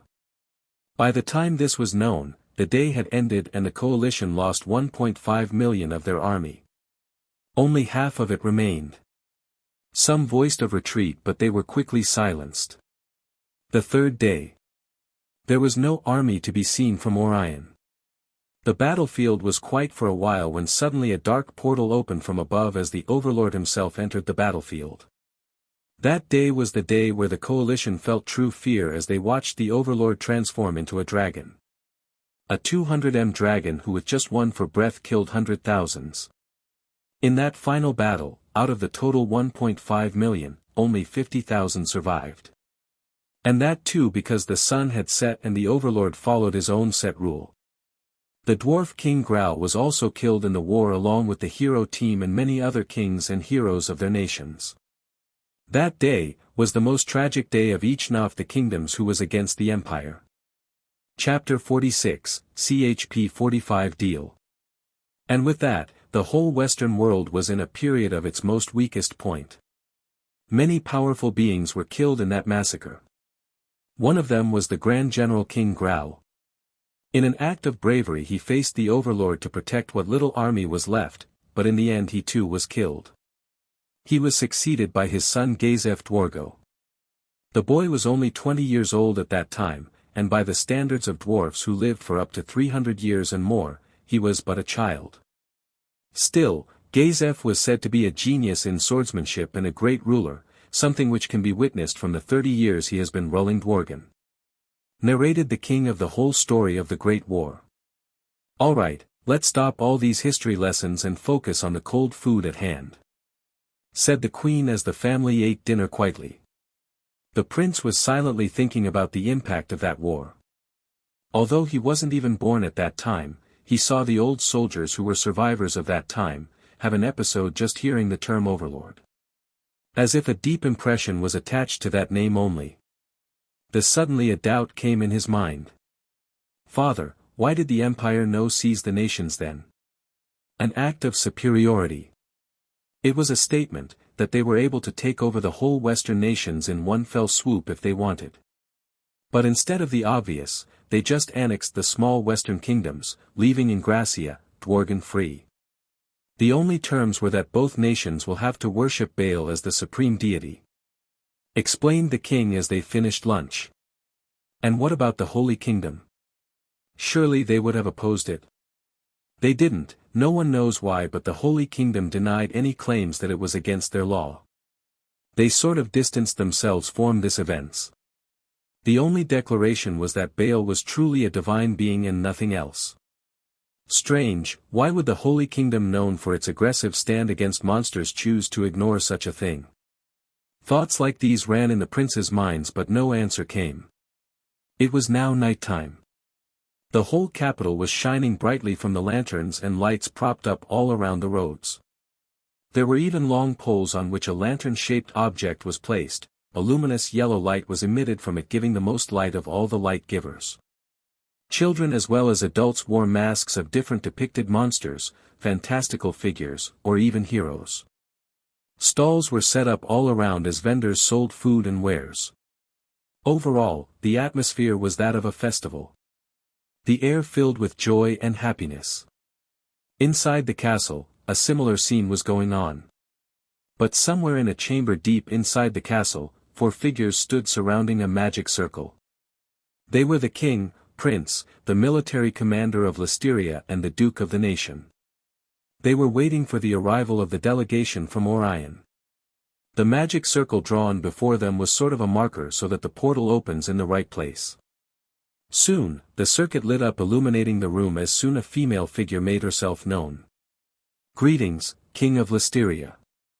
I am Medusa, the Prime Minister of Orion. It's an honor for us to welcome such a beautiful lady in our kingdom," King said. "Let us discuss in the meeting room." The Duke presented as everyone traveled towards the meeting room. "So, you want to ask for aid in gearing your military with our magic equipments? Is that all?" Medusa asked. She was seated on a long table where opposite to her was the king, prince, military commander, and Duke of Listeria. "Yes, Lady Medusa. We hope to purchase your services with that," the king replied. "Very well, but I must tell you, the charges for all these will be quite high. Almost 1,000 stellar coins," Medusa said with a smile, as if the price was very low. But the mere word startled the king and the others. Their kingdom was very small, they barely had more than 200 stellar coins. A full 1,000 was just too much. "Why is it so much?" slammed the Duke as he abruptly stood up, shocked at the number of stellar coins they were demanding. "Please calm down. Taking into account the logistics, equipments and the training we will provide, all these will quickly sum up to be a 1,000. And this is quite a small amount to that we asked for from Ingracia and Dworgen after the war, which was 30,000. You should know which war, right?" Medusa said with a smile, unfazed of the sudden burst from the Duke. Hearing the minister Medusa mention about the war, he had a chill come on his spine. He was about 15 years old when that great war took place and had heard and even witnessed the devastation caused on the battlefield after the war. He didn't want the same to happen in his motherland. "I hope we can come to an agreement, Lady Medusa. You must understand that currently we have but not the amount you are asking us of," the king said solemnly. "Worry not, the Supreme One is kind. I will give you a discount of 50% only if a temple is to be built by us in the capital, along with us taking 50% of the annual income of Listeria, until the debt is cleared," Medusa offered. Hearing this, a shadow spread on their faces. The kingdom's annual income was 20 stellar coins. Stellar coins were equivalent to 1,000,000 copper coins. For a commoner, even a single silver coin was equivalent to his annual income. /n I hope my maths mainly, otherwise it would be quite embarrassing. A 50% decrease didn't help reduce the problem even one bit. The kingdom had to account for all the economic and other expenses. And the added fact of building a temple. For that they had little objections, because for them, faith didn't matter. It won't even will if there was no kingdom to rule on. "I agree." The king reluctantly agreed. He had no other choice. On one hand, deny the offer and the weak military will stay weak, or on the other hand, they will be indebted to Orion but will have a relatively strong army. Calculating all together, the king had found that they will be indebted to Orion for half a century. Even he is quite unsure if he would live for that long or not. Considering the plots of enemies brewing. Very well. The first batch of magic equipments will be sent tomorrow. With the new beginning of another year, a new bond will be formed, Medusa declared with a smile as she stood up to shake hands with the king. Although she said such words, in the mind of the king, he had already interpreted the meaning. They were now bounded by the chains of debt, and if no solution come up in the near future, they might soon get a very disturbing future. As the deal was confirmed and magical contracts were signed, the fireworks began to fire outside as midnight came, bringing along the end of the year, and the beginning of a new year. Chapter 47, CHP 46, a big time skip. Third POV. In the capital of the Empire of Orion. On the continent of previously known Deathlands, now renamed as the Land of Dragons, Darkonia. /n generic much. From the skies, the island continent didn't look the same as it was hundreds of years ago. In place of its barren basalt-filled hills, lush plains, hilly mountains, deep forests and multiple reservoirs of lakes and rivers flowing. Different types of dragons which controlled elements of their own roamed the lands. Some breathing ice, some fire, some electricity, and some even sound. In the middle all of this, stood the looming tower.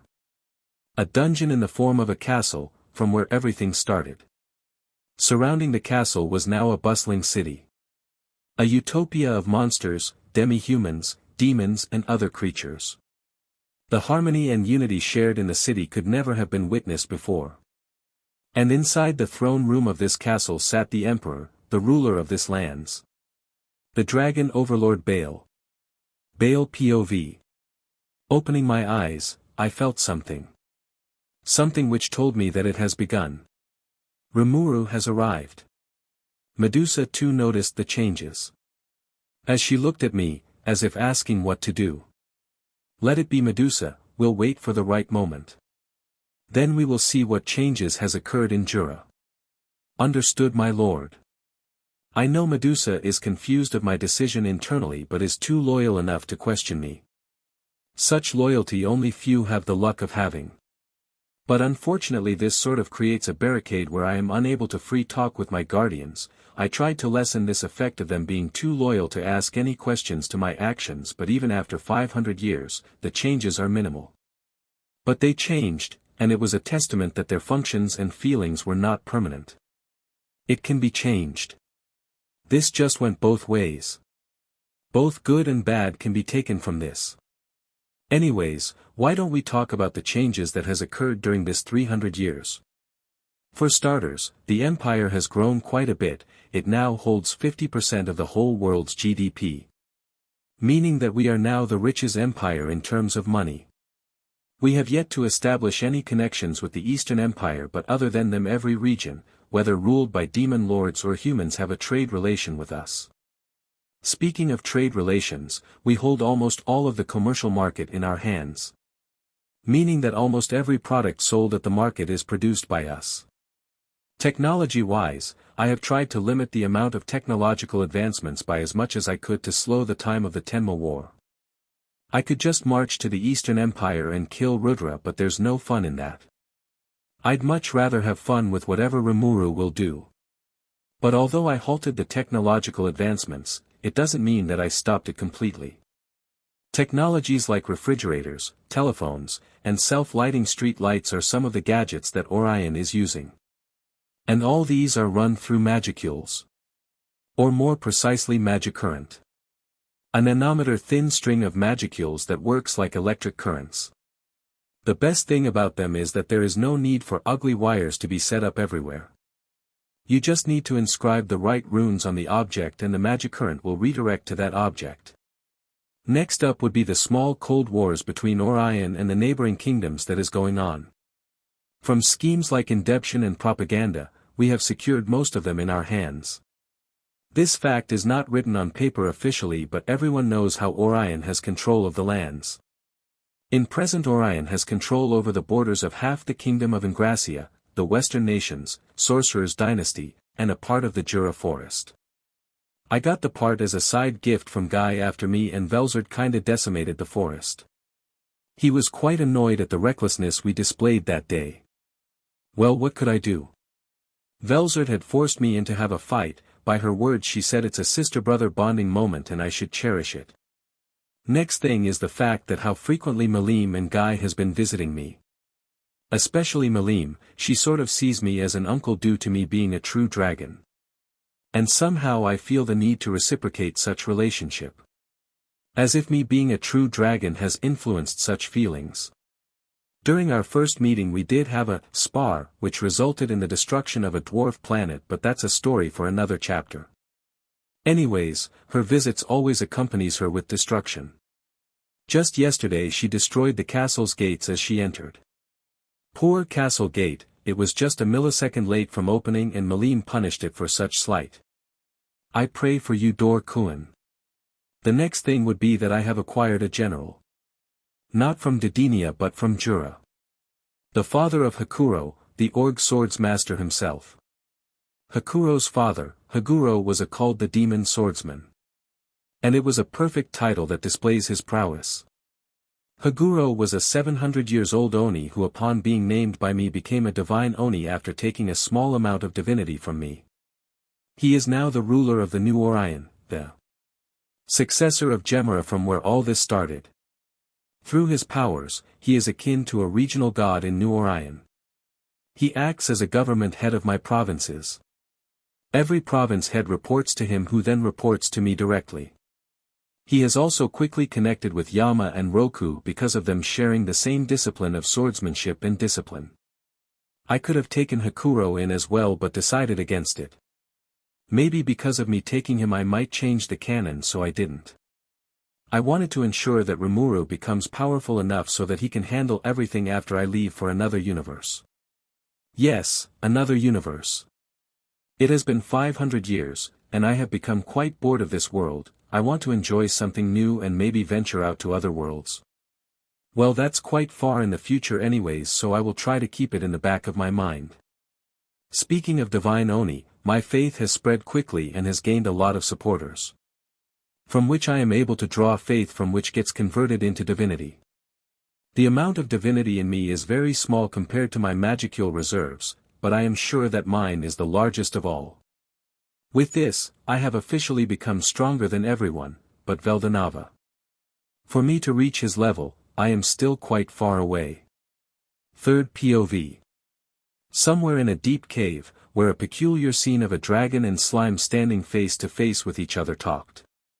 The dragon roared in jubilation as he declared. From this day forth I am Veldora Tempest. And you shall be known as Rimuru Tempest, my sworn brother. Chapter 48, CHP 47 to Dworgen we go. Third POV. Deep inside the cave where Veldora was sealed. A slime and the dragon were having a conversation. So who trapped you here? The slime asked surprisingly. Oh, it was the hero and my brother who helped her. The hero had a unique skill called Infinity Prison. Well, I obviously let them do it. Veldora spoke. He had his hand on his chin while the other was supporting it, as if he were trying to remember the details. And why did they do that? The slime asked, but already feeling a premonition that it might be something completely stupid. Oh, I just destroyed a capital, that's all. Veldora said as casually as someone would point out the weather. I see, wait. Destroyed a capital you say? The slime took some time to process the information, but due to its unique skill Great Sage helping he soon understood the meaning. Yeah, no big deal. Veldora answered, still oblivious to the concern this slime had. No, destroying a capital is not a big deal, it is a huge deal. Also, what do you mean by your brother? The slime asked. I am what this world calls the true dragons, we are akin to gods to the people. In total we are 4, me, my 2 big sisters and my small brother. He was just recently born, maybe something like 500 years ago. Veldora said as he tried hard to remember when his younger brother came to be. I see, so what's his name? If he sealed you here and he knows that I have connections with you, then he might target me too. The slime said.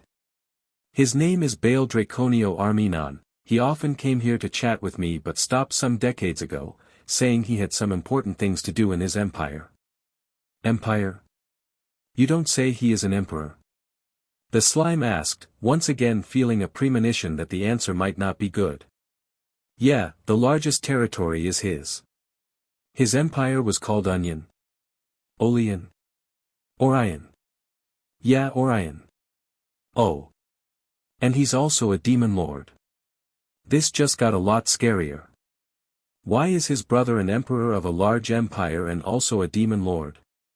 Did I reincarnated in an anime where the heroes journey to kill the demon lord? And I am their pet. Because what I am doing right now seems like a very important segment of the story, thought the slime asked. He started overthinking, which somehow melted his non-existent brain. Hashtag time skip brought to you by Mini Rimuru joining to become Big Rimuru. Hashtag. It has been a few minutes after the slime got its slimes together. After some talking, it was decided that the slime will help Veldora from escaping his prison while Veldora will name him. Wahahaha. From this day forth I am Veldora Tempest. And you shall be known as Rimuru Tempest, my sworn brother. Thus began the saga of a peculiar brotherhood between a slime, the lowest of the low in the monster food chain, and a dragon, the king of the food chain. Time skipped to some weeks. Rimuru went outside the cave the following day. He ate Veldora. He also found 3 reckless adventurers barging inside the cave, which he smartly evaded. While on a walk he met with a group of weak goblins who took him to their village and told him of the crisis they were under. Rimuru in all his kindness decides to help the goblins from the dire wolves. All goes according to how it went in the anime, and today Rimuru was taking a stroll in the village. He was followed by Rigard, the village chief, as Rimuru inspected the poorly built hut. Suddenly a weak breeze passed by them as the hut instantly collapsed. You guys don't know how to build. Rimuru said calmly in front of the now demolished hut. I am sorry. Rigard apologized as he did a Dejiza. He did it so hard that blood came out of his head. This can't go on like this, we need experienced workers.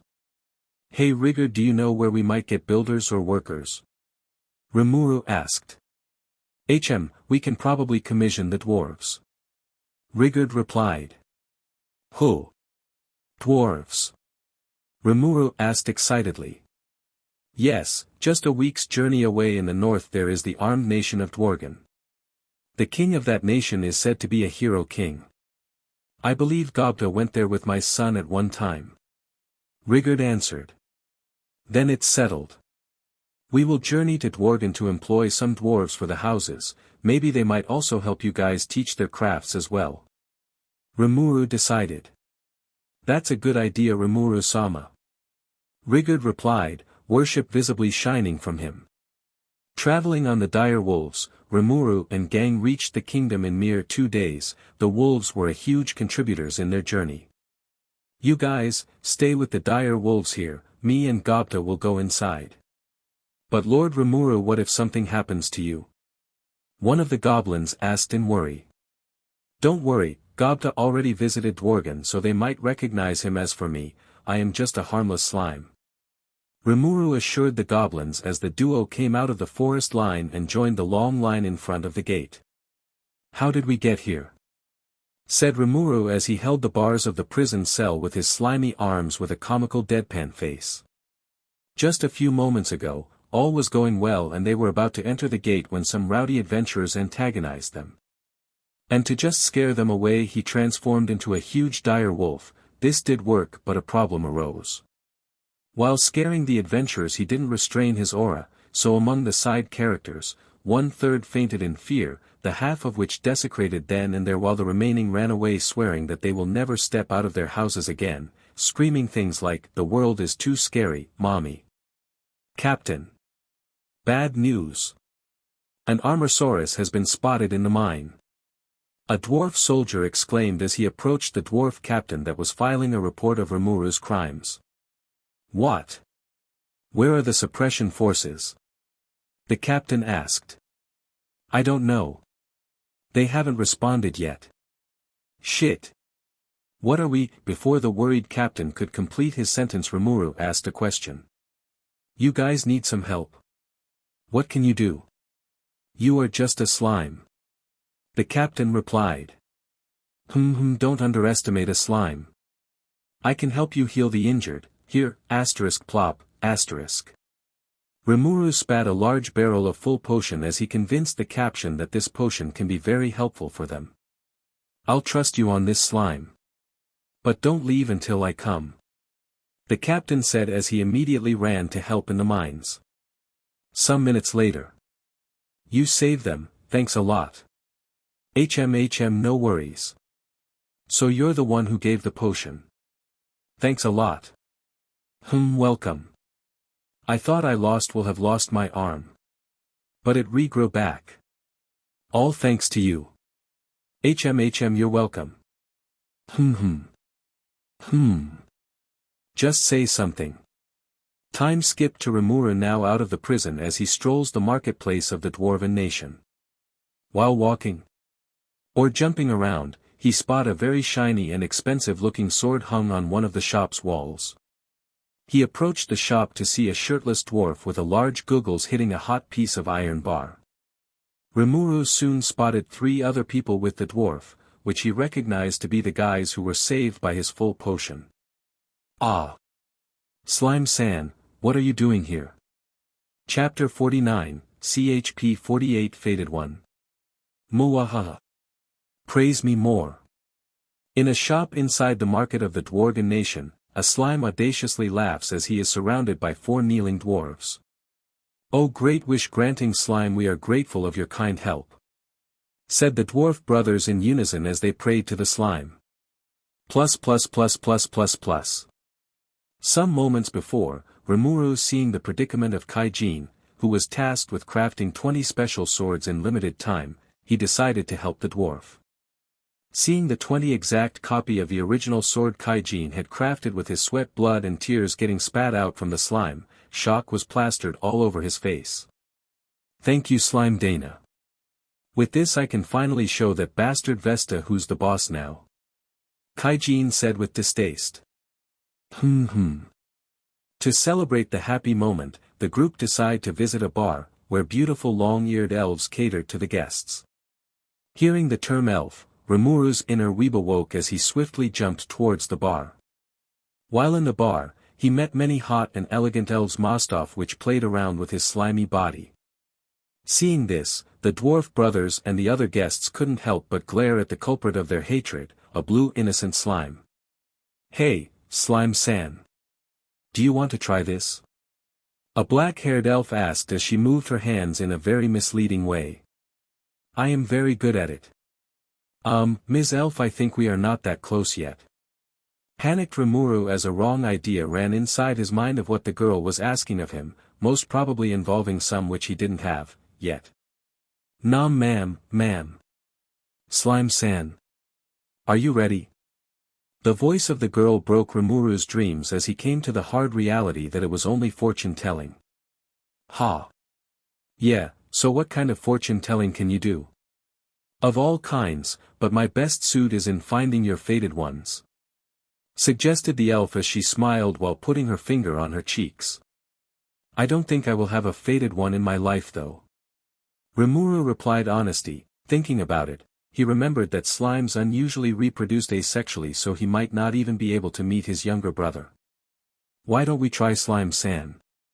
It's worth a try you know.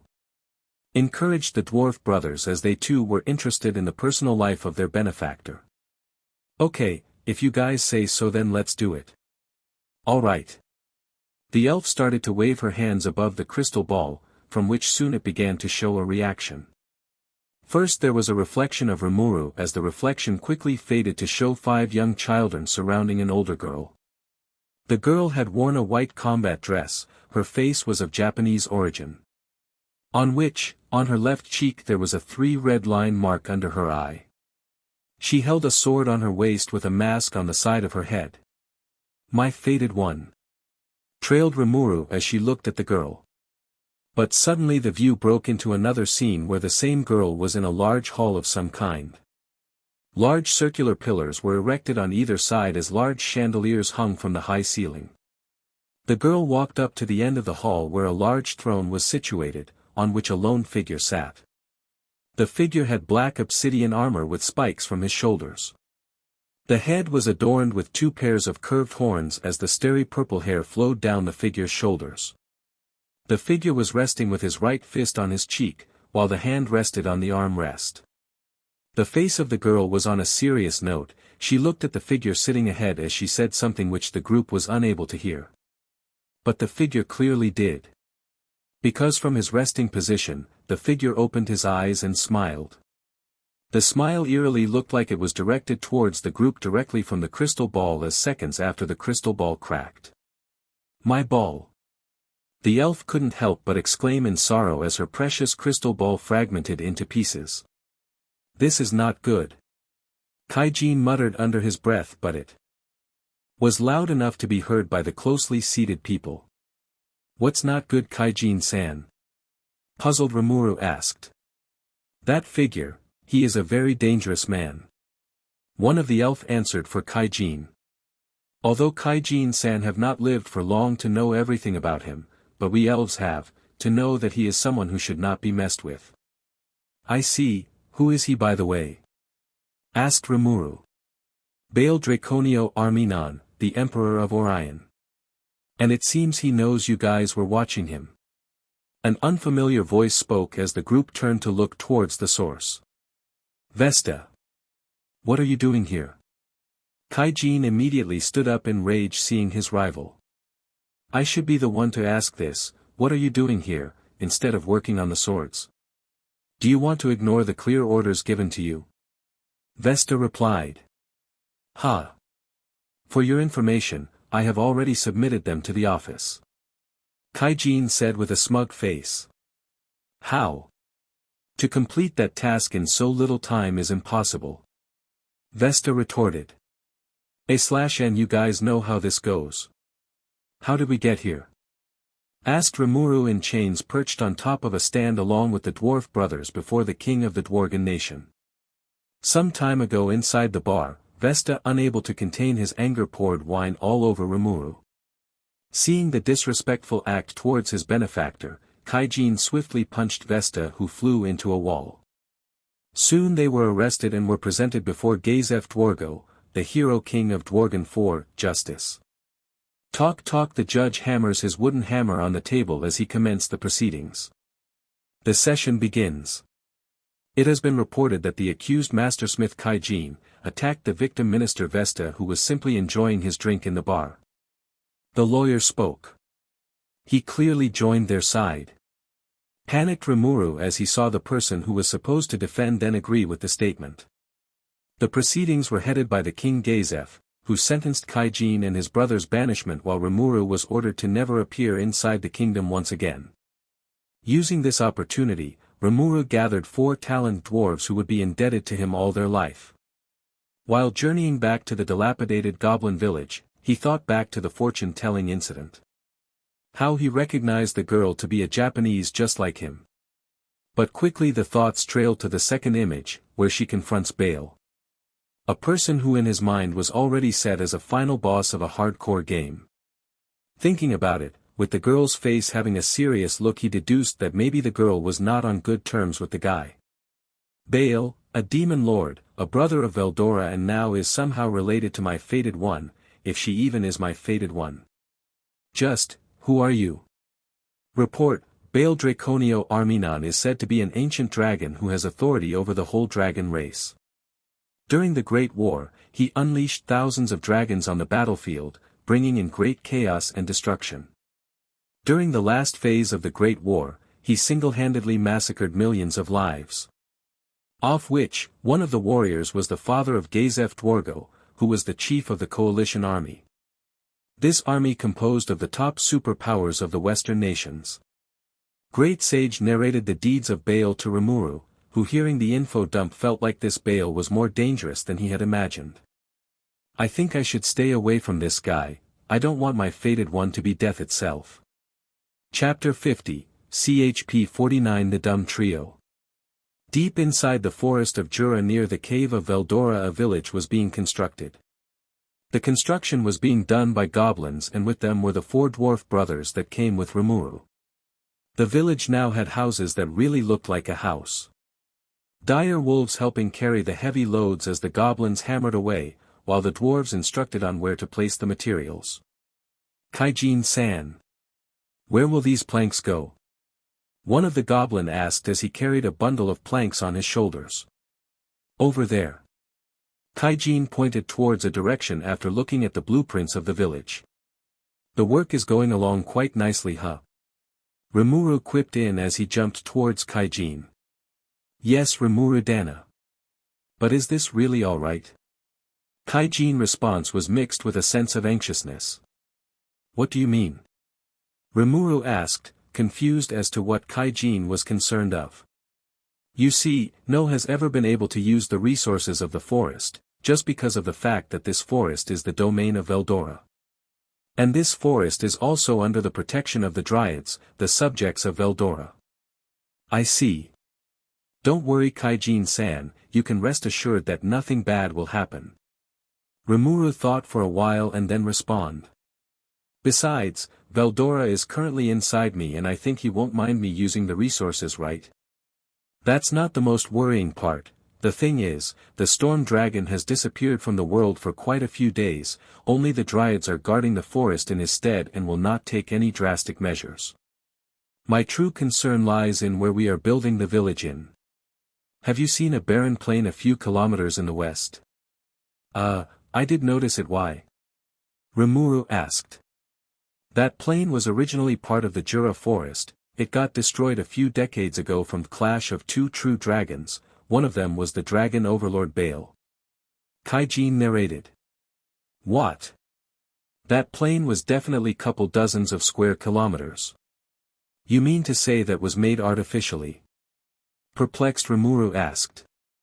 Yes, it was said that both dragons had restrained themselves by quite a lot, but during the end of their 7-day fight Guy Crimson, the strongest demon lord had to step in to stop them lest they completely destroyed the whole Jura forest. Shivers ran down Rimuru's slime body as he considered the danger this world had. Why is my fate so scary? First this Baal guy somehow is related to my fated one and then the village I am building is also near his territory. It's like the more I try avoid him, the more chances I am getting of meeting him. Report. The Empire has not started any campaigns since the past decades and has adopted a passive nature on the external affairs of other territories. Hence it is probable that the Empire won't interfere with your work since the village is not in their area of authority. You're right, great sage, maybe I am just getting delusional. We'll deal with that problem when it comes, Kaijin-san. For now our aim is to have a proper village. Let's focus on that. Alright, Rimuru Dana, if you say so. Kaijin said. Yo. Rimuru-sama.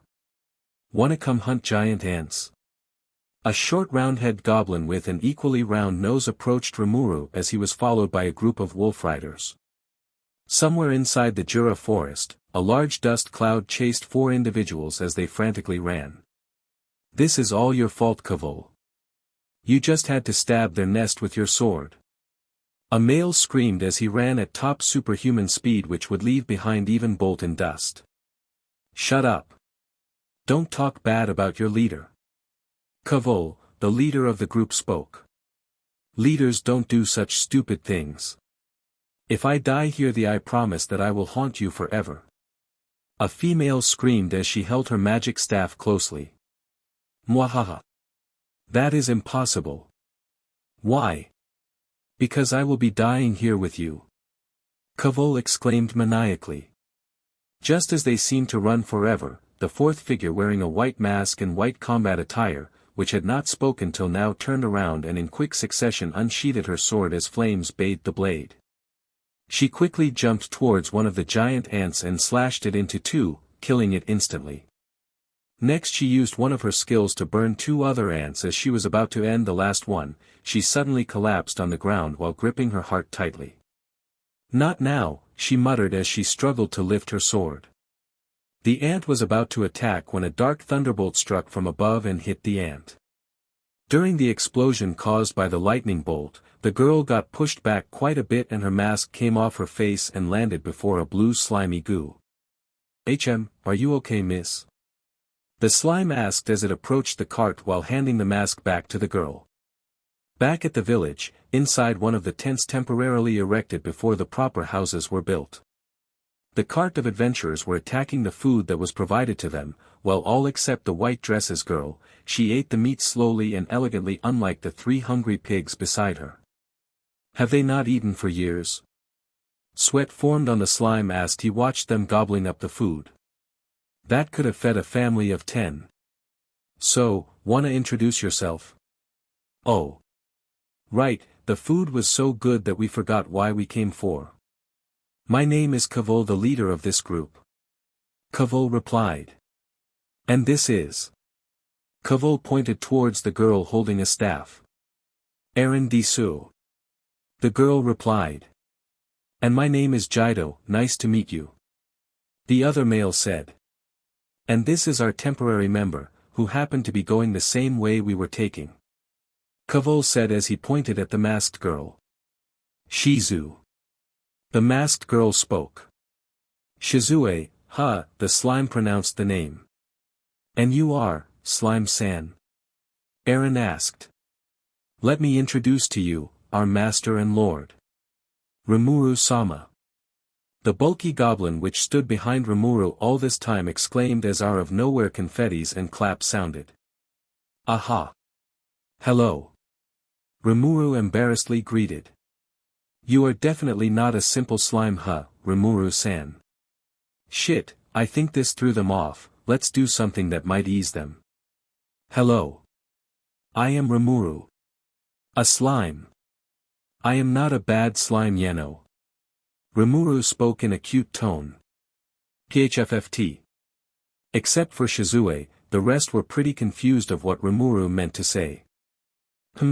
She's definitely a cultured Japanese. Chapter 51, CHP 50 Ifrit, The Spirit of Vengeance. Rimuru POV.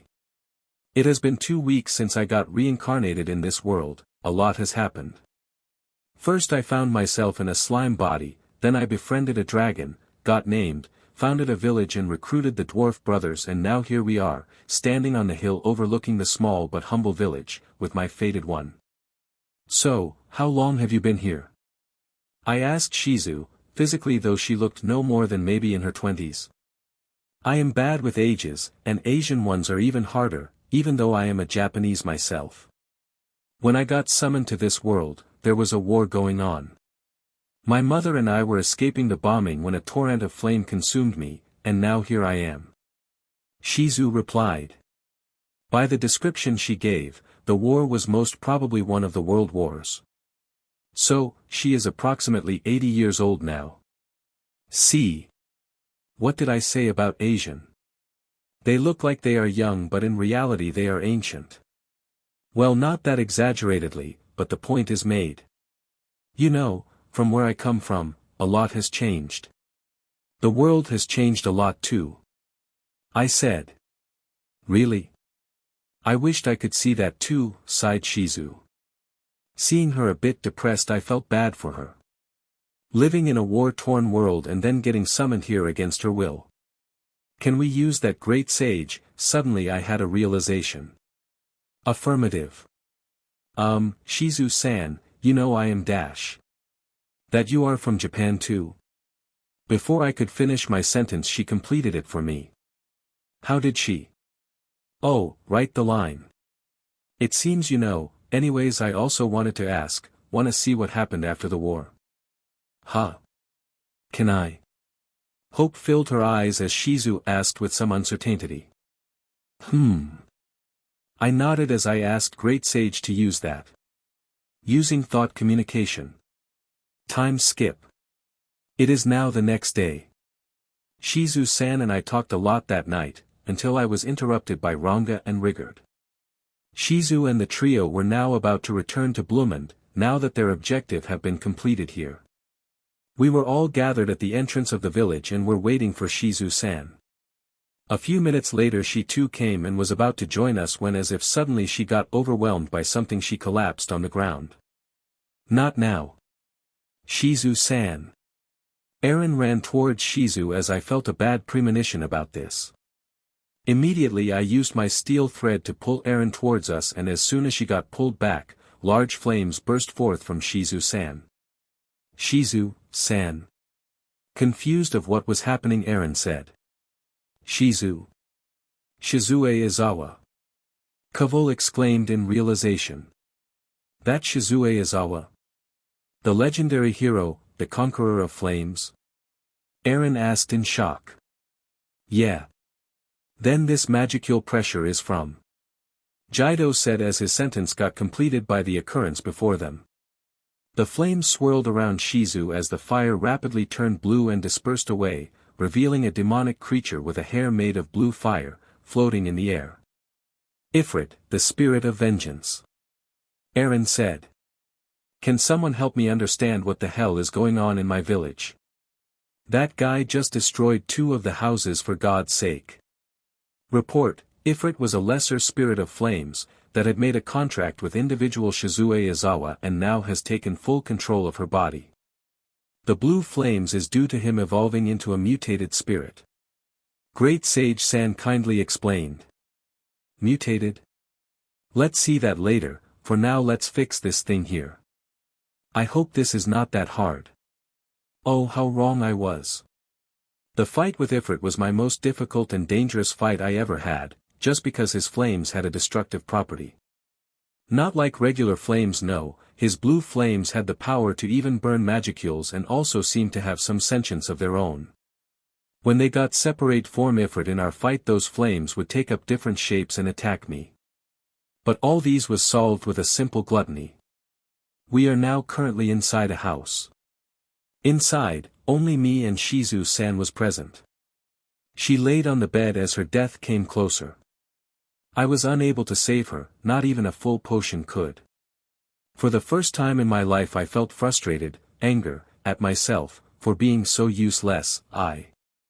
Rimuru-san, you must be quite sad, right? Shizue spoke.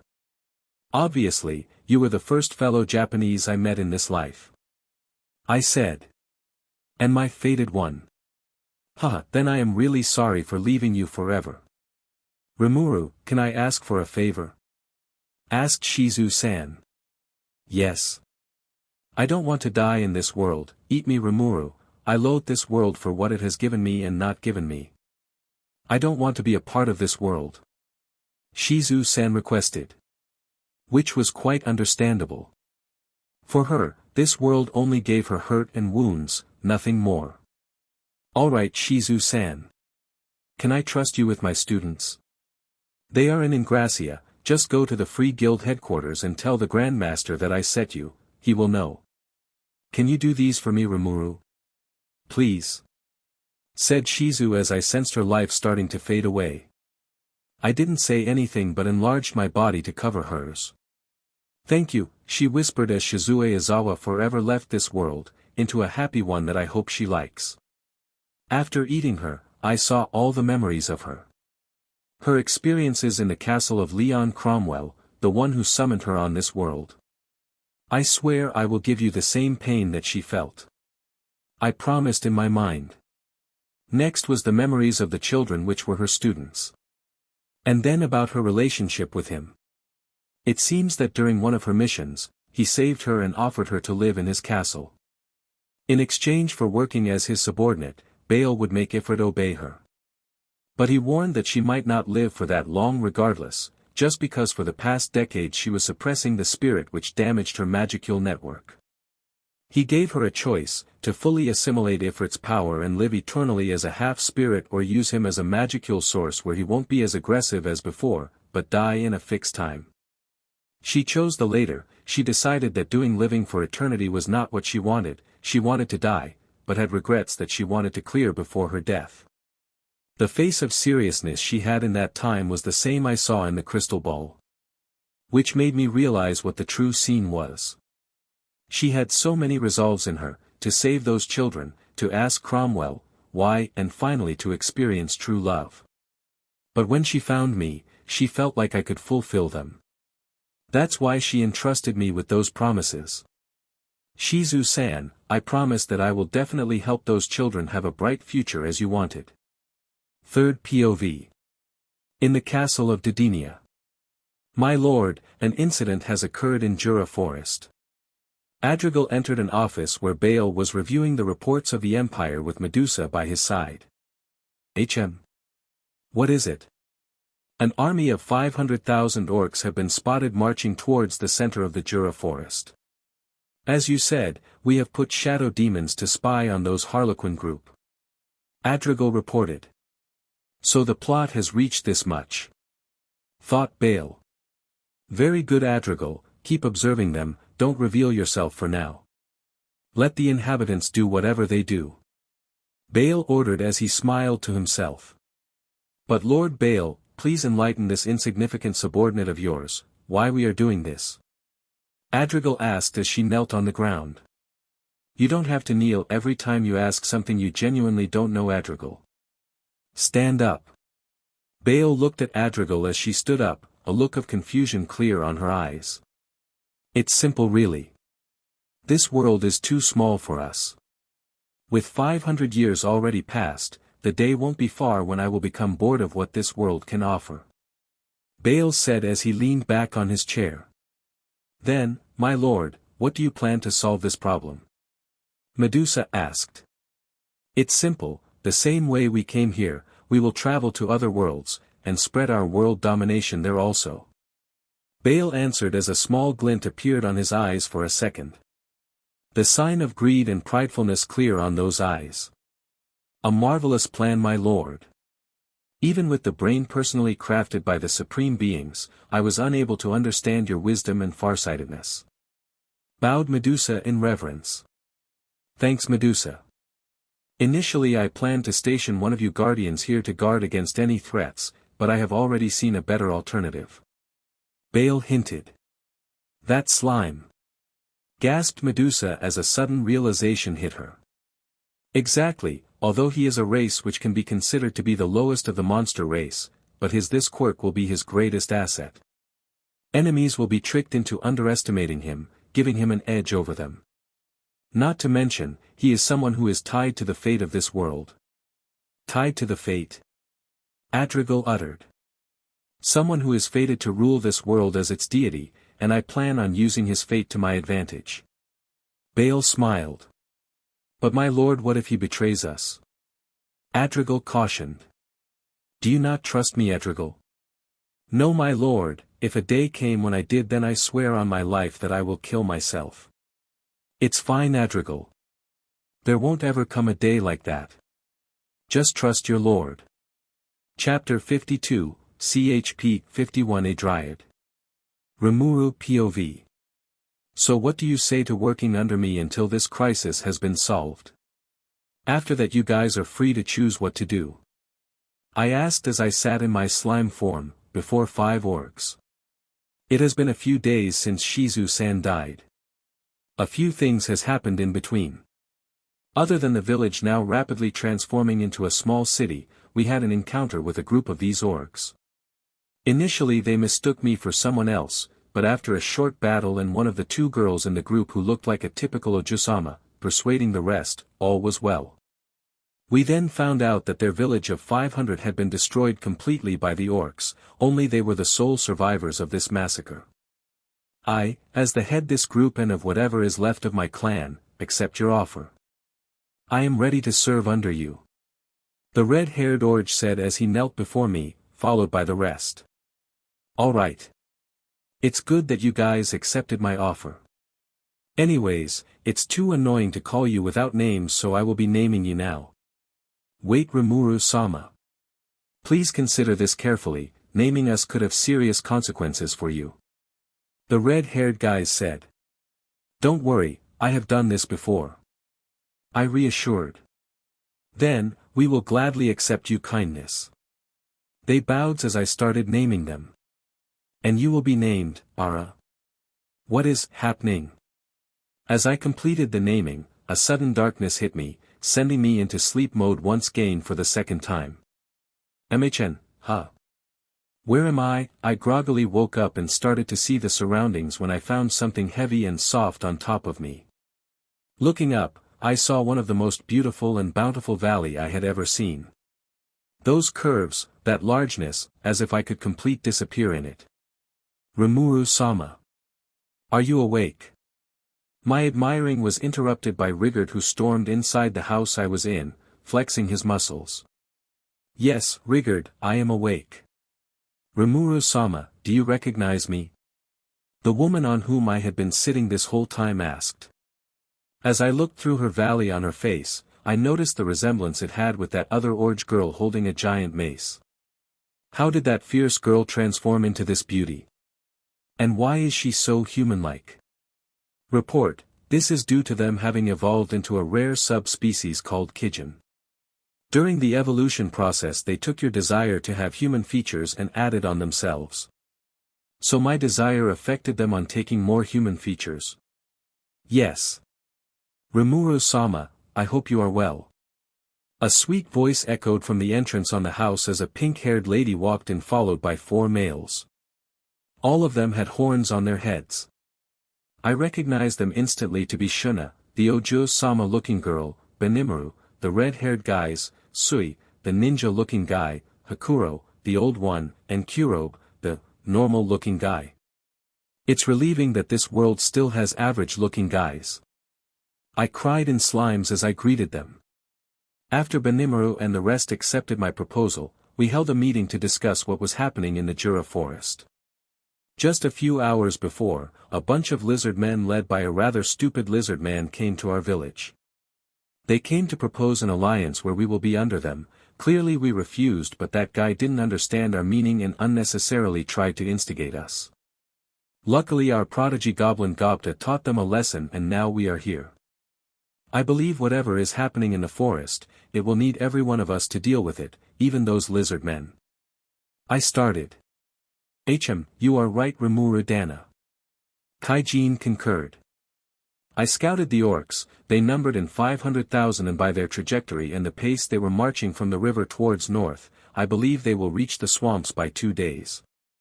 Sui reported. As expected of the reliable ninja. I also have a report to mention. Sui, did you find anything? Shuna asked. No. There was no body at all, not even the fallen orcs. Sui answered. By body you don't mean?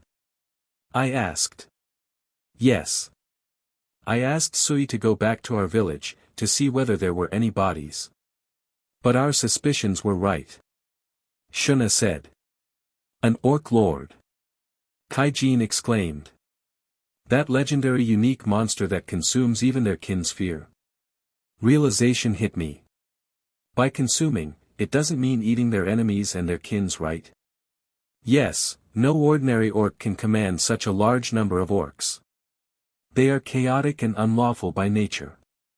Only an orc lord can pull off such a feat, Benimaru spoke. Suddenly Sui jolted in shock as we looked in worry of why he did that. Rimuru-sama, one from my body doubles have been contacted by an individual. They wish to have an audience with you. Sui spoke. Audience? I hope they are not weird like that lizard men. I sighed out. One weird encounter is enough for today. I will not say they are weird, but it is a dryad. Oh. A dryad. A legendary tree spirit who guards the forest in games. Call them in. Suddenly, a large amount of magicules concentrated in the middle of the table as a bin sprouted from the table. The vines converged to and extended to reveal a beautiful figure. Greetings, ruler of monsters and all those loyal to him. I apologize for such an unannounced visit. I am Trainee, a dryad. The figure introduced. Sitting on the chair, Trainee seemed like she owned the place as she sipped the tea and ate the potato chips. Well, she is the guardian of the forest and we are in her home Percy. Anyways, contrary to her calm behavior, the rest of the council seemed a bit anxious over a dryad sitting with them. So, Trainee-san. Why did you ask for my audience? I said, trying to steer the awkward atmosphere that has formed with her presence. Oh. As you might know, there have been a sudden influx of a large numbers of orcs in the forest. And they aim to completely destroy the forest. I as a guardian of this forest am naturally against it. Thus, I come before you, O ruler of monsters. Please help us kill the orc lord. Trainee revealed. So it is true, there is an orc lord behind this whole act. Kaijin spoke. By now, the presence of an orc lord was just in speculation by us. How do we trust your word? I asked.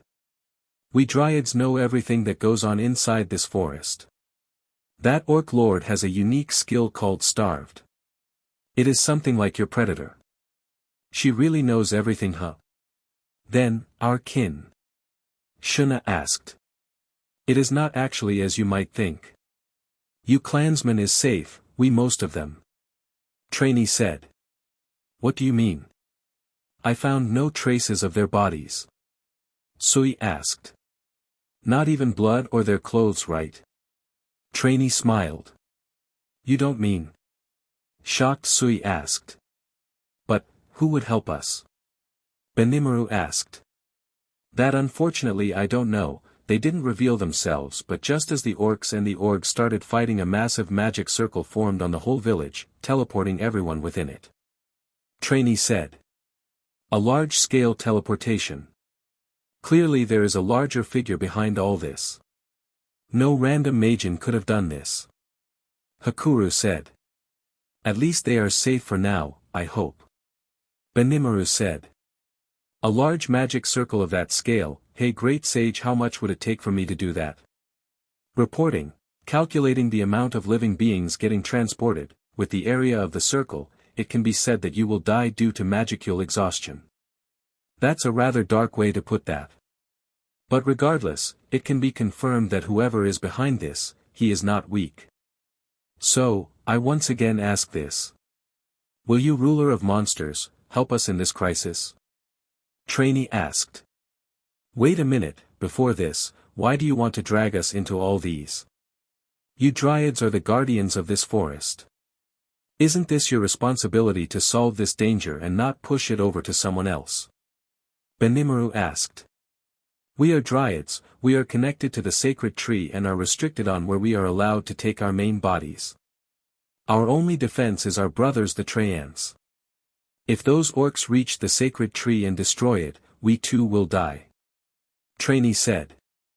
Don't worry, our Lord Rimuru-sama will definitely agree to this. Confidently declared Cheyenne. Oi Cheyenne, don't you want to ask my opinion as well? Then I am glad you will accept the task. O ruler of monsters. Ha. Alright, I was already going to deal with this issue. Now that we have a proper reason to do so, let's no delay any longer. Sui, can you contact the chief of the lizard men? I want to form an alliance with them. Considering where this fight will take place, having an ally familiar with the battlefield will be advantageous. No problem, just uttering such words Sui immediately disappeared. No hesitation at all. He's so confident. Then, everyone prepare to set out. Our destination, the swamps. I said. Yes. Everyone chorused. I don't know what will happen tomorrow. I don't know who is behind all this, which demon lords are involved or who saved Benimaru's clan. But this is for sure. I will definitely win. Chapter 53, CHP 52 The Orc Lord. Third POV. In Didenia. Inside the throne room, Baal sat on his throne while Medusa as usual stood beside him as a dutiful wife. So it begins. Baal uttered as before him floated a large mirror laden with gold engravings. On the mirror, instead of a reflection, it showed a scene of another place. Specifically the great swamp of the Jura forest. Where a battle had currently begun. The two sides consisted of a 500,000 strong orcs, unrelenting and unfearful, while on the other a measly 28,000 lizard men and goblins. It was clear who was going to lose. And it was going as predicted, but as the lizard men and goblins got surrounded and were going to get killed, a group of dire wolf riders led by Gobta reached the encirclement and saved them. I never could have imagined a goblin to show such strength. Is he a special one?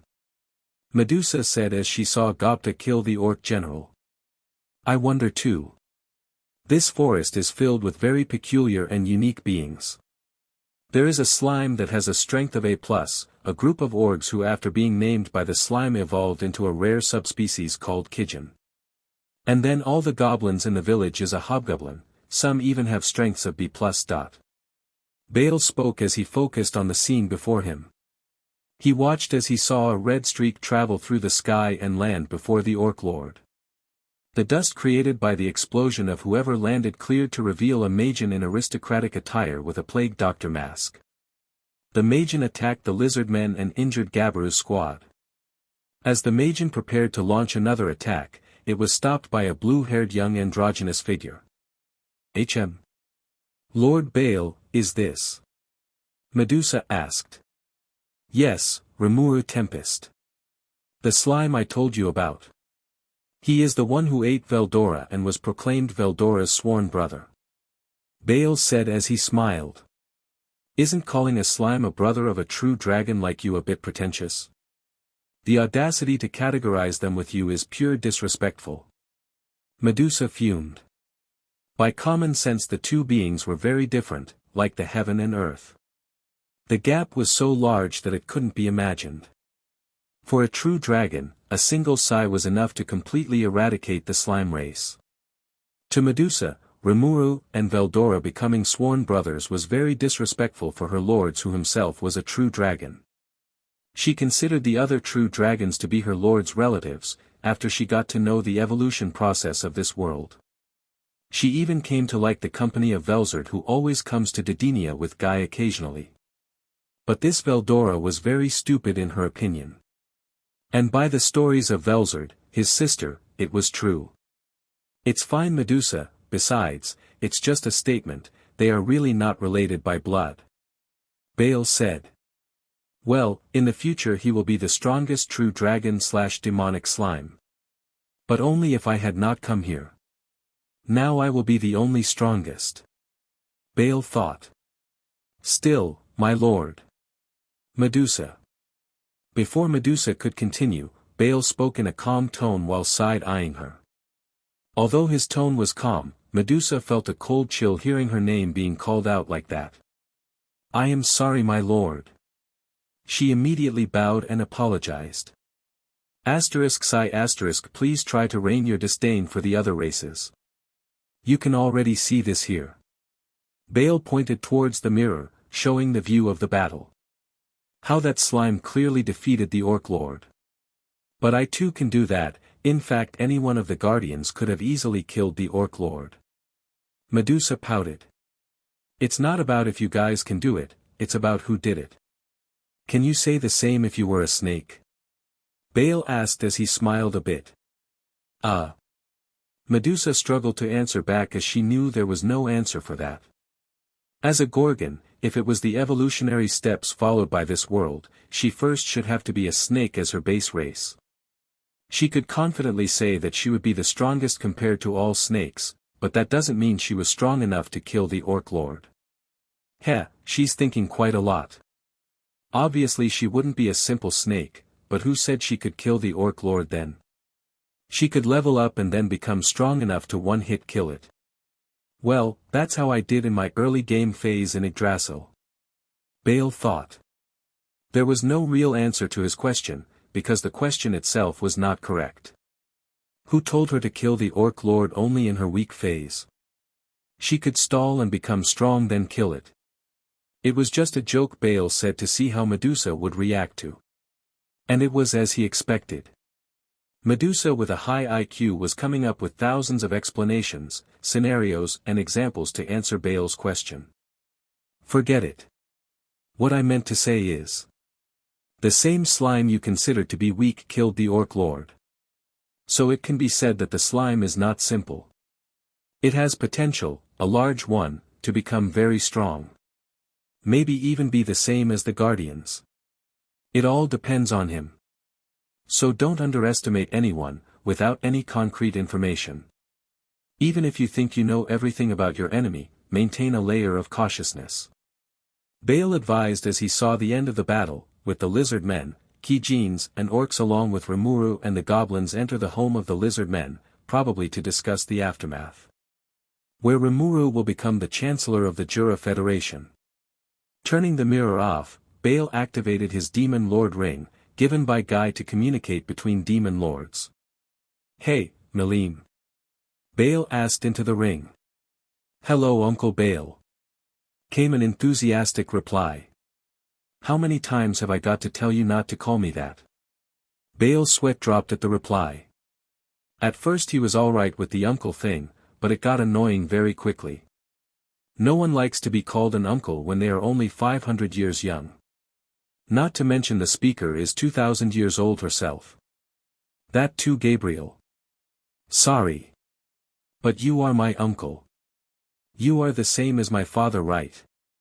"Yes, but just call me Bale. I give you sweets and many other dishes to eat like your big brother, right?" Bale tried to bargain. Yeah. So if you start calling me Bale, then I will ask the chefs to make your favorite chocolate chip jumbo blastic ice cream Omega version." "Really?" A high decibel scream resounded from the ring, so strong that even Medusa got blown a few feet back. Bale had to erect a multilateral barrier to protect himself, formed the strong wind currents enough to blow a mountain to dust. "Milim." Another scream followed, which was at manageable audio. "Sorry. Fry." Milim spoke. "What do you mean by sorry? You blew half of my castle away. And what about that kilometers-long hole over there?" Fry asked, Kami. Fry was a demon lord who was a harpy queen. Her kingdom resided on a chain of jagged and tall mountains. She was one of the friends of Milim and was currently housing her after Milim ran from her followers who tried to feed her raw beetroot. "Anyways, Milim. Are you going there?" Bale said so as to bring the conversation back on track. "Oh. You saw that too, right?" Milim asked. "Of course, I was about to visit them." "Wanna come?" Bale asked. "I was just about to go there myself." "Let's go together then," Milim said excitedly. "Then I will prepare the guards." Medusa spoke as she bowed and was about to leave when Bale stopped her. "That will not be necessary. I will go with Milim. Me and Milim are enough for any danger that you are currently imagining," Bale said as he stood up. "But my lord dash, humph." Medusa got interrupted by Bale, who kissed her on the lips. Medusa was about to get herself out of her stupor at the sudden action and enjoy the moment when Bale suddenly separated, leaving her wanting to relive the moment once more. "After I return. Be ready." Bale smiled as he opened a gate, disappearing for the throne room. "Yes, my love." Medusa muttered dreamily as a blush formed on her cheeks, her hair swiftly transforming into snakes as they wiggled frantically as if expressing the happiness and ecstasy their mother felt. Chapter 55, CHP 54 Alone. Third POV. In a dark and voided world, a solitary figure floated in perpetual space. The figure's faces was contorted with frowns, constantly changing from fear, despair, confusion, worry and anger. Suddenly a series of flashes occurred, showing a different scene each time it changed. First, a battlefield. Flushed in the red hue of the setting sun along with the twisting flames burning all around. The battlefield was covered with a layer of blood, bodies, some marred by cuts, some burned. The scene stretched all around the horizon, with countless flags and banners sticking out of those poles of bodies. Almost all broken, or torn apart as if to signify the hard loss the dead had suffered. Every banner or flag had different emblems embroidered on it. One of them that stuck out the most was of a large banner propped on a small hill of bodies, the insignia that of an winged golden angel holding both its hands in a reverent prayer. The white cloth and the gold embroidery drenched in crimson blood as the flag slowly caught fire and burned along with the whole scene, shifting to the next. On the second, there was what could be imagined as the army of a great alliance, faces of many that held hope of winning the upcoming war, regrets of not staying with their family for a little longer. The scene focused on a trio, a male and a female looking towards you. They held smiles on their faces as they looked at you, or the one whose memories this was. Suddenly a rumbling roar echoed. Roar! As the roar sounded, a large thunder struck as an ominous scene emerged. A kilometer-tall dragon, its void purple scales glistening in the light of the thunder, as its gaping maw charged a large magical beam. The scene, once again changed to the battlefield. Now with a figure of a battered warrior knelt before the flag where the angel prayed. The last rays of the sun before it set pierced through the thick clouds only to shine the lone figure. As if to provide solace to him. Was this necessary? Why couldn't I save them? The figure muttered softly. This was necessary. With the dead of them, now no one will be against me. No more meaningless death will be needed anymore now. A voice rang from the back. No more meaningless death, you say? Is the death of millions not meaningless to you? The figure screamed as he turned towards the voice. The sacrifice of a few is needed for the happiness of the many. It was their fault for not agreeing that time. What I did was nothing but showing what will happen if you disagreed with me. The voice rang once more. You are a tyrant. The figure said as he gripped his sword. Maybe. But what I do is for the greater good, many more than whom that have died here will enjoy a life they never could have dreamed of. They will be happy. Then what of the family of those that died? They won't be happy. The figure retorted. That's the difference between us, Riku. You are a hero while I am a demon lord. The voice spoke as he revealed the figure to be Riku. The hero of light who played a big role in the Great War. That's why, I will kill you, even if I die. Riku spoke as he held his sword up, and rushed at the voice, even though he had no magic power or strength left for his attack to even reach the voice, he attacked. Arf! Suddenly the scene dissipated and a pair of eyes opened wide. Riku sat straight from his sleeping position as he struggled to breathe properly, sweat dripping down his forehead like a fountain. Clank clank asterisk. Metal getting dropped sounded as Riku Swift turned towards the noise to see a young girl having a stunned face looking at him. Riku frowned for an instant as he looked down to see a plate, piece of cloth and a bowl scattered on the ground. The floor was wet due to the water he assumed was stored on the bowl that the girl dropped. Before he could utter anything, the girl ran through the dupe of the room and disappeared. Gathering himself together, Riku looked around the room properly. The room looked like a simple tavern room, with wooded beams supporting the whole room, a bed on which he sat, a side table on which a bowl of fruit was placed. Through the window on his left, he saw a bustling village setting, and from further observation he noticed that the house where he currently resided on was raised on the ground. Judging by the whole village outside being several meters below, or maybe he was on a high floor. As he missed such thoughts, the closed door opened to let in the girl from earlier, an old-aged man probably in his 50s and a middle-aged man, from which Riku could sense a hint of holy magic from. It was not much but enough for him to know that the man was probably a priest of relatively high standing. Hello, my name is Luther. I am the head priest of this village. I am relieved that you are finally awake. The middle-aged man spoke. My name is Holmes, I am the village chief and this is my granddaughter Lily, who took care of you. The old man said as the young girl probably 18, greeted shyly. How long was I asleep? Riku struggled to properly formulate his sentence as he found his throat as parched as a great desert. You were in a coma for 3 years. The priest said as Lily promptly provided Riku with cold water which he appreciated. Now that he looked closely, he saw a little resemblance of one of his friends on her. Maybe it was just his imagination. How did you find me? Riku asked. We didn't, you came to us. All battered, as if you survived the great dragon's wrath himself. The old man, Holmes jested. You could say that. Riku replied, thinking how what this old man said was so on point. Wait, what year is it? Riku suddenly asked. It's the 500th year of the Great Dragonic Calendar. The priest replied. Great Dragonic Calendar? Riku thought in suspicion. And how long ago did the war occur? Riku asked. War? You mean the Great War? It was 300 years ago. The priest Luther said. 300. Riku's eyes widened at the revelation. Next chapter, what is my purpose? Chapter 56, CHP 55 What is my purpose? Riku POV. How am I alive? Didn't I die at that war? Didn't he kill me? So why am I here? Is this my punishment? For choosing what I thought was right? Or was I wrong all along?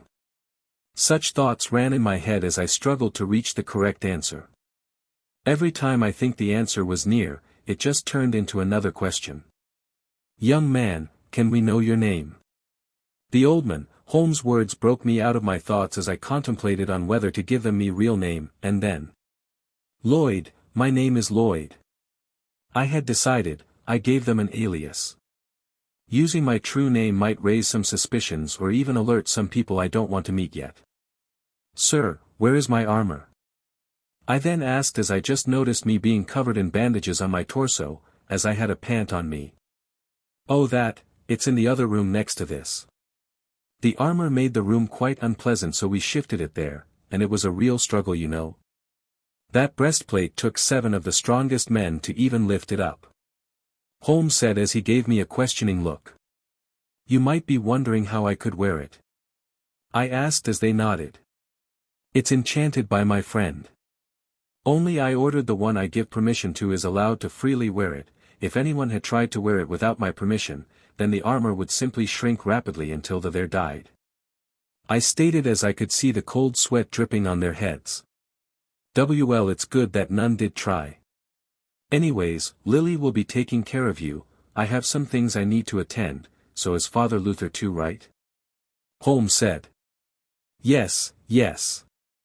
We shall meet again, Sir Lloyd. The priest Luther said as the duo left the room, leaving me on my bed with a shy-looking young girl. Speaking of, she is maybe 18 years old, same as I was when we met Armin. Now, I must be 300. My body hasn't changed a bit it seems. Mr. Lloyd. The girl meekly spoke as I turned towards her. Call me Lloyd. I said plainly as I stood up. Please rest. You might still have some injuries. Lily, seeing me moving out the bed, spoke quickly, only to be stunned at how easily I stood and moved about. As if I had just woken up, not like I had been in a 3-year coma. Did I worry you? Miss Lily. I smiled at her concern for my well-being. This girl had been taking care of me for God knows how long. Being nice to her is the least I could do. Please call me Lily. Lily spoke shyly as a small blush crept on her cheeks. Then. Lily, could you take me for a tour of your village? I asked her. Of course. My question made her forget her initial shyness as she beamed a smile at me. She's very innocent for her age. Walking around the small market of the village with Lily, I came to know a lot of what has happened in the world. After the Great War, it seems the Empire stopped expanding its territory. Taking monetary compensation formed the losing countries and annexing smaller ones. After that, the following years were observed to be peaceful. No more wars of such a scale ever erupted. But, the whole world did change after that. The economy of most countries now depends on the Empire for its new technology, cheap magical products, delectable foods and goods. And for this village to have survived the changes is quite amazing. It is a small village that is associated with no particular kingdom. This village was formed simply by the ancestors of the village who were refugees of a dying kingdom. They established this village near the Jura forest, which provided them with resources and food. Due to being close to the forest, no kingdom had claimed this area as its. But this also brings a problem. Every year, monsters keep coming out of the forest to attack them. But the village has some warriors who are skilled enough to kill the monsters. So, Lloyd. Where do you come from? Lily asked me as we walked side by side out of the village market. I come from a place that had been annexed by the Empire. My people fought for their country but sadly they were killed. I am sorry for bringing that up. Lily apologized. It's fine. I am sure they are in a better place. Yeah, but the Empire is not that bad, by what I heard. Lily said. What do you mean? I asked, curious as to how the Empire dealt with its citizens. Well, during the meeting my grandpa holds, I heard that the Empire is kind to those who have done their fair share of work. The Empire is said to give away rewards to the deserving and punishes those who slack off. There is no difference between a peasant and a noble, because you can become a powerful person from your merits. Lily stated in a simple manner. It's just like the government in my world, is he, but why would he cause a war if he? My mind scattered once more, trying to come up with a reasoning to Bale's actions. Hey Mom. Look. The hero. A child's voice interrupted my musings as a small 6-year-old girl walked up to me. Behind her, the mother worriedly followed her. Don't be rude, dear, I am sorry for my child's misbehavior. The mother bowed her head at me as she did her child's. They look fearful of me. Do I look like I will eat them? Confusing arose inside my mind as I looked at Lily, who had been with me all this time. Then I realized why the mother was afraid of me. In the eyes of Lily I saw my reflection, which was very resembling of a noble. Maybe they thought I was one and were concerned I would do something bad to them. Don't worry, ma'am. I didn't mind her enthusiasm. Children her age should be cheerful. I smiled at the mother as I helped her stand straight. Thank you, my lord. The mother once again tried to bow as I interrupted her. Lloyd. You can call me Lloyd. A wry smile crossed my face as I struggled to come up with a reasoning of how to make this woman comfortable with me. So, child. Why did you call me a hero? I asked her. 3 years ago when you came to our village, you wore that shiny armor and although you were covered in red paint, you looked like a hero. My friend said that you are the hero who killed the dragon. The child innocently replied, her words sometimes mixed up and mispronounced. She didn't even know what blood was, simply referring to it as red paint. Besides, she doesn't know how on point she was. Except for the last part. Sadly, I couldn't kill him. Haha, thank you for calling me a hero. But I am not that hero you guys think. He is far greater and stronger than me, you know. I smiled. Really? Is he very strong? Can I meet him? I want my friends to see that I know the hero of light. The child excitedly asked. Irina, stop bothering Sir Lloyd. Apologize now. The child, whose name was Irina, her mother admonished her. Ah. I am sorry, Sir Lloyd. Although she mispronounced my name, I still reassured her. Don't worry, I promise that one day you will meet him. Really? The downed girl quickly regained her cheerful nature. Yes, but promise me, you will listen to everything your mother will ask of you. If you don't, then the hero will be angry with you and not come. He likes good children the most. I said. Yes. I promise. I am a good child. A girl cutely curled her hands in a fist as if to show her resolution as her mother smiled. Is it wise to promise the girl something like that? Lily asked as she watched the duo leave hand in hand. Who knows? But one thing is for sure, I never break my promise. And that girl will surely meet the hero. I said as I walked back to the village chief's house. And I will fulfill my promise to you too, Missu. Chapter 57, CHP 56 Your Purpose. Bale POV. I silently sipped the tea served to me by Shuna. HMN, this tea is good. But not better than the one Didinia has. As I compared the beverage of Tensura with mine, I pretended to not notice the wary glances the monsters stole at me. Even Rimuru was more guarded against me rather than at Malim, who was the one to fight them. This cake is delicious. I want more. The tension was broken by Malim, who asked for more cakes from Shuna. I sometimes wonder if she is truly oblivious or just acting. If it is the later, then Malim is quite a menace. Sure, Malim-sama. Shuna smiled as she donned her responsible housewife personality. So, why are you guys here? Rimuru finally asked as he looked at us, especially me. Didn't I tell you? We are here to just say hello. Malim said as she looked at Rimuru in confusion as to how this guy could forget what happened an hour ago. I am sorry to intervene, but for two of the most powerful demon lords coming here, this is clearly no simple matter. We hope that you please clarify. Trainee who was also present in the room asked me. She had a frown over her face as she looked at me, the one responsible for partly sealing Veldora, her lord. I could guess where her confidence to speak comes from. She knows that we know she is a subject of Veldora and most importantly a subordinate of Ramiris. Besides, I myself am a true dragon, so we are sort of connected, via Veldora, even if this relationship is like a rival sort of way. Well, what Malim said is partially true. We came here to say hello. And also to see who could have defeated the puppet. I said as I put down the finished tea. Then, were you the ones behind this Orc Lord incident? Rimuru asked with a frown as the rest got ready for a fight. When did I need a worm to destroy an ecosystem? I smiled as I release a fraction of my demon lord's haki. Rimuru-sama. Benimaru yelled as they formed a protective shield around Rimuru.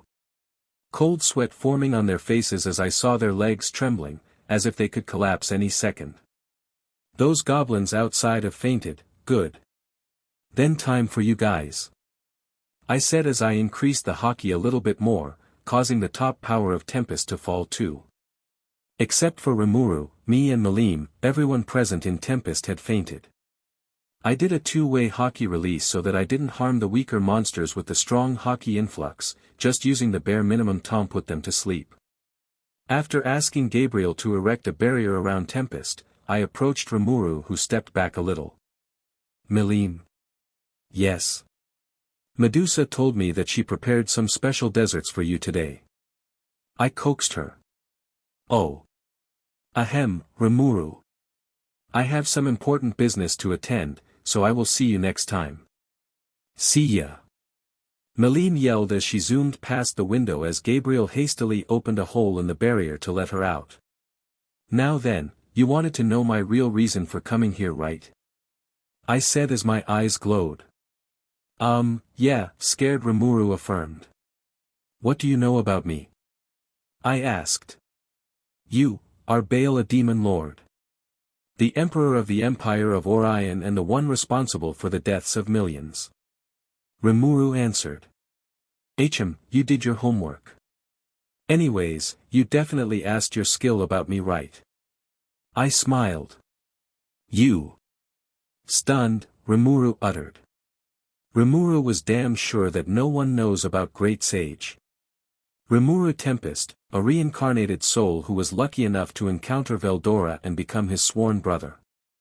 Tell me, what do you wish to do with this village of yours? I continued as the shock in Rimuru's face continued to increase. And what do you aim to do with my wishes? Rimuru asked a question instead. Based on your answer, your fate will be decided. If I am not satisfied with your answer, this village and you will be history. I said as I used despair aura on him, putting him under immense pressure as metamorphical sweat dripped all over him. So I hope you give me a suitable answer. I asked as I lifted the aura. I already knew his answer, but I wanted to hear it from him. My only wish is, to live a carefree life, to enjoy the company of the friends I have made on the way and to find people like me. Rimuru said as he looked at me directly, determination flashing on his eyes. You pass. I said as Rimuru dropped on the ground due to exhaustion. Ha ha ha ha. I couldn't help but laugh at his predicament. What I just did was a simple prank, no harm really. You are quite naive, Rimuru. I said as I controlled my laughter. Huh. Confused, he looked at me. Your dreams is quite unique and simple. But with the attitude you have right now, it simply won't be enough to ensure the peace you desire. I said as my smile faded away, with him listening intently. Have you ever thought that the humans won't be too kind to this congregation of monsters? They will definitely act on this, and when that happens, your precious friends will be sure to suffer. I will be there to protect them. Rimuru tried to come up with an argument, but before he could continue I intervened. What if you were trapped somewhere else? You yourself best know the minds of humans. They are cunning, and merciless when they want to be. Not to mention the other malicious races. What guarantee can you provide that none of them will attack your people when you are away? I further spoke as Rimuru stood in silence. Do you know what is the only solution to this? I asked as Rimuru looked at me, as if asking me to continue. Have you ever taken human life? I smiled as realization struck him. But there should be another way, killing humans. He struggled to speak. I know that as a reincarnator, you yourself was a human and is conflicted on this. But let me tell you, this is a completely different world. For you to have peace, you need to have the strength to back you up, so that no one will try to scheme against you. I said solemnly.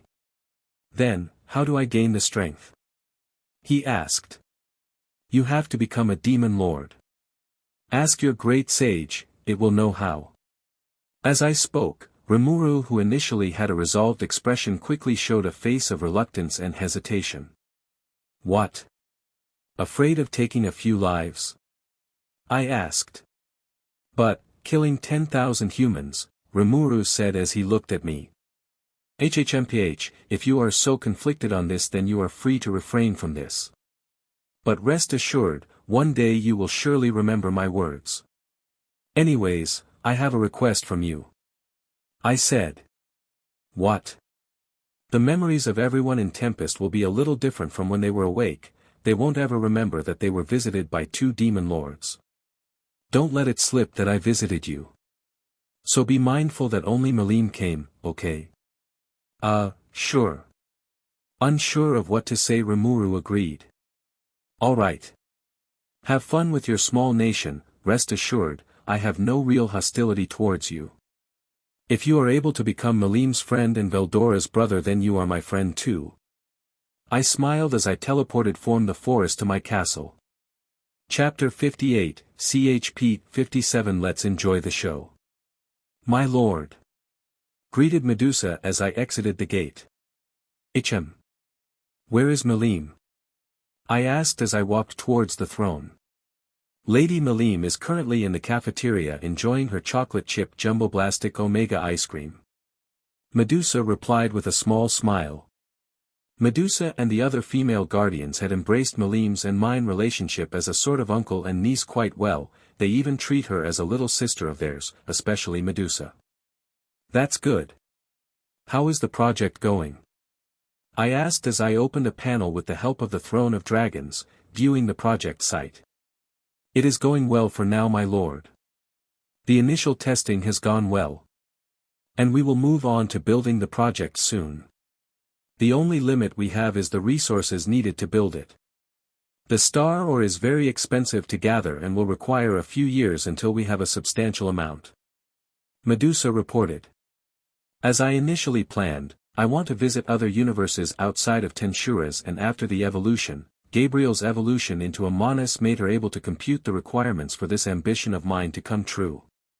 And one of the requirements was the strongest metals that this universe could provide, named Star Oregon. A metal that was made in the very beginning of this world when Veldanava spread his divinity-infused magicules in the void. The magicules fused together to form Star Ore, which had become the core of some giant planets, and currently Yama, Roku, Rhombus and Shah El Ru are responsible for gathering the ores from all over the universe. To make this something that many sci-fi enthusiastic people will love, especially the Star Wars fans. I plan to make a Star Destroyer. With obviously many modifications to it. Although the Star Ore is scarce, it has several good properties. Like adamantium and vibraniums of Marvel, it is the most toughest metal in the universe. It can absorb kinetic as well as magical attacks and store them until it is released. The most important advantage of using this metal is that in this universe, it is the only metal that can tolerate the pressure of the void. Which is essential if I need to escape this universe. And for the fact that this or is limited, I could in theory copy and replicate it using Gabriel's copy and paste skill, but doing so will require 90% of my magicules and a large amount of divinity which I currently don't have. And that's why we are currently focusing on gathering as much or as we can, while also gathering more followers simultaneously. Don't be so stressed, Medusa, you guys are doing quite well. Don't worry about the time, because for me, time is unlimited. I assured her. Speaking of starships and all, you guys might be wondering if the Tenma war will happen sooner cause of this. Well, the answer is simple. Rudra can only see what is happening on this planet, and the project is currently happening far away on another galaxy, so there is nothing of note here. Rimuru-sama, we have a problem. Benimaru says urgently as Sui and Trainee stands behind him. Yeah, I can guess what the problem is. Rimuru frowned as he sensed a massive amount of magicule rapidly closing in on Tempest. Before you do anything, let me clarify who this aura belongs to. It is the illegitimate child of Veldora born from his magicule and malice of the world, Charybdis. Its danger is on a level of a disaster class and was being sealed in a hidden place deep inside Jura Forest. I don't know how it got unsealed, but currently only you can deal with this. Trainee said with desperation. She didn't know who did this, but she had a suspicion that the clowns are somehow connected to this. But she was unsure how they got to find the place where Charybdis was sealed. Charybdis, you say? Well, I guess I have to deal with this anyways since it is coming here. Rimuru sighed to himself. Due to the intervention of Bale and Maline prematurely leaving to eat the Omega ice cream, it was on Rimuru to deal with it. He didn't know how unlucky compared to his anime counterpart was, but still, because Bale had caused this, he was also the one to indirectly give Rimuru the solution. I hope the skill I got from Shizue-san helps. Report, skill Dragon's Force can be used on enemy Charybdis, but the effect will not last long. Individual Rimuru Tempest will have to seal it inside your stomach. Yeah, that should do, I guess. I will be reuniting Veldora with his child anyways. Thought Rimuru as he began formulating a plan with Benimaru and company about how to deal with the minions of Charybdis. A/N, a great sage. Explain the skill to the reader, please. Understood, author. Skill, Dragon's Force is a sub-skill of the unevolved unique skill, Dragon's Authority, that weakens and debuffs any monsters with dragon factor in them. The higher the dragon factor, the higher the effect will be. For the original owner Bale, using this skill would have killed any pure-blooded dragon like the elemental dragons. But the skill have been nerfed to only affect magicule jamming, psychic interference and confusion to any dragonic being. Thanks, great sage. Anyways, this skill was acquired by Shizue via Ifrit, who got named by Bale, and thus Rimuru also got it. Alright, everyone knows what to do, right? Rimuru asked as the meeting ended. Yes. The guys chorused in affirmation. Good. Then let's go, guys. I literally forgot about the butterfly effect. I thought as I say the flying Charybdis along with its shark minions flying over the Jura Forest. When I initially saw this, I contemplated on whether I should send Malim back, but Gabriel informed me of the fact that Rimuru has one of the sub-skill of Dragon's Authority he got via Ifrit. Ah, I seem to be getting old. How could I forget about that part? I internally sighed as I thought about this slip-up of mine. Although the skill Rimuru is not even 1% of the true extent I could exert with it, still it will be very handy for him. And now that I think about it, I completely ignored the fact that Rimuru is also a monster. I could technically rename him and we will be connected via food chain. But, doing that would surely make him unable to become a demon lord, so I guess it's good I didn't do it. But really, how did Veldora have a child and didn't even acknowledge this fact? Even though it has no mind of its own, it is still his child in essence. I guess he was too engrossed in woeing Luminous to even think about it. Maybe I could also do it. Considering till now Medusa is yet to have a child of mine. Hey Gabriel, can this be possible? Yes. There is a 87% certainty that you can make a being with a mind of its own. With your soul manipulation skill, it is possibility. But there is a 13% chance that you won't be able to create a fully functioning soul. Creating a soul from scratch will be hard, too hard for you who is still bound by the law of the universe. And I am not talking about the voice of the world, but the fundamental law of every universe. VOTW is merely a tool operating the laws according to the program its creator Veldanava gave it. The fundamental laws dictates the basic rules of the world. For example, you can't go back in time and change what has happened because it will only create a paradoxically new timeline where what you did happened and the other one where it didn't, but the laws will try to disrupt this effect by making what will happen to happen. Time is too confusing. Yeah, the fundamental laws also dictates that you can't create something from nothing, but you could technically create something from the void. Because Veldanava himself created the world from the void matter itself. Then isn't the laws being contradictory? Because the void itself is nothing, right? The void is not only nothing. It is also everything. Everything that started, began from the void, and everything that ended, joined the void. Like dark matter, void matter is an invisible, omnipotent, omnipresent particle that is in every matter, just diluted. Can I sense it? Unfortunately no. You are still not strong enough to do that. In this world, only Veldanava was strong enough to faintly sense it, still he managed to create the universe from it. But it was too much for him, so he created the VOTW to help him manipulate it to the subatomic value. I see. Then I guess I have only another option then, using the already existing souls and molding them to make a clean slate. Yeah, you could do that. But you have to make a strong soul corresponding to the strength of the body you will make. A weak soul can't control a highly strong body. Ah, I see. Hey Gabriel, you seem to have a lot of information about this world right now. It's because I have evolved into a Manus, and I have access to more knowledge of this world from VOTD. That's great. Thinking of this, I was happy that I already started the New World project. For this project to get ready will take some years, and now that I am feeling that my powers are becoming stagnant, going to a new world will help in making me more stronger. Besides, I am growing bored right now. But let's enjoy this show, shall we? I smiled as the fight between Rimuru and Charybdis started. Chapter 59, CHP 58. Welcome to my empire. Everyone. Stay safe, okay? I'll be back soon. I yelled as I got farther away from the growing city, which was called Tempest.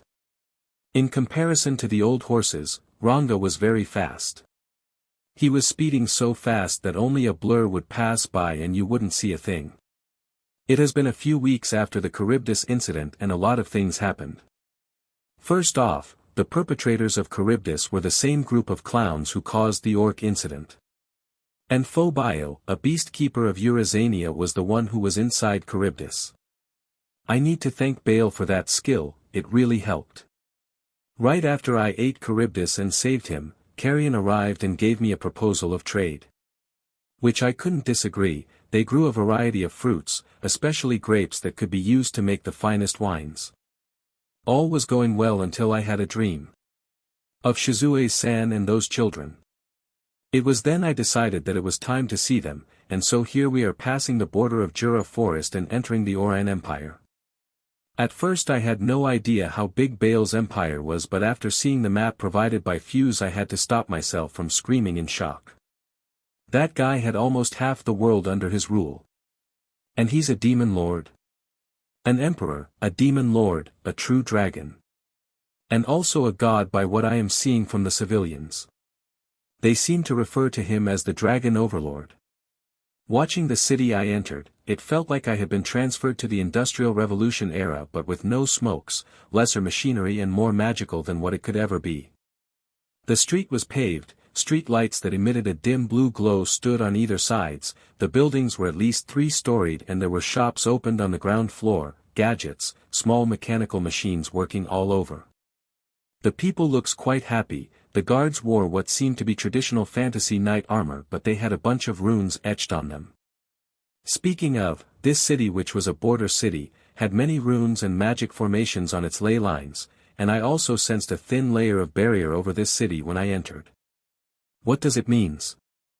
Well, for starters, the empire is very advanced, very much compared to other kingdoms, was what I heard from Fuse, and it seems to be the truth. Even Dworgen didn't have such magical equipments. Then the fact that this city is one of the cities that is situated near the border, and unusually such cities will be left mostly unattended since all the political and economic activities will occur in the heart of a nation. But Orion clearly breaks that norm. I wonder how the capital would be if even a countryside city is like this. As I was thinking of all these, I suddenly noticed something. Looking around, I saw the people who were just now lively had paused. In fact, they froze into whatever they were doing at that point, like statues, like time froze. "We meet again, Rimuru." A very familiar voice attracted my attention behind me as I turned. "Did you stop time?" I incredulously asked Bale as he just remained there, in the middle of the street, standing while holding his hands behind his back. "What do you think is all these then? I am sure they aren't pranking you, right?" Bale chuckled out as a purple swirl formed behind him. Before I could ask what that swirl was, it rushed towards me, engulfing me whole as a tunnel-like space formed before me, formed of what looked like a purple mass and stars mixed with blue light to it. In the next second, I saw a completely different scene. I was relatively on the same place, on the street. But what was different was the city, or in this case a metropolis. The buildings were of a darker tone, made of what looked like blackstone. The street was designed with the same template as the city before, but now it had lamp posts that had a ghastly flame on it. In fact, all these buildings were like those Gothic ones I saw in one magazine in my last life. And in the distance where this large street led, was a castle. No, calling this a castle won't fit right when this one was taller than the Burj Khalifa.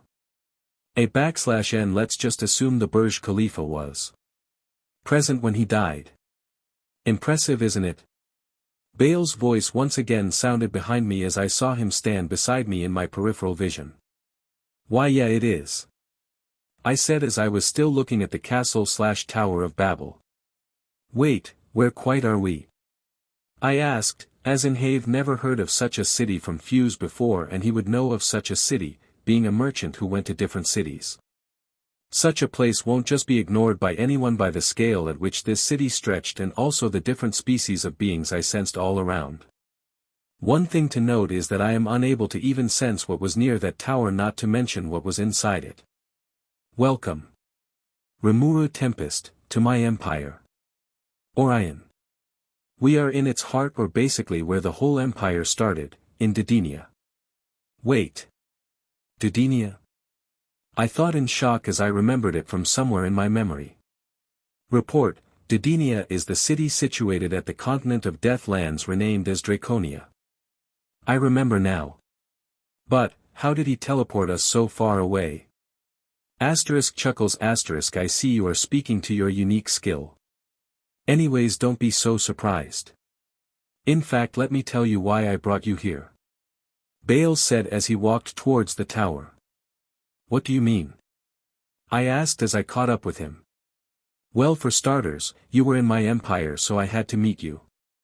As you know, we dragons are quite territorial, and I will always know when you enter my territory," Bale said. "How? I marked you, really? The moment you passed by that barrier, it signaled a reaction which was intercepted, and I knew you came." "Wait, like an internet?" I asked, realizing what he meant. "Yes, technically. I never did mention I was a reincarnator, did I?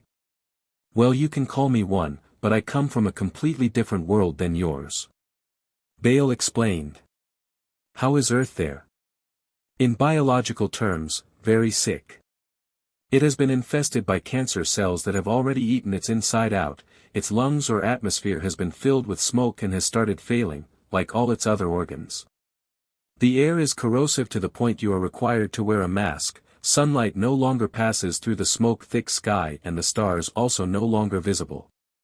The people, or cancer for Earth, are killing each other. Companies rule the world now." Bale said as in the end his voice had a hint of reminiscent and sorrow. "I am sorry to hear that. I said the only thing that came to my mind. But thinking about it, his world was the future that my world was going towards. If my Earth's people too continue to do what they are doing, then it won't be far when they reach what Baal's world is going through. Thinking of this, a resolve formed in my heart, to never let such a thing happen to this world, to my new home. It's alright.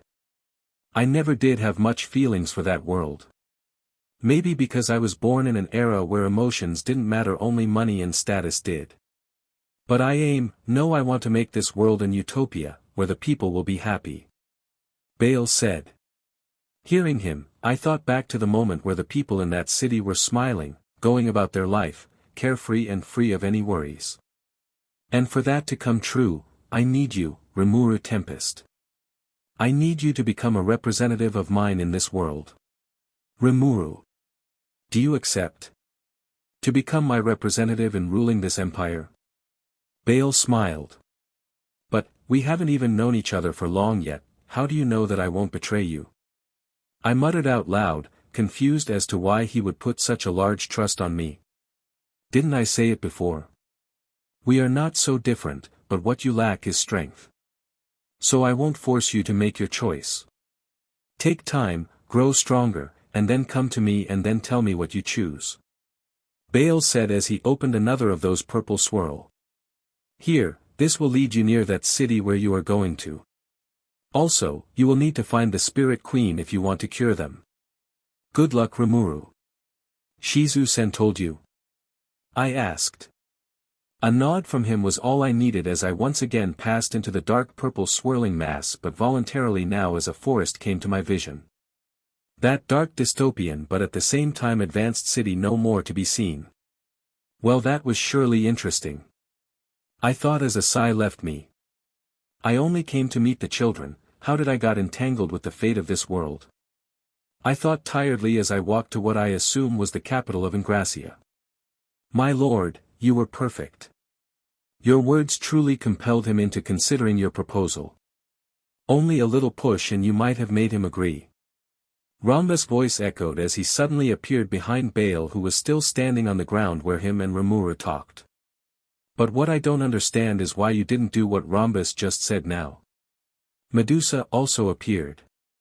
It's not time yet.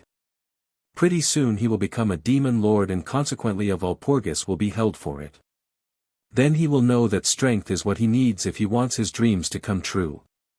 Baal said as he turned and walked towards the now opening gate of Dedinia Castle. How do you know, master, that he won't betray you? Rhombus asked as the two guardians followed him inside. Because he won't. Baal's words echoed in the hall as the towering doors closed with a boom. Yo! Author here. It's been a long time since I have talked with you guys. So here I am. I wanted to inform you guys that this novel will soon be arriving its end, possibly. I don't know, I think I will continue its next part in another completely new novel. But I am not sure yet on which world to go, so that's on hold. Speaking of new novel, I am currently working on a new novel, name not decided yet. It is a world where Japanese, Western, and Chinese genre are mixed together. What I mean to say is that MC is from a Naruto OG clan and is in a world where Western fantasy and Eastern Shinsha ESQ worlds are together. Don't know how the power rankings will go, but currently it's very confusing. So that's that. I am hoping on stockpiling at least 20 chapters before releasing, so it might take this whole year. Well, thanks for all the power stones and also the comments. Last time I saw them it was over 100 power stones. Holy shit, did I fall off my chair that time. See ya at the next chapter. Until then, sayonara. Chapter 60, CHP 59 New Demon Lord. It's been almost 3 months since I have met the children. To begin with, they would have had a very terrible life had I not met them. And the timeline is fucked and I know it. And we are too deep in this to fix it, so let's just roll with it. Getting summoned to a completely different world, separate from your family and friends but also left alone to die just because you didn't have what they wanted is not the way to live. These children knew that, but maybe it was thanks to Yuki that they have been holding on. In these 3 months I have taken the place of Shizue and have become their tutor, teaching them how to correctly use their unique powers. Due to them having bodies from Earth, it made them unable to contain the magicules inside them, leading to the slow deterioration of their bodies. In less than a few years they might have died. But thanks to Baal's hint, I went to the dwelling of spirits with them and successfully saved them by putting a lesser spirit inside them. Most of them anyway. Chloe's spirit was a higher ranking on by what Ramiris said. And so, after a full 3 months in Ingracia, bidding farewell to the children, I left for Tempest. All was going well until... Time skipped to a few hours. Announcement. Harvest Festival for individual Rimuru Tempest has begun. A booming voice spread all over the world as the voice of the world announced the evolution to Demon Lord of Rimuru. Finally, I had been waiting for this. Baal smiled as he thought of the scene where Rimuru rushes to the town square and sees the dead bodies of his friends, especially Cheyenne's. Although I wonder if my involvement was the cause for Falmouth to send 30k knights instead of the original 20k, thought Baal. Well, it doesn't matter either way, they will die anyways. Baal spoke out loud in the empty throne room. An upgraded mirror of remote viewing in front of him showing the carnage unfolding in Jura Forest. A few hours before. In Jura Forest. How did it happen? When? Rimuru involuntarily thought as a memory passed his mind. Remember everyone. Do not harm any humans. Was it because of my order that they didn't retaliate? Was this my fault? Thought Rimuru as he hovered high above the main vanguard camp. Remember, in this world, to achieve your dreams you will need power, and here, killing humans is the easiest way to more power. Another memory crossed his mind, but it was not his words, it was Baal's. I was really naive, wasn't I? Yes. Great Sage painfully answered. I thought that I could somehow convince humans to live in harmony with monsters, living peacefully together without fighting, but it seems that I was too naive. Then, I must thank you guys for providing yourself as my food. Be happy that at least you served to make me stronger. Rimuru spoke as a large magic circle formed below, encapsulating the whole camp. Megiddo. Back to present. Announcement, evolution of individual Rimuru Tempest into Demon Lord is successful. Gifts will be distributed to the followers.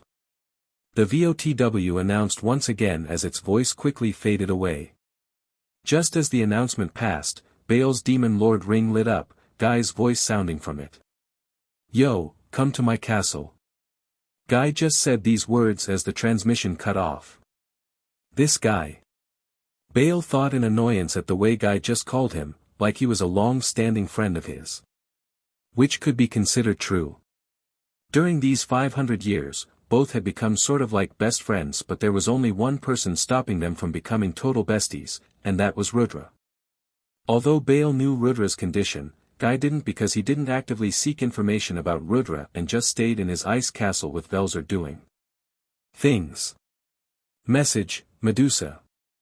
Yes, my lord. Medusa's alluring voice sounded beside Baal's ear as he spoke.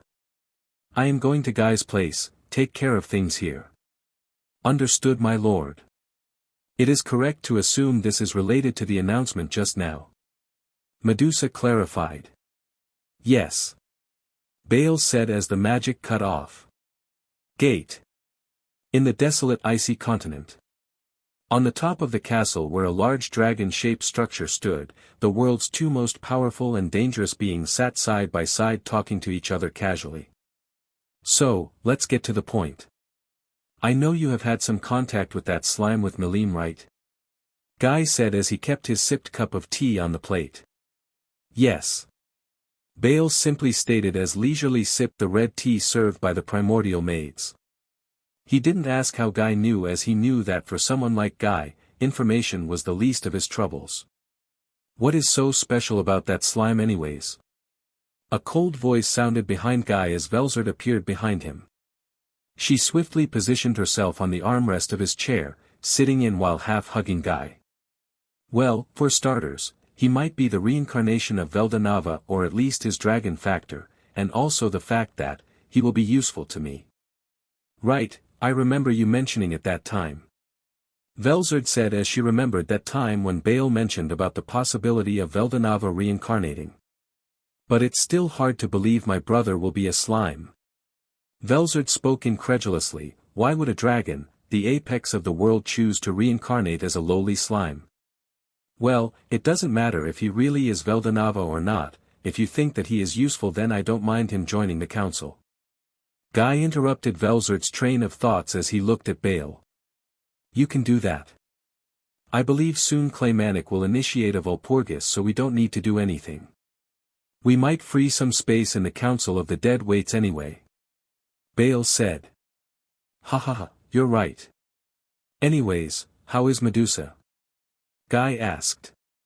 He didn't literally mean how was Medusa, but about the condition of being unable to produce a child. We have finally got a solution. But I think that we'll also have to wait until Voice of the World is dealt with. Bale sighed out as he thought of what had happened to even the god of this universe after him and his wife gave birth to Malim. The problem why Bale and Medusa couldn't naturally produce a child was because of the restriction put by the Voice of the World as well as their individual heritage. While Bale was the top-tier dragon, Medusa was simply a variant of the dragon factor.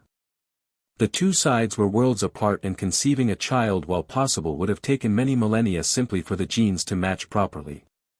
If it was forced then, there was a possibility that Medusa might lose more than her magicule count and it would just produce a child like Charybdis, a mindless being.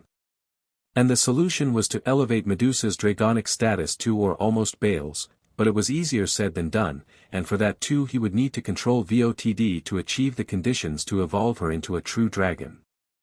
I see, anyways I'd like to see how you control VOTW though. Guy smirked as he looked at Bale in interest. This guy had done far more impossible things than even the Crimson Lord himself had. Starting up an empire, becoming a true dragon, having divinity which naturally came with the large followers he now has. Bale was resembling more and more like Veldanava now than what that slime who was hypothetically Veldanava was. I wonder what I would see if I continue to serve him. The chapter has been delayed to quite a bit just because of the most common disease that every author suffers at least once. And that is exhaustion of ideas. I am having trouble coming up with new ideas as of late to how I should progress with this novel, and it's also not helping that I keep having plot ideas of the new novel I am working on. And I feel like the chapter's quality has dropped a little too. So, let me ask for your forgiveness dear readers as the chapter release will be slowed for the foreseeable future as I stockpile more chapters. Chapters might get released irregularly but it doesn't mean I am dropping this, I wish to take this novel to the very end. Thank you for your cooperation, support, time and power stones. See ya in the next chapter. Chapter 61, CHP 60 Meeting. Crash. A sound of glass breaking echoed as a scream reverberated in a room. That slime!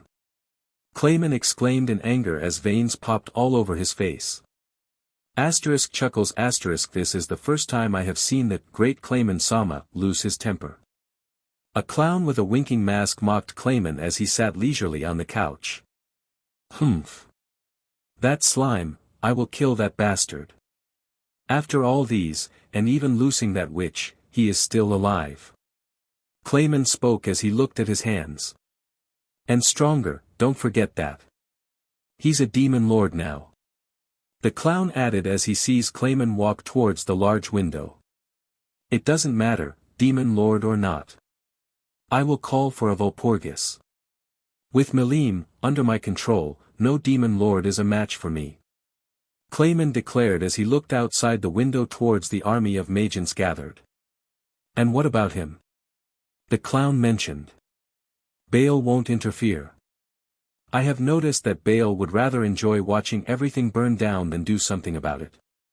He would only act if I target him or his people specifically, which I am not so foolish to do so, Laplace.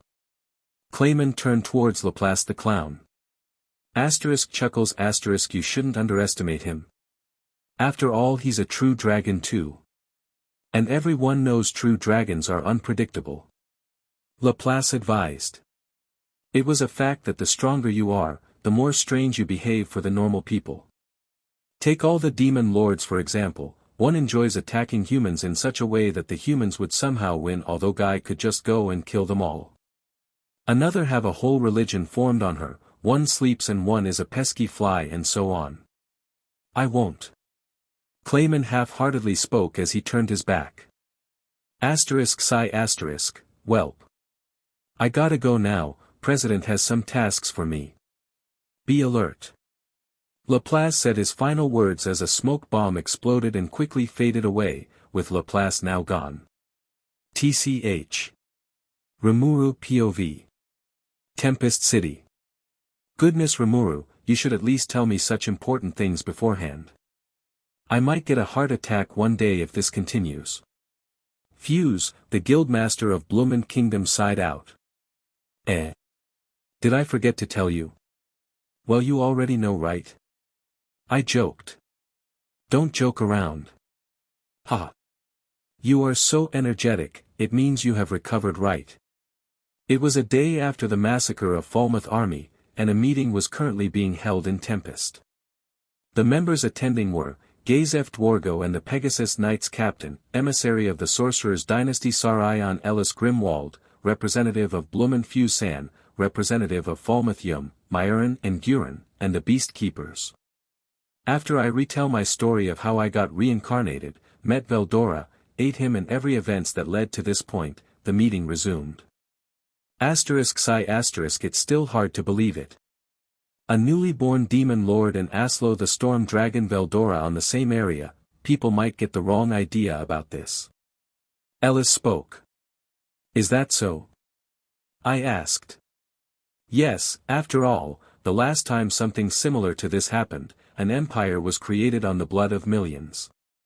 Gazef spoke solemnly, his voice sounded as if it hurt to even mention it. Notice, individual Gazef's father died in the Great War, by the hands of Emperor Baal. Raphael Sensei clarified for me as I now understood why Gazef looked conflicted. Don't worry, nothing close to that will happen. In fact, Veldora is quite the chill person if you get to know him. Right, Veldora? I asked as I turned back to see Veldora lounging on the sofa with a manga in his hands. Yeah, whatever. Veldora spoke as he didn't even look away from the manga. Leaving that aside, your description of Hinata Sakaguchi doesn't fit the intelligence we have about her. Fuse spoke. What do you mean? According to the information, she is supposed to be quite rational and reasonable person. But maybe there is a law in the Luminism code that prohibits from making deals with monsters. Fuse elaborated. So there was no chance of a conversation from the beginning, huh? As expected of the Guild Master of Bloomond, your information network is as intricate as they say. For me too, Hinata Sakaguchi's description fits yours. Gazef agreed with Fuse. Ours too. Ellis too added. Then it doesn't make sense why she would allow for the otherworlder summoning rituals. No matter how you look at it, it's morally not right. I thought out loud. How can we be sure that she allows it? For all we know, she might be unaware of it. Fuse justified. It could be what Fuse-san is saying, maybe she really is unaware of it. Kufufu, Rimuru-sama, would I suggest removing her? Our new addition to Tempest, Diablo, the demon who I summoned before my evolution began spoke. Oi Diablo, Hinata is crazy strong, you know. So, you now want to take my position as Rimuru-sama's first secretary, huh? Cheyenne spoke as a purple aura emitted all around her. My, Cheyenne Dano, why do you think I would do that?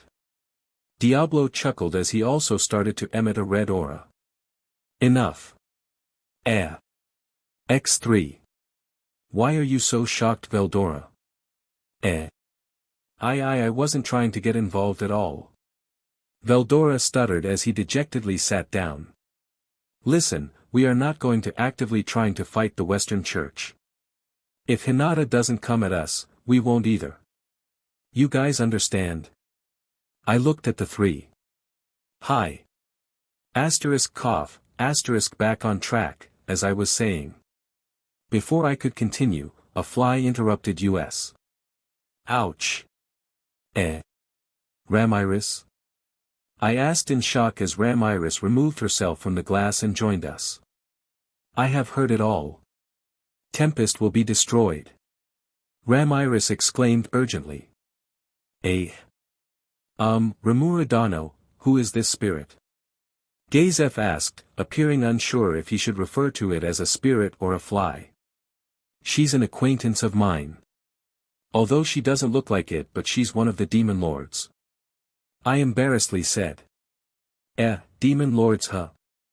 Fu-san stoically said. What? You don't sound so enthusiastic. For your information, I am Ramiris of the Labyrinth. You should be glad that you have seen me in the flesh. Ramiris pointed at Fuse. I am sorry, but after learning of Veldora's revival, I am not sure if anything will surprise me anymore. Fuse said, as the dumb trio silently nodded in agreement. What? Veldora? Heh.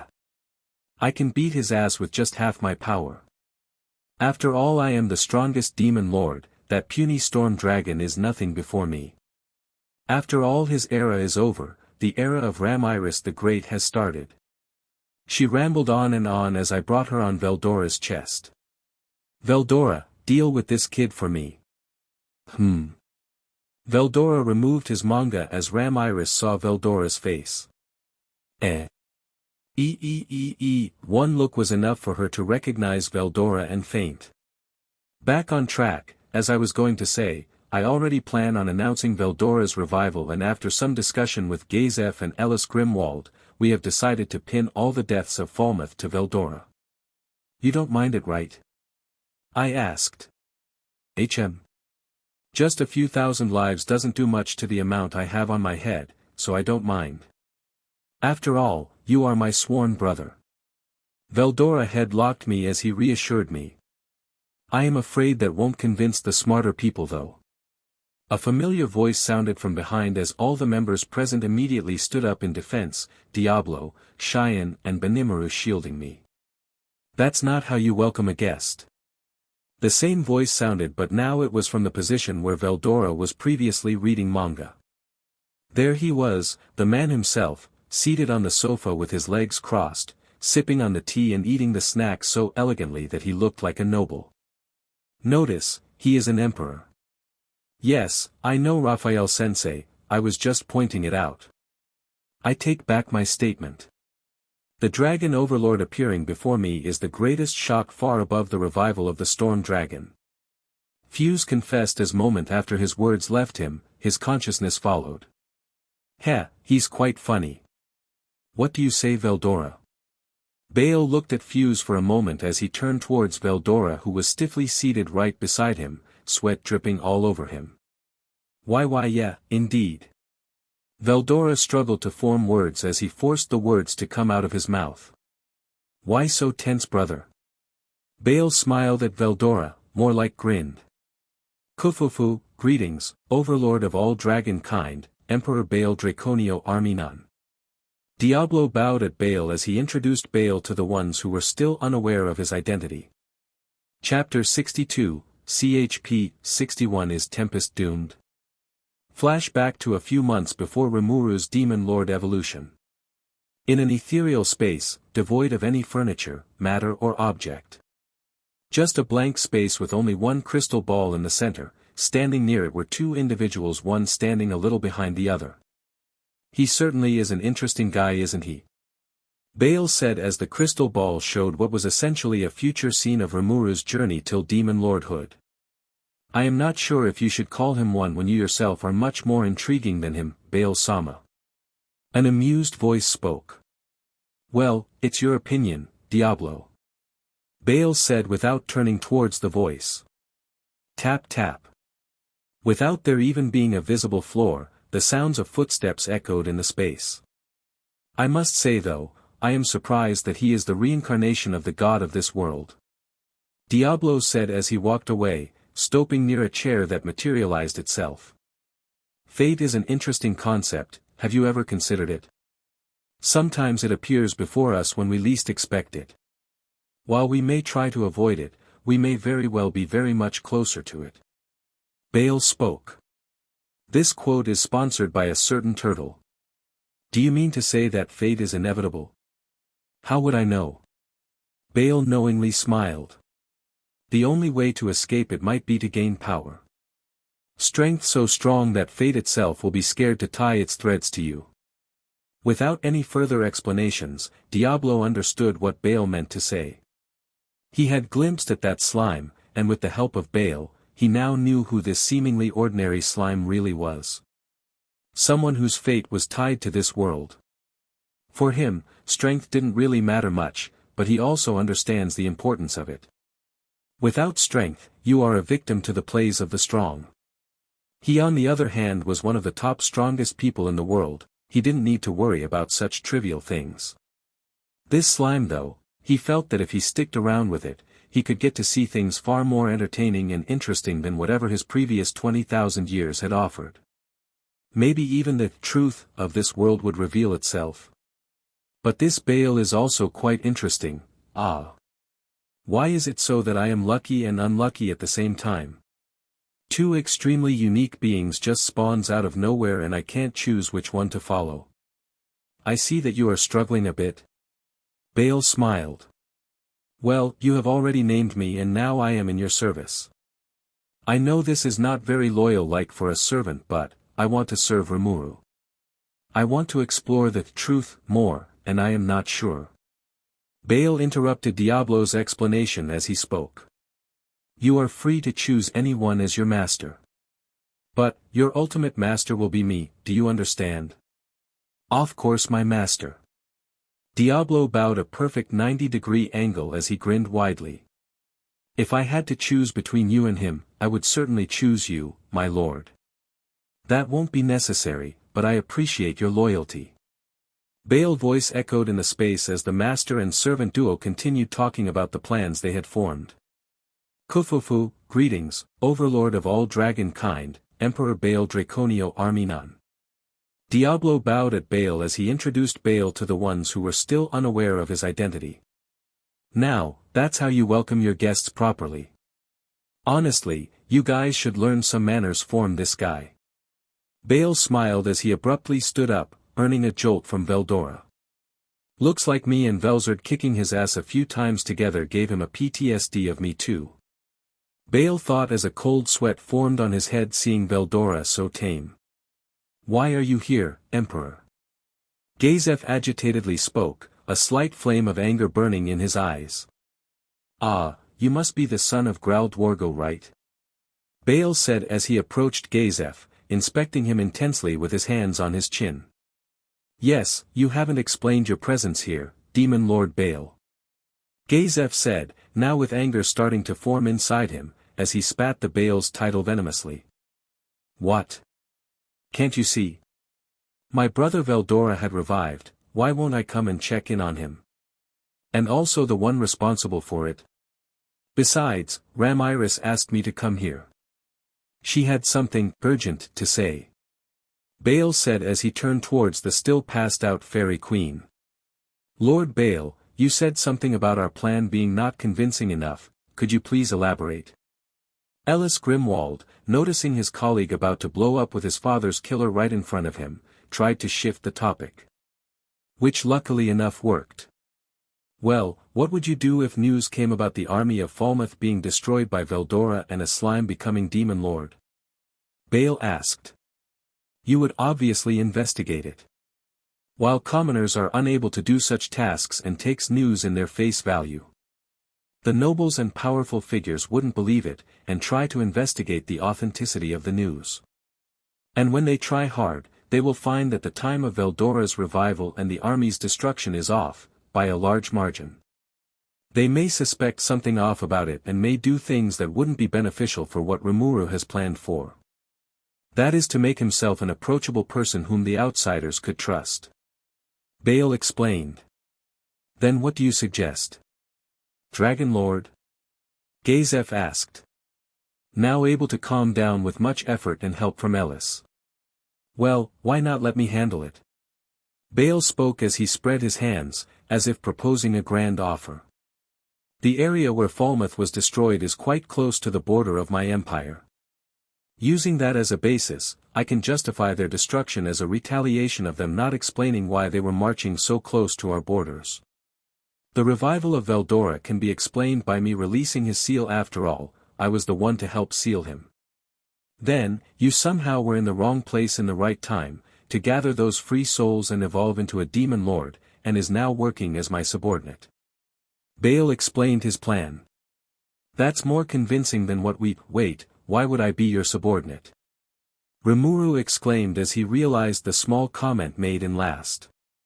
That's because, the world knows me as someone who will take in whomever is interesting. You are genuinely quite interesting to me, so that's that. Bale smiled innocently, but except for the people of Tempest, the emissaries of various nations present here had a chill run down their spine hearing his claim. They had a minor flashback to all those death, blood and destruction that this guy had caused. He hasn't changed a bit, was the thought that ran through Ellis's mind. Juan had witnessed his might firsthand 300 years ago. I see. Rimuru spoke. Now wait a minute, why would Rimuru-sama be under you? Who are you to claim him as your subordinate? Cheyenne called out as she held her Hercules edge out. Calm down, woman. You don't understand who you are dealing with. Seeing Cheyenne's act, Ellis couldn't help but scream in his mind as he coughed to get everyone's attention. Rimuru, please tell your secretary to refrain from using violence her. Why yes. Oi. Cheyenne. Stop with your act, we'll deal with this latter, we have another matter at hand that needs dealing. Hi. Cheyenne disheartenedly dragged her sword on the ground as she retreated behind Rimuru. Hey, Ramiris, I know you are awake. Tell me, what do you mean by Tempest will be destroyed? Rimuru turned to the fly, who was now wide awake for a while now but was still pretending to be passed out. Ah. You caught me. Anyways, Tempest will be destroyed. Clayman has called for a Vulgus with Malim and Fry backing him up. Ramiris buzzed around in a frenzy, who swiftly got caught by her wings by Rimuru as he asked her to properly explain what this Vulgus is. Long ago. Chapter 63, CHP 62. The Vulgus begins. Long ago, founding demon lords, that's me, Guy and Malim used to meet up once in a while, to talk over some tea. As time went on, more and more demon lords joined in, and now the world calls it a Vulgus. Essentially it's a tea party really. Ramiris said. I once read in an old book that a Vulgus was held when the demon lords declared war on someone. Ellis asked. What? Why would I do that? I don't have that much free time, you know. Ramiris spoke in confusion as Rimuru thought to himself what this fly was busy with. Then, what does the destruction of Tempest have to do with your tea party? It's not the meeting itself but the topic. A new force has been born in Jura Forest, is the topic which has been put forward by Clayman. You declared yourself a demon lord, right? You should know that to become one, you need to gain approval from the Demon Lord Council. And you declaring yourself one, can be seen as an act of arrogance which will lead to the destruction of Tempest. Ramiris exclaimed as she raised her hands high. Then how do I gain their approval? Rimuru asked, not that surprised. Well, you could defeat an already established demon lord or gain a majority vote from us. The last one is by being nominated as a demon lord. Ramiris explained. Then, can you nominate me? Rimuru asked. No. I am the Queen of Fairies and according to the world, I had become a member of the Demon Lord Council to keep them in check. Nominating you as one would be counterintuitive. Ramiris sadly explained. I could nominate you. Bale suddenly spoke. Can you? Rimuru quickly turned around as he saw Bale calmly sipping the tea Shuna prepared for him. Yes. But I won't. Bale calmly said. Great. Then that problem is solved. Wait. Rimuru in a fit of excitement didn't completely understand Bale's words, but after a reminder from Raphael he stopped. I won't nominate you, you should show your strength to them so that they get the message that you are strong enough to deal with whatever they will throw at you. If I nominated you, then they will think you are hiding behind my power. Bale explained. That makes sense. Alright. Then it is decided, I will go to Vulgus. Let's see what Clayman has in store for us. With that, the fate of Tempest was now in Rimuru's hands. After that, the Sorcerer's Dynasty formed an alliance treaty with Tempest, and Tempest gained itself another ally. After that meeting, Bale left as he came, suddenly. Next day, Rimuru got dressed up by Shuna as he prepared to go to Vulgus. And, there. You look good, Rimuru-sama. Shuna said after fixing his collar. Is that so? It's all thanks to your help after all. Rimuru complimented. As they were finishing up, a gate materialized in the room, opening up to reveal a swirling mass of magicules. A maid in blue hair exited the gate and greeted Rimuru. Greetings, ruler of the forest Rimuru-sama. I am Rain, one of the maids serving Lord Guy Crimson. I have come to take you to the Vulgus venue. You are allowed to choose 2 of your subordinates to come with you. Rain spoke in a stoic voice. After selecting Ranga and Cheyenne, Rimuru and Rain entered the gate. Rimuru POV. As I exited the gate, what lay before me was a large round table that was made of a very rare and strong metal, as explained by Raphael-sensei. The table was surrounded by chairs, and right opposite to my position a being with red hair sat, looking at me as if seeing something very amusing. His smirk kind of irked me, and if not for his great magicules getting released, I might have confronted him on that. That is Guy Crimson, one of the oldest demon lords in existence. I can guess, his aura is something a weak demon lord would never have. Sitting towards his left side was Bale, who was also looking at me, his smile though as if it was of a friend's reassuring one that everything will be fine. And I hope so. Now that I look at it, his aura is almost equal to Guy's. Doesn't that mean he's also very strong? Correction, Bale is using a fraction of his magicules. His true capacity is unknown. Shit. As I sat on the chair before me, we stayed in silence for a while. Well, for me that is, Bale and Guy were chatting as if they were best of friends. While I was here observing the room. The walls were practically non-existent, replaced by a void-like appearance. The ceiling too had the similar effect, but it was circulating with stars visible on it. The whole ceiling was held by pillars on all sides. Behind Bale, there was 2 figures that I didn't recognize. One was a beautiful lady with a well-endowed chest as well as body. She had a small horn poking out of her head just like that of a goat, but more shiny. Her eyes were emerald green and she had an elegant smile on her face. Right beside her on Bale's right was a young girl. She had 2 braids on her hair, which was an earthy brown color mixed with green. She held a staff that looked more like that of a tree branch. Her entire demeanor seemed to say that she was very jovial and a happy person, as noticed by her cheerful smile. All these features didn't hide the fact that both were strong, crazy strong. Even all of Tempest including myself would struggle against any of them, by the amount of magicules they had. The older one is Medusa, Bale's wife and his religion's high priestess. She is also the prime minister of his empire. The younger one is Gaia, the minister of life. She has control over all plant life in Didenia, the continent where you and Bale met. I won't even try to comment on it. I sighed inside my head as I thought of the incredible power these guys had, especially Gaia.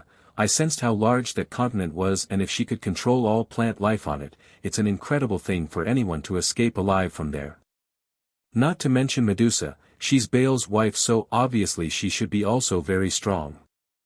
Speaking of, all these names are from the Greek mythology. Does he have a bias for them? As my mind wandered to pointless musings, more and more people arrived. Until only 3 seats were left. Finally, the hero of the show arrived. Clayman, Malim and Fry arrived. As I saw Malim, she looked dull. As if she were a robot acting on someone's command. As I thought what could have happened to her, Clayman raised his hand to slap but his hands abruptly stopped mid-air, looking towards who was the cause of it. I sighed in relief. Bale had released a slight jolt of magicules towards Clayman that restrained him. I wouldn't do that if I were you, puppet. Bale said in an unsettling way. His words seemed to anger Clayman even more, but luckily he refrained from doing anything and dropped his hands.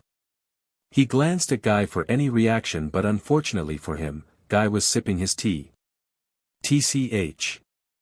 Clayman soon reached his seat and thus began the Walpurgis. Chapter 64, CHP 63 The Puppet. Bale POV. The meeting officially began. Clayman, with his arrogant nature, tightened his tie as he spoke. As you all must have already known, Malim attacked and destroyed Eurasania. And she had a very good reason for it.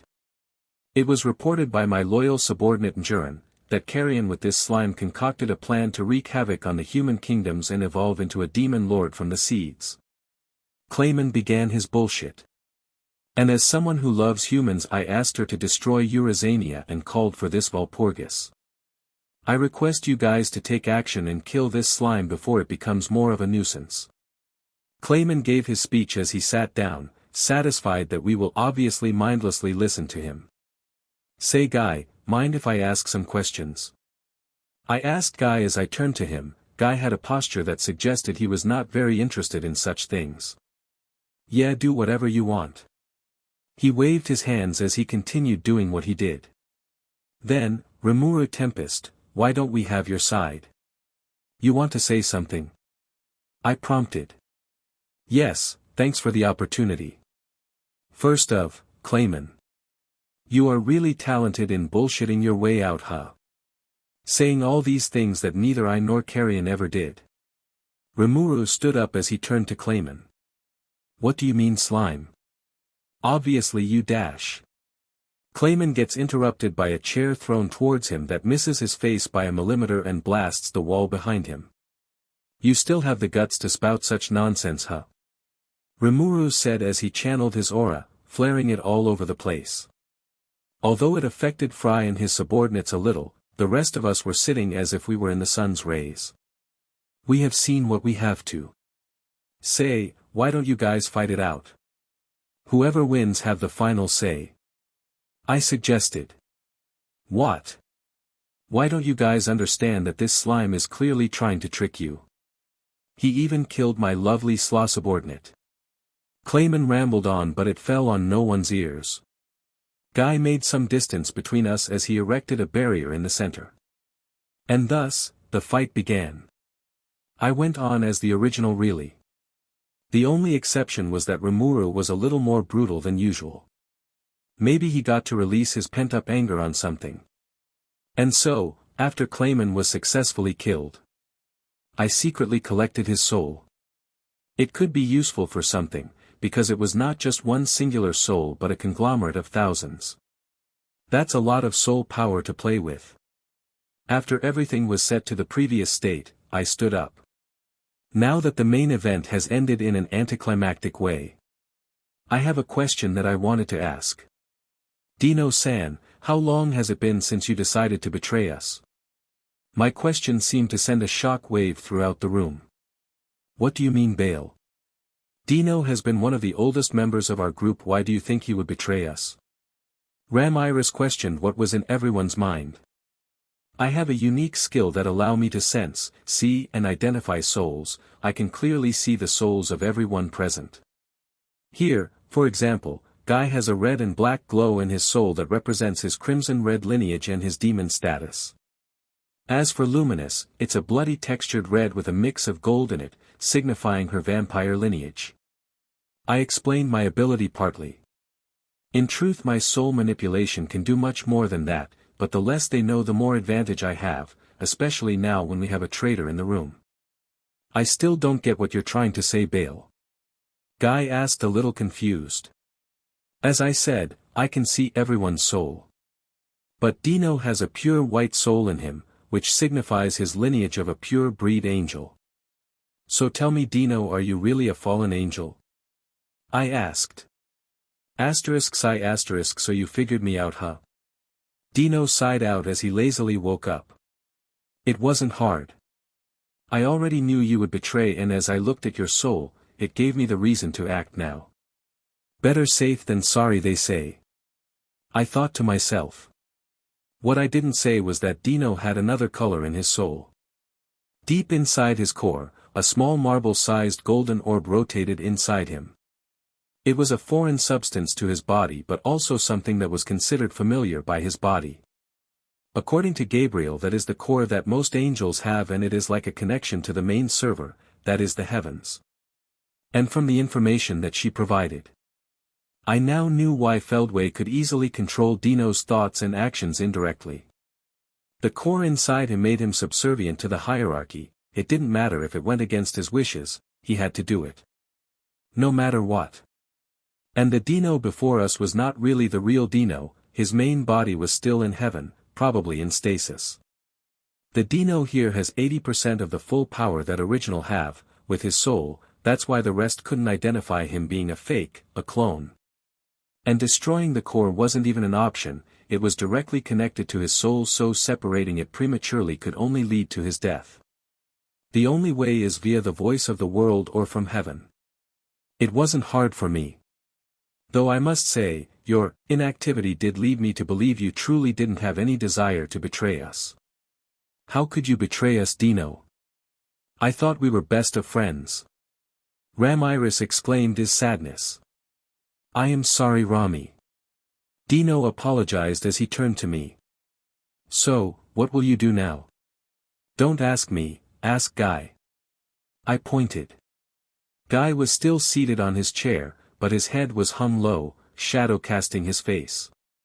A slow but gradually increasing amount of magicules leaked from his body as the amount reached a point where even some of the demon lords felt pressurized. I will give you 10 seconds, leave. His voice was low, a growl escaped at his last word. Sorry, Guy. Dino muttered as a portal opened and he exited the room. Why did you leave him? If he really is the traitor, then you let him leave with crucial information on all of us which the heavens will surely use. Luminous asked in confusion. Is it really true, Bale? Instead of answering her, Guy asked me calmly. I had informed Guy to reel in his raging magicules as I told him a way to release Dano from his predicament, through thought communication between us. Yes. Dino has not really betrayed us. Rather, he is forced to do so. He really doesn't want to hurt us, but due to circumstances he won't be able to follow his own will. I explained. It sounds like he has become a Rimuru spoke. A puppet. I completed for him. Where will he go now? DeGruel asked as Dino previously resided in his domain, and after today's revelation, he swore Dino won't be stepping in his territory with his bones broken to dust by him. I believe he will probably go to the Eastern Empire. Guy spoke as he knew Dino the best. Maybe the Tenma War will happen sooner than we might anticipate. Luminous spoke as she clicked her tongue. The last Tenma War had cost her a hearty price. We shall see. But for now, what to do with you? Guy spoke as he regained his usual arrogant smirk, looking towards Rimuru, who had been out of the loop throughout the whole conversation. I will be fine, right? Rimuru nervously thought as he gulped his non-existent spit. Chapter 65, CHP 64, the Octagram. We shall see. But for now, what to do with you? Guy spoke as he walked towards Rimuru. I have done nothing wrong, so I should be safe, right? Rimuru nervously thought to himself, but on the outside he showed his determination to face Guy even though he was really sweating inside.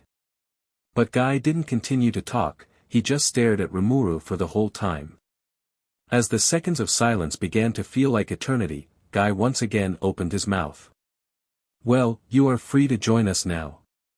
Guy nonchalantly spoke as he returned back to his seat. Sigh, a huge breath of relief exited Rimuru's mouth he didn't know he had held on to. A few minutes after the commotion, the Walpurgis began once again, the group now 2 members short, one who was killed and one who left. So what do we do now? With Clayman, Dino and Carrion gone, before Leon could continue Bale interrupted him. I won't say Carrion is dead. In fact he's present here, right Carrion? Bale said as he turned towards a certain someone who had a lion's head. Ha ha ha, you caught me Bale. A strangely familiar voice called out from the lion's unnaturally unmoving mouth. Carrion. You're not dead. Exclaimed Rimuru in shock. After which Carrion explained everything that went after Malim came to cause trouble in Eurasania. After that was settled, another shocking announcement was made. You really want to relinquish your Demon Lord title? Guy asked Fry and Carrion as they announced to serve under Malim. After what happened in Eurasania and then here, I have come to the realization that I am really weak compared to all of you guys. Especially Malim. So I have decided to serve her, after all she did defeat me. Carrion justified. Really? You could have become a true Demon Lord after a few decades, you know. Guy said. I am afraid I have no desire to go against my decision now. Carrion shaking his head denied Guy's proposal. And what about you Fry? Guy asked. I too have realized that I am too weak to be considered a Demon Lord. Fry said. But Fry. You are indomitable in the sky. Malim tried to stop Fry from stepping down. Yes, that's true but that's the only place where I can win. It wouldn't look good in me if I used that as an excuse after a loose against someone on the ground, right? Fry smiled at Malim. After all, if I become your subordinate, we will have more time to spend together. Malim struggled to come up with any other reasons to stop Fry so she eventually gave up. Then it is decided. Carrion and Fry will from now on serve under Malim and have no right to claim the title as Demon Lord. Their territories will now be considered Malim's. As for Rimuru Tempest, since he is from Jura Forest and Veldora seems to be with him, he will have the forest as his territory. Guy declared. None of the members spoke against it. Well then, as a celebration why don't we rename our ragtag group? Bale knowingly proposed. Just the mention of renaming their group casted a shadow on their faces as they silently glared at Bale for even coming up with it. Well, Bale the Demon Lord Council will do just fine don't you think? Guy smiled at Bale as his mouth's uplifted corner twitched. I guess it does, but since we have a new member, let's just celebrate his welcoming right guys. And Rimuru, as the one who is the special honored one, why don't you come up with a name for our group? Bale calmly spoke. Why are they so scared of naming? Rimuru thought to himself in confusion. Alright then, I did hear that you are good at coming up with good names. Guy Crimson give you the honor of naming our group. No thanks. Rimuru hesitated. Where did you hear I was good at naming? I remember one of the orcs was named Bobo and that's the one of the better ones. Rimuru thought to himself as he remembered all those cringe names he gave to those goblin and orcs only because his naming capacity was running out. Crack. The table cracked and split in a perfect half as Guy slowly walked towards Rimuru. Rimuru, getting the honor to name our group is a very important and special privilege you know. After all, you are the reason that Clayman, Carrion, Fry and Dino are no more a member right? Guy walked up to Rimuru as he held his chin up. So won't you take responsibility for this? Guy creeped closer to his ears as he whispered. A chill ran down Rimuru's body as he spoke up. Alright. Don't blame me when you don't like it okay? Good. HMN, how do I come up with a good name? HMN, we are 8 members now right? Ramiris, Malim, Bale, Guy, Luminous, Leon, DeGrul and then me. So something that fits the number 8. Octagon, stars, 8 stars, oh. Rimuru thought. Got it. Why don't we rename ourselves to the octagram? The 8 pointed stars? He suggested. A moment of silence fell in the room as everyone contemplated his suggestion. I like it. Bale spoke. I don't mind it too. Leon also joined in. It's alright I guess. I don't care. That's good. One by one, the rest too agreed with Rimuru's suggestions as the Walpurgis officially ended. Now all that was left was the delicious feast after the meeting. As the Walpurgis began and ended, the demon lords left to their respective territory. The changes in the group didn't cause any significant changes for them and life for them went as usual. But it couldn't be said the same for the humans.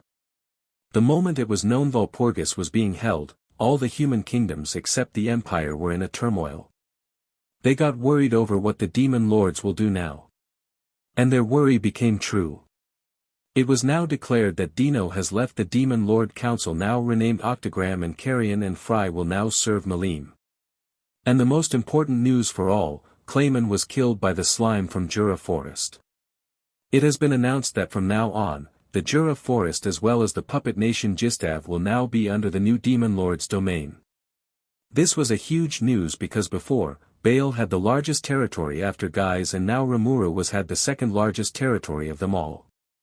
It was also important to note that Jura Forest is a place where numerous monsters live in it, since Rimuru has authority over all its resources and land, he is also the ruler of them all.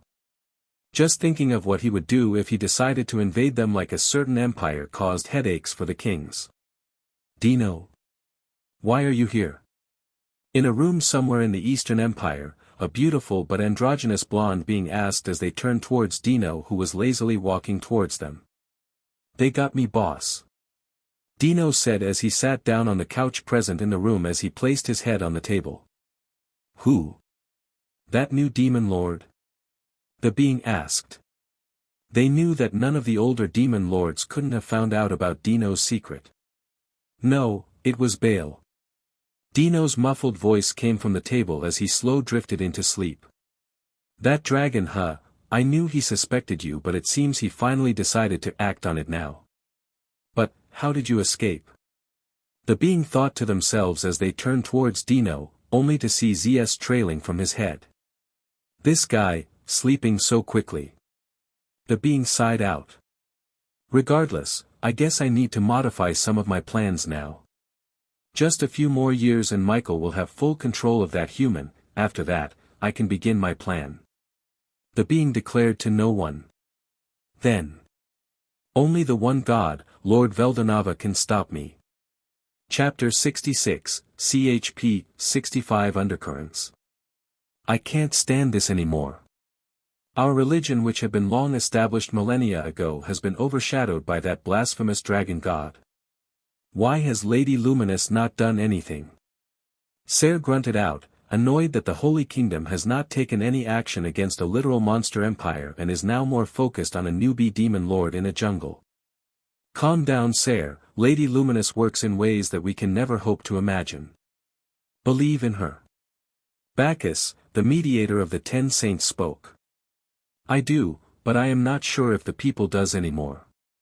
Almost half the believers outside the kingdom has been converted while almost half inside are considering whether to switch sides. If this goes on then only we will be left as the true believers of the true divine. Ser's frustration didn't end as he screamed the last sentence. That's enough Ser. Hinata calmly spoke as she sat at the top of the table. TCH. This effectively silenced Ser but his folded hand still showed how dissatisfied he was with the whole ordeal. It can't be helped, the goddess rarely shows herself if not never, while the dragon overlord is frequently seen, and he's a true dragon for Luminous' sake. True dragons are equivalent to gods in humans' eyes and strength is what dictates in this world. No wonder they will decide to worship him. Glenda spoke unscrupulously. Glenda, you shouldn't speak such heinous words in the room. You could be executed for it. Bacchus reprimanded Glenda. What? You can't deny that I am right, can you? Glenda argued. See. All of you know this is true. Admit it, that Bale has our maneuvers us. We are stuck now. We can't freely declare his empire a heretic nation and wage war, that might lose what remaining devotees we will have. Glenda spoke. The religion of the dragon acknowledged Luminism as a religion that did exist before it. But it added a clause that made everything change. It said that Luminous was a former dragon goddess that had forsaken its dragon divinity and chose to sacrifice her life for the humans, saving them from monsters. It stated that Luminous as a former dragon goddess was a part of the Greer dragon pantheon of whose ruler was the dragon overlord Baal. Now this was completely made-up fact that the saints and truly knowledgeable people knew, but for ordinary people, they considered it to be the truth. And if the Holy Kingdom now attacked the Empire, it will go against the Codex, the people will begin to really doubt the kingdom. And what was Luminous going to do about it? Well, she cared not for what was happening. What she really wanted by establishing this religion was for her and her subordinates to have a constant and easy supply of human blood to stay alive that was now unnecessary, due to Baal providing them with a medicine. This medicine removed the unrelenting urge to drink blood and made it so that one can stay without ingesting blood for decades. Luminous was really thankful Baal, not only he helped seal that lizard up, but he also saved her people from the curse of being forced to drink blood continuously to stay alive. The concept of two religions will soon vanish, leaving only one standing, the great dragonic religion Draconism. Let's leave this to the 7 luminaries. We are the 10 saints, our work is to combat monsters and protect the true believers of Luminism. Now, what was the message from Tempest? Hinata continued. Yes. As we known, the orb contained a message. After investigation it went like this. Lotus stood up as she explained the situation. After her report, the room fell silent for a moment as they digested the information they had obtained. The slime had challenged Hinata for a duel. It declared that if Hinata refused to accept it, then he will act against the Holy Kingdom. What are we waiting for? That lowly slime clearly wants to die. Why not crush it and set an example? It will also solve the political issues we have. Guard pridefully spoke. His confidence could be seen from a mile away of how he was sure he would crush the enemy. All of you will stand by. Only I will go. Hinata declared. What? But Captain, it's clearly a trap. You know that monsters doesn't care for morals and ethics. Lytus frantically spoke. I know what I am doing and you will acknowledge that. If anything does happen to me then Ser will get to fulfill his dream.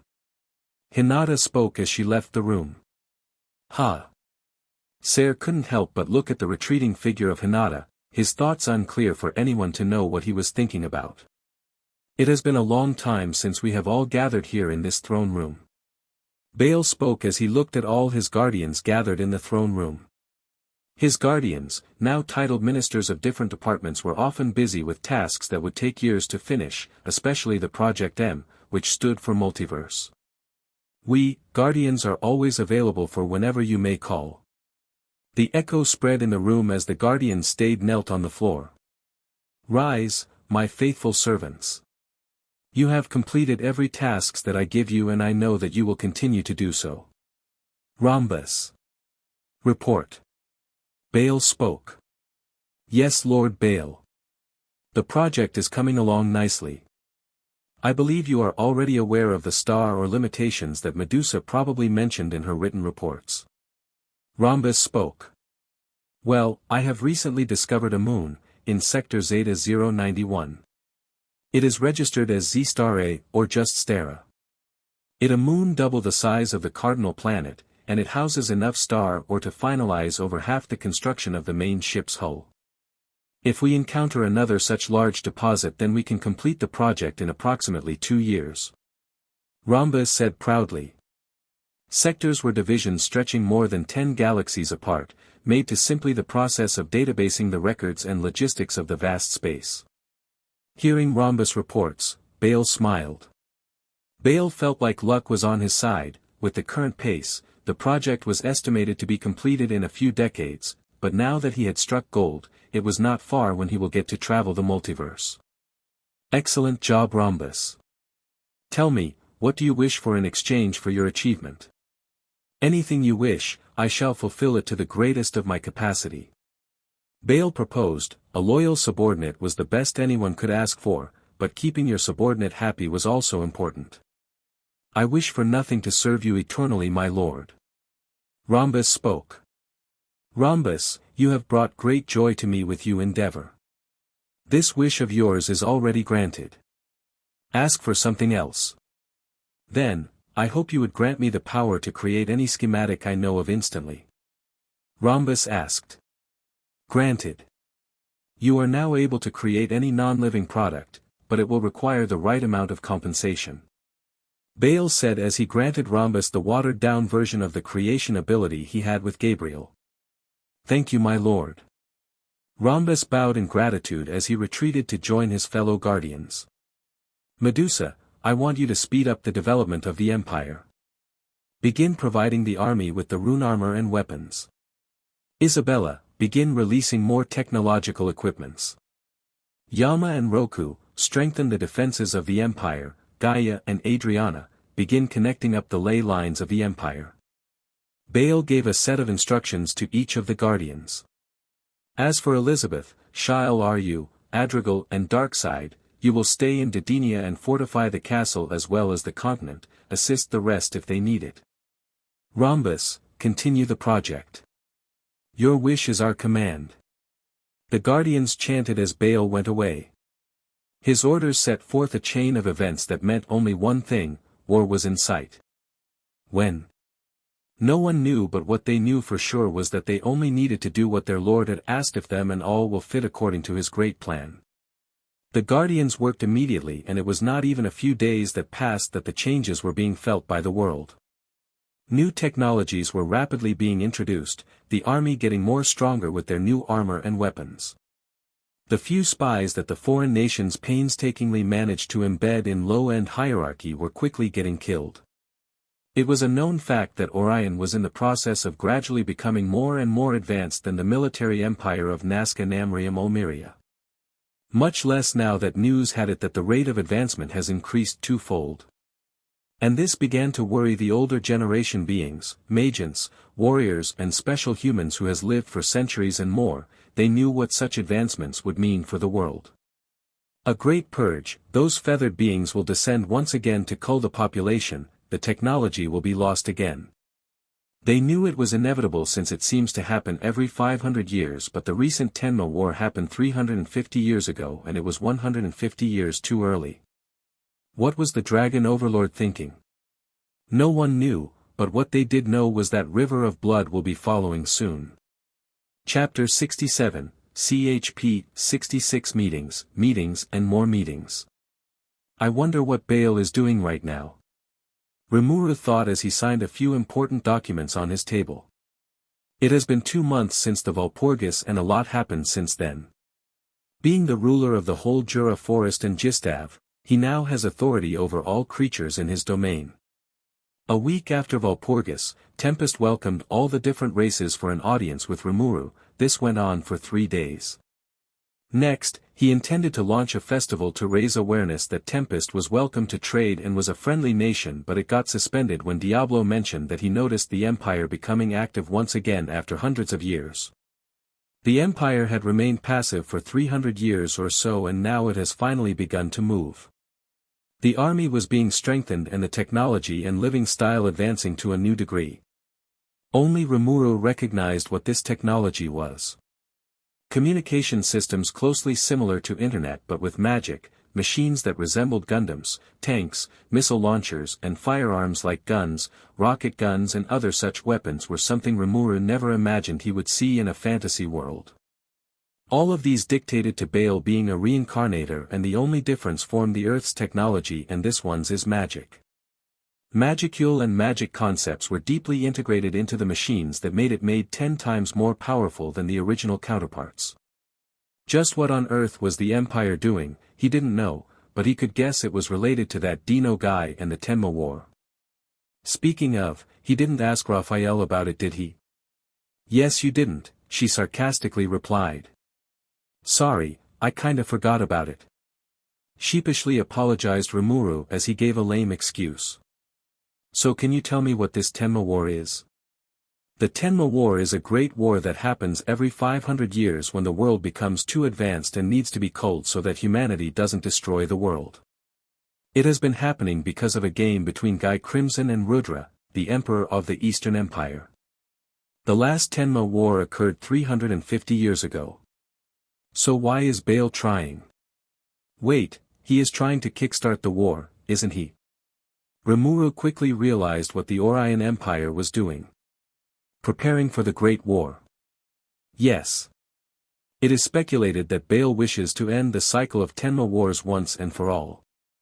His aim in the Vulgus was simply for the other side to know that he is now ready. It was a message for the Eastern Empire. I see. So he planned for this long ago, huh? Cheyenne. Rimuru called out to Cheyenne, who was dutifully standing beside him as the first secretary should. Yes, Rimuru-sama. Cheyenne replied. Arrange a meeting, with all the allies for Tempest. Rimuru asked. I assume you want me to arrange this meeting virtually? Cheyenne confirmed. Yes. Rimuru said as he went back into finishing up the paperwork for the day. So this is the Empire's plan? A translucent figure of Gazef spoke as he crossed his hands deep in thought. Beside him the translucent figure of the Pegasus captain was present. The figures of Yum, Cavil, Fuse, Ellis were present in translucent form. The room was also occupied by the high-ranking members of Tempest.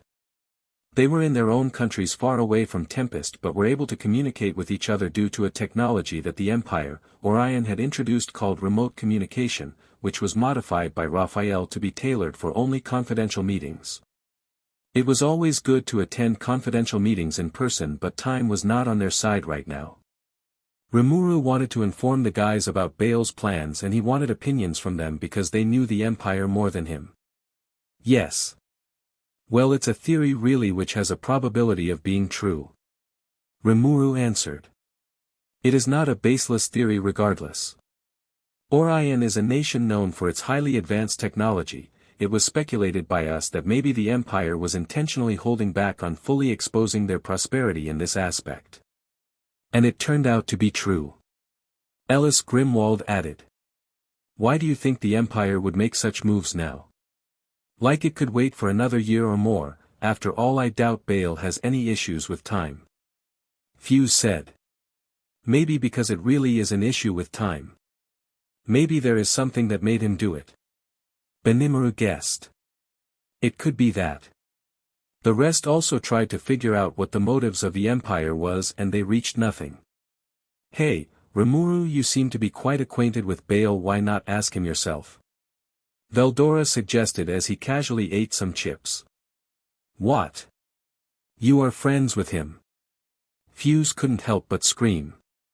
Rimuru, we shall have a very thorough conversation regarding this matter afterwards. For now, call Demon Lord Bale and ask him what he's doing.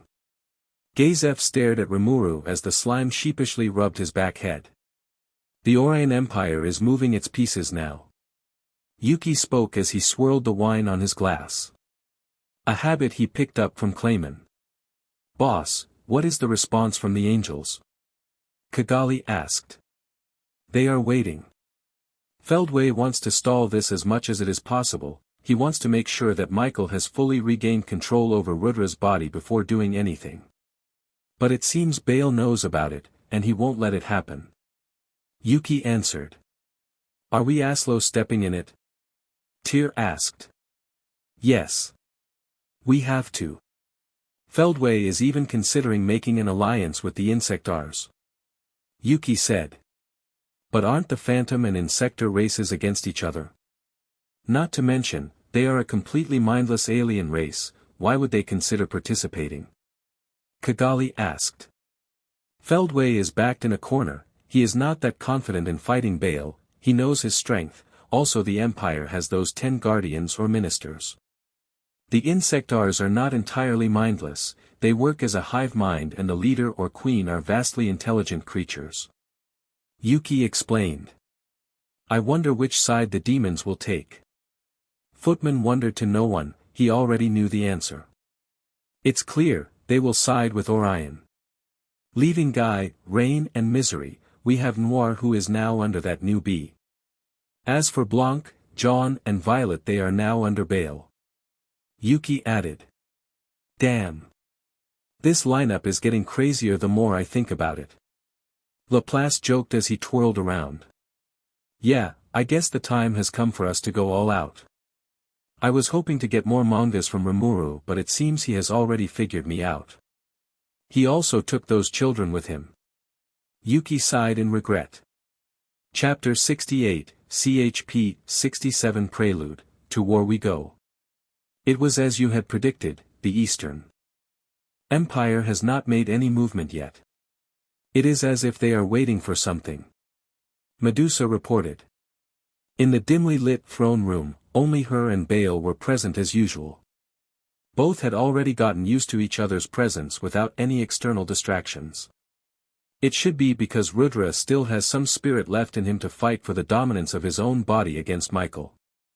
But I suppose it won't be long before something really happens. Baal spoke as he guessed the reason behind the inactivity of the East. It has been almost half a year since Orion started raising their tech and powers. During this period Baal had set out and done something he always aimed to do but was caught up in other situations. That was to gather the remaining primordials for himself. It went as he'd expected, a fight occurred which he then proceeded to squash the demons instantly led by him naming them. From now on, John would be Thalia, Blanc would be Selenia and Violet being Calypso. Baal already had subordinates named after Greek beings, so why not add more to the mix? Consequently, the demons of the three lineage has been already added as a part of the Empire's army and is currently stationed in the continent of Didenia. How are you feeling? Baal asked as he looked at Medusa's changing body. A few years ago, with the help of Isabel and Gabriel, Baal came up with a method to slowly but successfully alter Medusa's genetic makeup so that her body can accept more of the dragon's factor. The process was a success, and every few months, Medusa would have some physical changes happening on her body. One of them were those horns she had on her forehead. Before, it was only comparable to a newborn goat horn, but now it had matured enough to be called a dragon horn. Aside from that, she had scales creeping on her skin from the back as they glimmer in the light of the throne room. This metamorphosis of her was an expected outcome, but it was predicted to go away as soon as her body becomes fully integrated with the dragon factor and become a dragon herself. I am feeling quite well, honestly. How do I explain it? I feel like I have become stronger, my senses feel more intimate with my brain. Medusa replied. That's good. If any unusual feelings or changes occur, then make sure to inform me. Baal cautioned. Certainly, my love. Medusa spoke. There was no one present in the room other than the two, and Medusa chose to act as a reliable subordinate when they were before others. This was a hidden fact that everyone knew. It seems you are quite excited. How about I help with that? Baal said as they teleported to an unknown area, somewhere no one will disturb them for a while. In an unknown tavern, inside a small kingdom between Dworgen and Falmouth. The inhabitants were drinking and chatting amongst each other. The loud chattering and jovial laughs could be heard from the street. On one of the tables a group of three rag-tag middle-aged men sat drinking what seemed like rum. They talked obnoxiously loudly as if they didn't care about what others thought of them. Did you two hear? Falmouth is now under a new government. And it is said that they are being controlled by that new demon lord from the Jura forest. A gruff man spoke. Obviously. It has been a hot news for a few weeks lately. I heard that the demon lord is a slime. Do you believe that? A scrawny man added. TCH. And to add that, it is surrounded by beautiful women. I want to live in heaven too. The last, buff but dumb-looking guy spoke in lament. Ha! As if any girl would like to sleep with you. You'd be lucky if an old hag did it though. The scrawny guy mocked. You. The dumb man grabbed the scrawny man's collar as he raised his other fist to punch him, but he was stopped by the gruff man who was clearly the leader of the trio. Stop it already. I am already frustrated and now you want to start a ruckus now. Sorry boss. The two apologized as they sat down. Hey boss, I heard the two empires are plotting something. The scrawny guy asked to shift the mood. I did too. They are probably going to war. The gruffy guy spoke as he lit a cigar. Ha, that dragon, thinking it could rival the Eastern Empire that has been standing for thousands of years. Blowing a ring of smoke he huffed out. But boss, that dragon's a god, no? The dumb man asked. What god? He's no god. If he really was, then he could have helped us steal that mayor's money. Gods fulfill a worshipper's wishes, right? The gruffy man sarcastically said. I don't believe in gods. They are just scammers. Who you're referring to is just a big OL lizard. Nothing fancy about that. He continued. Sho boss, could you please be quiet about it? Many present here are his followers, and if they heard you, we might have to prepare a grave for you. The scrawny man said in concern as he lowered his head. I am sorry to interrupt your conversation, gentlemen, but I couldn't help but hear that you were talking about Orion going to war. A fourth voice came from behind the dumb guy as the three looked at the newcomer in caution. They thought that this guy was here to teach them a lesson for disrespecting his god or something, so they already had their hands on their sword hilts and were on guard. Ah, please don't be alarmed. I am a traveler. I was just traveling to Dworgen and resting here, and I heard you three having a rather interesting conversation. The guy raised his two hands in surrender. Know that the three looked at they noticed his white almost new gauntlet and his armor, all of which were lined with gold. Those were partially covered by a large cloak over his body. On his hip was a sword that looked like the dwarf king himself forged. As for his face, it was being concealed by the helmet he wore. They had already came to a conclusion to who this guy could be. Although the three didn't look like it, they were experienced adventurers and had dealt with nobles before. They could probably guess this guy before them was just an ignorant young master from a wealthy house flaunting his power. And from their years of experience they knew such creatures always brought trouble on the heads of others. Kid, it is as you heard. The Eastern Empire and Orion are rumored to be preparing for war. It is said that both the empires are currently aiming on raising their defenses, and it is clear that both are preparing. If you ask me, I already knew this day would come. There can only be one true empire, and I guess the day is near for that. The gruffy guy immediately explained the contents as he sat down after finishing his part. I see. Thank you for your cooperation. The guy muttered something as he went away.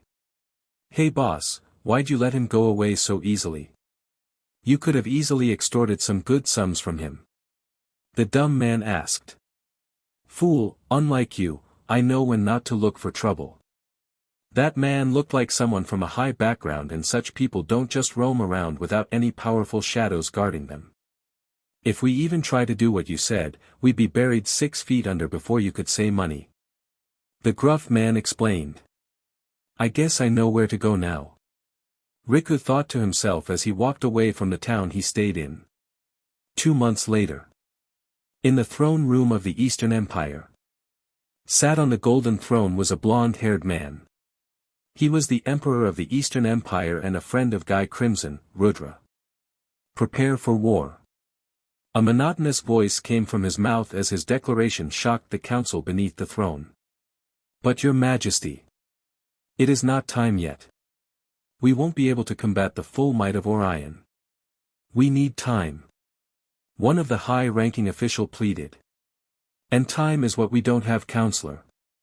Feldway responded. Orion has long been preparing for this moment. They have begun their moves, and is now waiting for us to react. If we don't do something about this soon, the world will think of us being too passive. Another counselor supported Feldway. But Lord Feldway, can we take on the 10 guardians? Along with the true dragon Bale? Yes, I have already made arrangements for this. Does anyone have any more questions? Feldway answered. Silence permeated the room as no one made an attempt to go against him anymore. Good. Then to war we go. Right, your highness. Feldway smiled as he looked at Rudra. Rudra's eyes had a faint red glow on him as his chins lifted slightly. Certainly. Feldway. Chapter 69, CHP 68552-17552-24423. There would be a chapter title there if I knew what to add. War was declared. The world was going into a turmoil as the two great empires were about to go to war. The rest of the world though was not feeling quite happy about it. Them going to war meant the smaller and more unnoticeable movements will also appear. They had already begun to move, the small nations, taking this as an opportunity to raise their own military might, territory and wealth. How would they have known that this war might be the last war they ever participated in, independently? This was not how it should have gone. What went wrong? No, I can't be wrong. I am the genius Yuki Kagurasaka. I am the protagonist, damn it. He yelled as he charged at the culprit of all this. A beak-shaped masked nobleman. He had metallic claws attached to his fingers as his boots clicked on the floor as he walked. Blood dripping from his claws as the bodies of the Harlequin clowns were sprawled on the floor, their bodies lifeless. Kigali too was dead. TCH, you speak too much, mongrel. Rhombus spoke as he gripped Yuki's throat. You thought all was going according to your plan, but it was because of the Supreme One that you are still alive, well for now that is. Your last use is as a dead meat, for the chimeras to eat. Rhombus declared as he twisted Yuki's head. I must thank Baal-sama for granting me this skill, without it dealing with him might have been a little annoying. He muttered. Rhombus had gained a skill from Baal that allowed him to completely shut down any skills below unique and jam the unique ones. It was a skill that was synthesized from the properties of the magic jamming extra skill by Gabriel. Throwing the dead body away, he took out a crystal ball. Suddenly the ball began to light up as all the souls of the clowns and Yuki gathered inside it. After that was done, he made a gate and disappeared, not before leaving a Japanese-styled seal behind. The seal slowly floated down as it landed on the floor. The moment it did, a huge explosion occurred as it blew a huge chunk of the Free Guild building. Rimuru POV. So the East finally declared war. I spoke as I sipped the red tea Shuna gave me. I was in the meeting room along with my top executives, or guardians as the name has been quite popular. People started to compare Benimaru and the rest with the ministers of Orion, but for me, I still have a lingering feeling they are stronger. It was a few months ago that Hinata-san came, the second meeting after our fight. That first one also didn't go well, with misunderstandings and all. Thankfully Luminous-san decided to intervene and all was well, I guess. Now the Holy Kingdom and Tempest are in a diplomatic relationship with each other. Well, that too won't be for long. She plans to dissolve the faith and let Baal take reign of the divine side. Anyways, during these few months of calm before the storm, I managed to host a festival, inviting our allies and important dignitaries from over the world. It went quite well if you'd ask me, if you ignore the silent tension that was radiating out of them. Which was understandable. Two of the top military nations were about to go to war, and this meant that they too will be dragged in it, starting a world war. Yes, the Empire is currently gathering its forces and marching towards us. It will take about half a day to reach the border of Jura Forest. How do you want to proceed, Rimuru-sama? Diablo reported. As a powerful demon, he was naturally skilled. I guess he also had proficiency in information gathering because he always seems to know about the world before the world even got to know about itself. And it always helps to have such reliable subordinates. This seems a bit unfair, Rimuru-sama. The ones to go to war are Orion and the East, but here the war will go on our territory. Gobta raised a valid question. It can't be helped, Gobta, our nation is strategically situated in the middle of the world. And the East will prefer to cross the forest with a weak demon lord rather than deal with high mountains filled with dragons and dwarves. I answered with a sigh. I never was a war strategy type. I'd much rather pitch a sales pitch than oversee a war. But I guess the major bulk will be handled by Orion. We just have to act as supports. Any news from Orion? I asked. Yes, the Prime Minister Lady Medusa sent a voice message that their army will arrive soon. Benimaru answered. That's a relief. Everyone seemed to sigh in relief as they felt a little weight lifted from their shoulders. The empires are known as the top-tier nation because they were the best, they had better technology, military and more powerhouses than the rest. Even Tempest was currently not a match for them, so to hear that the Orion will arrive on time gave a breath of relief to us. Alright, we too can't slack off. Shuna, erect barriers.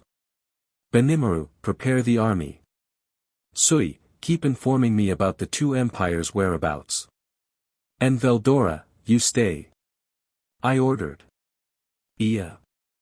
Why? I too want to join to fight. He whined as I silently finished my red tea. Alright, then I won't give you the next volume of Attack on Titans. I simply said. As you wish. He silently muttered as he went back to reading the manga.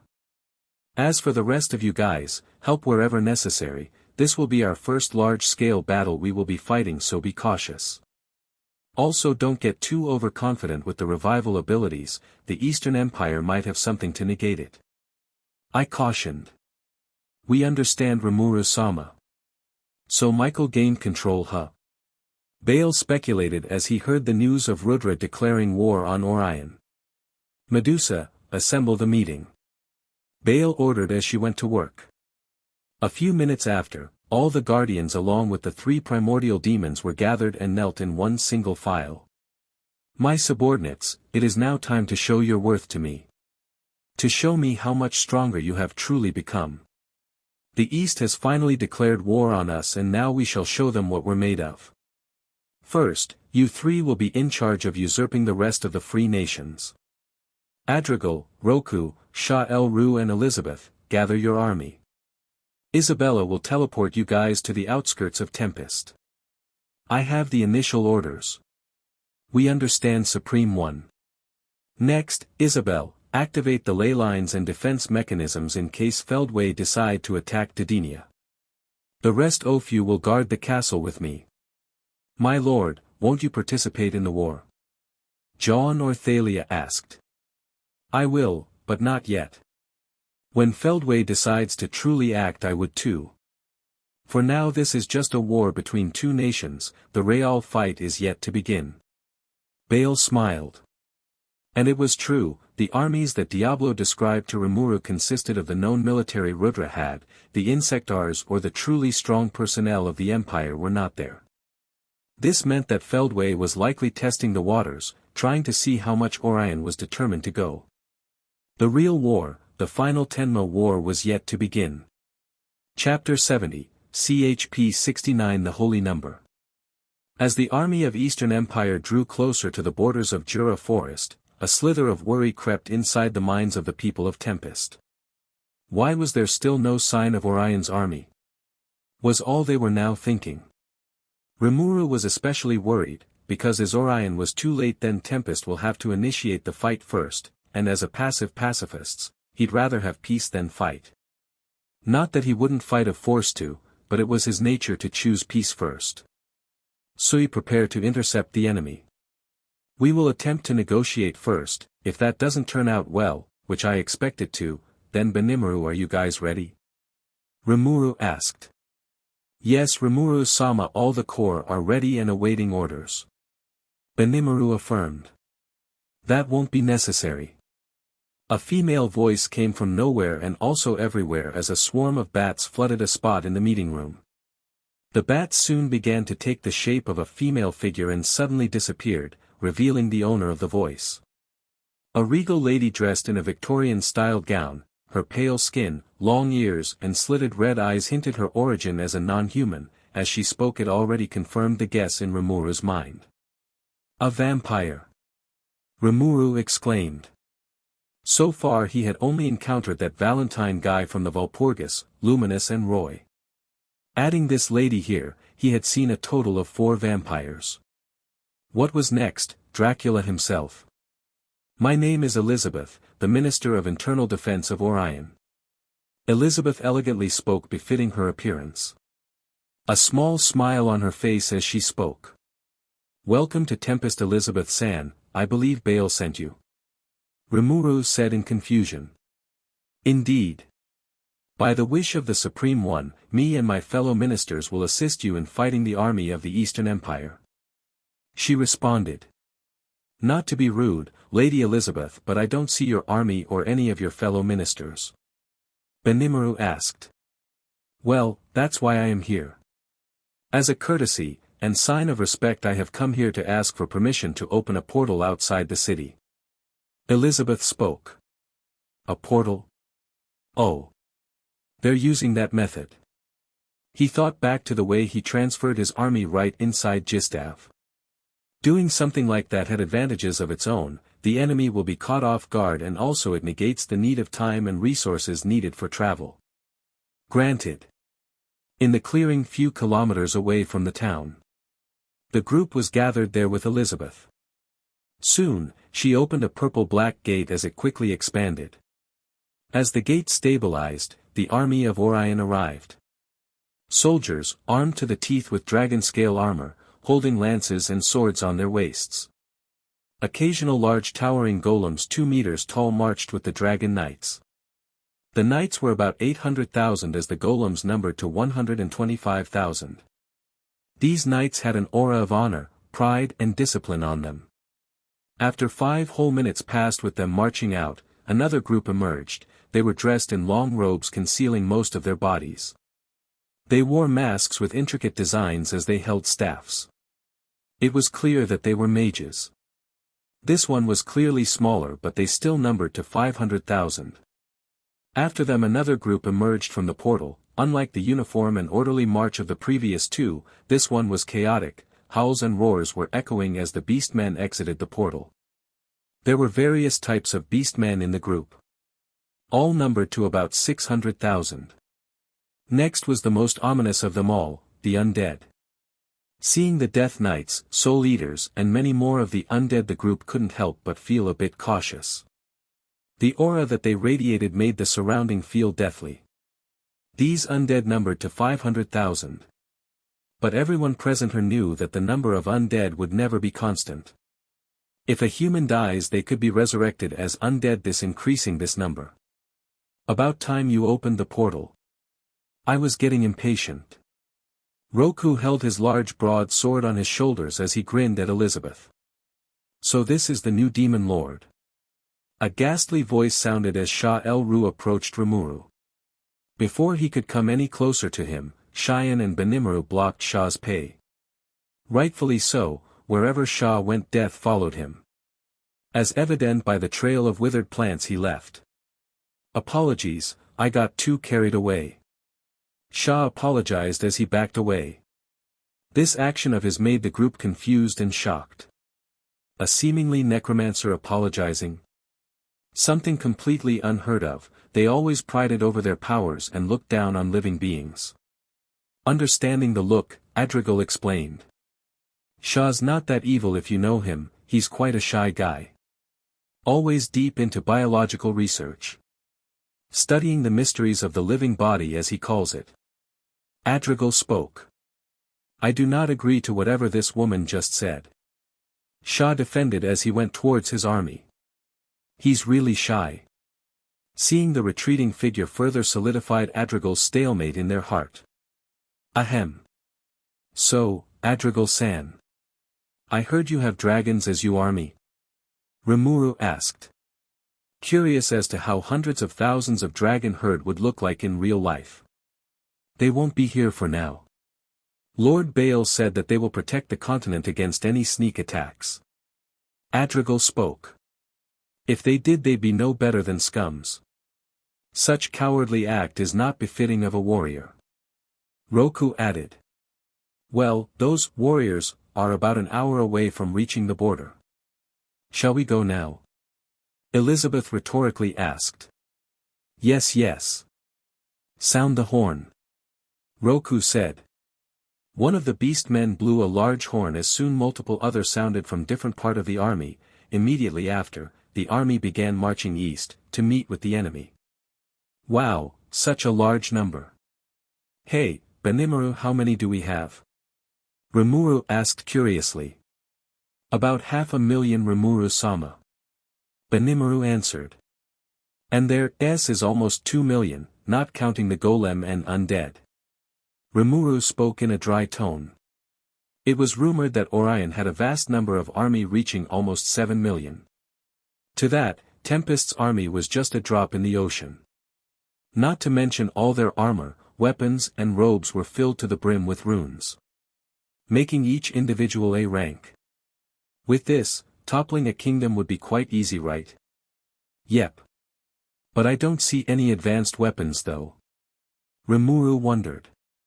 From all those news of Orion advancing 10 steps ahead of the world's current technology, he guessed that Orion would have guns and ranks by now, but it seems they didn't. Report. In a magical world, guns and tanks would be redundant simply because here, individual strength of an A rank was enough to become much stronger than normal tanks and have more magic firepower than guns. Yeah. That's right. Why need cold weapons when you have hot magic to blast you to pieces in a snap? Rimuru joked in his mind. I guess Raphael-sensei didn't like it. Rimuru-sama, should we move out too? Benimaru asked. According to the intelligence gathered from Diablo's expedition, the Eastern Empire was currently sending 4.5 million strong army.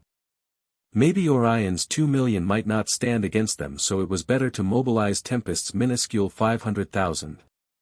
That won't be necessary. Rimuru Dano, your army can stay in Tempest and protect it.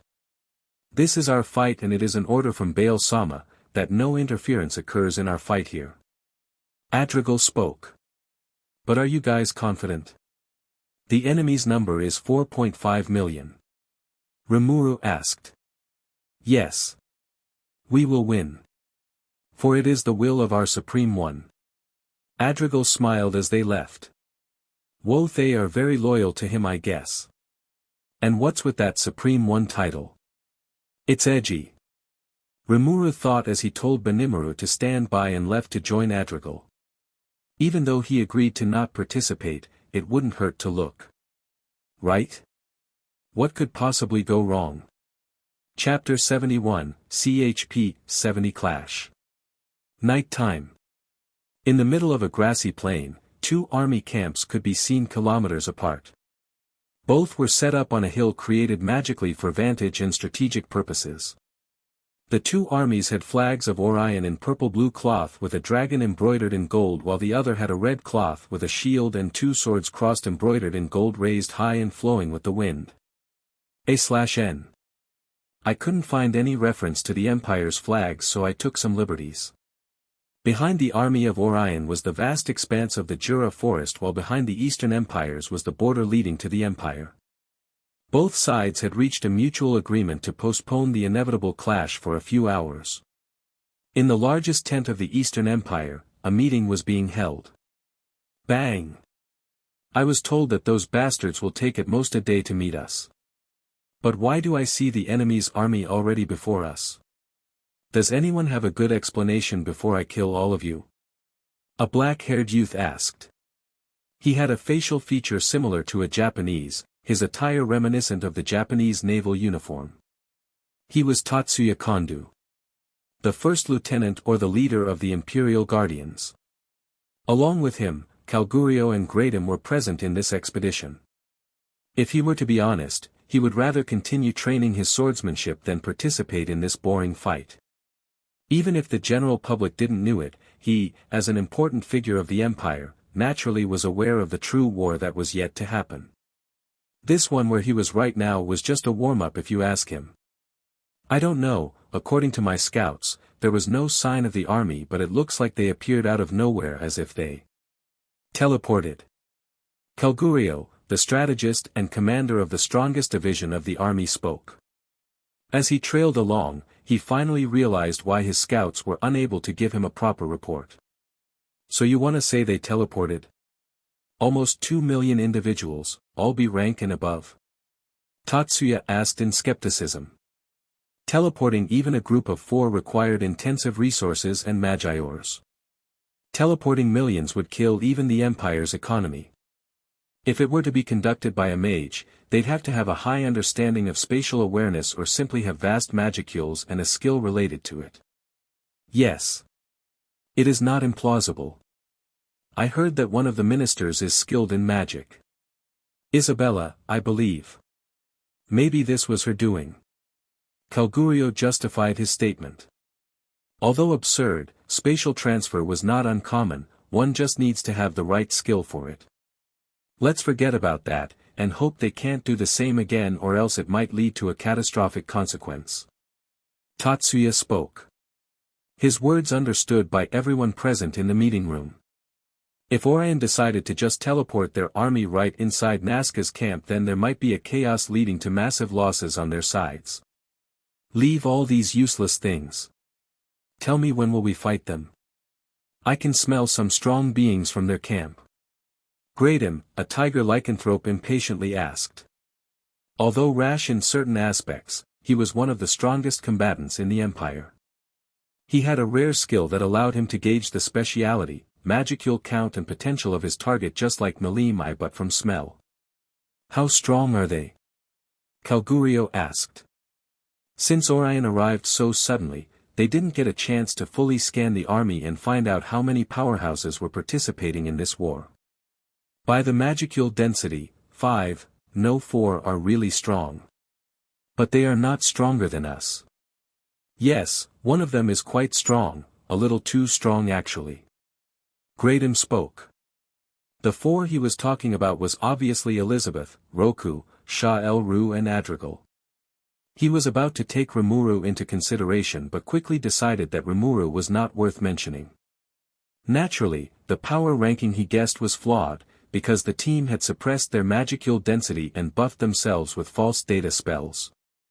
It allowed them an edge against the enemy, which it effectively did. The room was energized to hear the news.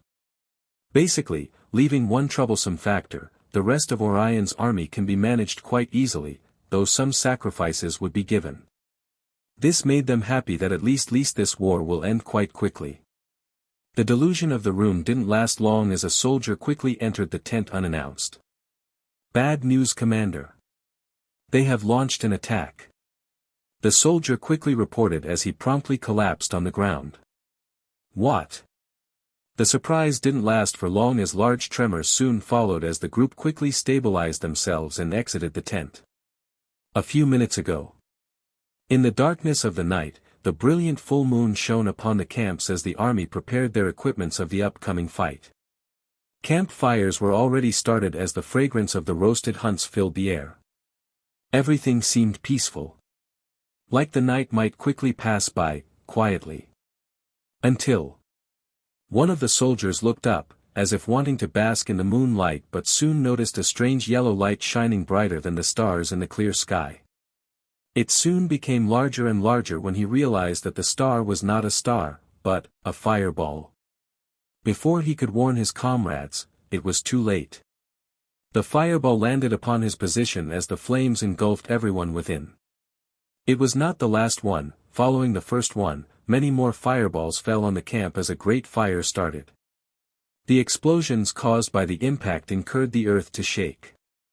What the fuck's going on? Tatsuya screamed at no one particular. He knew what was going on. He should have expected it. The enemy he was fighting was not a conventional one. They wouldn't wait for daytime to strike. Preferably, night was the most suitable for an ambush, and it was common in such scenarios, but what was happening now was no ambush. It was an outright catastrophe. Fire everywhere as explosions after explosions followed. Calgurio quickly managed to gather mages to form a barrier to protect the remaining soldiers while the group tried to launch a counterattack. Screams of pain and anguish were spreading in the camp of the Eastern Empire as Adrigal, Elizabeth and Rimuru watched it all unfold from the sky. Hey! Raphael, how many deaths has occurred? Rimuru hesitantly asked. The destruction and carnage below was nothing like he had seen, even when he fought Falmouth. Such a scenario was very distant to that. There, compared to what was happening now, it could be said to be cleaner and more merciful.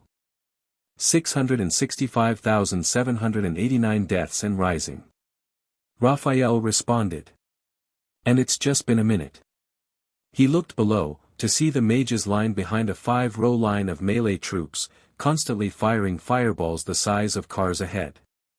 It was a fact that if you had magic then siege weapons were basically useless in a war. A simple explosion spell could do what a lage siege weapon could do to a fortress wall. You simply have to be a mage to accomplish it. The next phase is beginning. After the initial 1.5 minutes of constant fireball casting, a barrier was soon erected from the enemy's side as the death toll stopped increasing. The mages too stopped their assault as the melee took charge. The left wing consisted of beastmen as the right was with the undead. The vanguard or the middle had the knights. The golems were equally spread throughout the lineup. Roku and Shah El-Ru were also on their respective wings. Roku, as a battle-loving one, chose to fight the assault head-on in the front as Shah El-Ru chose to let his minions do his dirty work. As the two sides clashed with each other, Baal watched it all from his throne room. My lord, Thalia, Calypso and Selenia have departed. Medusa informed him. As the Jura Forest battle occurred, Baal chose to continue the battle atmosphere all around the globe. Soon, the three demon sisters will march to the free western kingdoms, annexing the lands for the Supreme One. HMN. Baal hummed out as he closed his eyes thinking of something. If I time traveled, can I finally figure out what came first? The egg or the chicken? It was not a thought that would be befitting of a person such as himself, but what could a dragon god do when he has nothing else to distract himself? And even then it was a pain because he already knew the answer to his questions. Ideally speaking, evolution would have led to the formation of the creature that produced the egg. But this is a magical world. Everything's possible. You are getting distracted. Won't you like to know the answer to it? I am a Manas. A skill that has the power to comprehend, understand and store all the information of the world. I was literally the Akashic Records, which was an ultimate skill, but author decided to make it an unique skill. A/N it was a mishap, damn it. Then you know the answer, right? Obviously, but the readers aren't here for that, right? True. Well, the chapter has ended here, so they have to wait for 2 more days to continue. If the author decided to do it. He is slacking off. A/N I am not. Chapter 72, CHP 71. Meanwhile, while the war was beginning to get hectic in the Jura Forest front. Meanwhile, in an unknown place. Boom, boom. Explosions boomed as an unknown kingdom was besieged by demons. All of them had a distinctive yellow color on some part of their bodies, either it be their hair, eyes, or even just clothings. Up high in the sky, a small figure lazily floated as her fingers occasionally threw nuclear magic down below, uncaring of whether it might hit the demons or humans. Yon *, this is too boring. I had hoped boss would give me an exciting first mission. This is just lame. Thalia sighed out in boredom. There was nothing fun for her in this kingdom. This unknown kingdom was so weak that one of her underlings could demolish this whole place easily. She only participated because there was nothing else to do. I wonder what those two might be doing. She thought as she guessed their plan of actions based on their personality. Blanc or Selenia would have just allowed her subordinates to deal with these weaklings. As for Calypso, she might have taken the political route. The three demon sisters, as they are referred to now, were given free rein over what to do with their targets. As long as the final result was the complete annexation of the kingdoms, it didn't matter what the process was. The only catch was that it had to be done before this war ended, which might take a few months. Which was a lot for primordial demons like them. Even a day was enough. Never thought that I would be able to freely destroy a kingdom. I wonder what Guy is thinking. As her thoughts wandered, she looked down to see that the invasion of this kingdom was done. Welp, for more to go and I can have that cupcake those chefs make. Back to the Jura front. How are these monsters so strong? One of the eastern soldiers screamed as he quickly deflected a sword strike from an dragon knights only to be slashed by another. Let me ask you a better one, why are they so strong? A companion of the soldier screamed in as he jumped in before the sword slash holding his shield. But the slash was too strong for them as they got knocked back a few feet. The heavily armored dragon knights showed unnatural speed as it quickly approached the two soldiers and slashed them, ending their lives.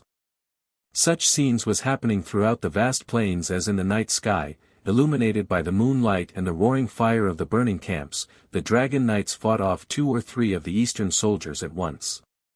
With their B-tier strength and speed enhanced by the runes and powerful weapons upon them, the exerted strength on par with an unorthodox special B rank. The dragon knights had undergone a serious training regime and were induced with a dragon serum that made them stronger the more longer they fought. Their bloodlust would rise and their magicule production would also be doubled with no side effects like berserking off mindlessly. The battlefield was a complete slaughter. It was a fact that the Eastern Empire were experiencing. While the middle was relatively clean with the dragon knights quickly finishing off the enemies. It couldn't be said the same for the two wings. On one side, the beast men ripped their opponents apart as they savored the blood and gore. Finding pleasure in the screams of suffering their victims let out for the fleeting moment before they ultimately got severed in half. While on the other side, the undead killed their victims as they too transformed into zombies, skeletons, or ghouls. This caused far more panic and confusion in the ranks as the soldiers struggled to attack their former fellow soldiers. The magic tanks of the Empire were also involved in the battlefield, but they were quickly matched with the golems that Orion had. With the help of the mages, the tanks were getting dismantled.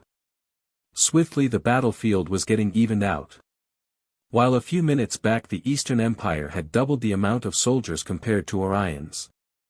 Now, the number advantage was quickly dwindling, not that they had any advantages to begin with. On the other hand, Orion was quickly gaining more fighting power in the form of more undead as they suffered relatively low casualties with the mages' rapid healing spells. What about the leaders, you'd say? Well, they are currently in a perilous situation. Currently they have become entangled in a barrier with the ministers of Orion as they got themselves played with. The three were under a barrier that quickly drained the magicules of the target as it transferred the magicules to either the one casting it or is used in other uses. Tatsuya and Gadram were relatively uninjured, but Kalgurio had already perished under Elizabeth's Holy Strike spell. They didn't even have the time to question how a vampire could use holy magic, their only thoughts being how to escape this barrier. The one who cast it was Adrigal, or rather the rotating cube beside her was responsible for this troublesome barrier. A construct made by the efforts of Isabella and Rhombus' magical and scientific capabilities that allowed one to cast a large barrier capable of even trapping a true dragon, although for only a few minutes until it eventually would quickly get destroyed. Besieged by Adrigal, the strongest attacker of Didinia's guardians, Elizabeth, the all-rounder battle maiden, it was simply a matter of time before Tatsuya and Gadram too perished. It has been a long time since they became an S-rank individuals, along with the experience gained from hundreds of years and Baal's divine dragon aura saturating them made them awaken into special S ranks. Sigh, I really wished I asked for more personnels. Tatsuya sighed as he looked at the two females ahead. He regretted not bringing all of the Imperial Guardians. It was in fact foolish of him to think he alone be able to clear a path to the capital of Orion. Yes, their now dwindled army were merely scouts that would be used to cut down the fodders before the real war would be staged. But still. I too would have liked to fight and maybe die by the hands of that lion beast man. He was strong, they all are. I am sorry Kondu, I failed you guys. At first Gadram made a jest as he expressed his real feelings at the moment. It was because of him they decided to rush out directly to the main bosses, thinking only one of them were special S rank. But as it turns out 3 of them were special S rank and the other already reaching it. Don't you apologize, Gadram. We will surely get out this, alive, Kalgurio. I am sorry, we failed to save you. As Tatsuya admonished Gadram for giving up so early, he also made a silent prayer to the one whose soul and body both were disintegrated into the subatomic particles. Enough of this, we are still alive. We die or not today, it doesn't matter. We live for the Empire and we will also die for it.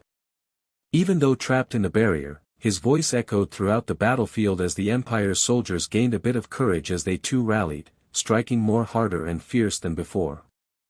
But it is already too late. Bale spoke as he got up from his throne. Are we moving to the next step, my lord? Medusa asked as she saw Bale walk in the middle of the throne room. Yes. Was all he needed to say as Medusa got to work, using the console provided by the throne to order the NPCs into moving. A/N. I really wished I knew someone who could do justice to the battles of known characters. If you didn't know, I am a noob at battle sequences and choreography. With the way I am doing, I might just write off the summary of Bale whining against Michael, but that would be boring, so I am now watching YT videos about Michael and Feldway's power and effects. Anyway, this is all an excuse for me to say that the next chapter will be released late. Chapter 73, CHP 72A Wild Feldway appears. Boom. Shriyich. Gradam's body slid back for some meters before coming to a stop. A large dent was made on his mythical armor thanks to the kick from Elizabeth. He could feel 8 of his ribs and sternum practically disintegrate as the bones pierced his lungs. Cough. Blood splattered on the ground as he knelt to stabilize himself. He survived. Elizabeth asked in shock. She had used half her base strength in that kick, which she believed was enough to kill the cat. To her surprise though, it seemed he was stronger than that, well, barely. He won't be for long. Let's deal with the other one, I have other things to do. Adrigal chimed in as she prepared her holy ray. Shit. Why are they so strong? I thought only those demon lords were the top dogs. How the fuck are these nobodies so strong? Tatsuya cursed his luck in his head as he struggled to comprehend why such powerful beings were so easy to meet. It should be known that people of special S ranked are rare and should be counted in 2 hands. Why are they appearing so casually now? Did the world suddenly become stronger? Are special S ranks now no more special? Is the information wrong? No, the Empire would have known if any beings like them emerged. Yes. That's it. They hid their powers. He came up with an excuse. Maybe this was the full might of the Orion Empire, leaving Bale. Maybe all the truly strongest was here. Looking behind him, seeing the devastation Shah El-Ru, Roku, and then Adrigal and Elizabeth caused, he was now convinced that Orion has no other special S ranks remaining to guard the capital except for Bale. What he didn't know was that in the capital, leaving Bale, there were still 6 more special S ranked beings. I just need to escape this encirclement and this information can be given to Feldway-sama.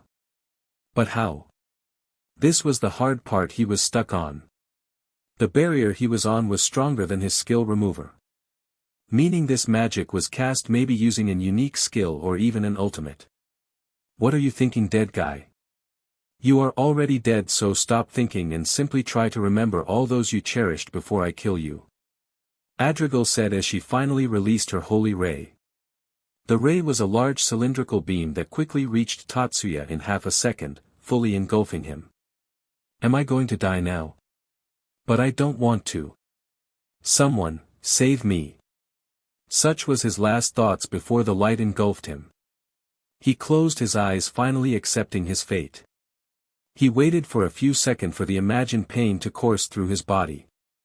But the pain never came as he expected it to when he saw the light beam. Instead he saw a familiar room, adorned in gold to the brim, white marble on every ungilded floor, wall or ceiling, pillars holding the grand ceiling on either sides as he faced that androgynous face. Feldway-sama, did you die too? Is this heaven? Tatsuya for some reason seemed to have gotten his mind mixed.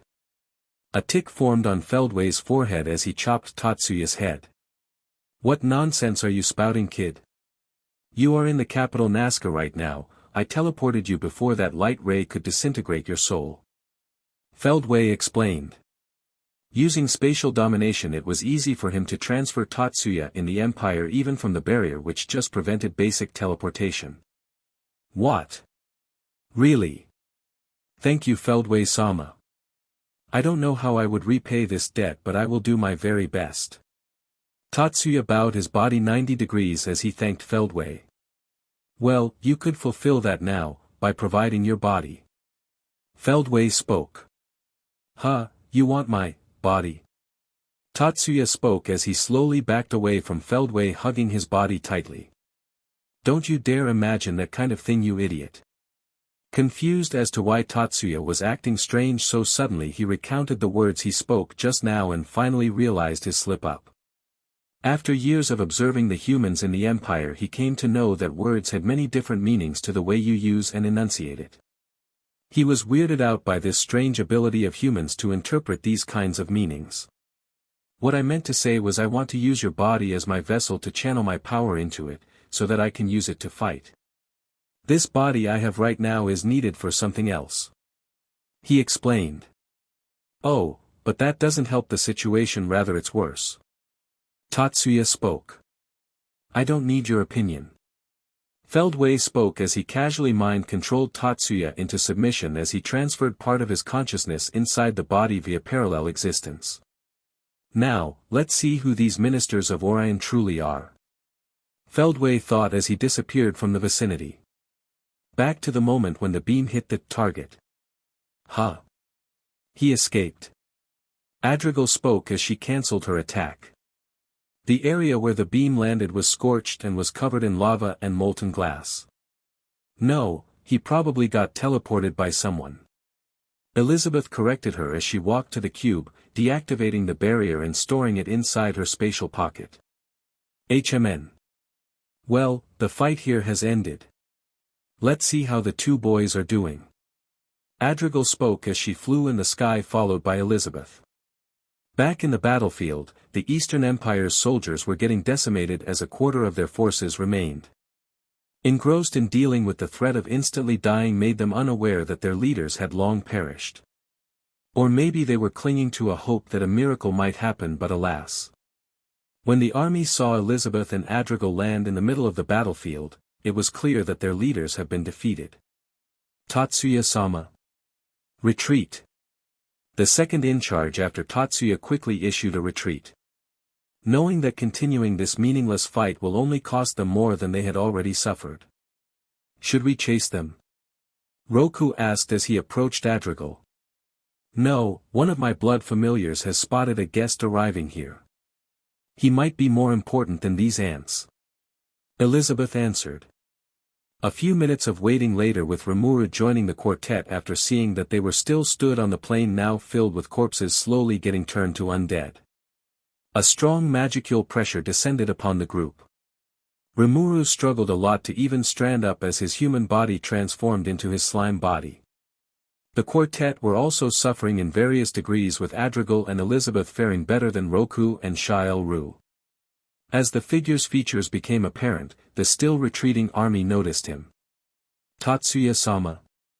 Joy and happiness could be felt from the army as they gained their confidence back. HMPHF, useless critters. Tatsuya spoke as he raised his hands at them. Instantly the army fell to the ground as if their strings were cut.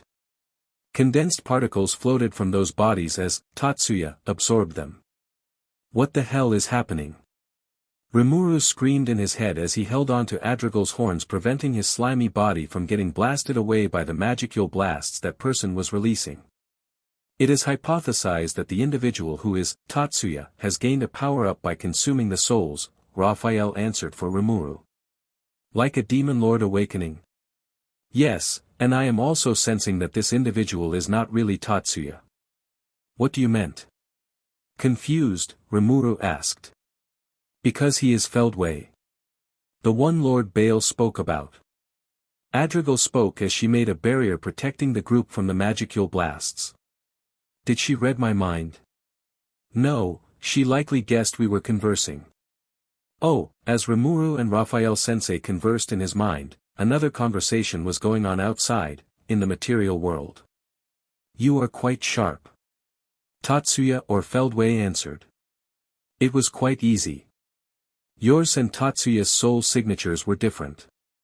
And how could I forget that you were the one that tried to ambush us, though you failed? Adrigal mocked. At that time I was caught off guard, but now I am ready. Your master will be dead alongside you all. Feldway spoke as he charged a magicule bomb. Chapter 74, CHP 73 double trouble. Nah, make it quadruple trouble. The magicule bomb was instantly formed as Feldway threw at the group. The bomb impacted with the barrier as it exploded. The explosion was equivalent to a modern-day miniature atomic bombs. For an individual of an awakened Clayman level, this explosion would have completely decimated them. The explosion quickly subsided as the dust cleared to reveal a completely intact barrier and the group within. The area around the barrier had become a large crater 2 human deep. As expected. Feldway muttered as he finally started taking them seriously. Well, relative to this body of his. If it were his original or concealed form, they wouldn't have stood a chance, but due to certain conditions he had to take up another new body. This sudden possession led to him being a little unfamiliar with the body and had weakened his comparative power output if he were to have gotten to familiarize himself in this body. Regardless. Although troublesome, this body should be enough. Feldway thought as he began his assault. Dark beam. A dark beam was cast by him as the beam quickly traveled the distance and instantly shattered the barrier, almost reaching the group until a portal appeared before it, absorbing a small part of the beam before collapsing and letting the rest go. This all happened in a second, but that second was long enough for the group to separate and disperse away from the beam that suddenly redirected and targeted Elizabeth. The sudden change in the beam caught her off guard as the half-powered beam contacted with Elizabeth. Arg! The arm where the beam hit rapidly turned into a black slimy mess as it spread all over her body. Elizabeth. Fearing for her companion's well-being, Adrigal called her out, but seeing the vampire in pain, she teleported towards her, observing the black slime growing. What was that? Rimuru thought in fear as he felt that if that beam touched him he too would have turned into a black slime, and he wasn't interested in being one. He quite liked his blue color. That beam was a variation of the dark light, using the properties of spiritrons, emitting radiation strong enough to alter and mutate DNA strands. The black slime is the result of that. Raphael answered. What would happen if I was hit? A curious blue slime thought. Simple. You would die instantly. You are strong enough like Elizabeth to struggle with the mutation and radiation which would instantly disintegrate you into atoms. The dark beam was a special attack that Feldway created by taking inspiration from Dark Light's application and from one of the attacks that the void creatures used. Damn, am I that weak? Rimuru sighed out. Arg, I'll be fine. Focus on him. Elizabeth voiced out in between her pain as she quickly dismembered her left arm. It fell on the ground as the black slime quickly enveloped the arm and turned to dust. Seeing the severed arm regrow instantly, the group sighed in relief. That slime was very dangerous. If it contacted with any of her body parts like torso, it would have maybe required Gaia's unique skills help. Feldway was not idle in all these. He immediately began his next move the moment the beam left his hands. By the time the group turned to him, he activated a barrier. Castle Guard. Enveloping the entire group as a large radius of the area was now sucked out of its magicules. The group felt their powers waning and their magicule production fluctuating. They sensed their skills unresponsive, as if it was turned off. This is bad. We are not able to use anything. My skills are not working. Roku exclaimed as he frowned for the first time since arriving here. Me too. The magicule fluctuations are preventing me from operating the cube too. Adrigal spoke as she flexed her hands. But, I can probably beat him to death. She spoke as she instantly reached Feldway's position, a punch headed straight for his face. Feldway, unaffected by the sudden turn, flashed away as he barely avoided another attack from Elizabeth. But was finally hit by Roku's axe kick. Shah Elru remained with Rimuru to protect him, and also he was not a melee type. He specialized in magic and support, so participating now would just slow down his companions. Damn, I can hardly see the after images. Rimuru thought to himself as he felt that even though he is a demon lord, there are people far stronger than him. Seeing the fight, his desire to grow stronger rose as he thought back to the proposal Baal made to him. Maybe he was right. Power is everything in this world. In the throne room. My lord, Adrigal seems to be in trouble. Medusa said in worry as she observed the fight from the screen. Bale too looked at the screen with a slight frown. This was not supposed to happen. He tried to remember whatever lore and wiki knowledge he had about Feldway and the eventual original Tenma war arc and found that Feldway didn't possess Tatsuya. He felt something off. Why would Feldway do this? He could have come to the battlefield in his original body. Why go in such roundabout way? Bale could tell that this Feldway was not that strong from the castle guard skill he used. If it was the original then nothing other than a stronger castle guard could demolish it, but this version was weak enough that Reality Slash could break it. And maybe Medusa too had the same thought as she quickly spoke. Why is Elizabeth not using Reality Slash? They are unable to use magic or skill. Only physical or psychological attacks will work in that barrier. Bale explained. Suddenly Medusa held her fingers on her left ear as she smiled. My lord, they have reached the destination. Good. Then it is time, I save my dear guardians. Wouldn't want them to get hurt. Bale smiled. Gabriel, let's do it. Initiating body split. Suddenly, Bale released a large amount of magicules as he split into 4 transparent images formed which quickly solidified. The 4 of them released the same amount of magicules original Bale had as their auras too matched. But they had different demeanor and eye color. One had yellow eyes and a cold calculating feel. Another had red eyes and a blood-thirsty aura radiated from him. Another had a blue eyes as he felt like a divine being descended from the heavens itself. And last but certainly not the least, because it's Bale we are talking about, he had the original purple with a mix of blue eyes as he held his hands on his hips smiling. Damn, do I look good. He admired his clones, or rather his doppelgangers. The 3 were a manifestation of his ultimate skills: Theodan, Askarath and Manus Gabriel. They had the memories of Bale as well as his other skills and magic arsenal. But it didn't mean that he was weakened. Oh no, he had the same strength as he was before splitting.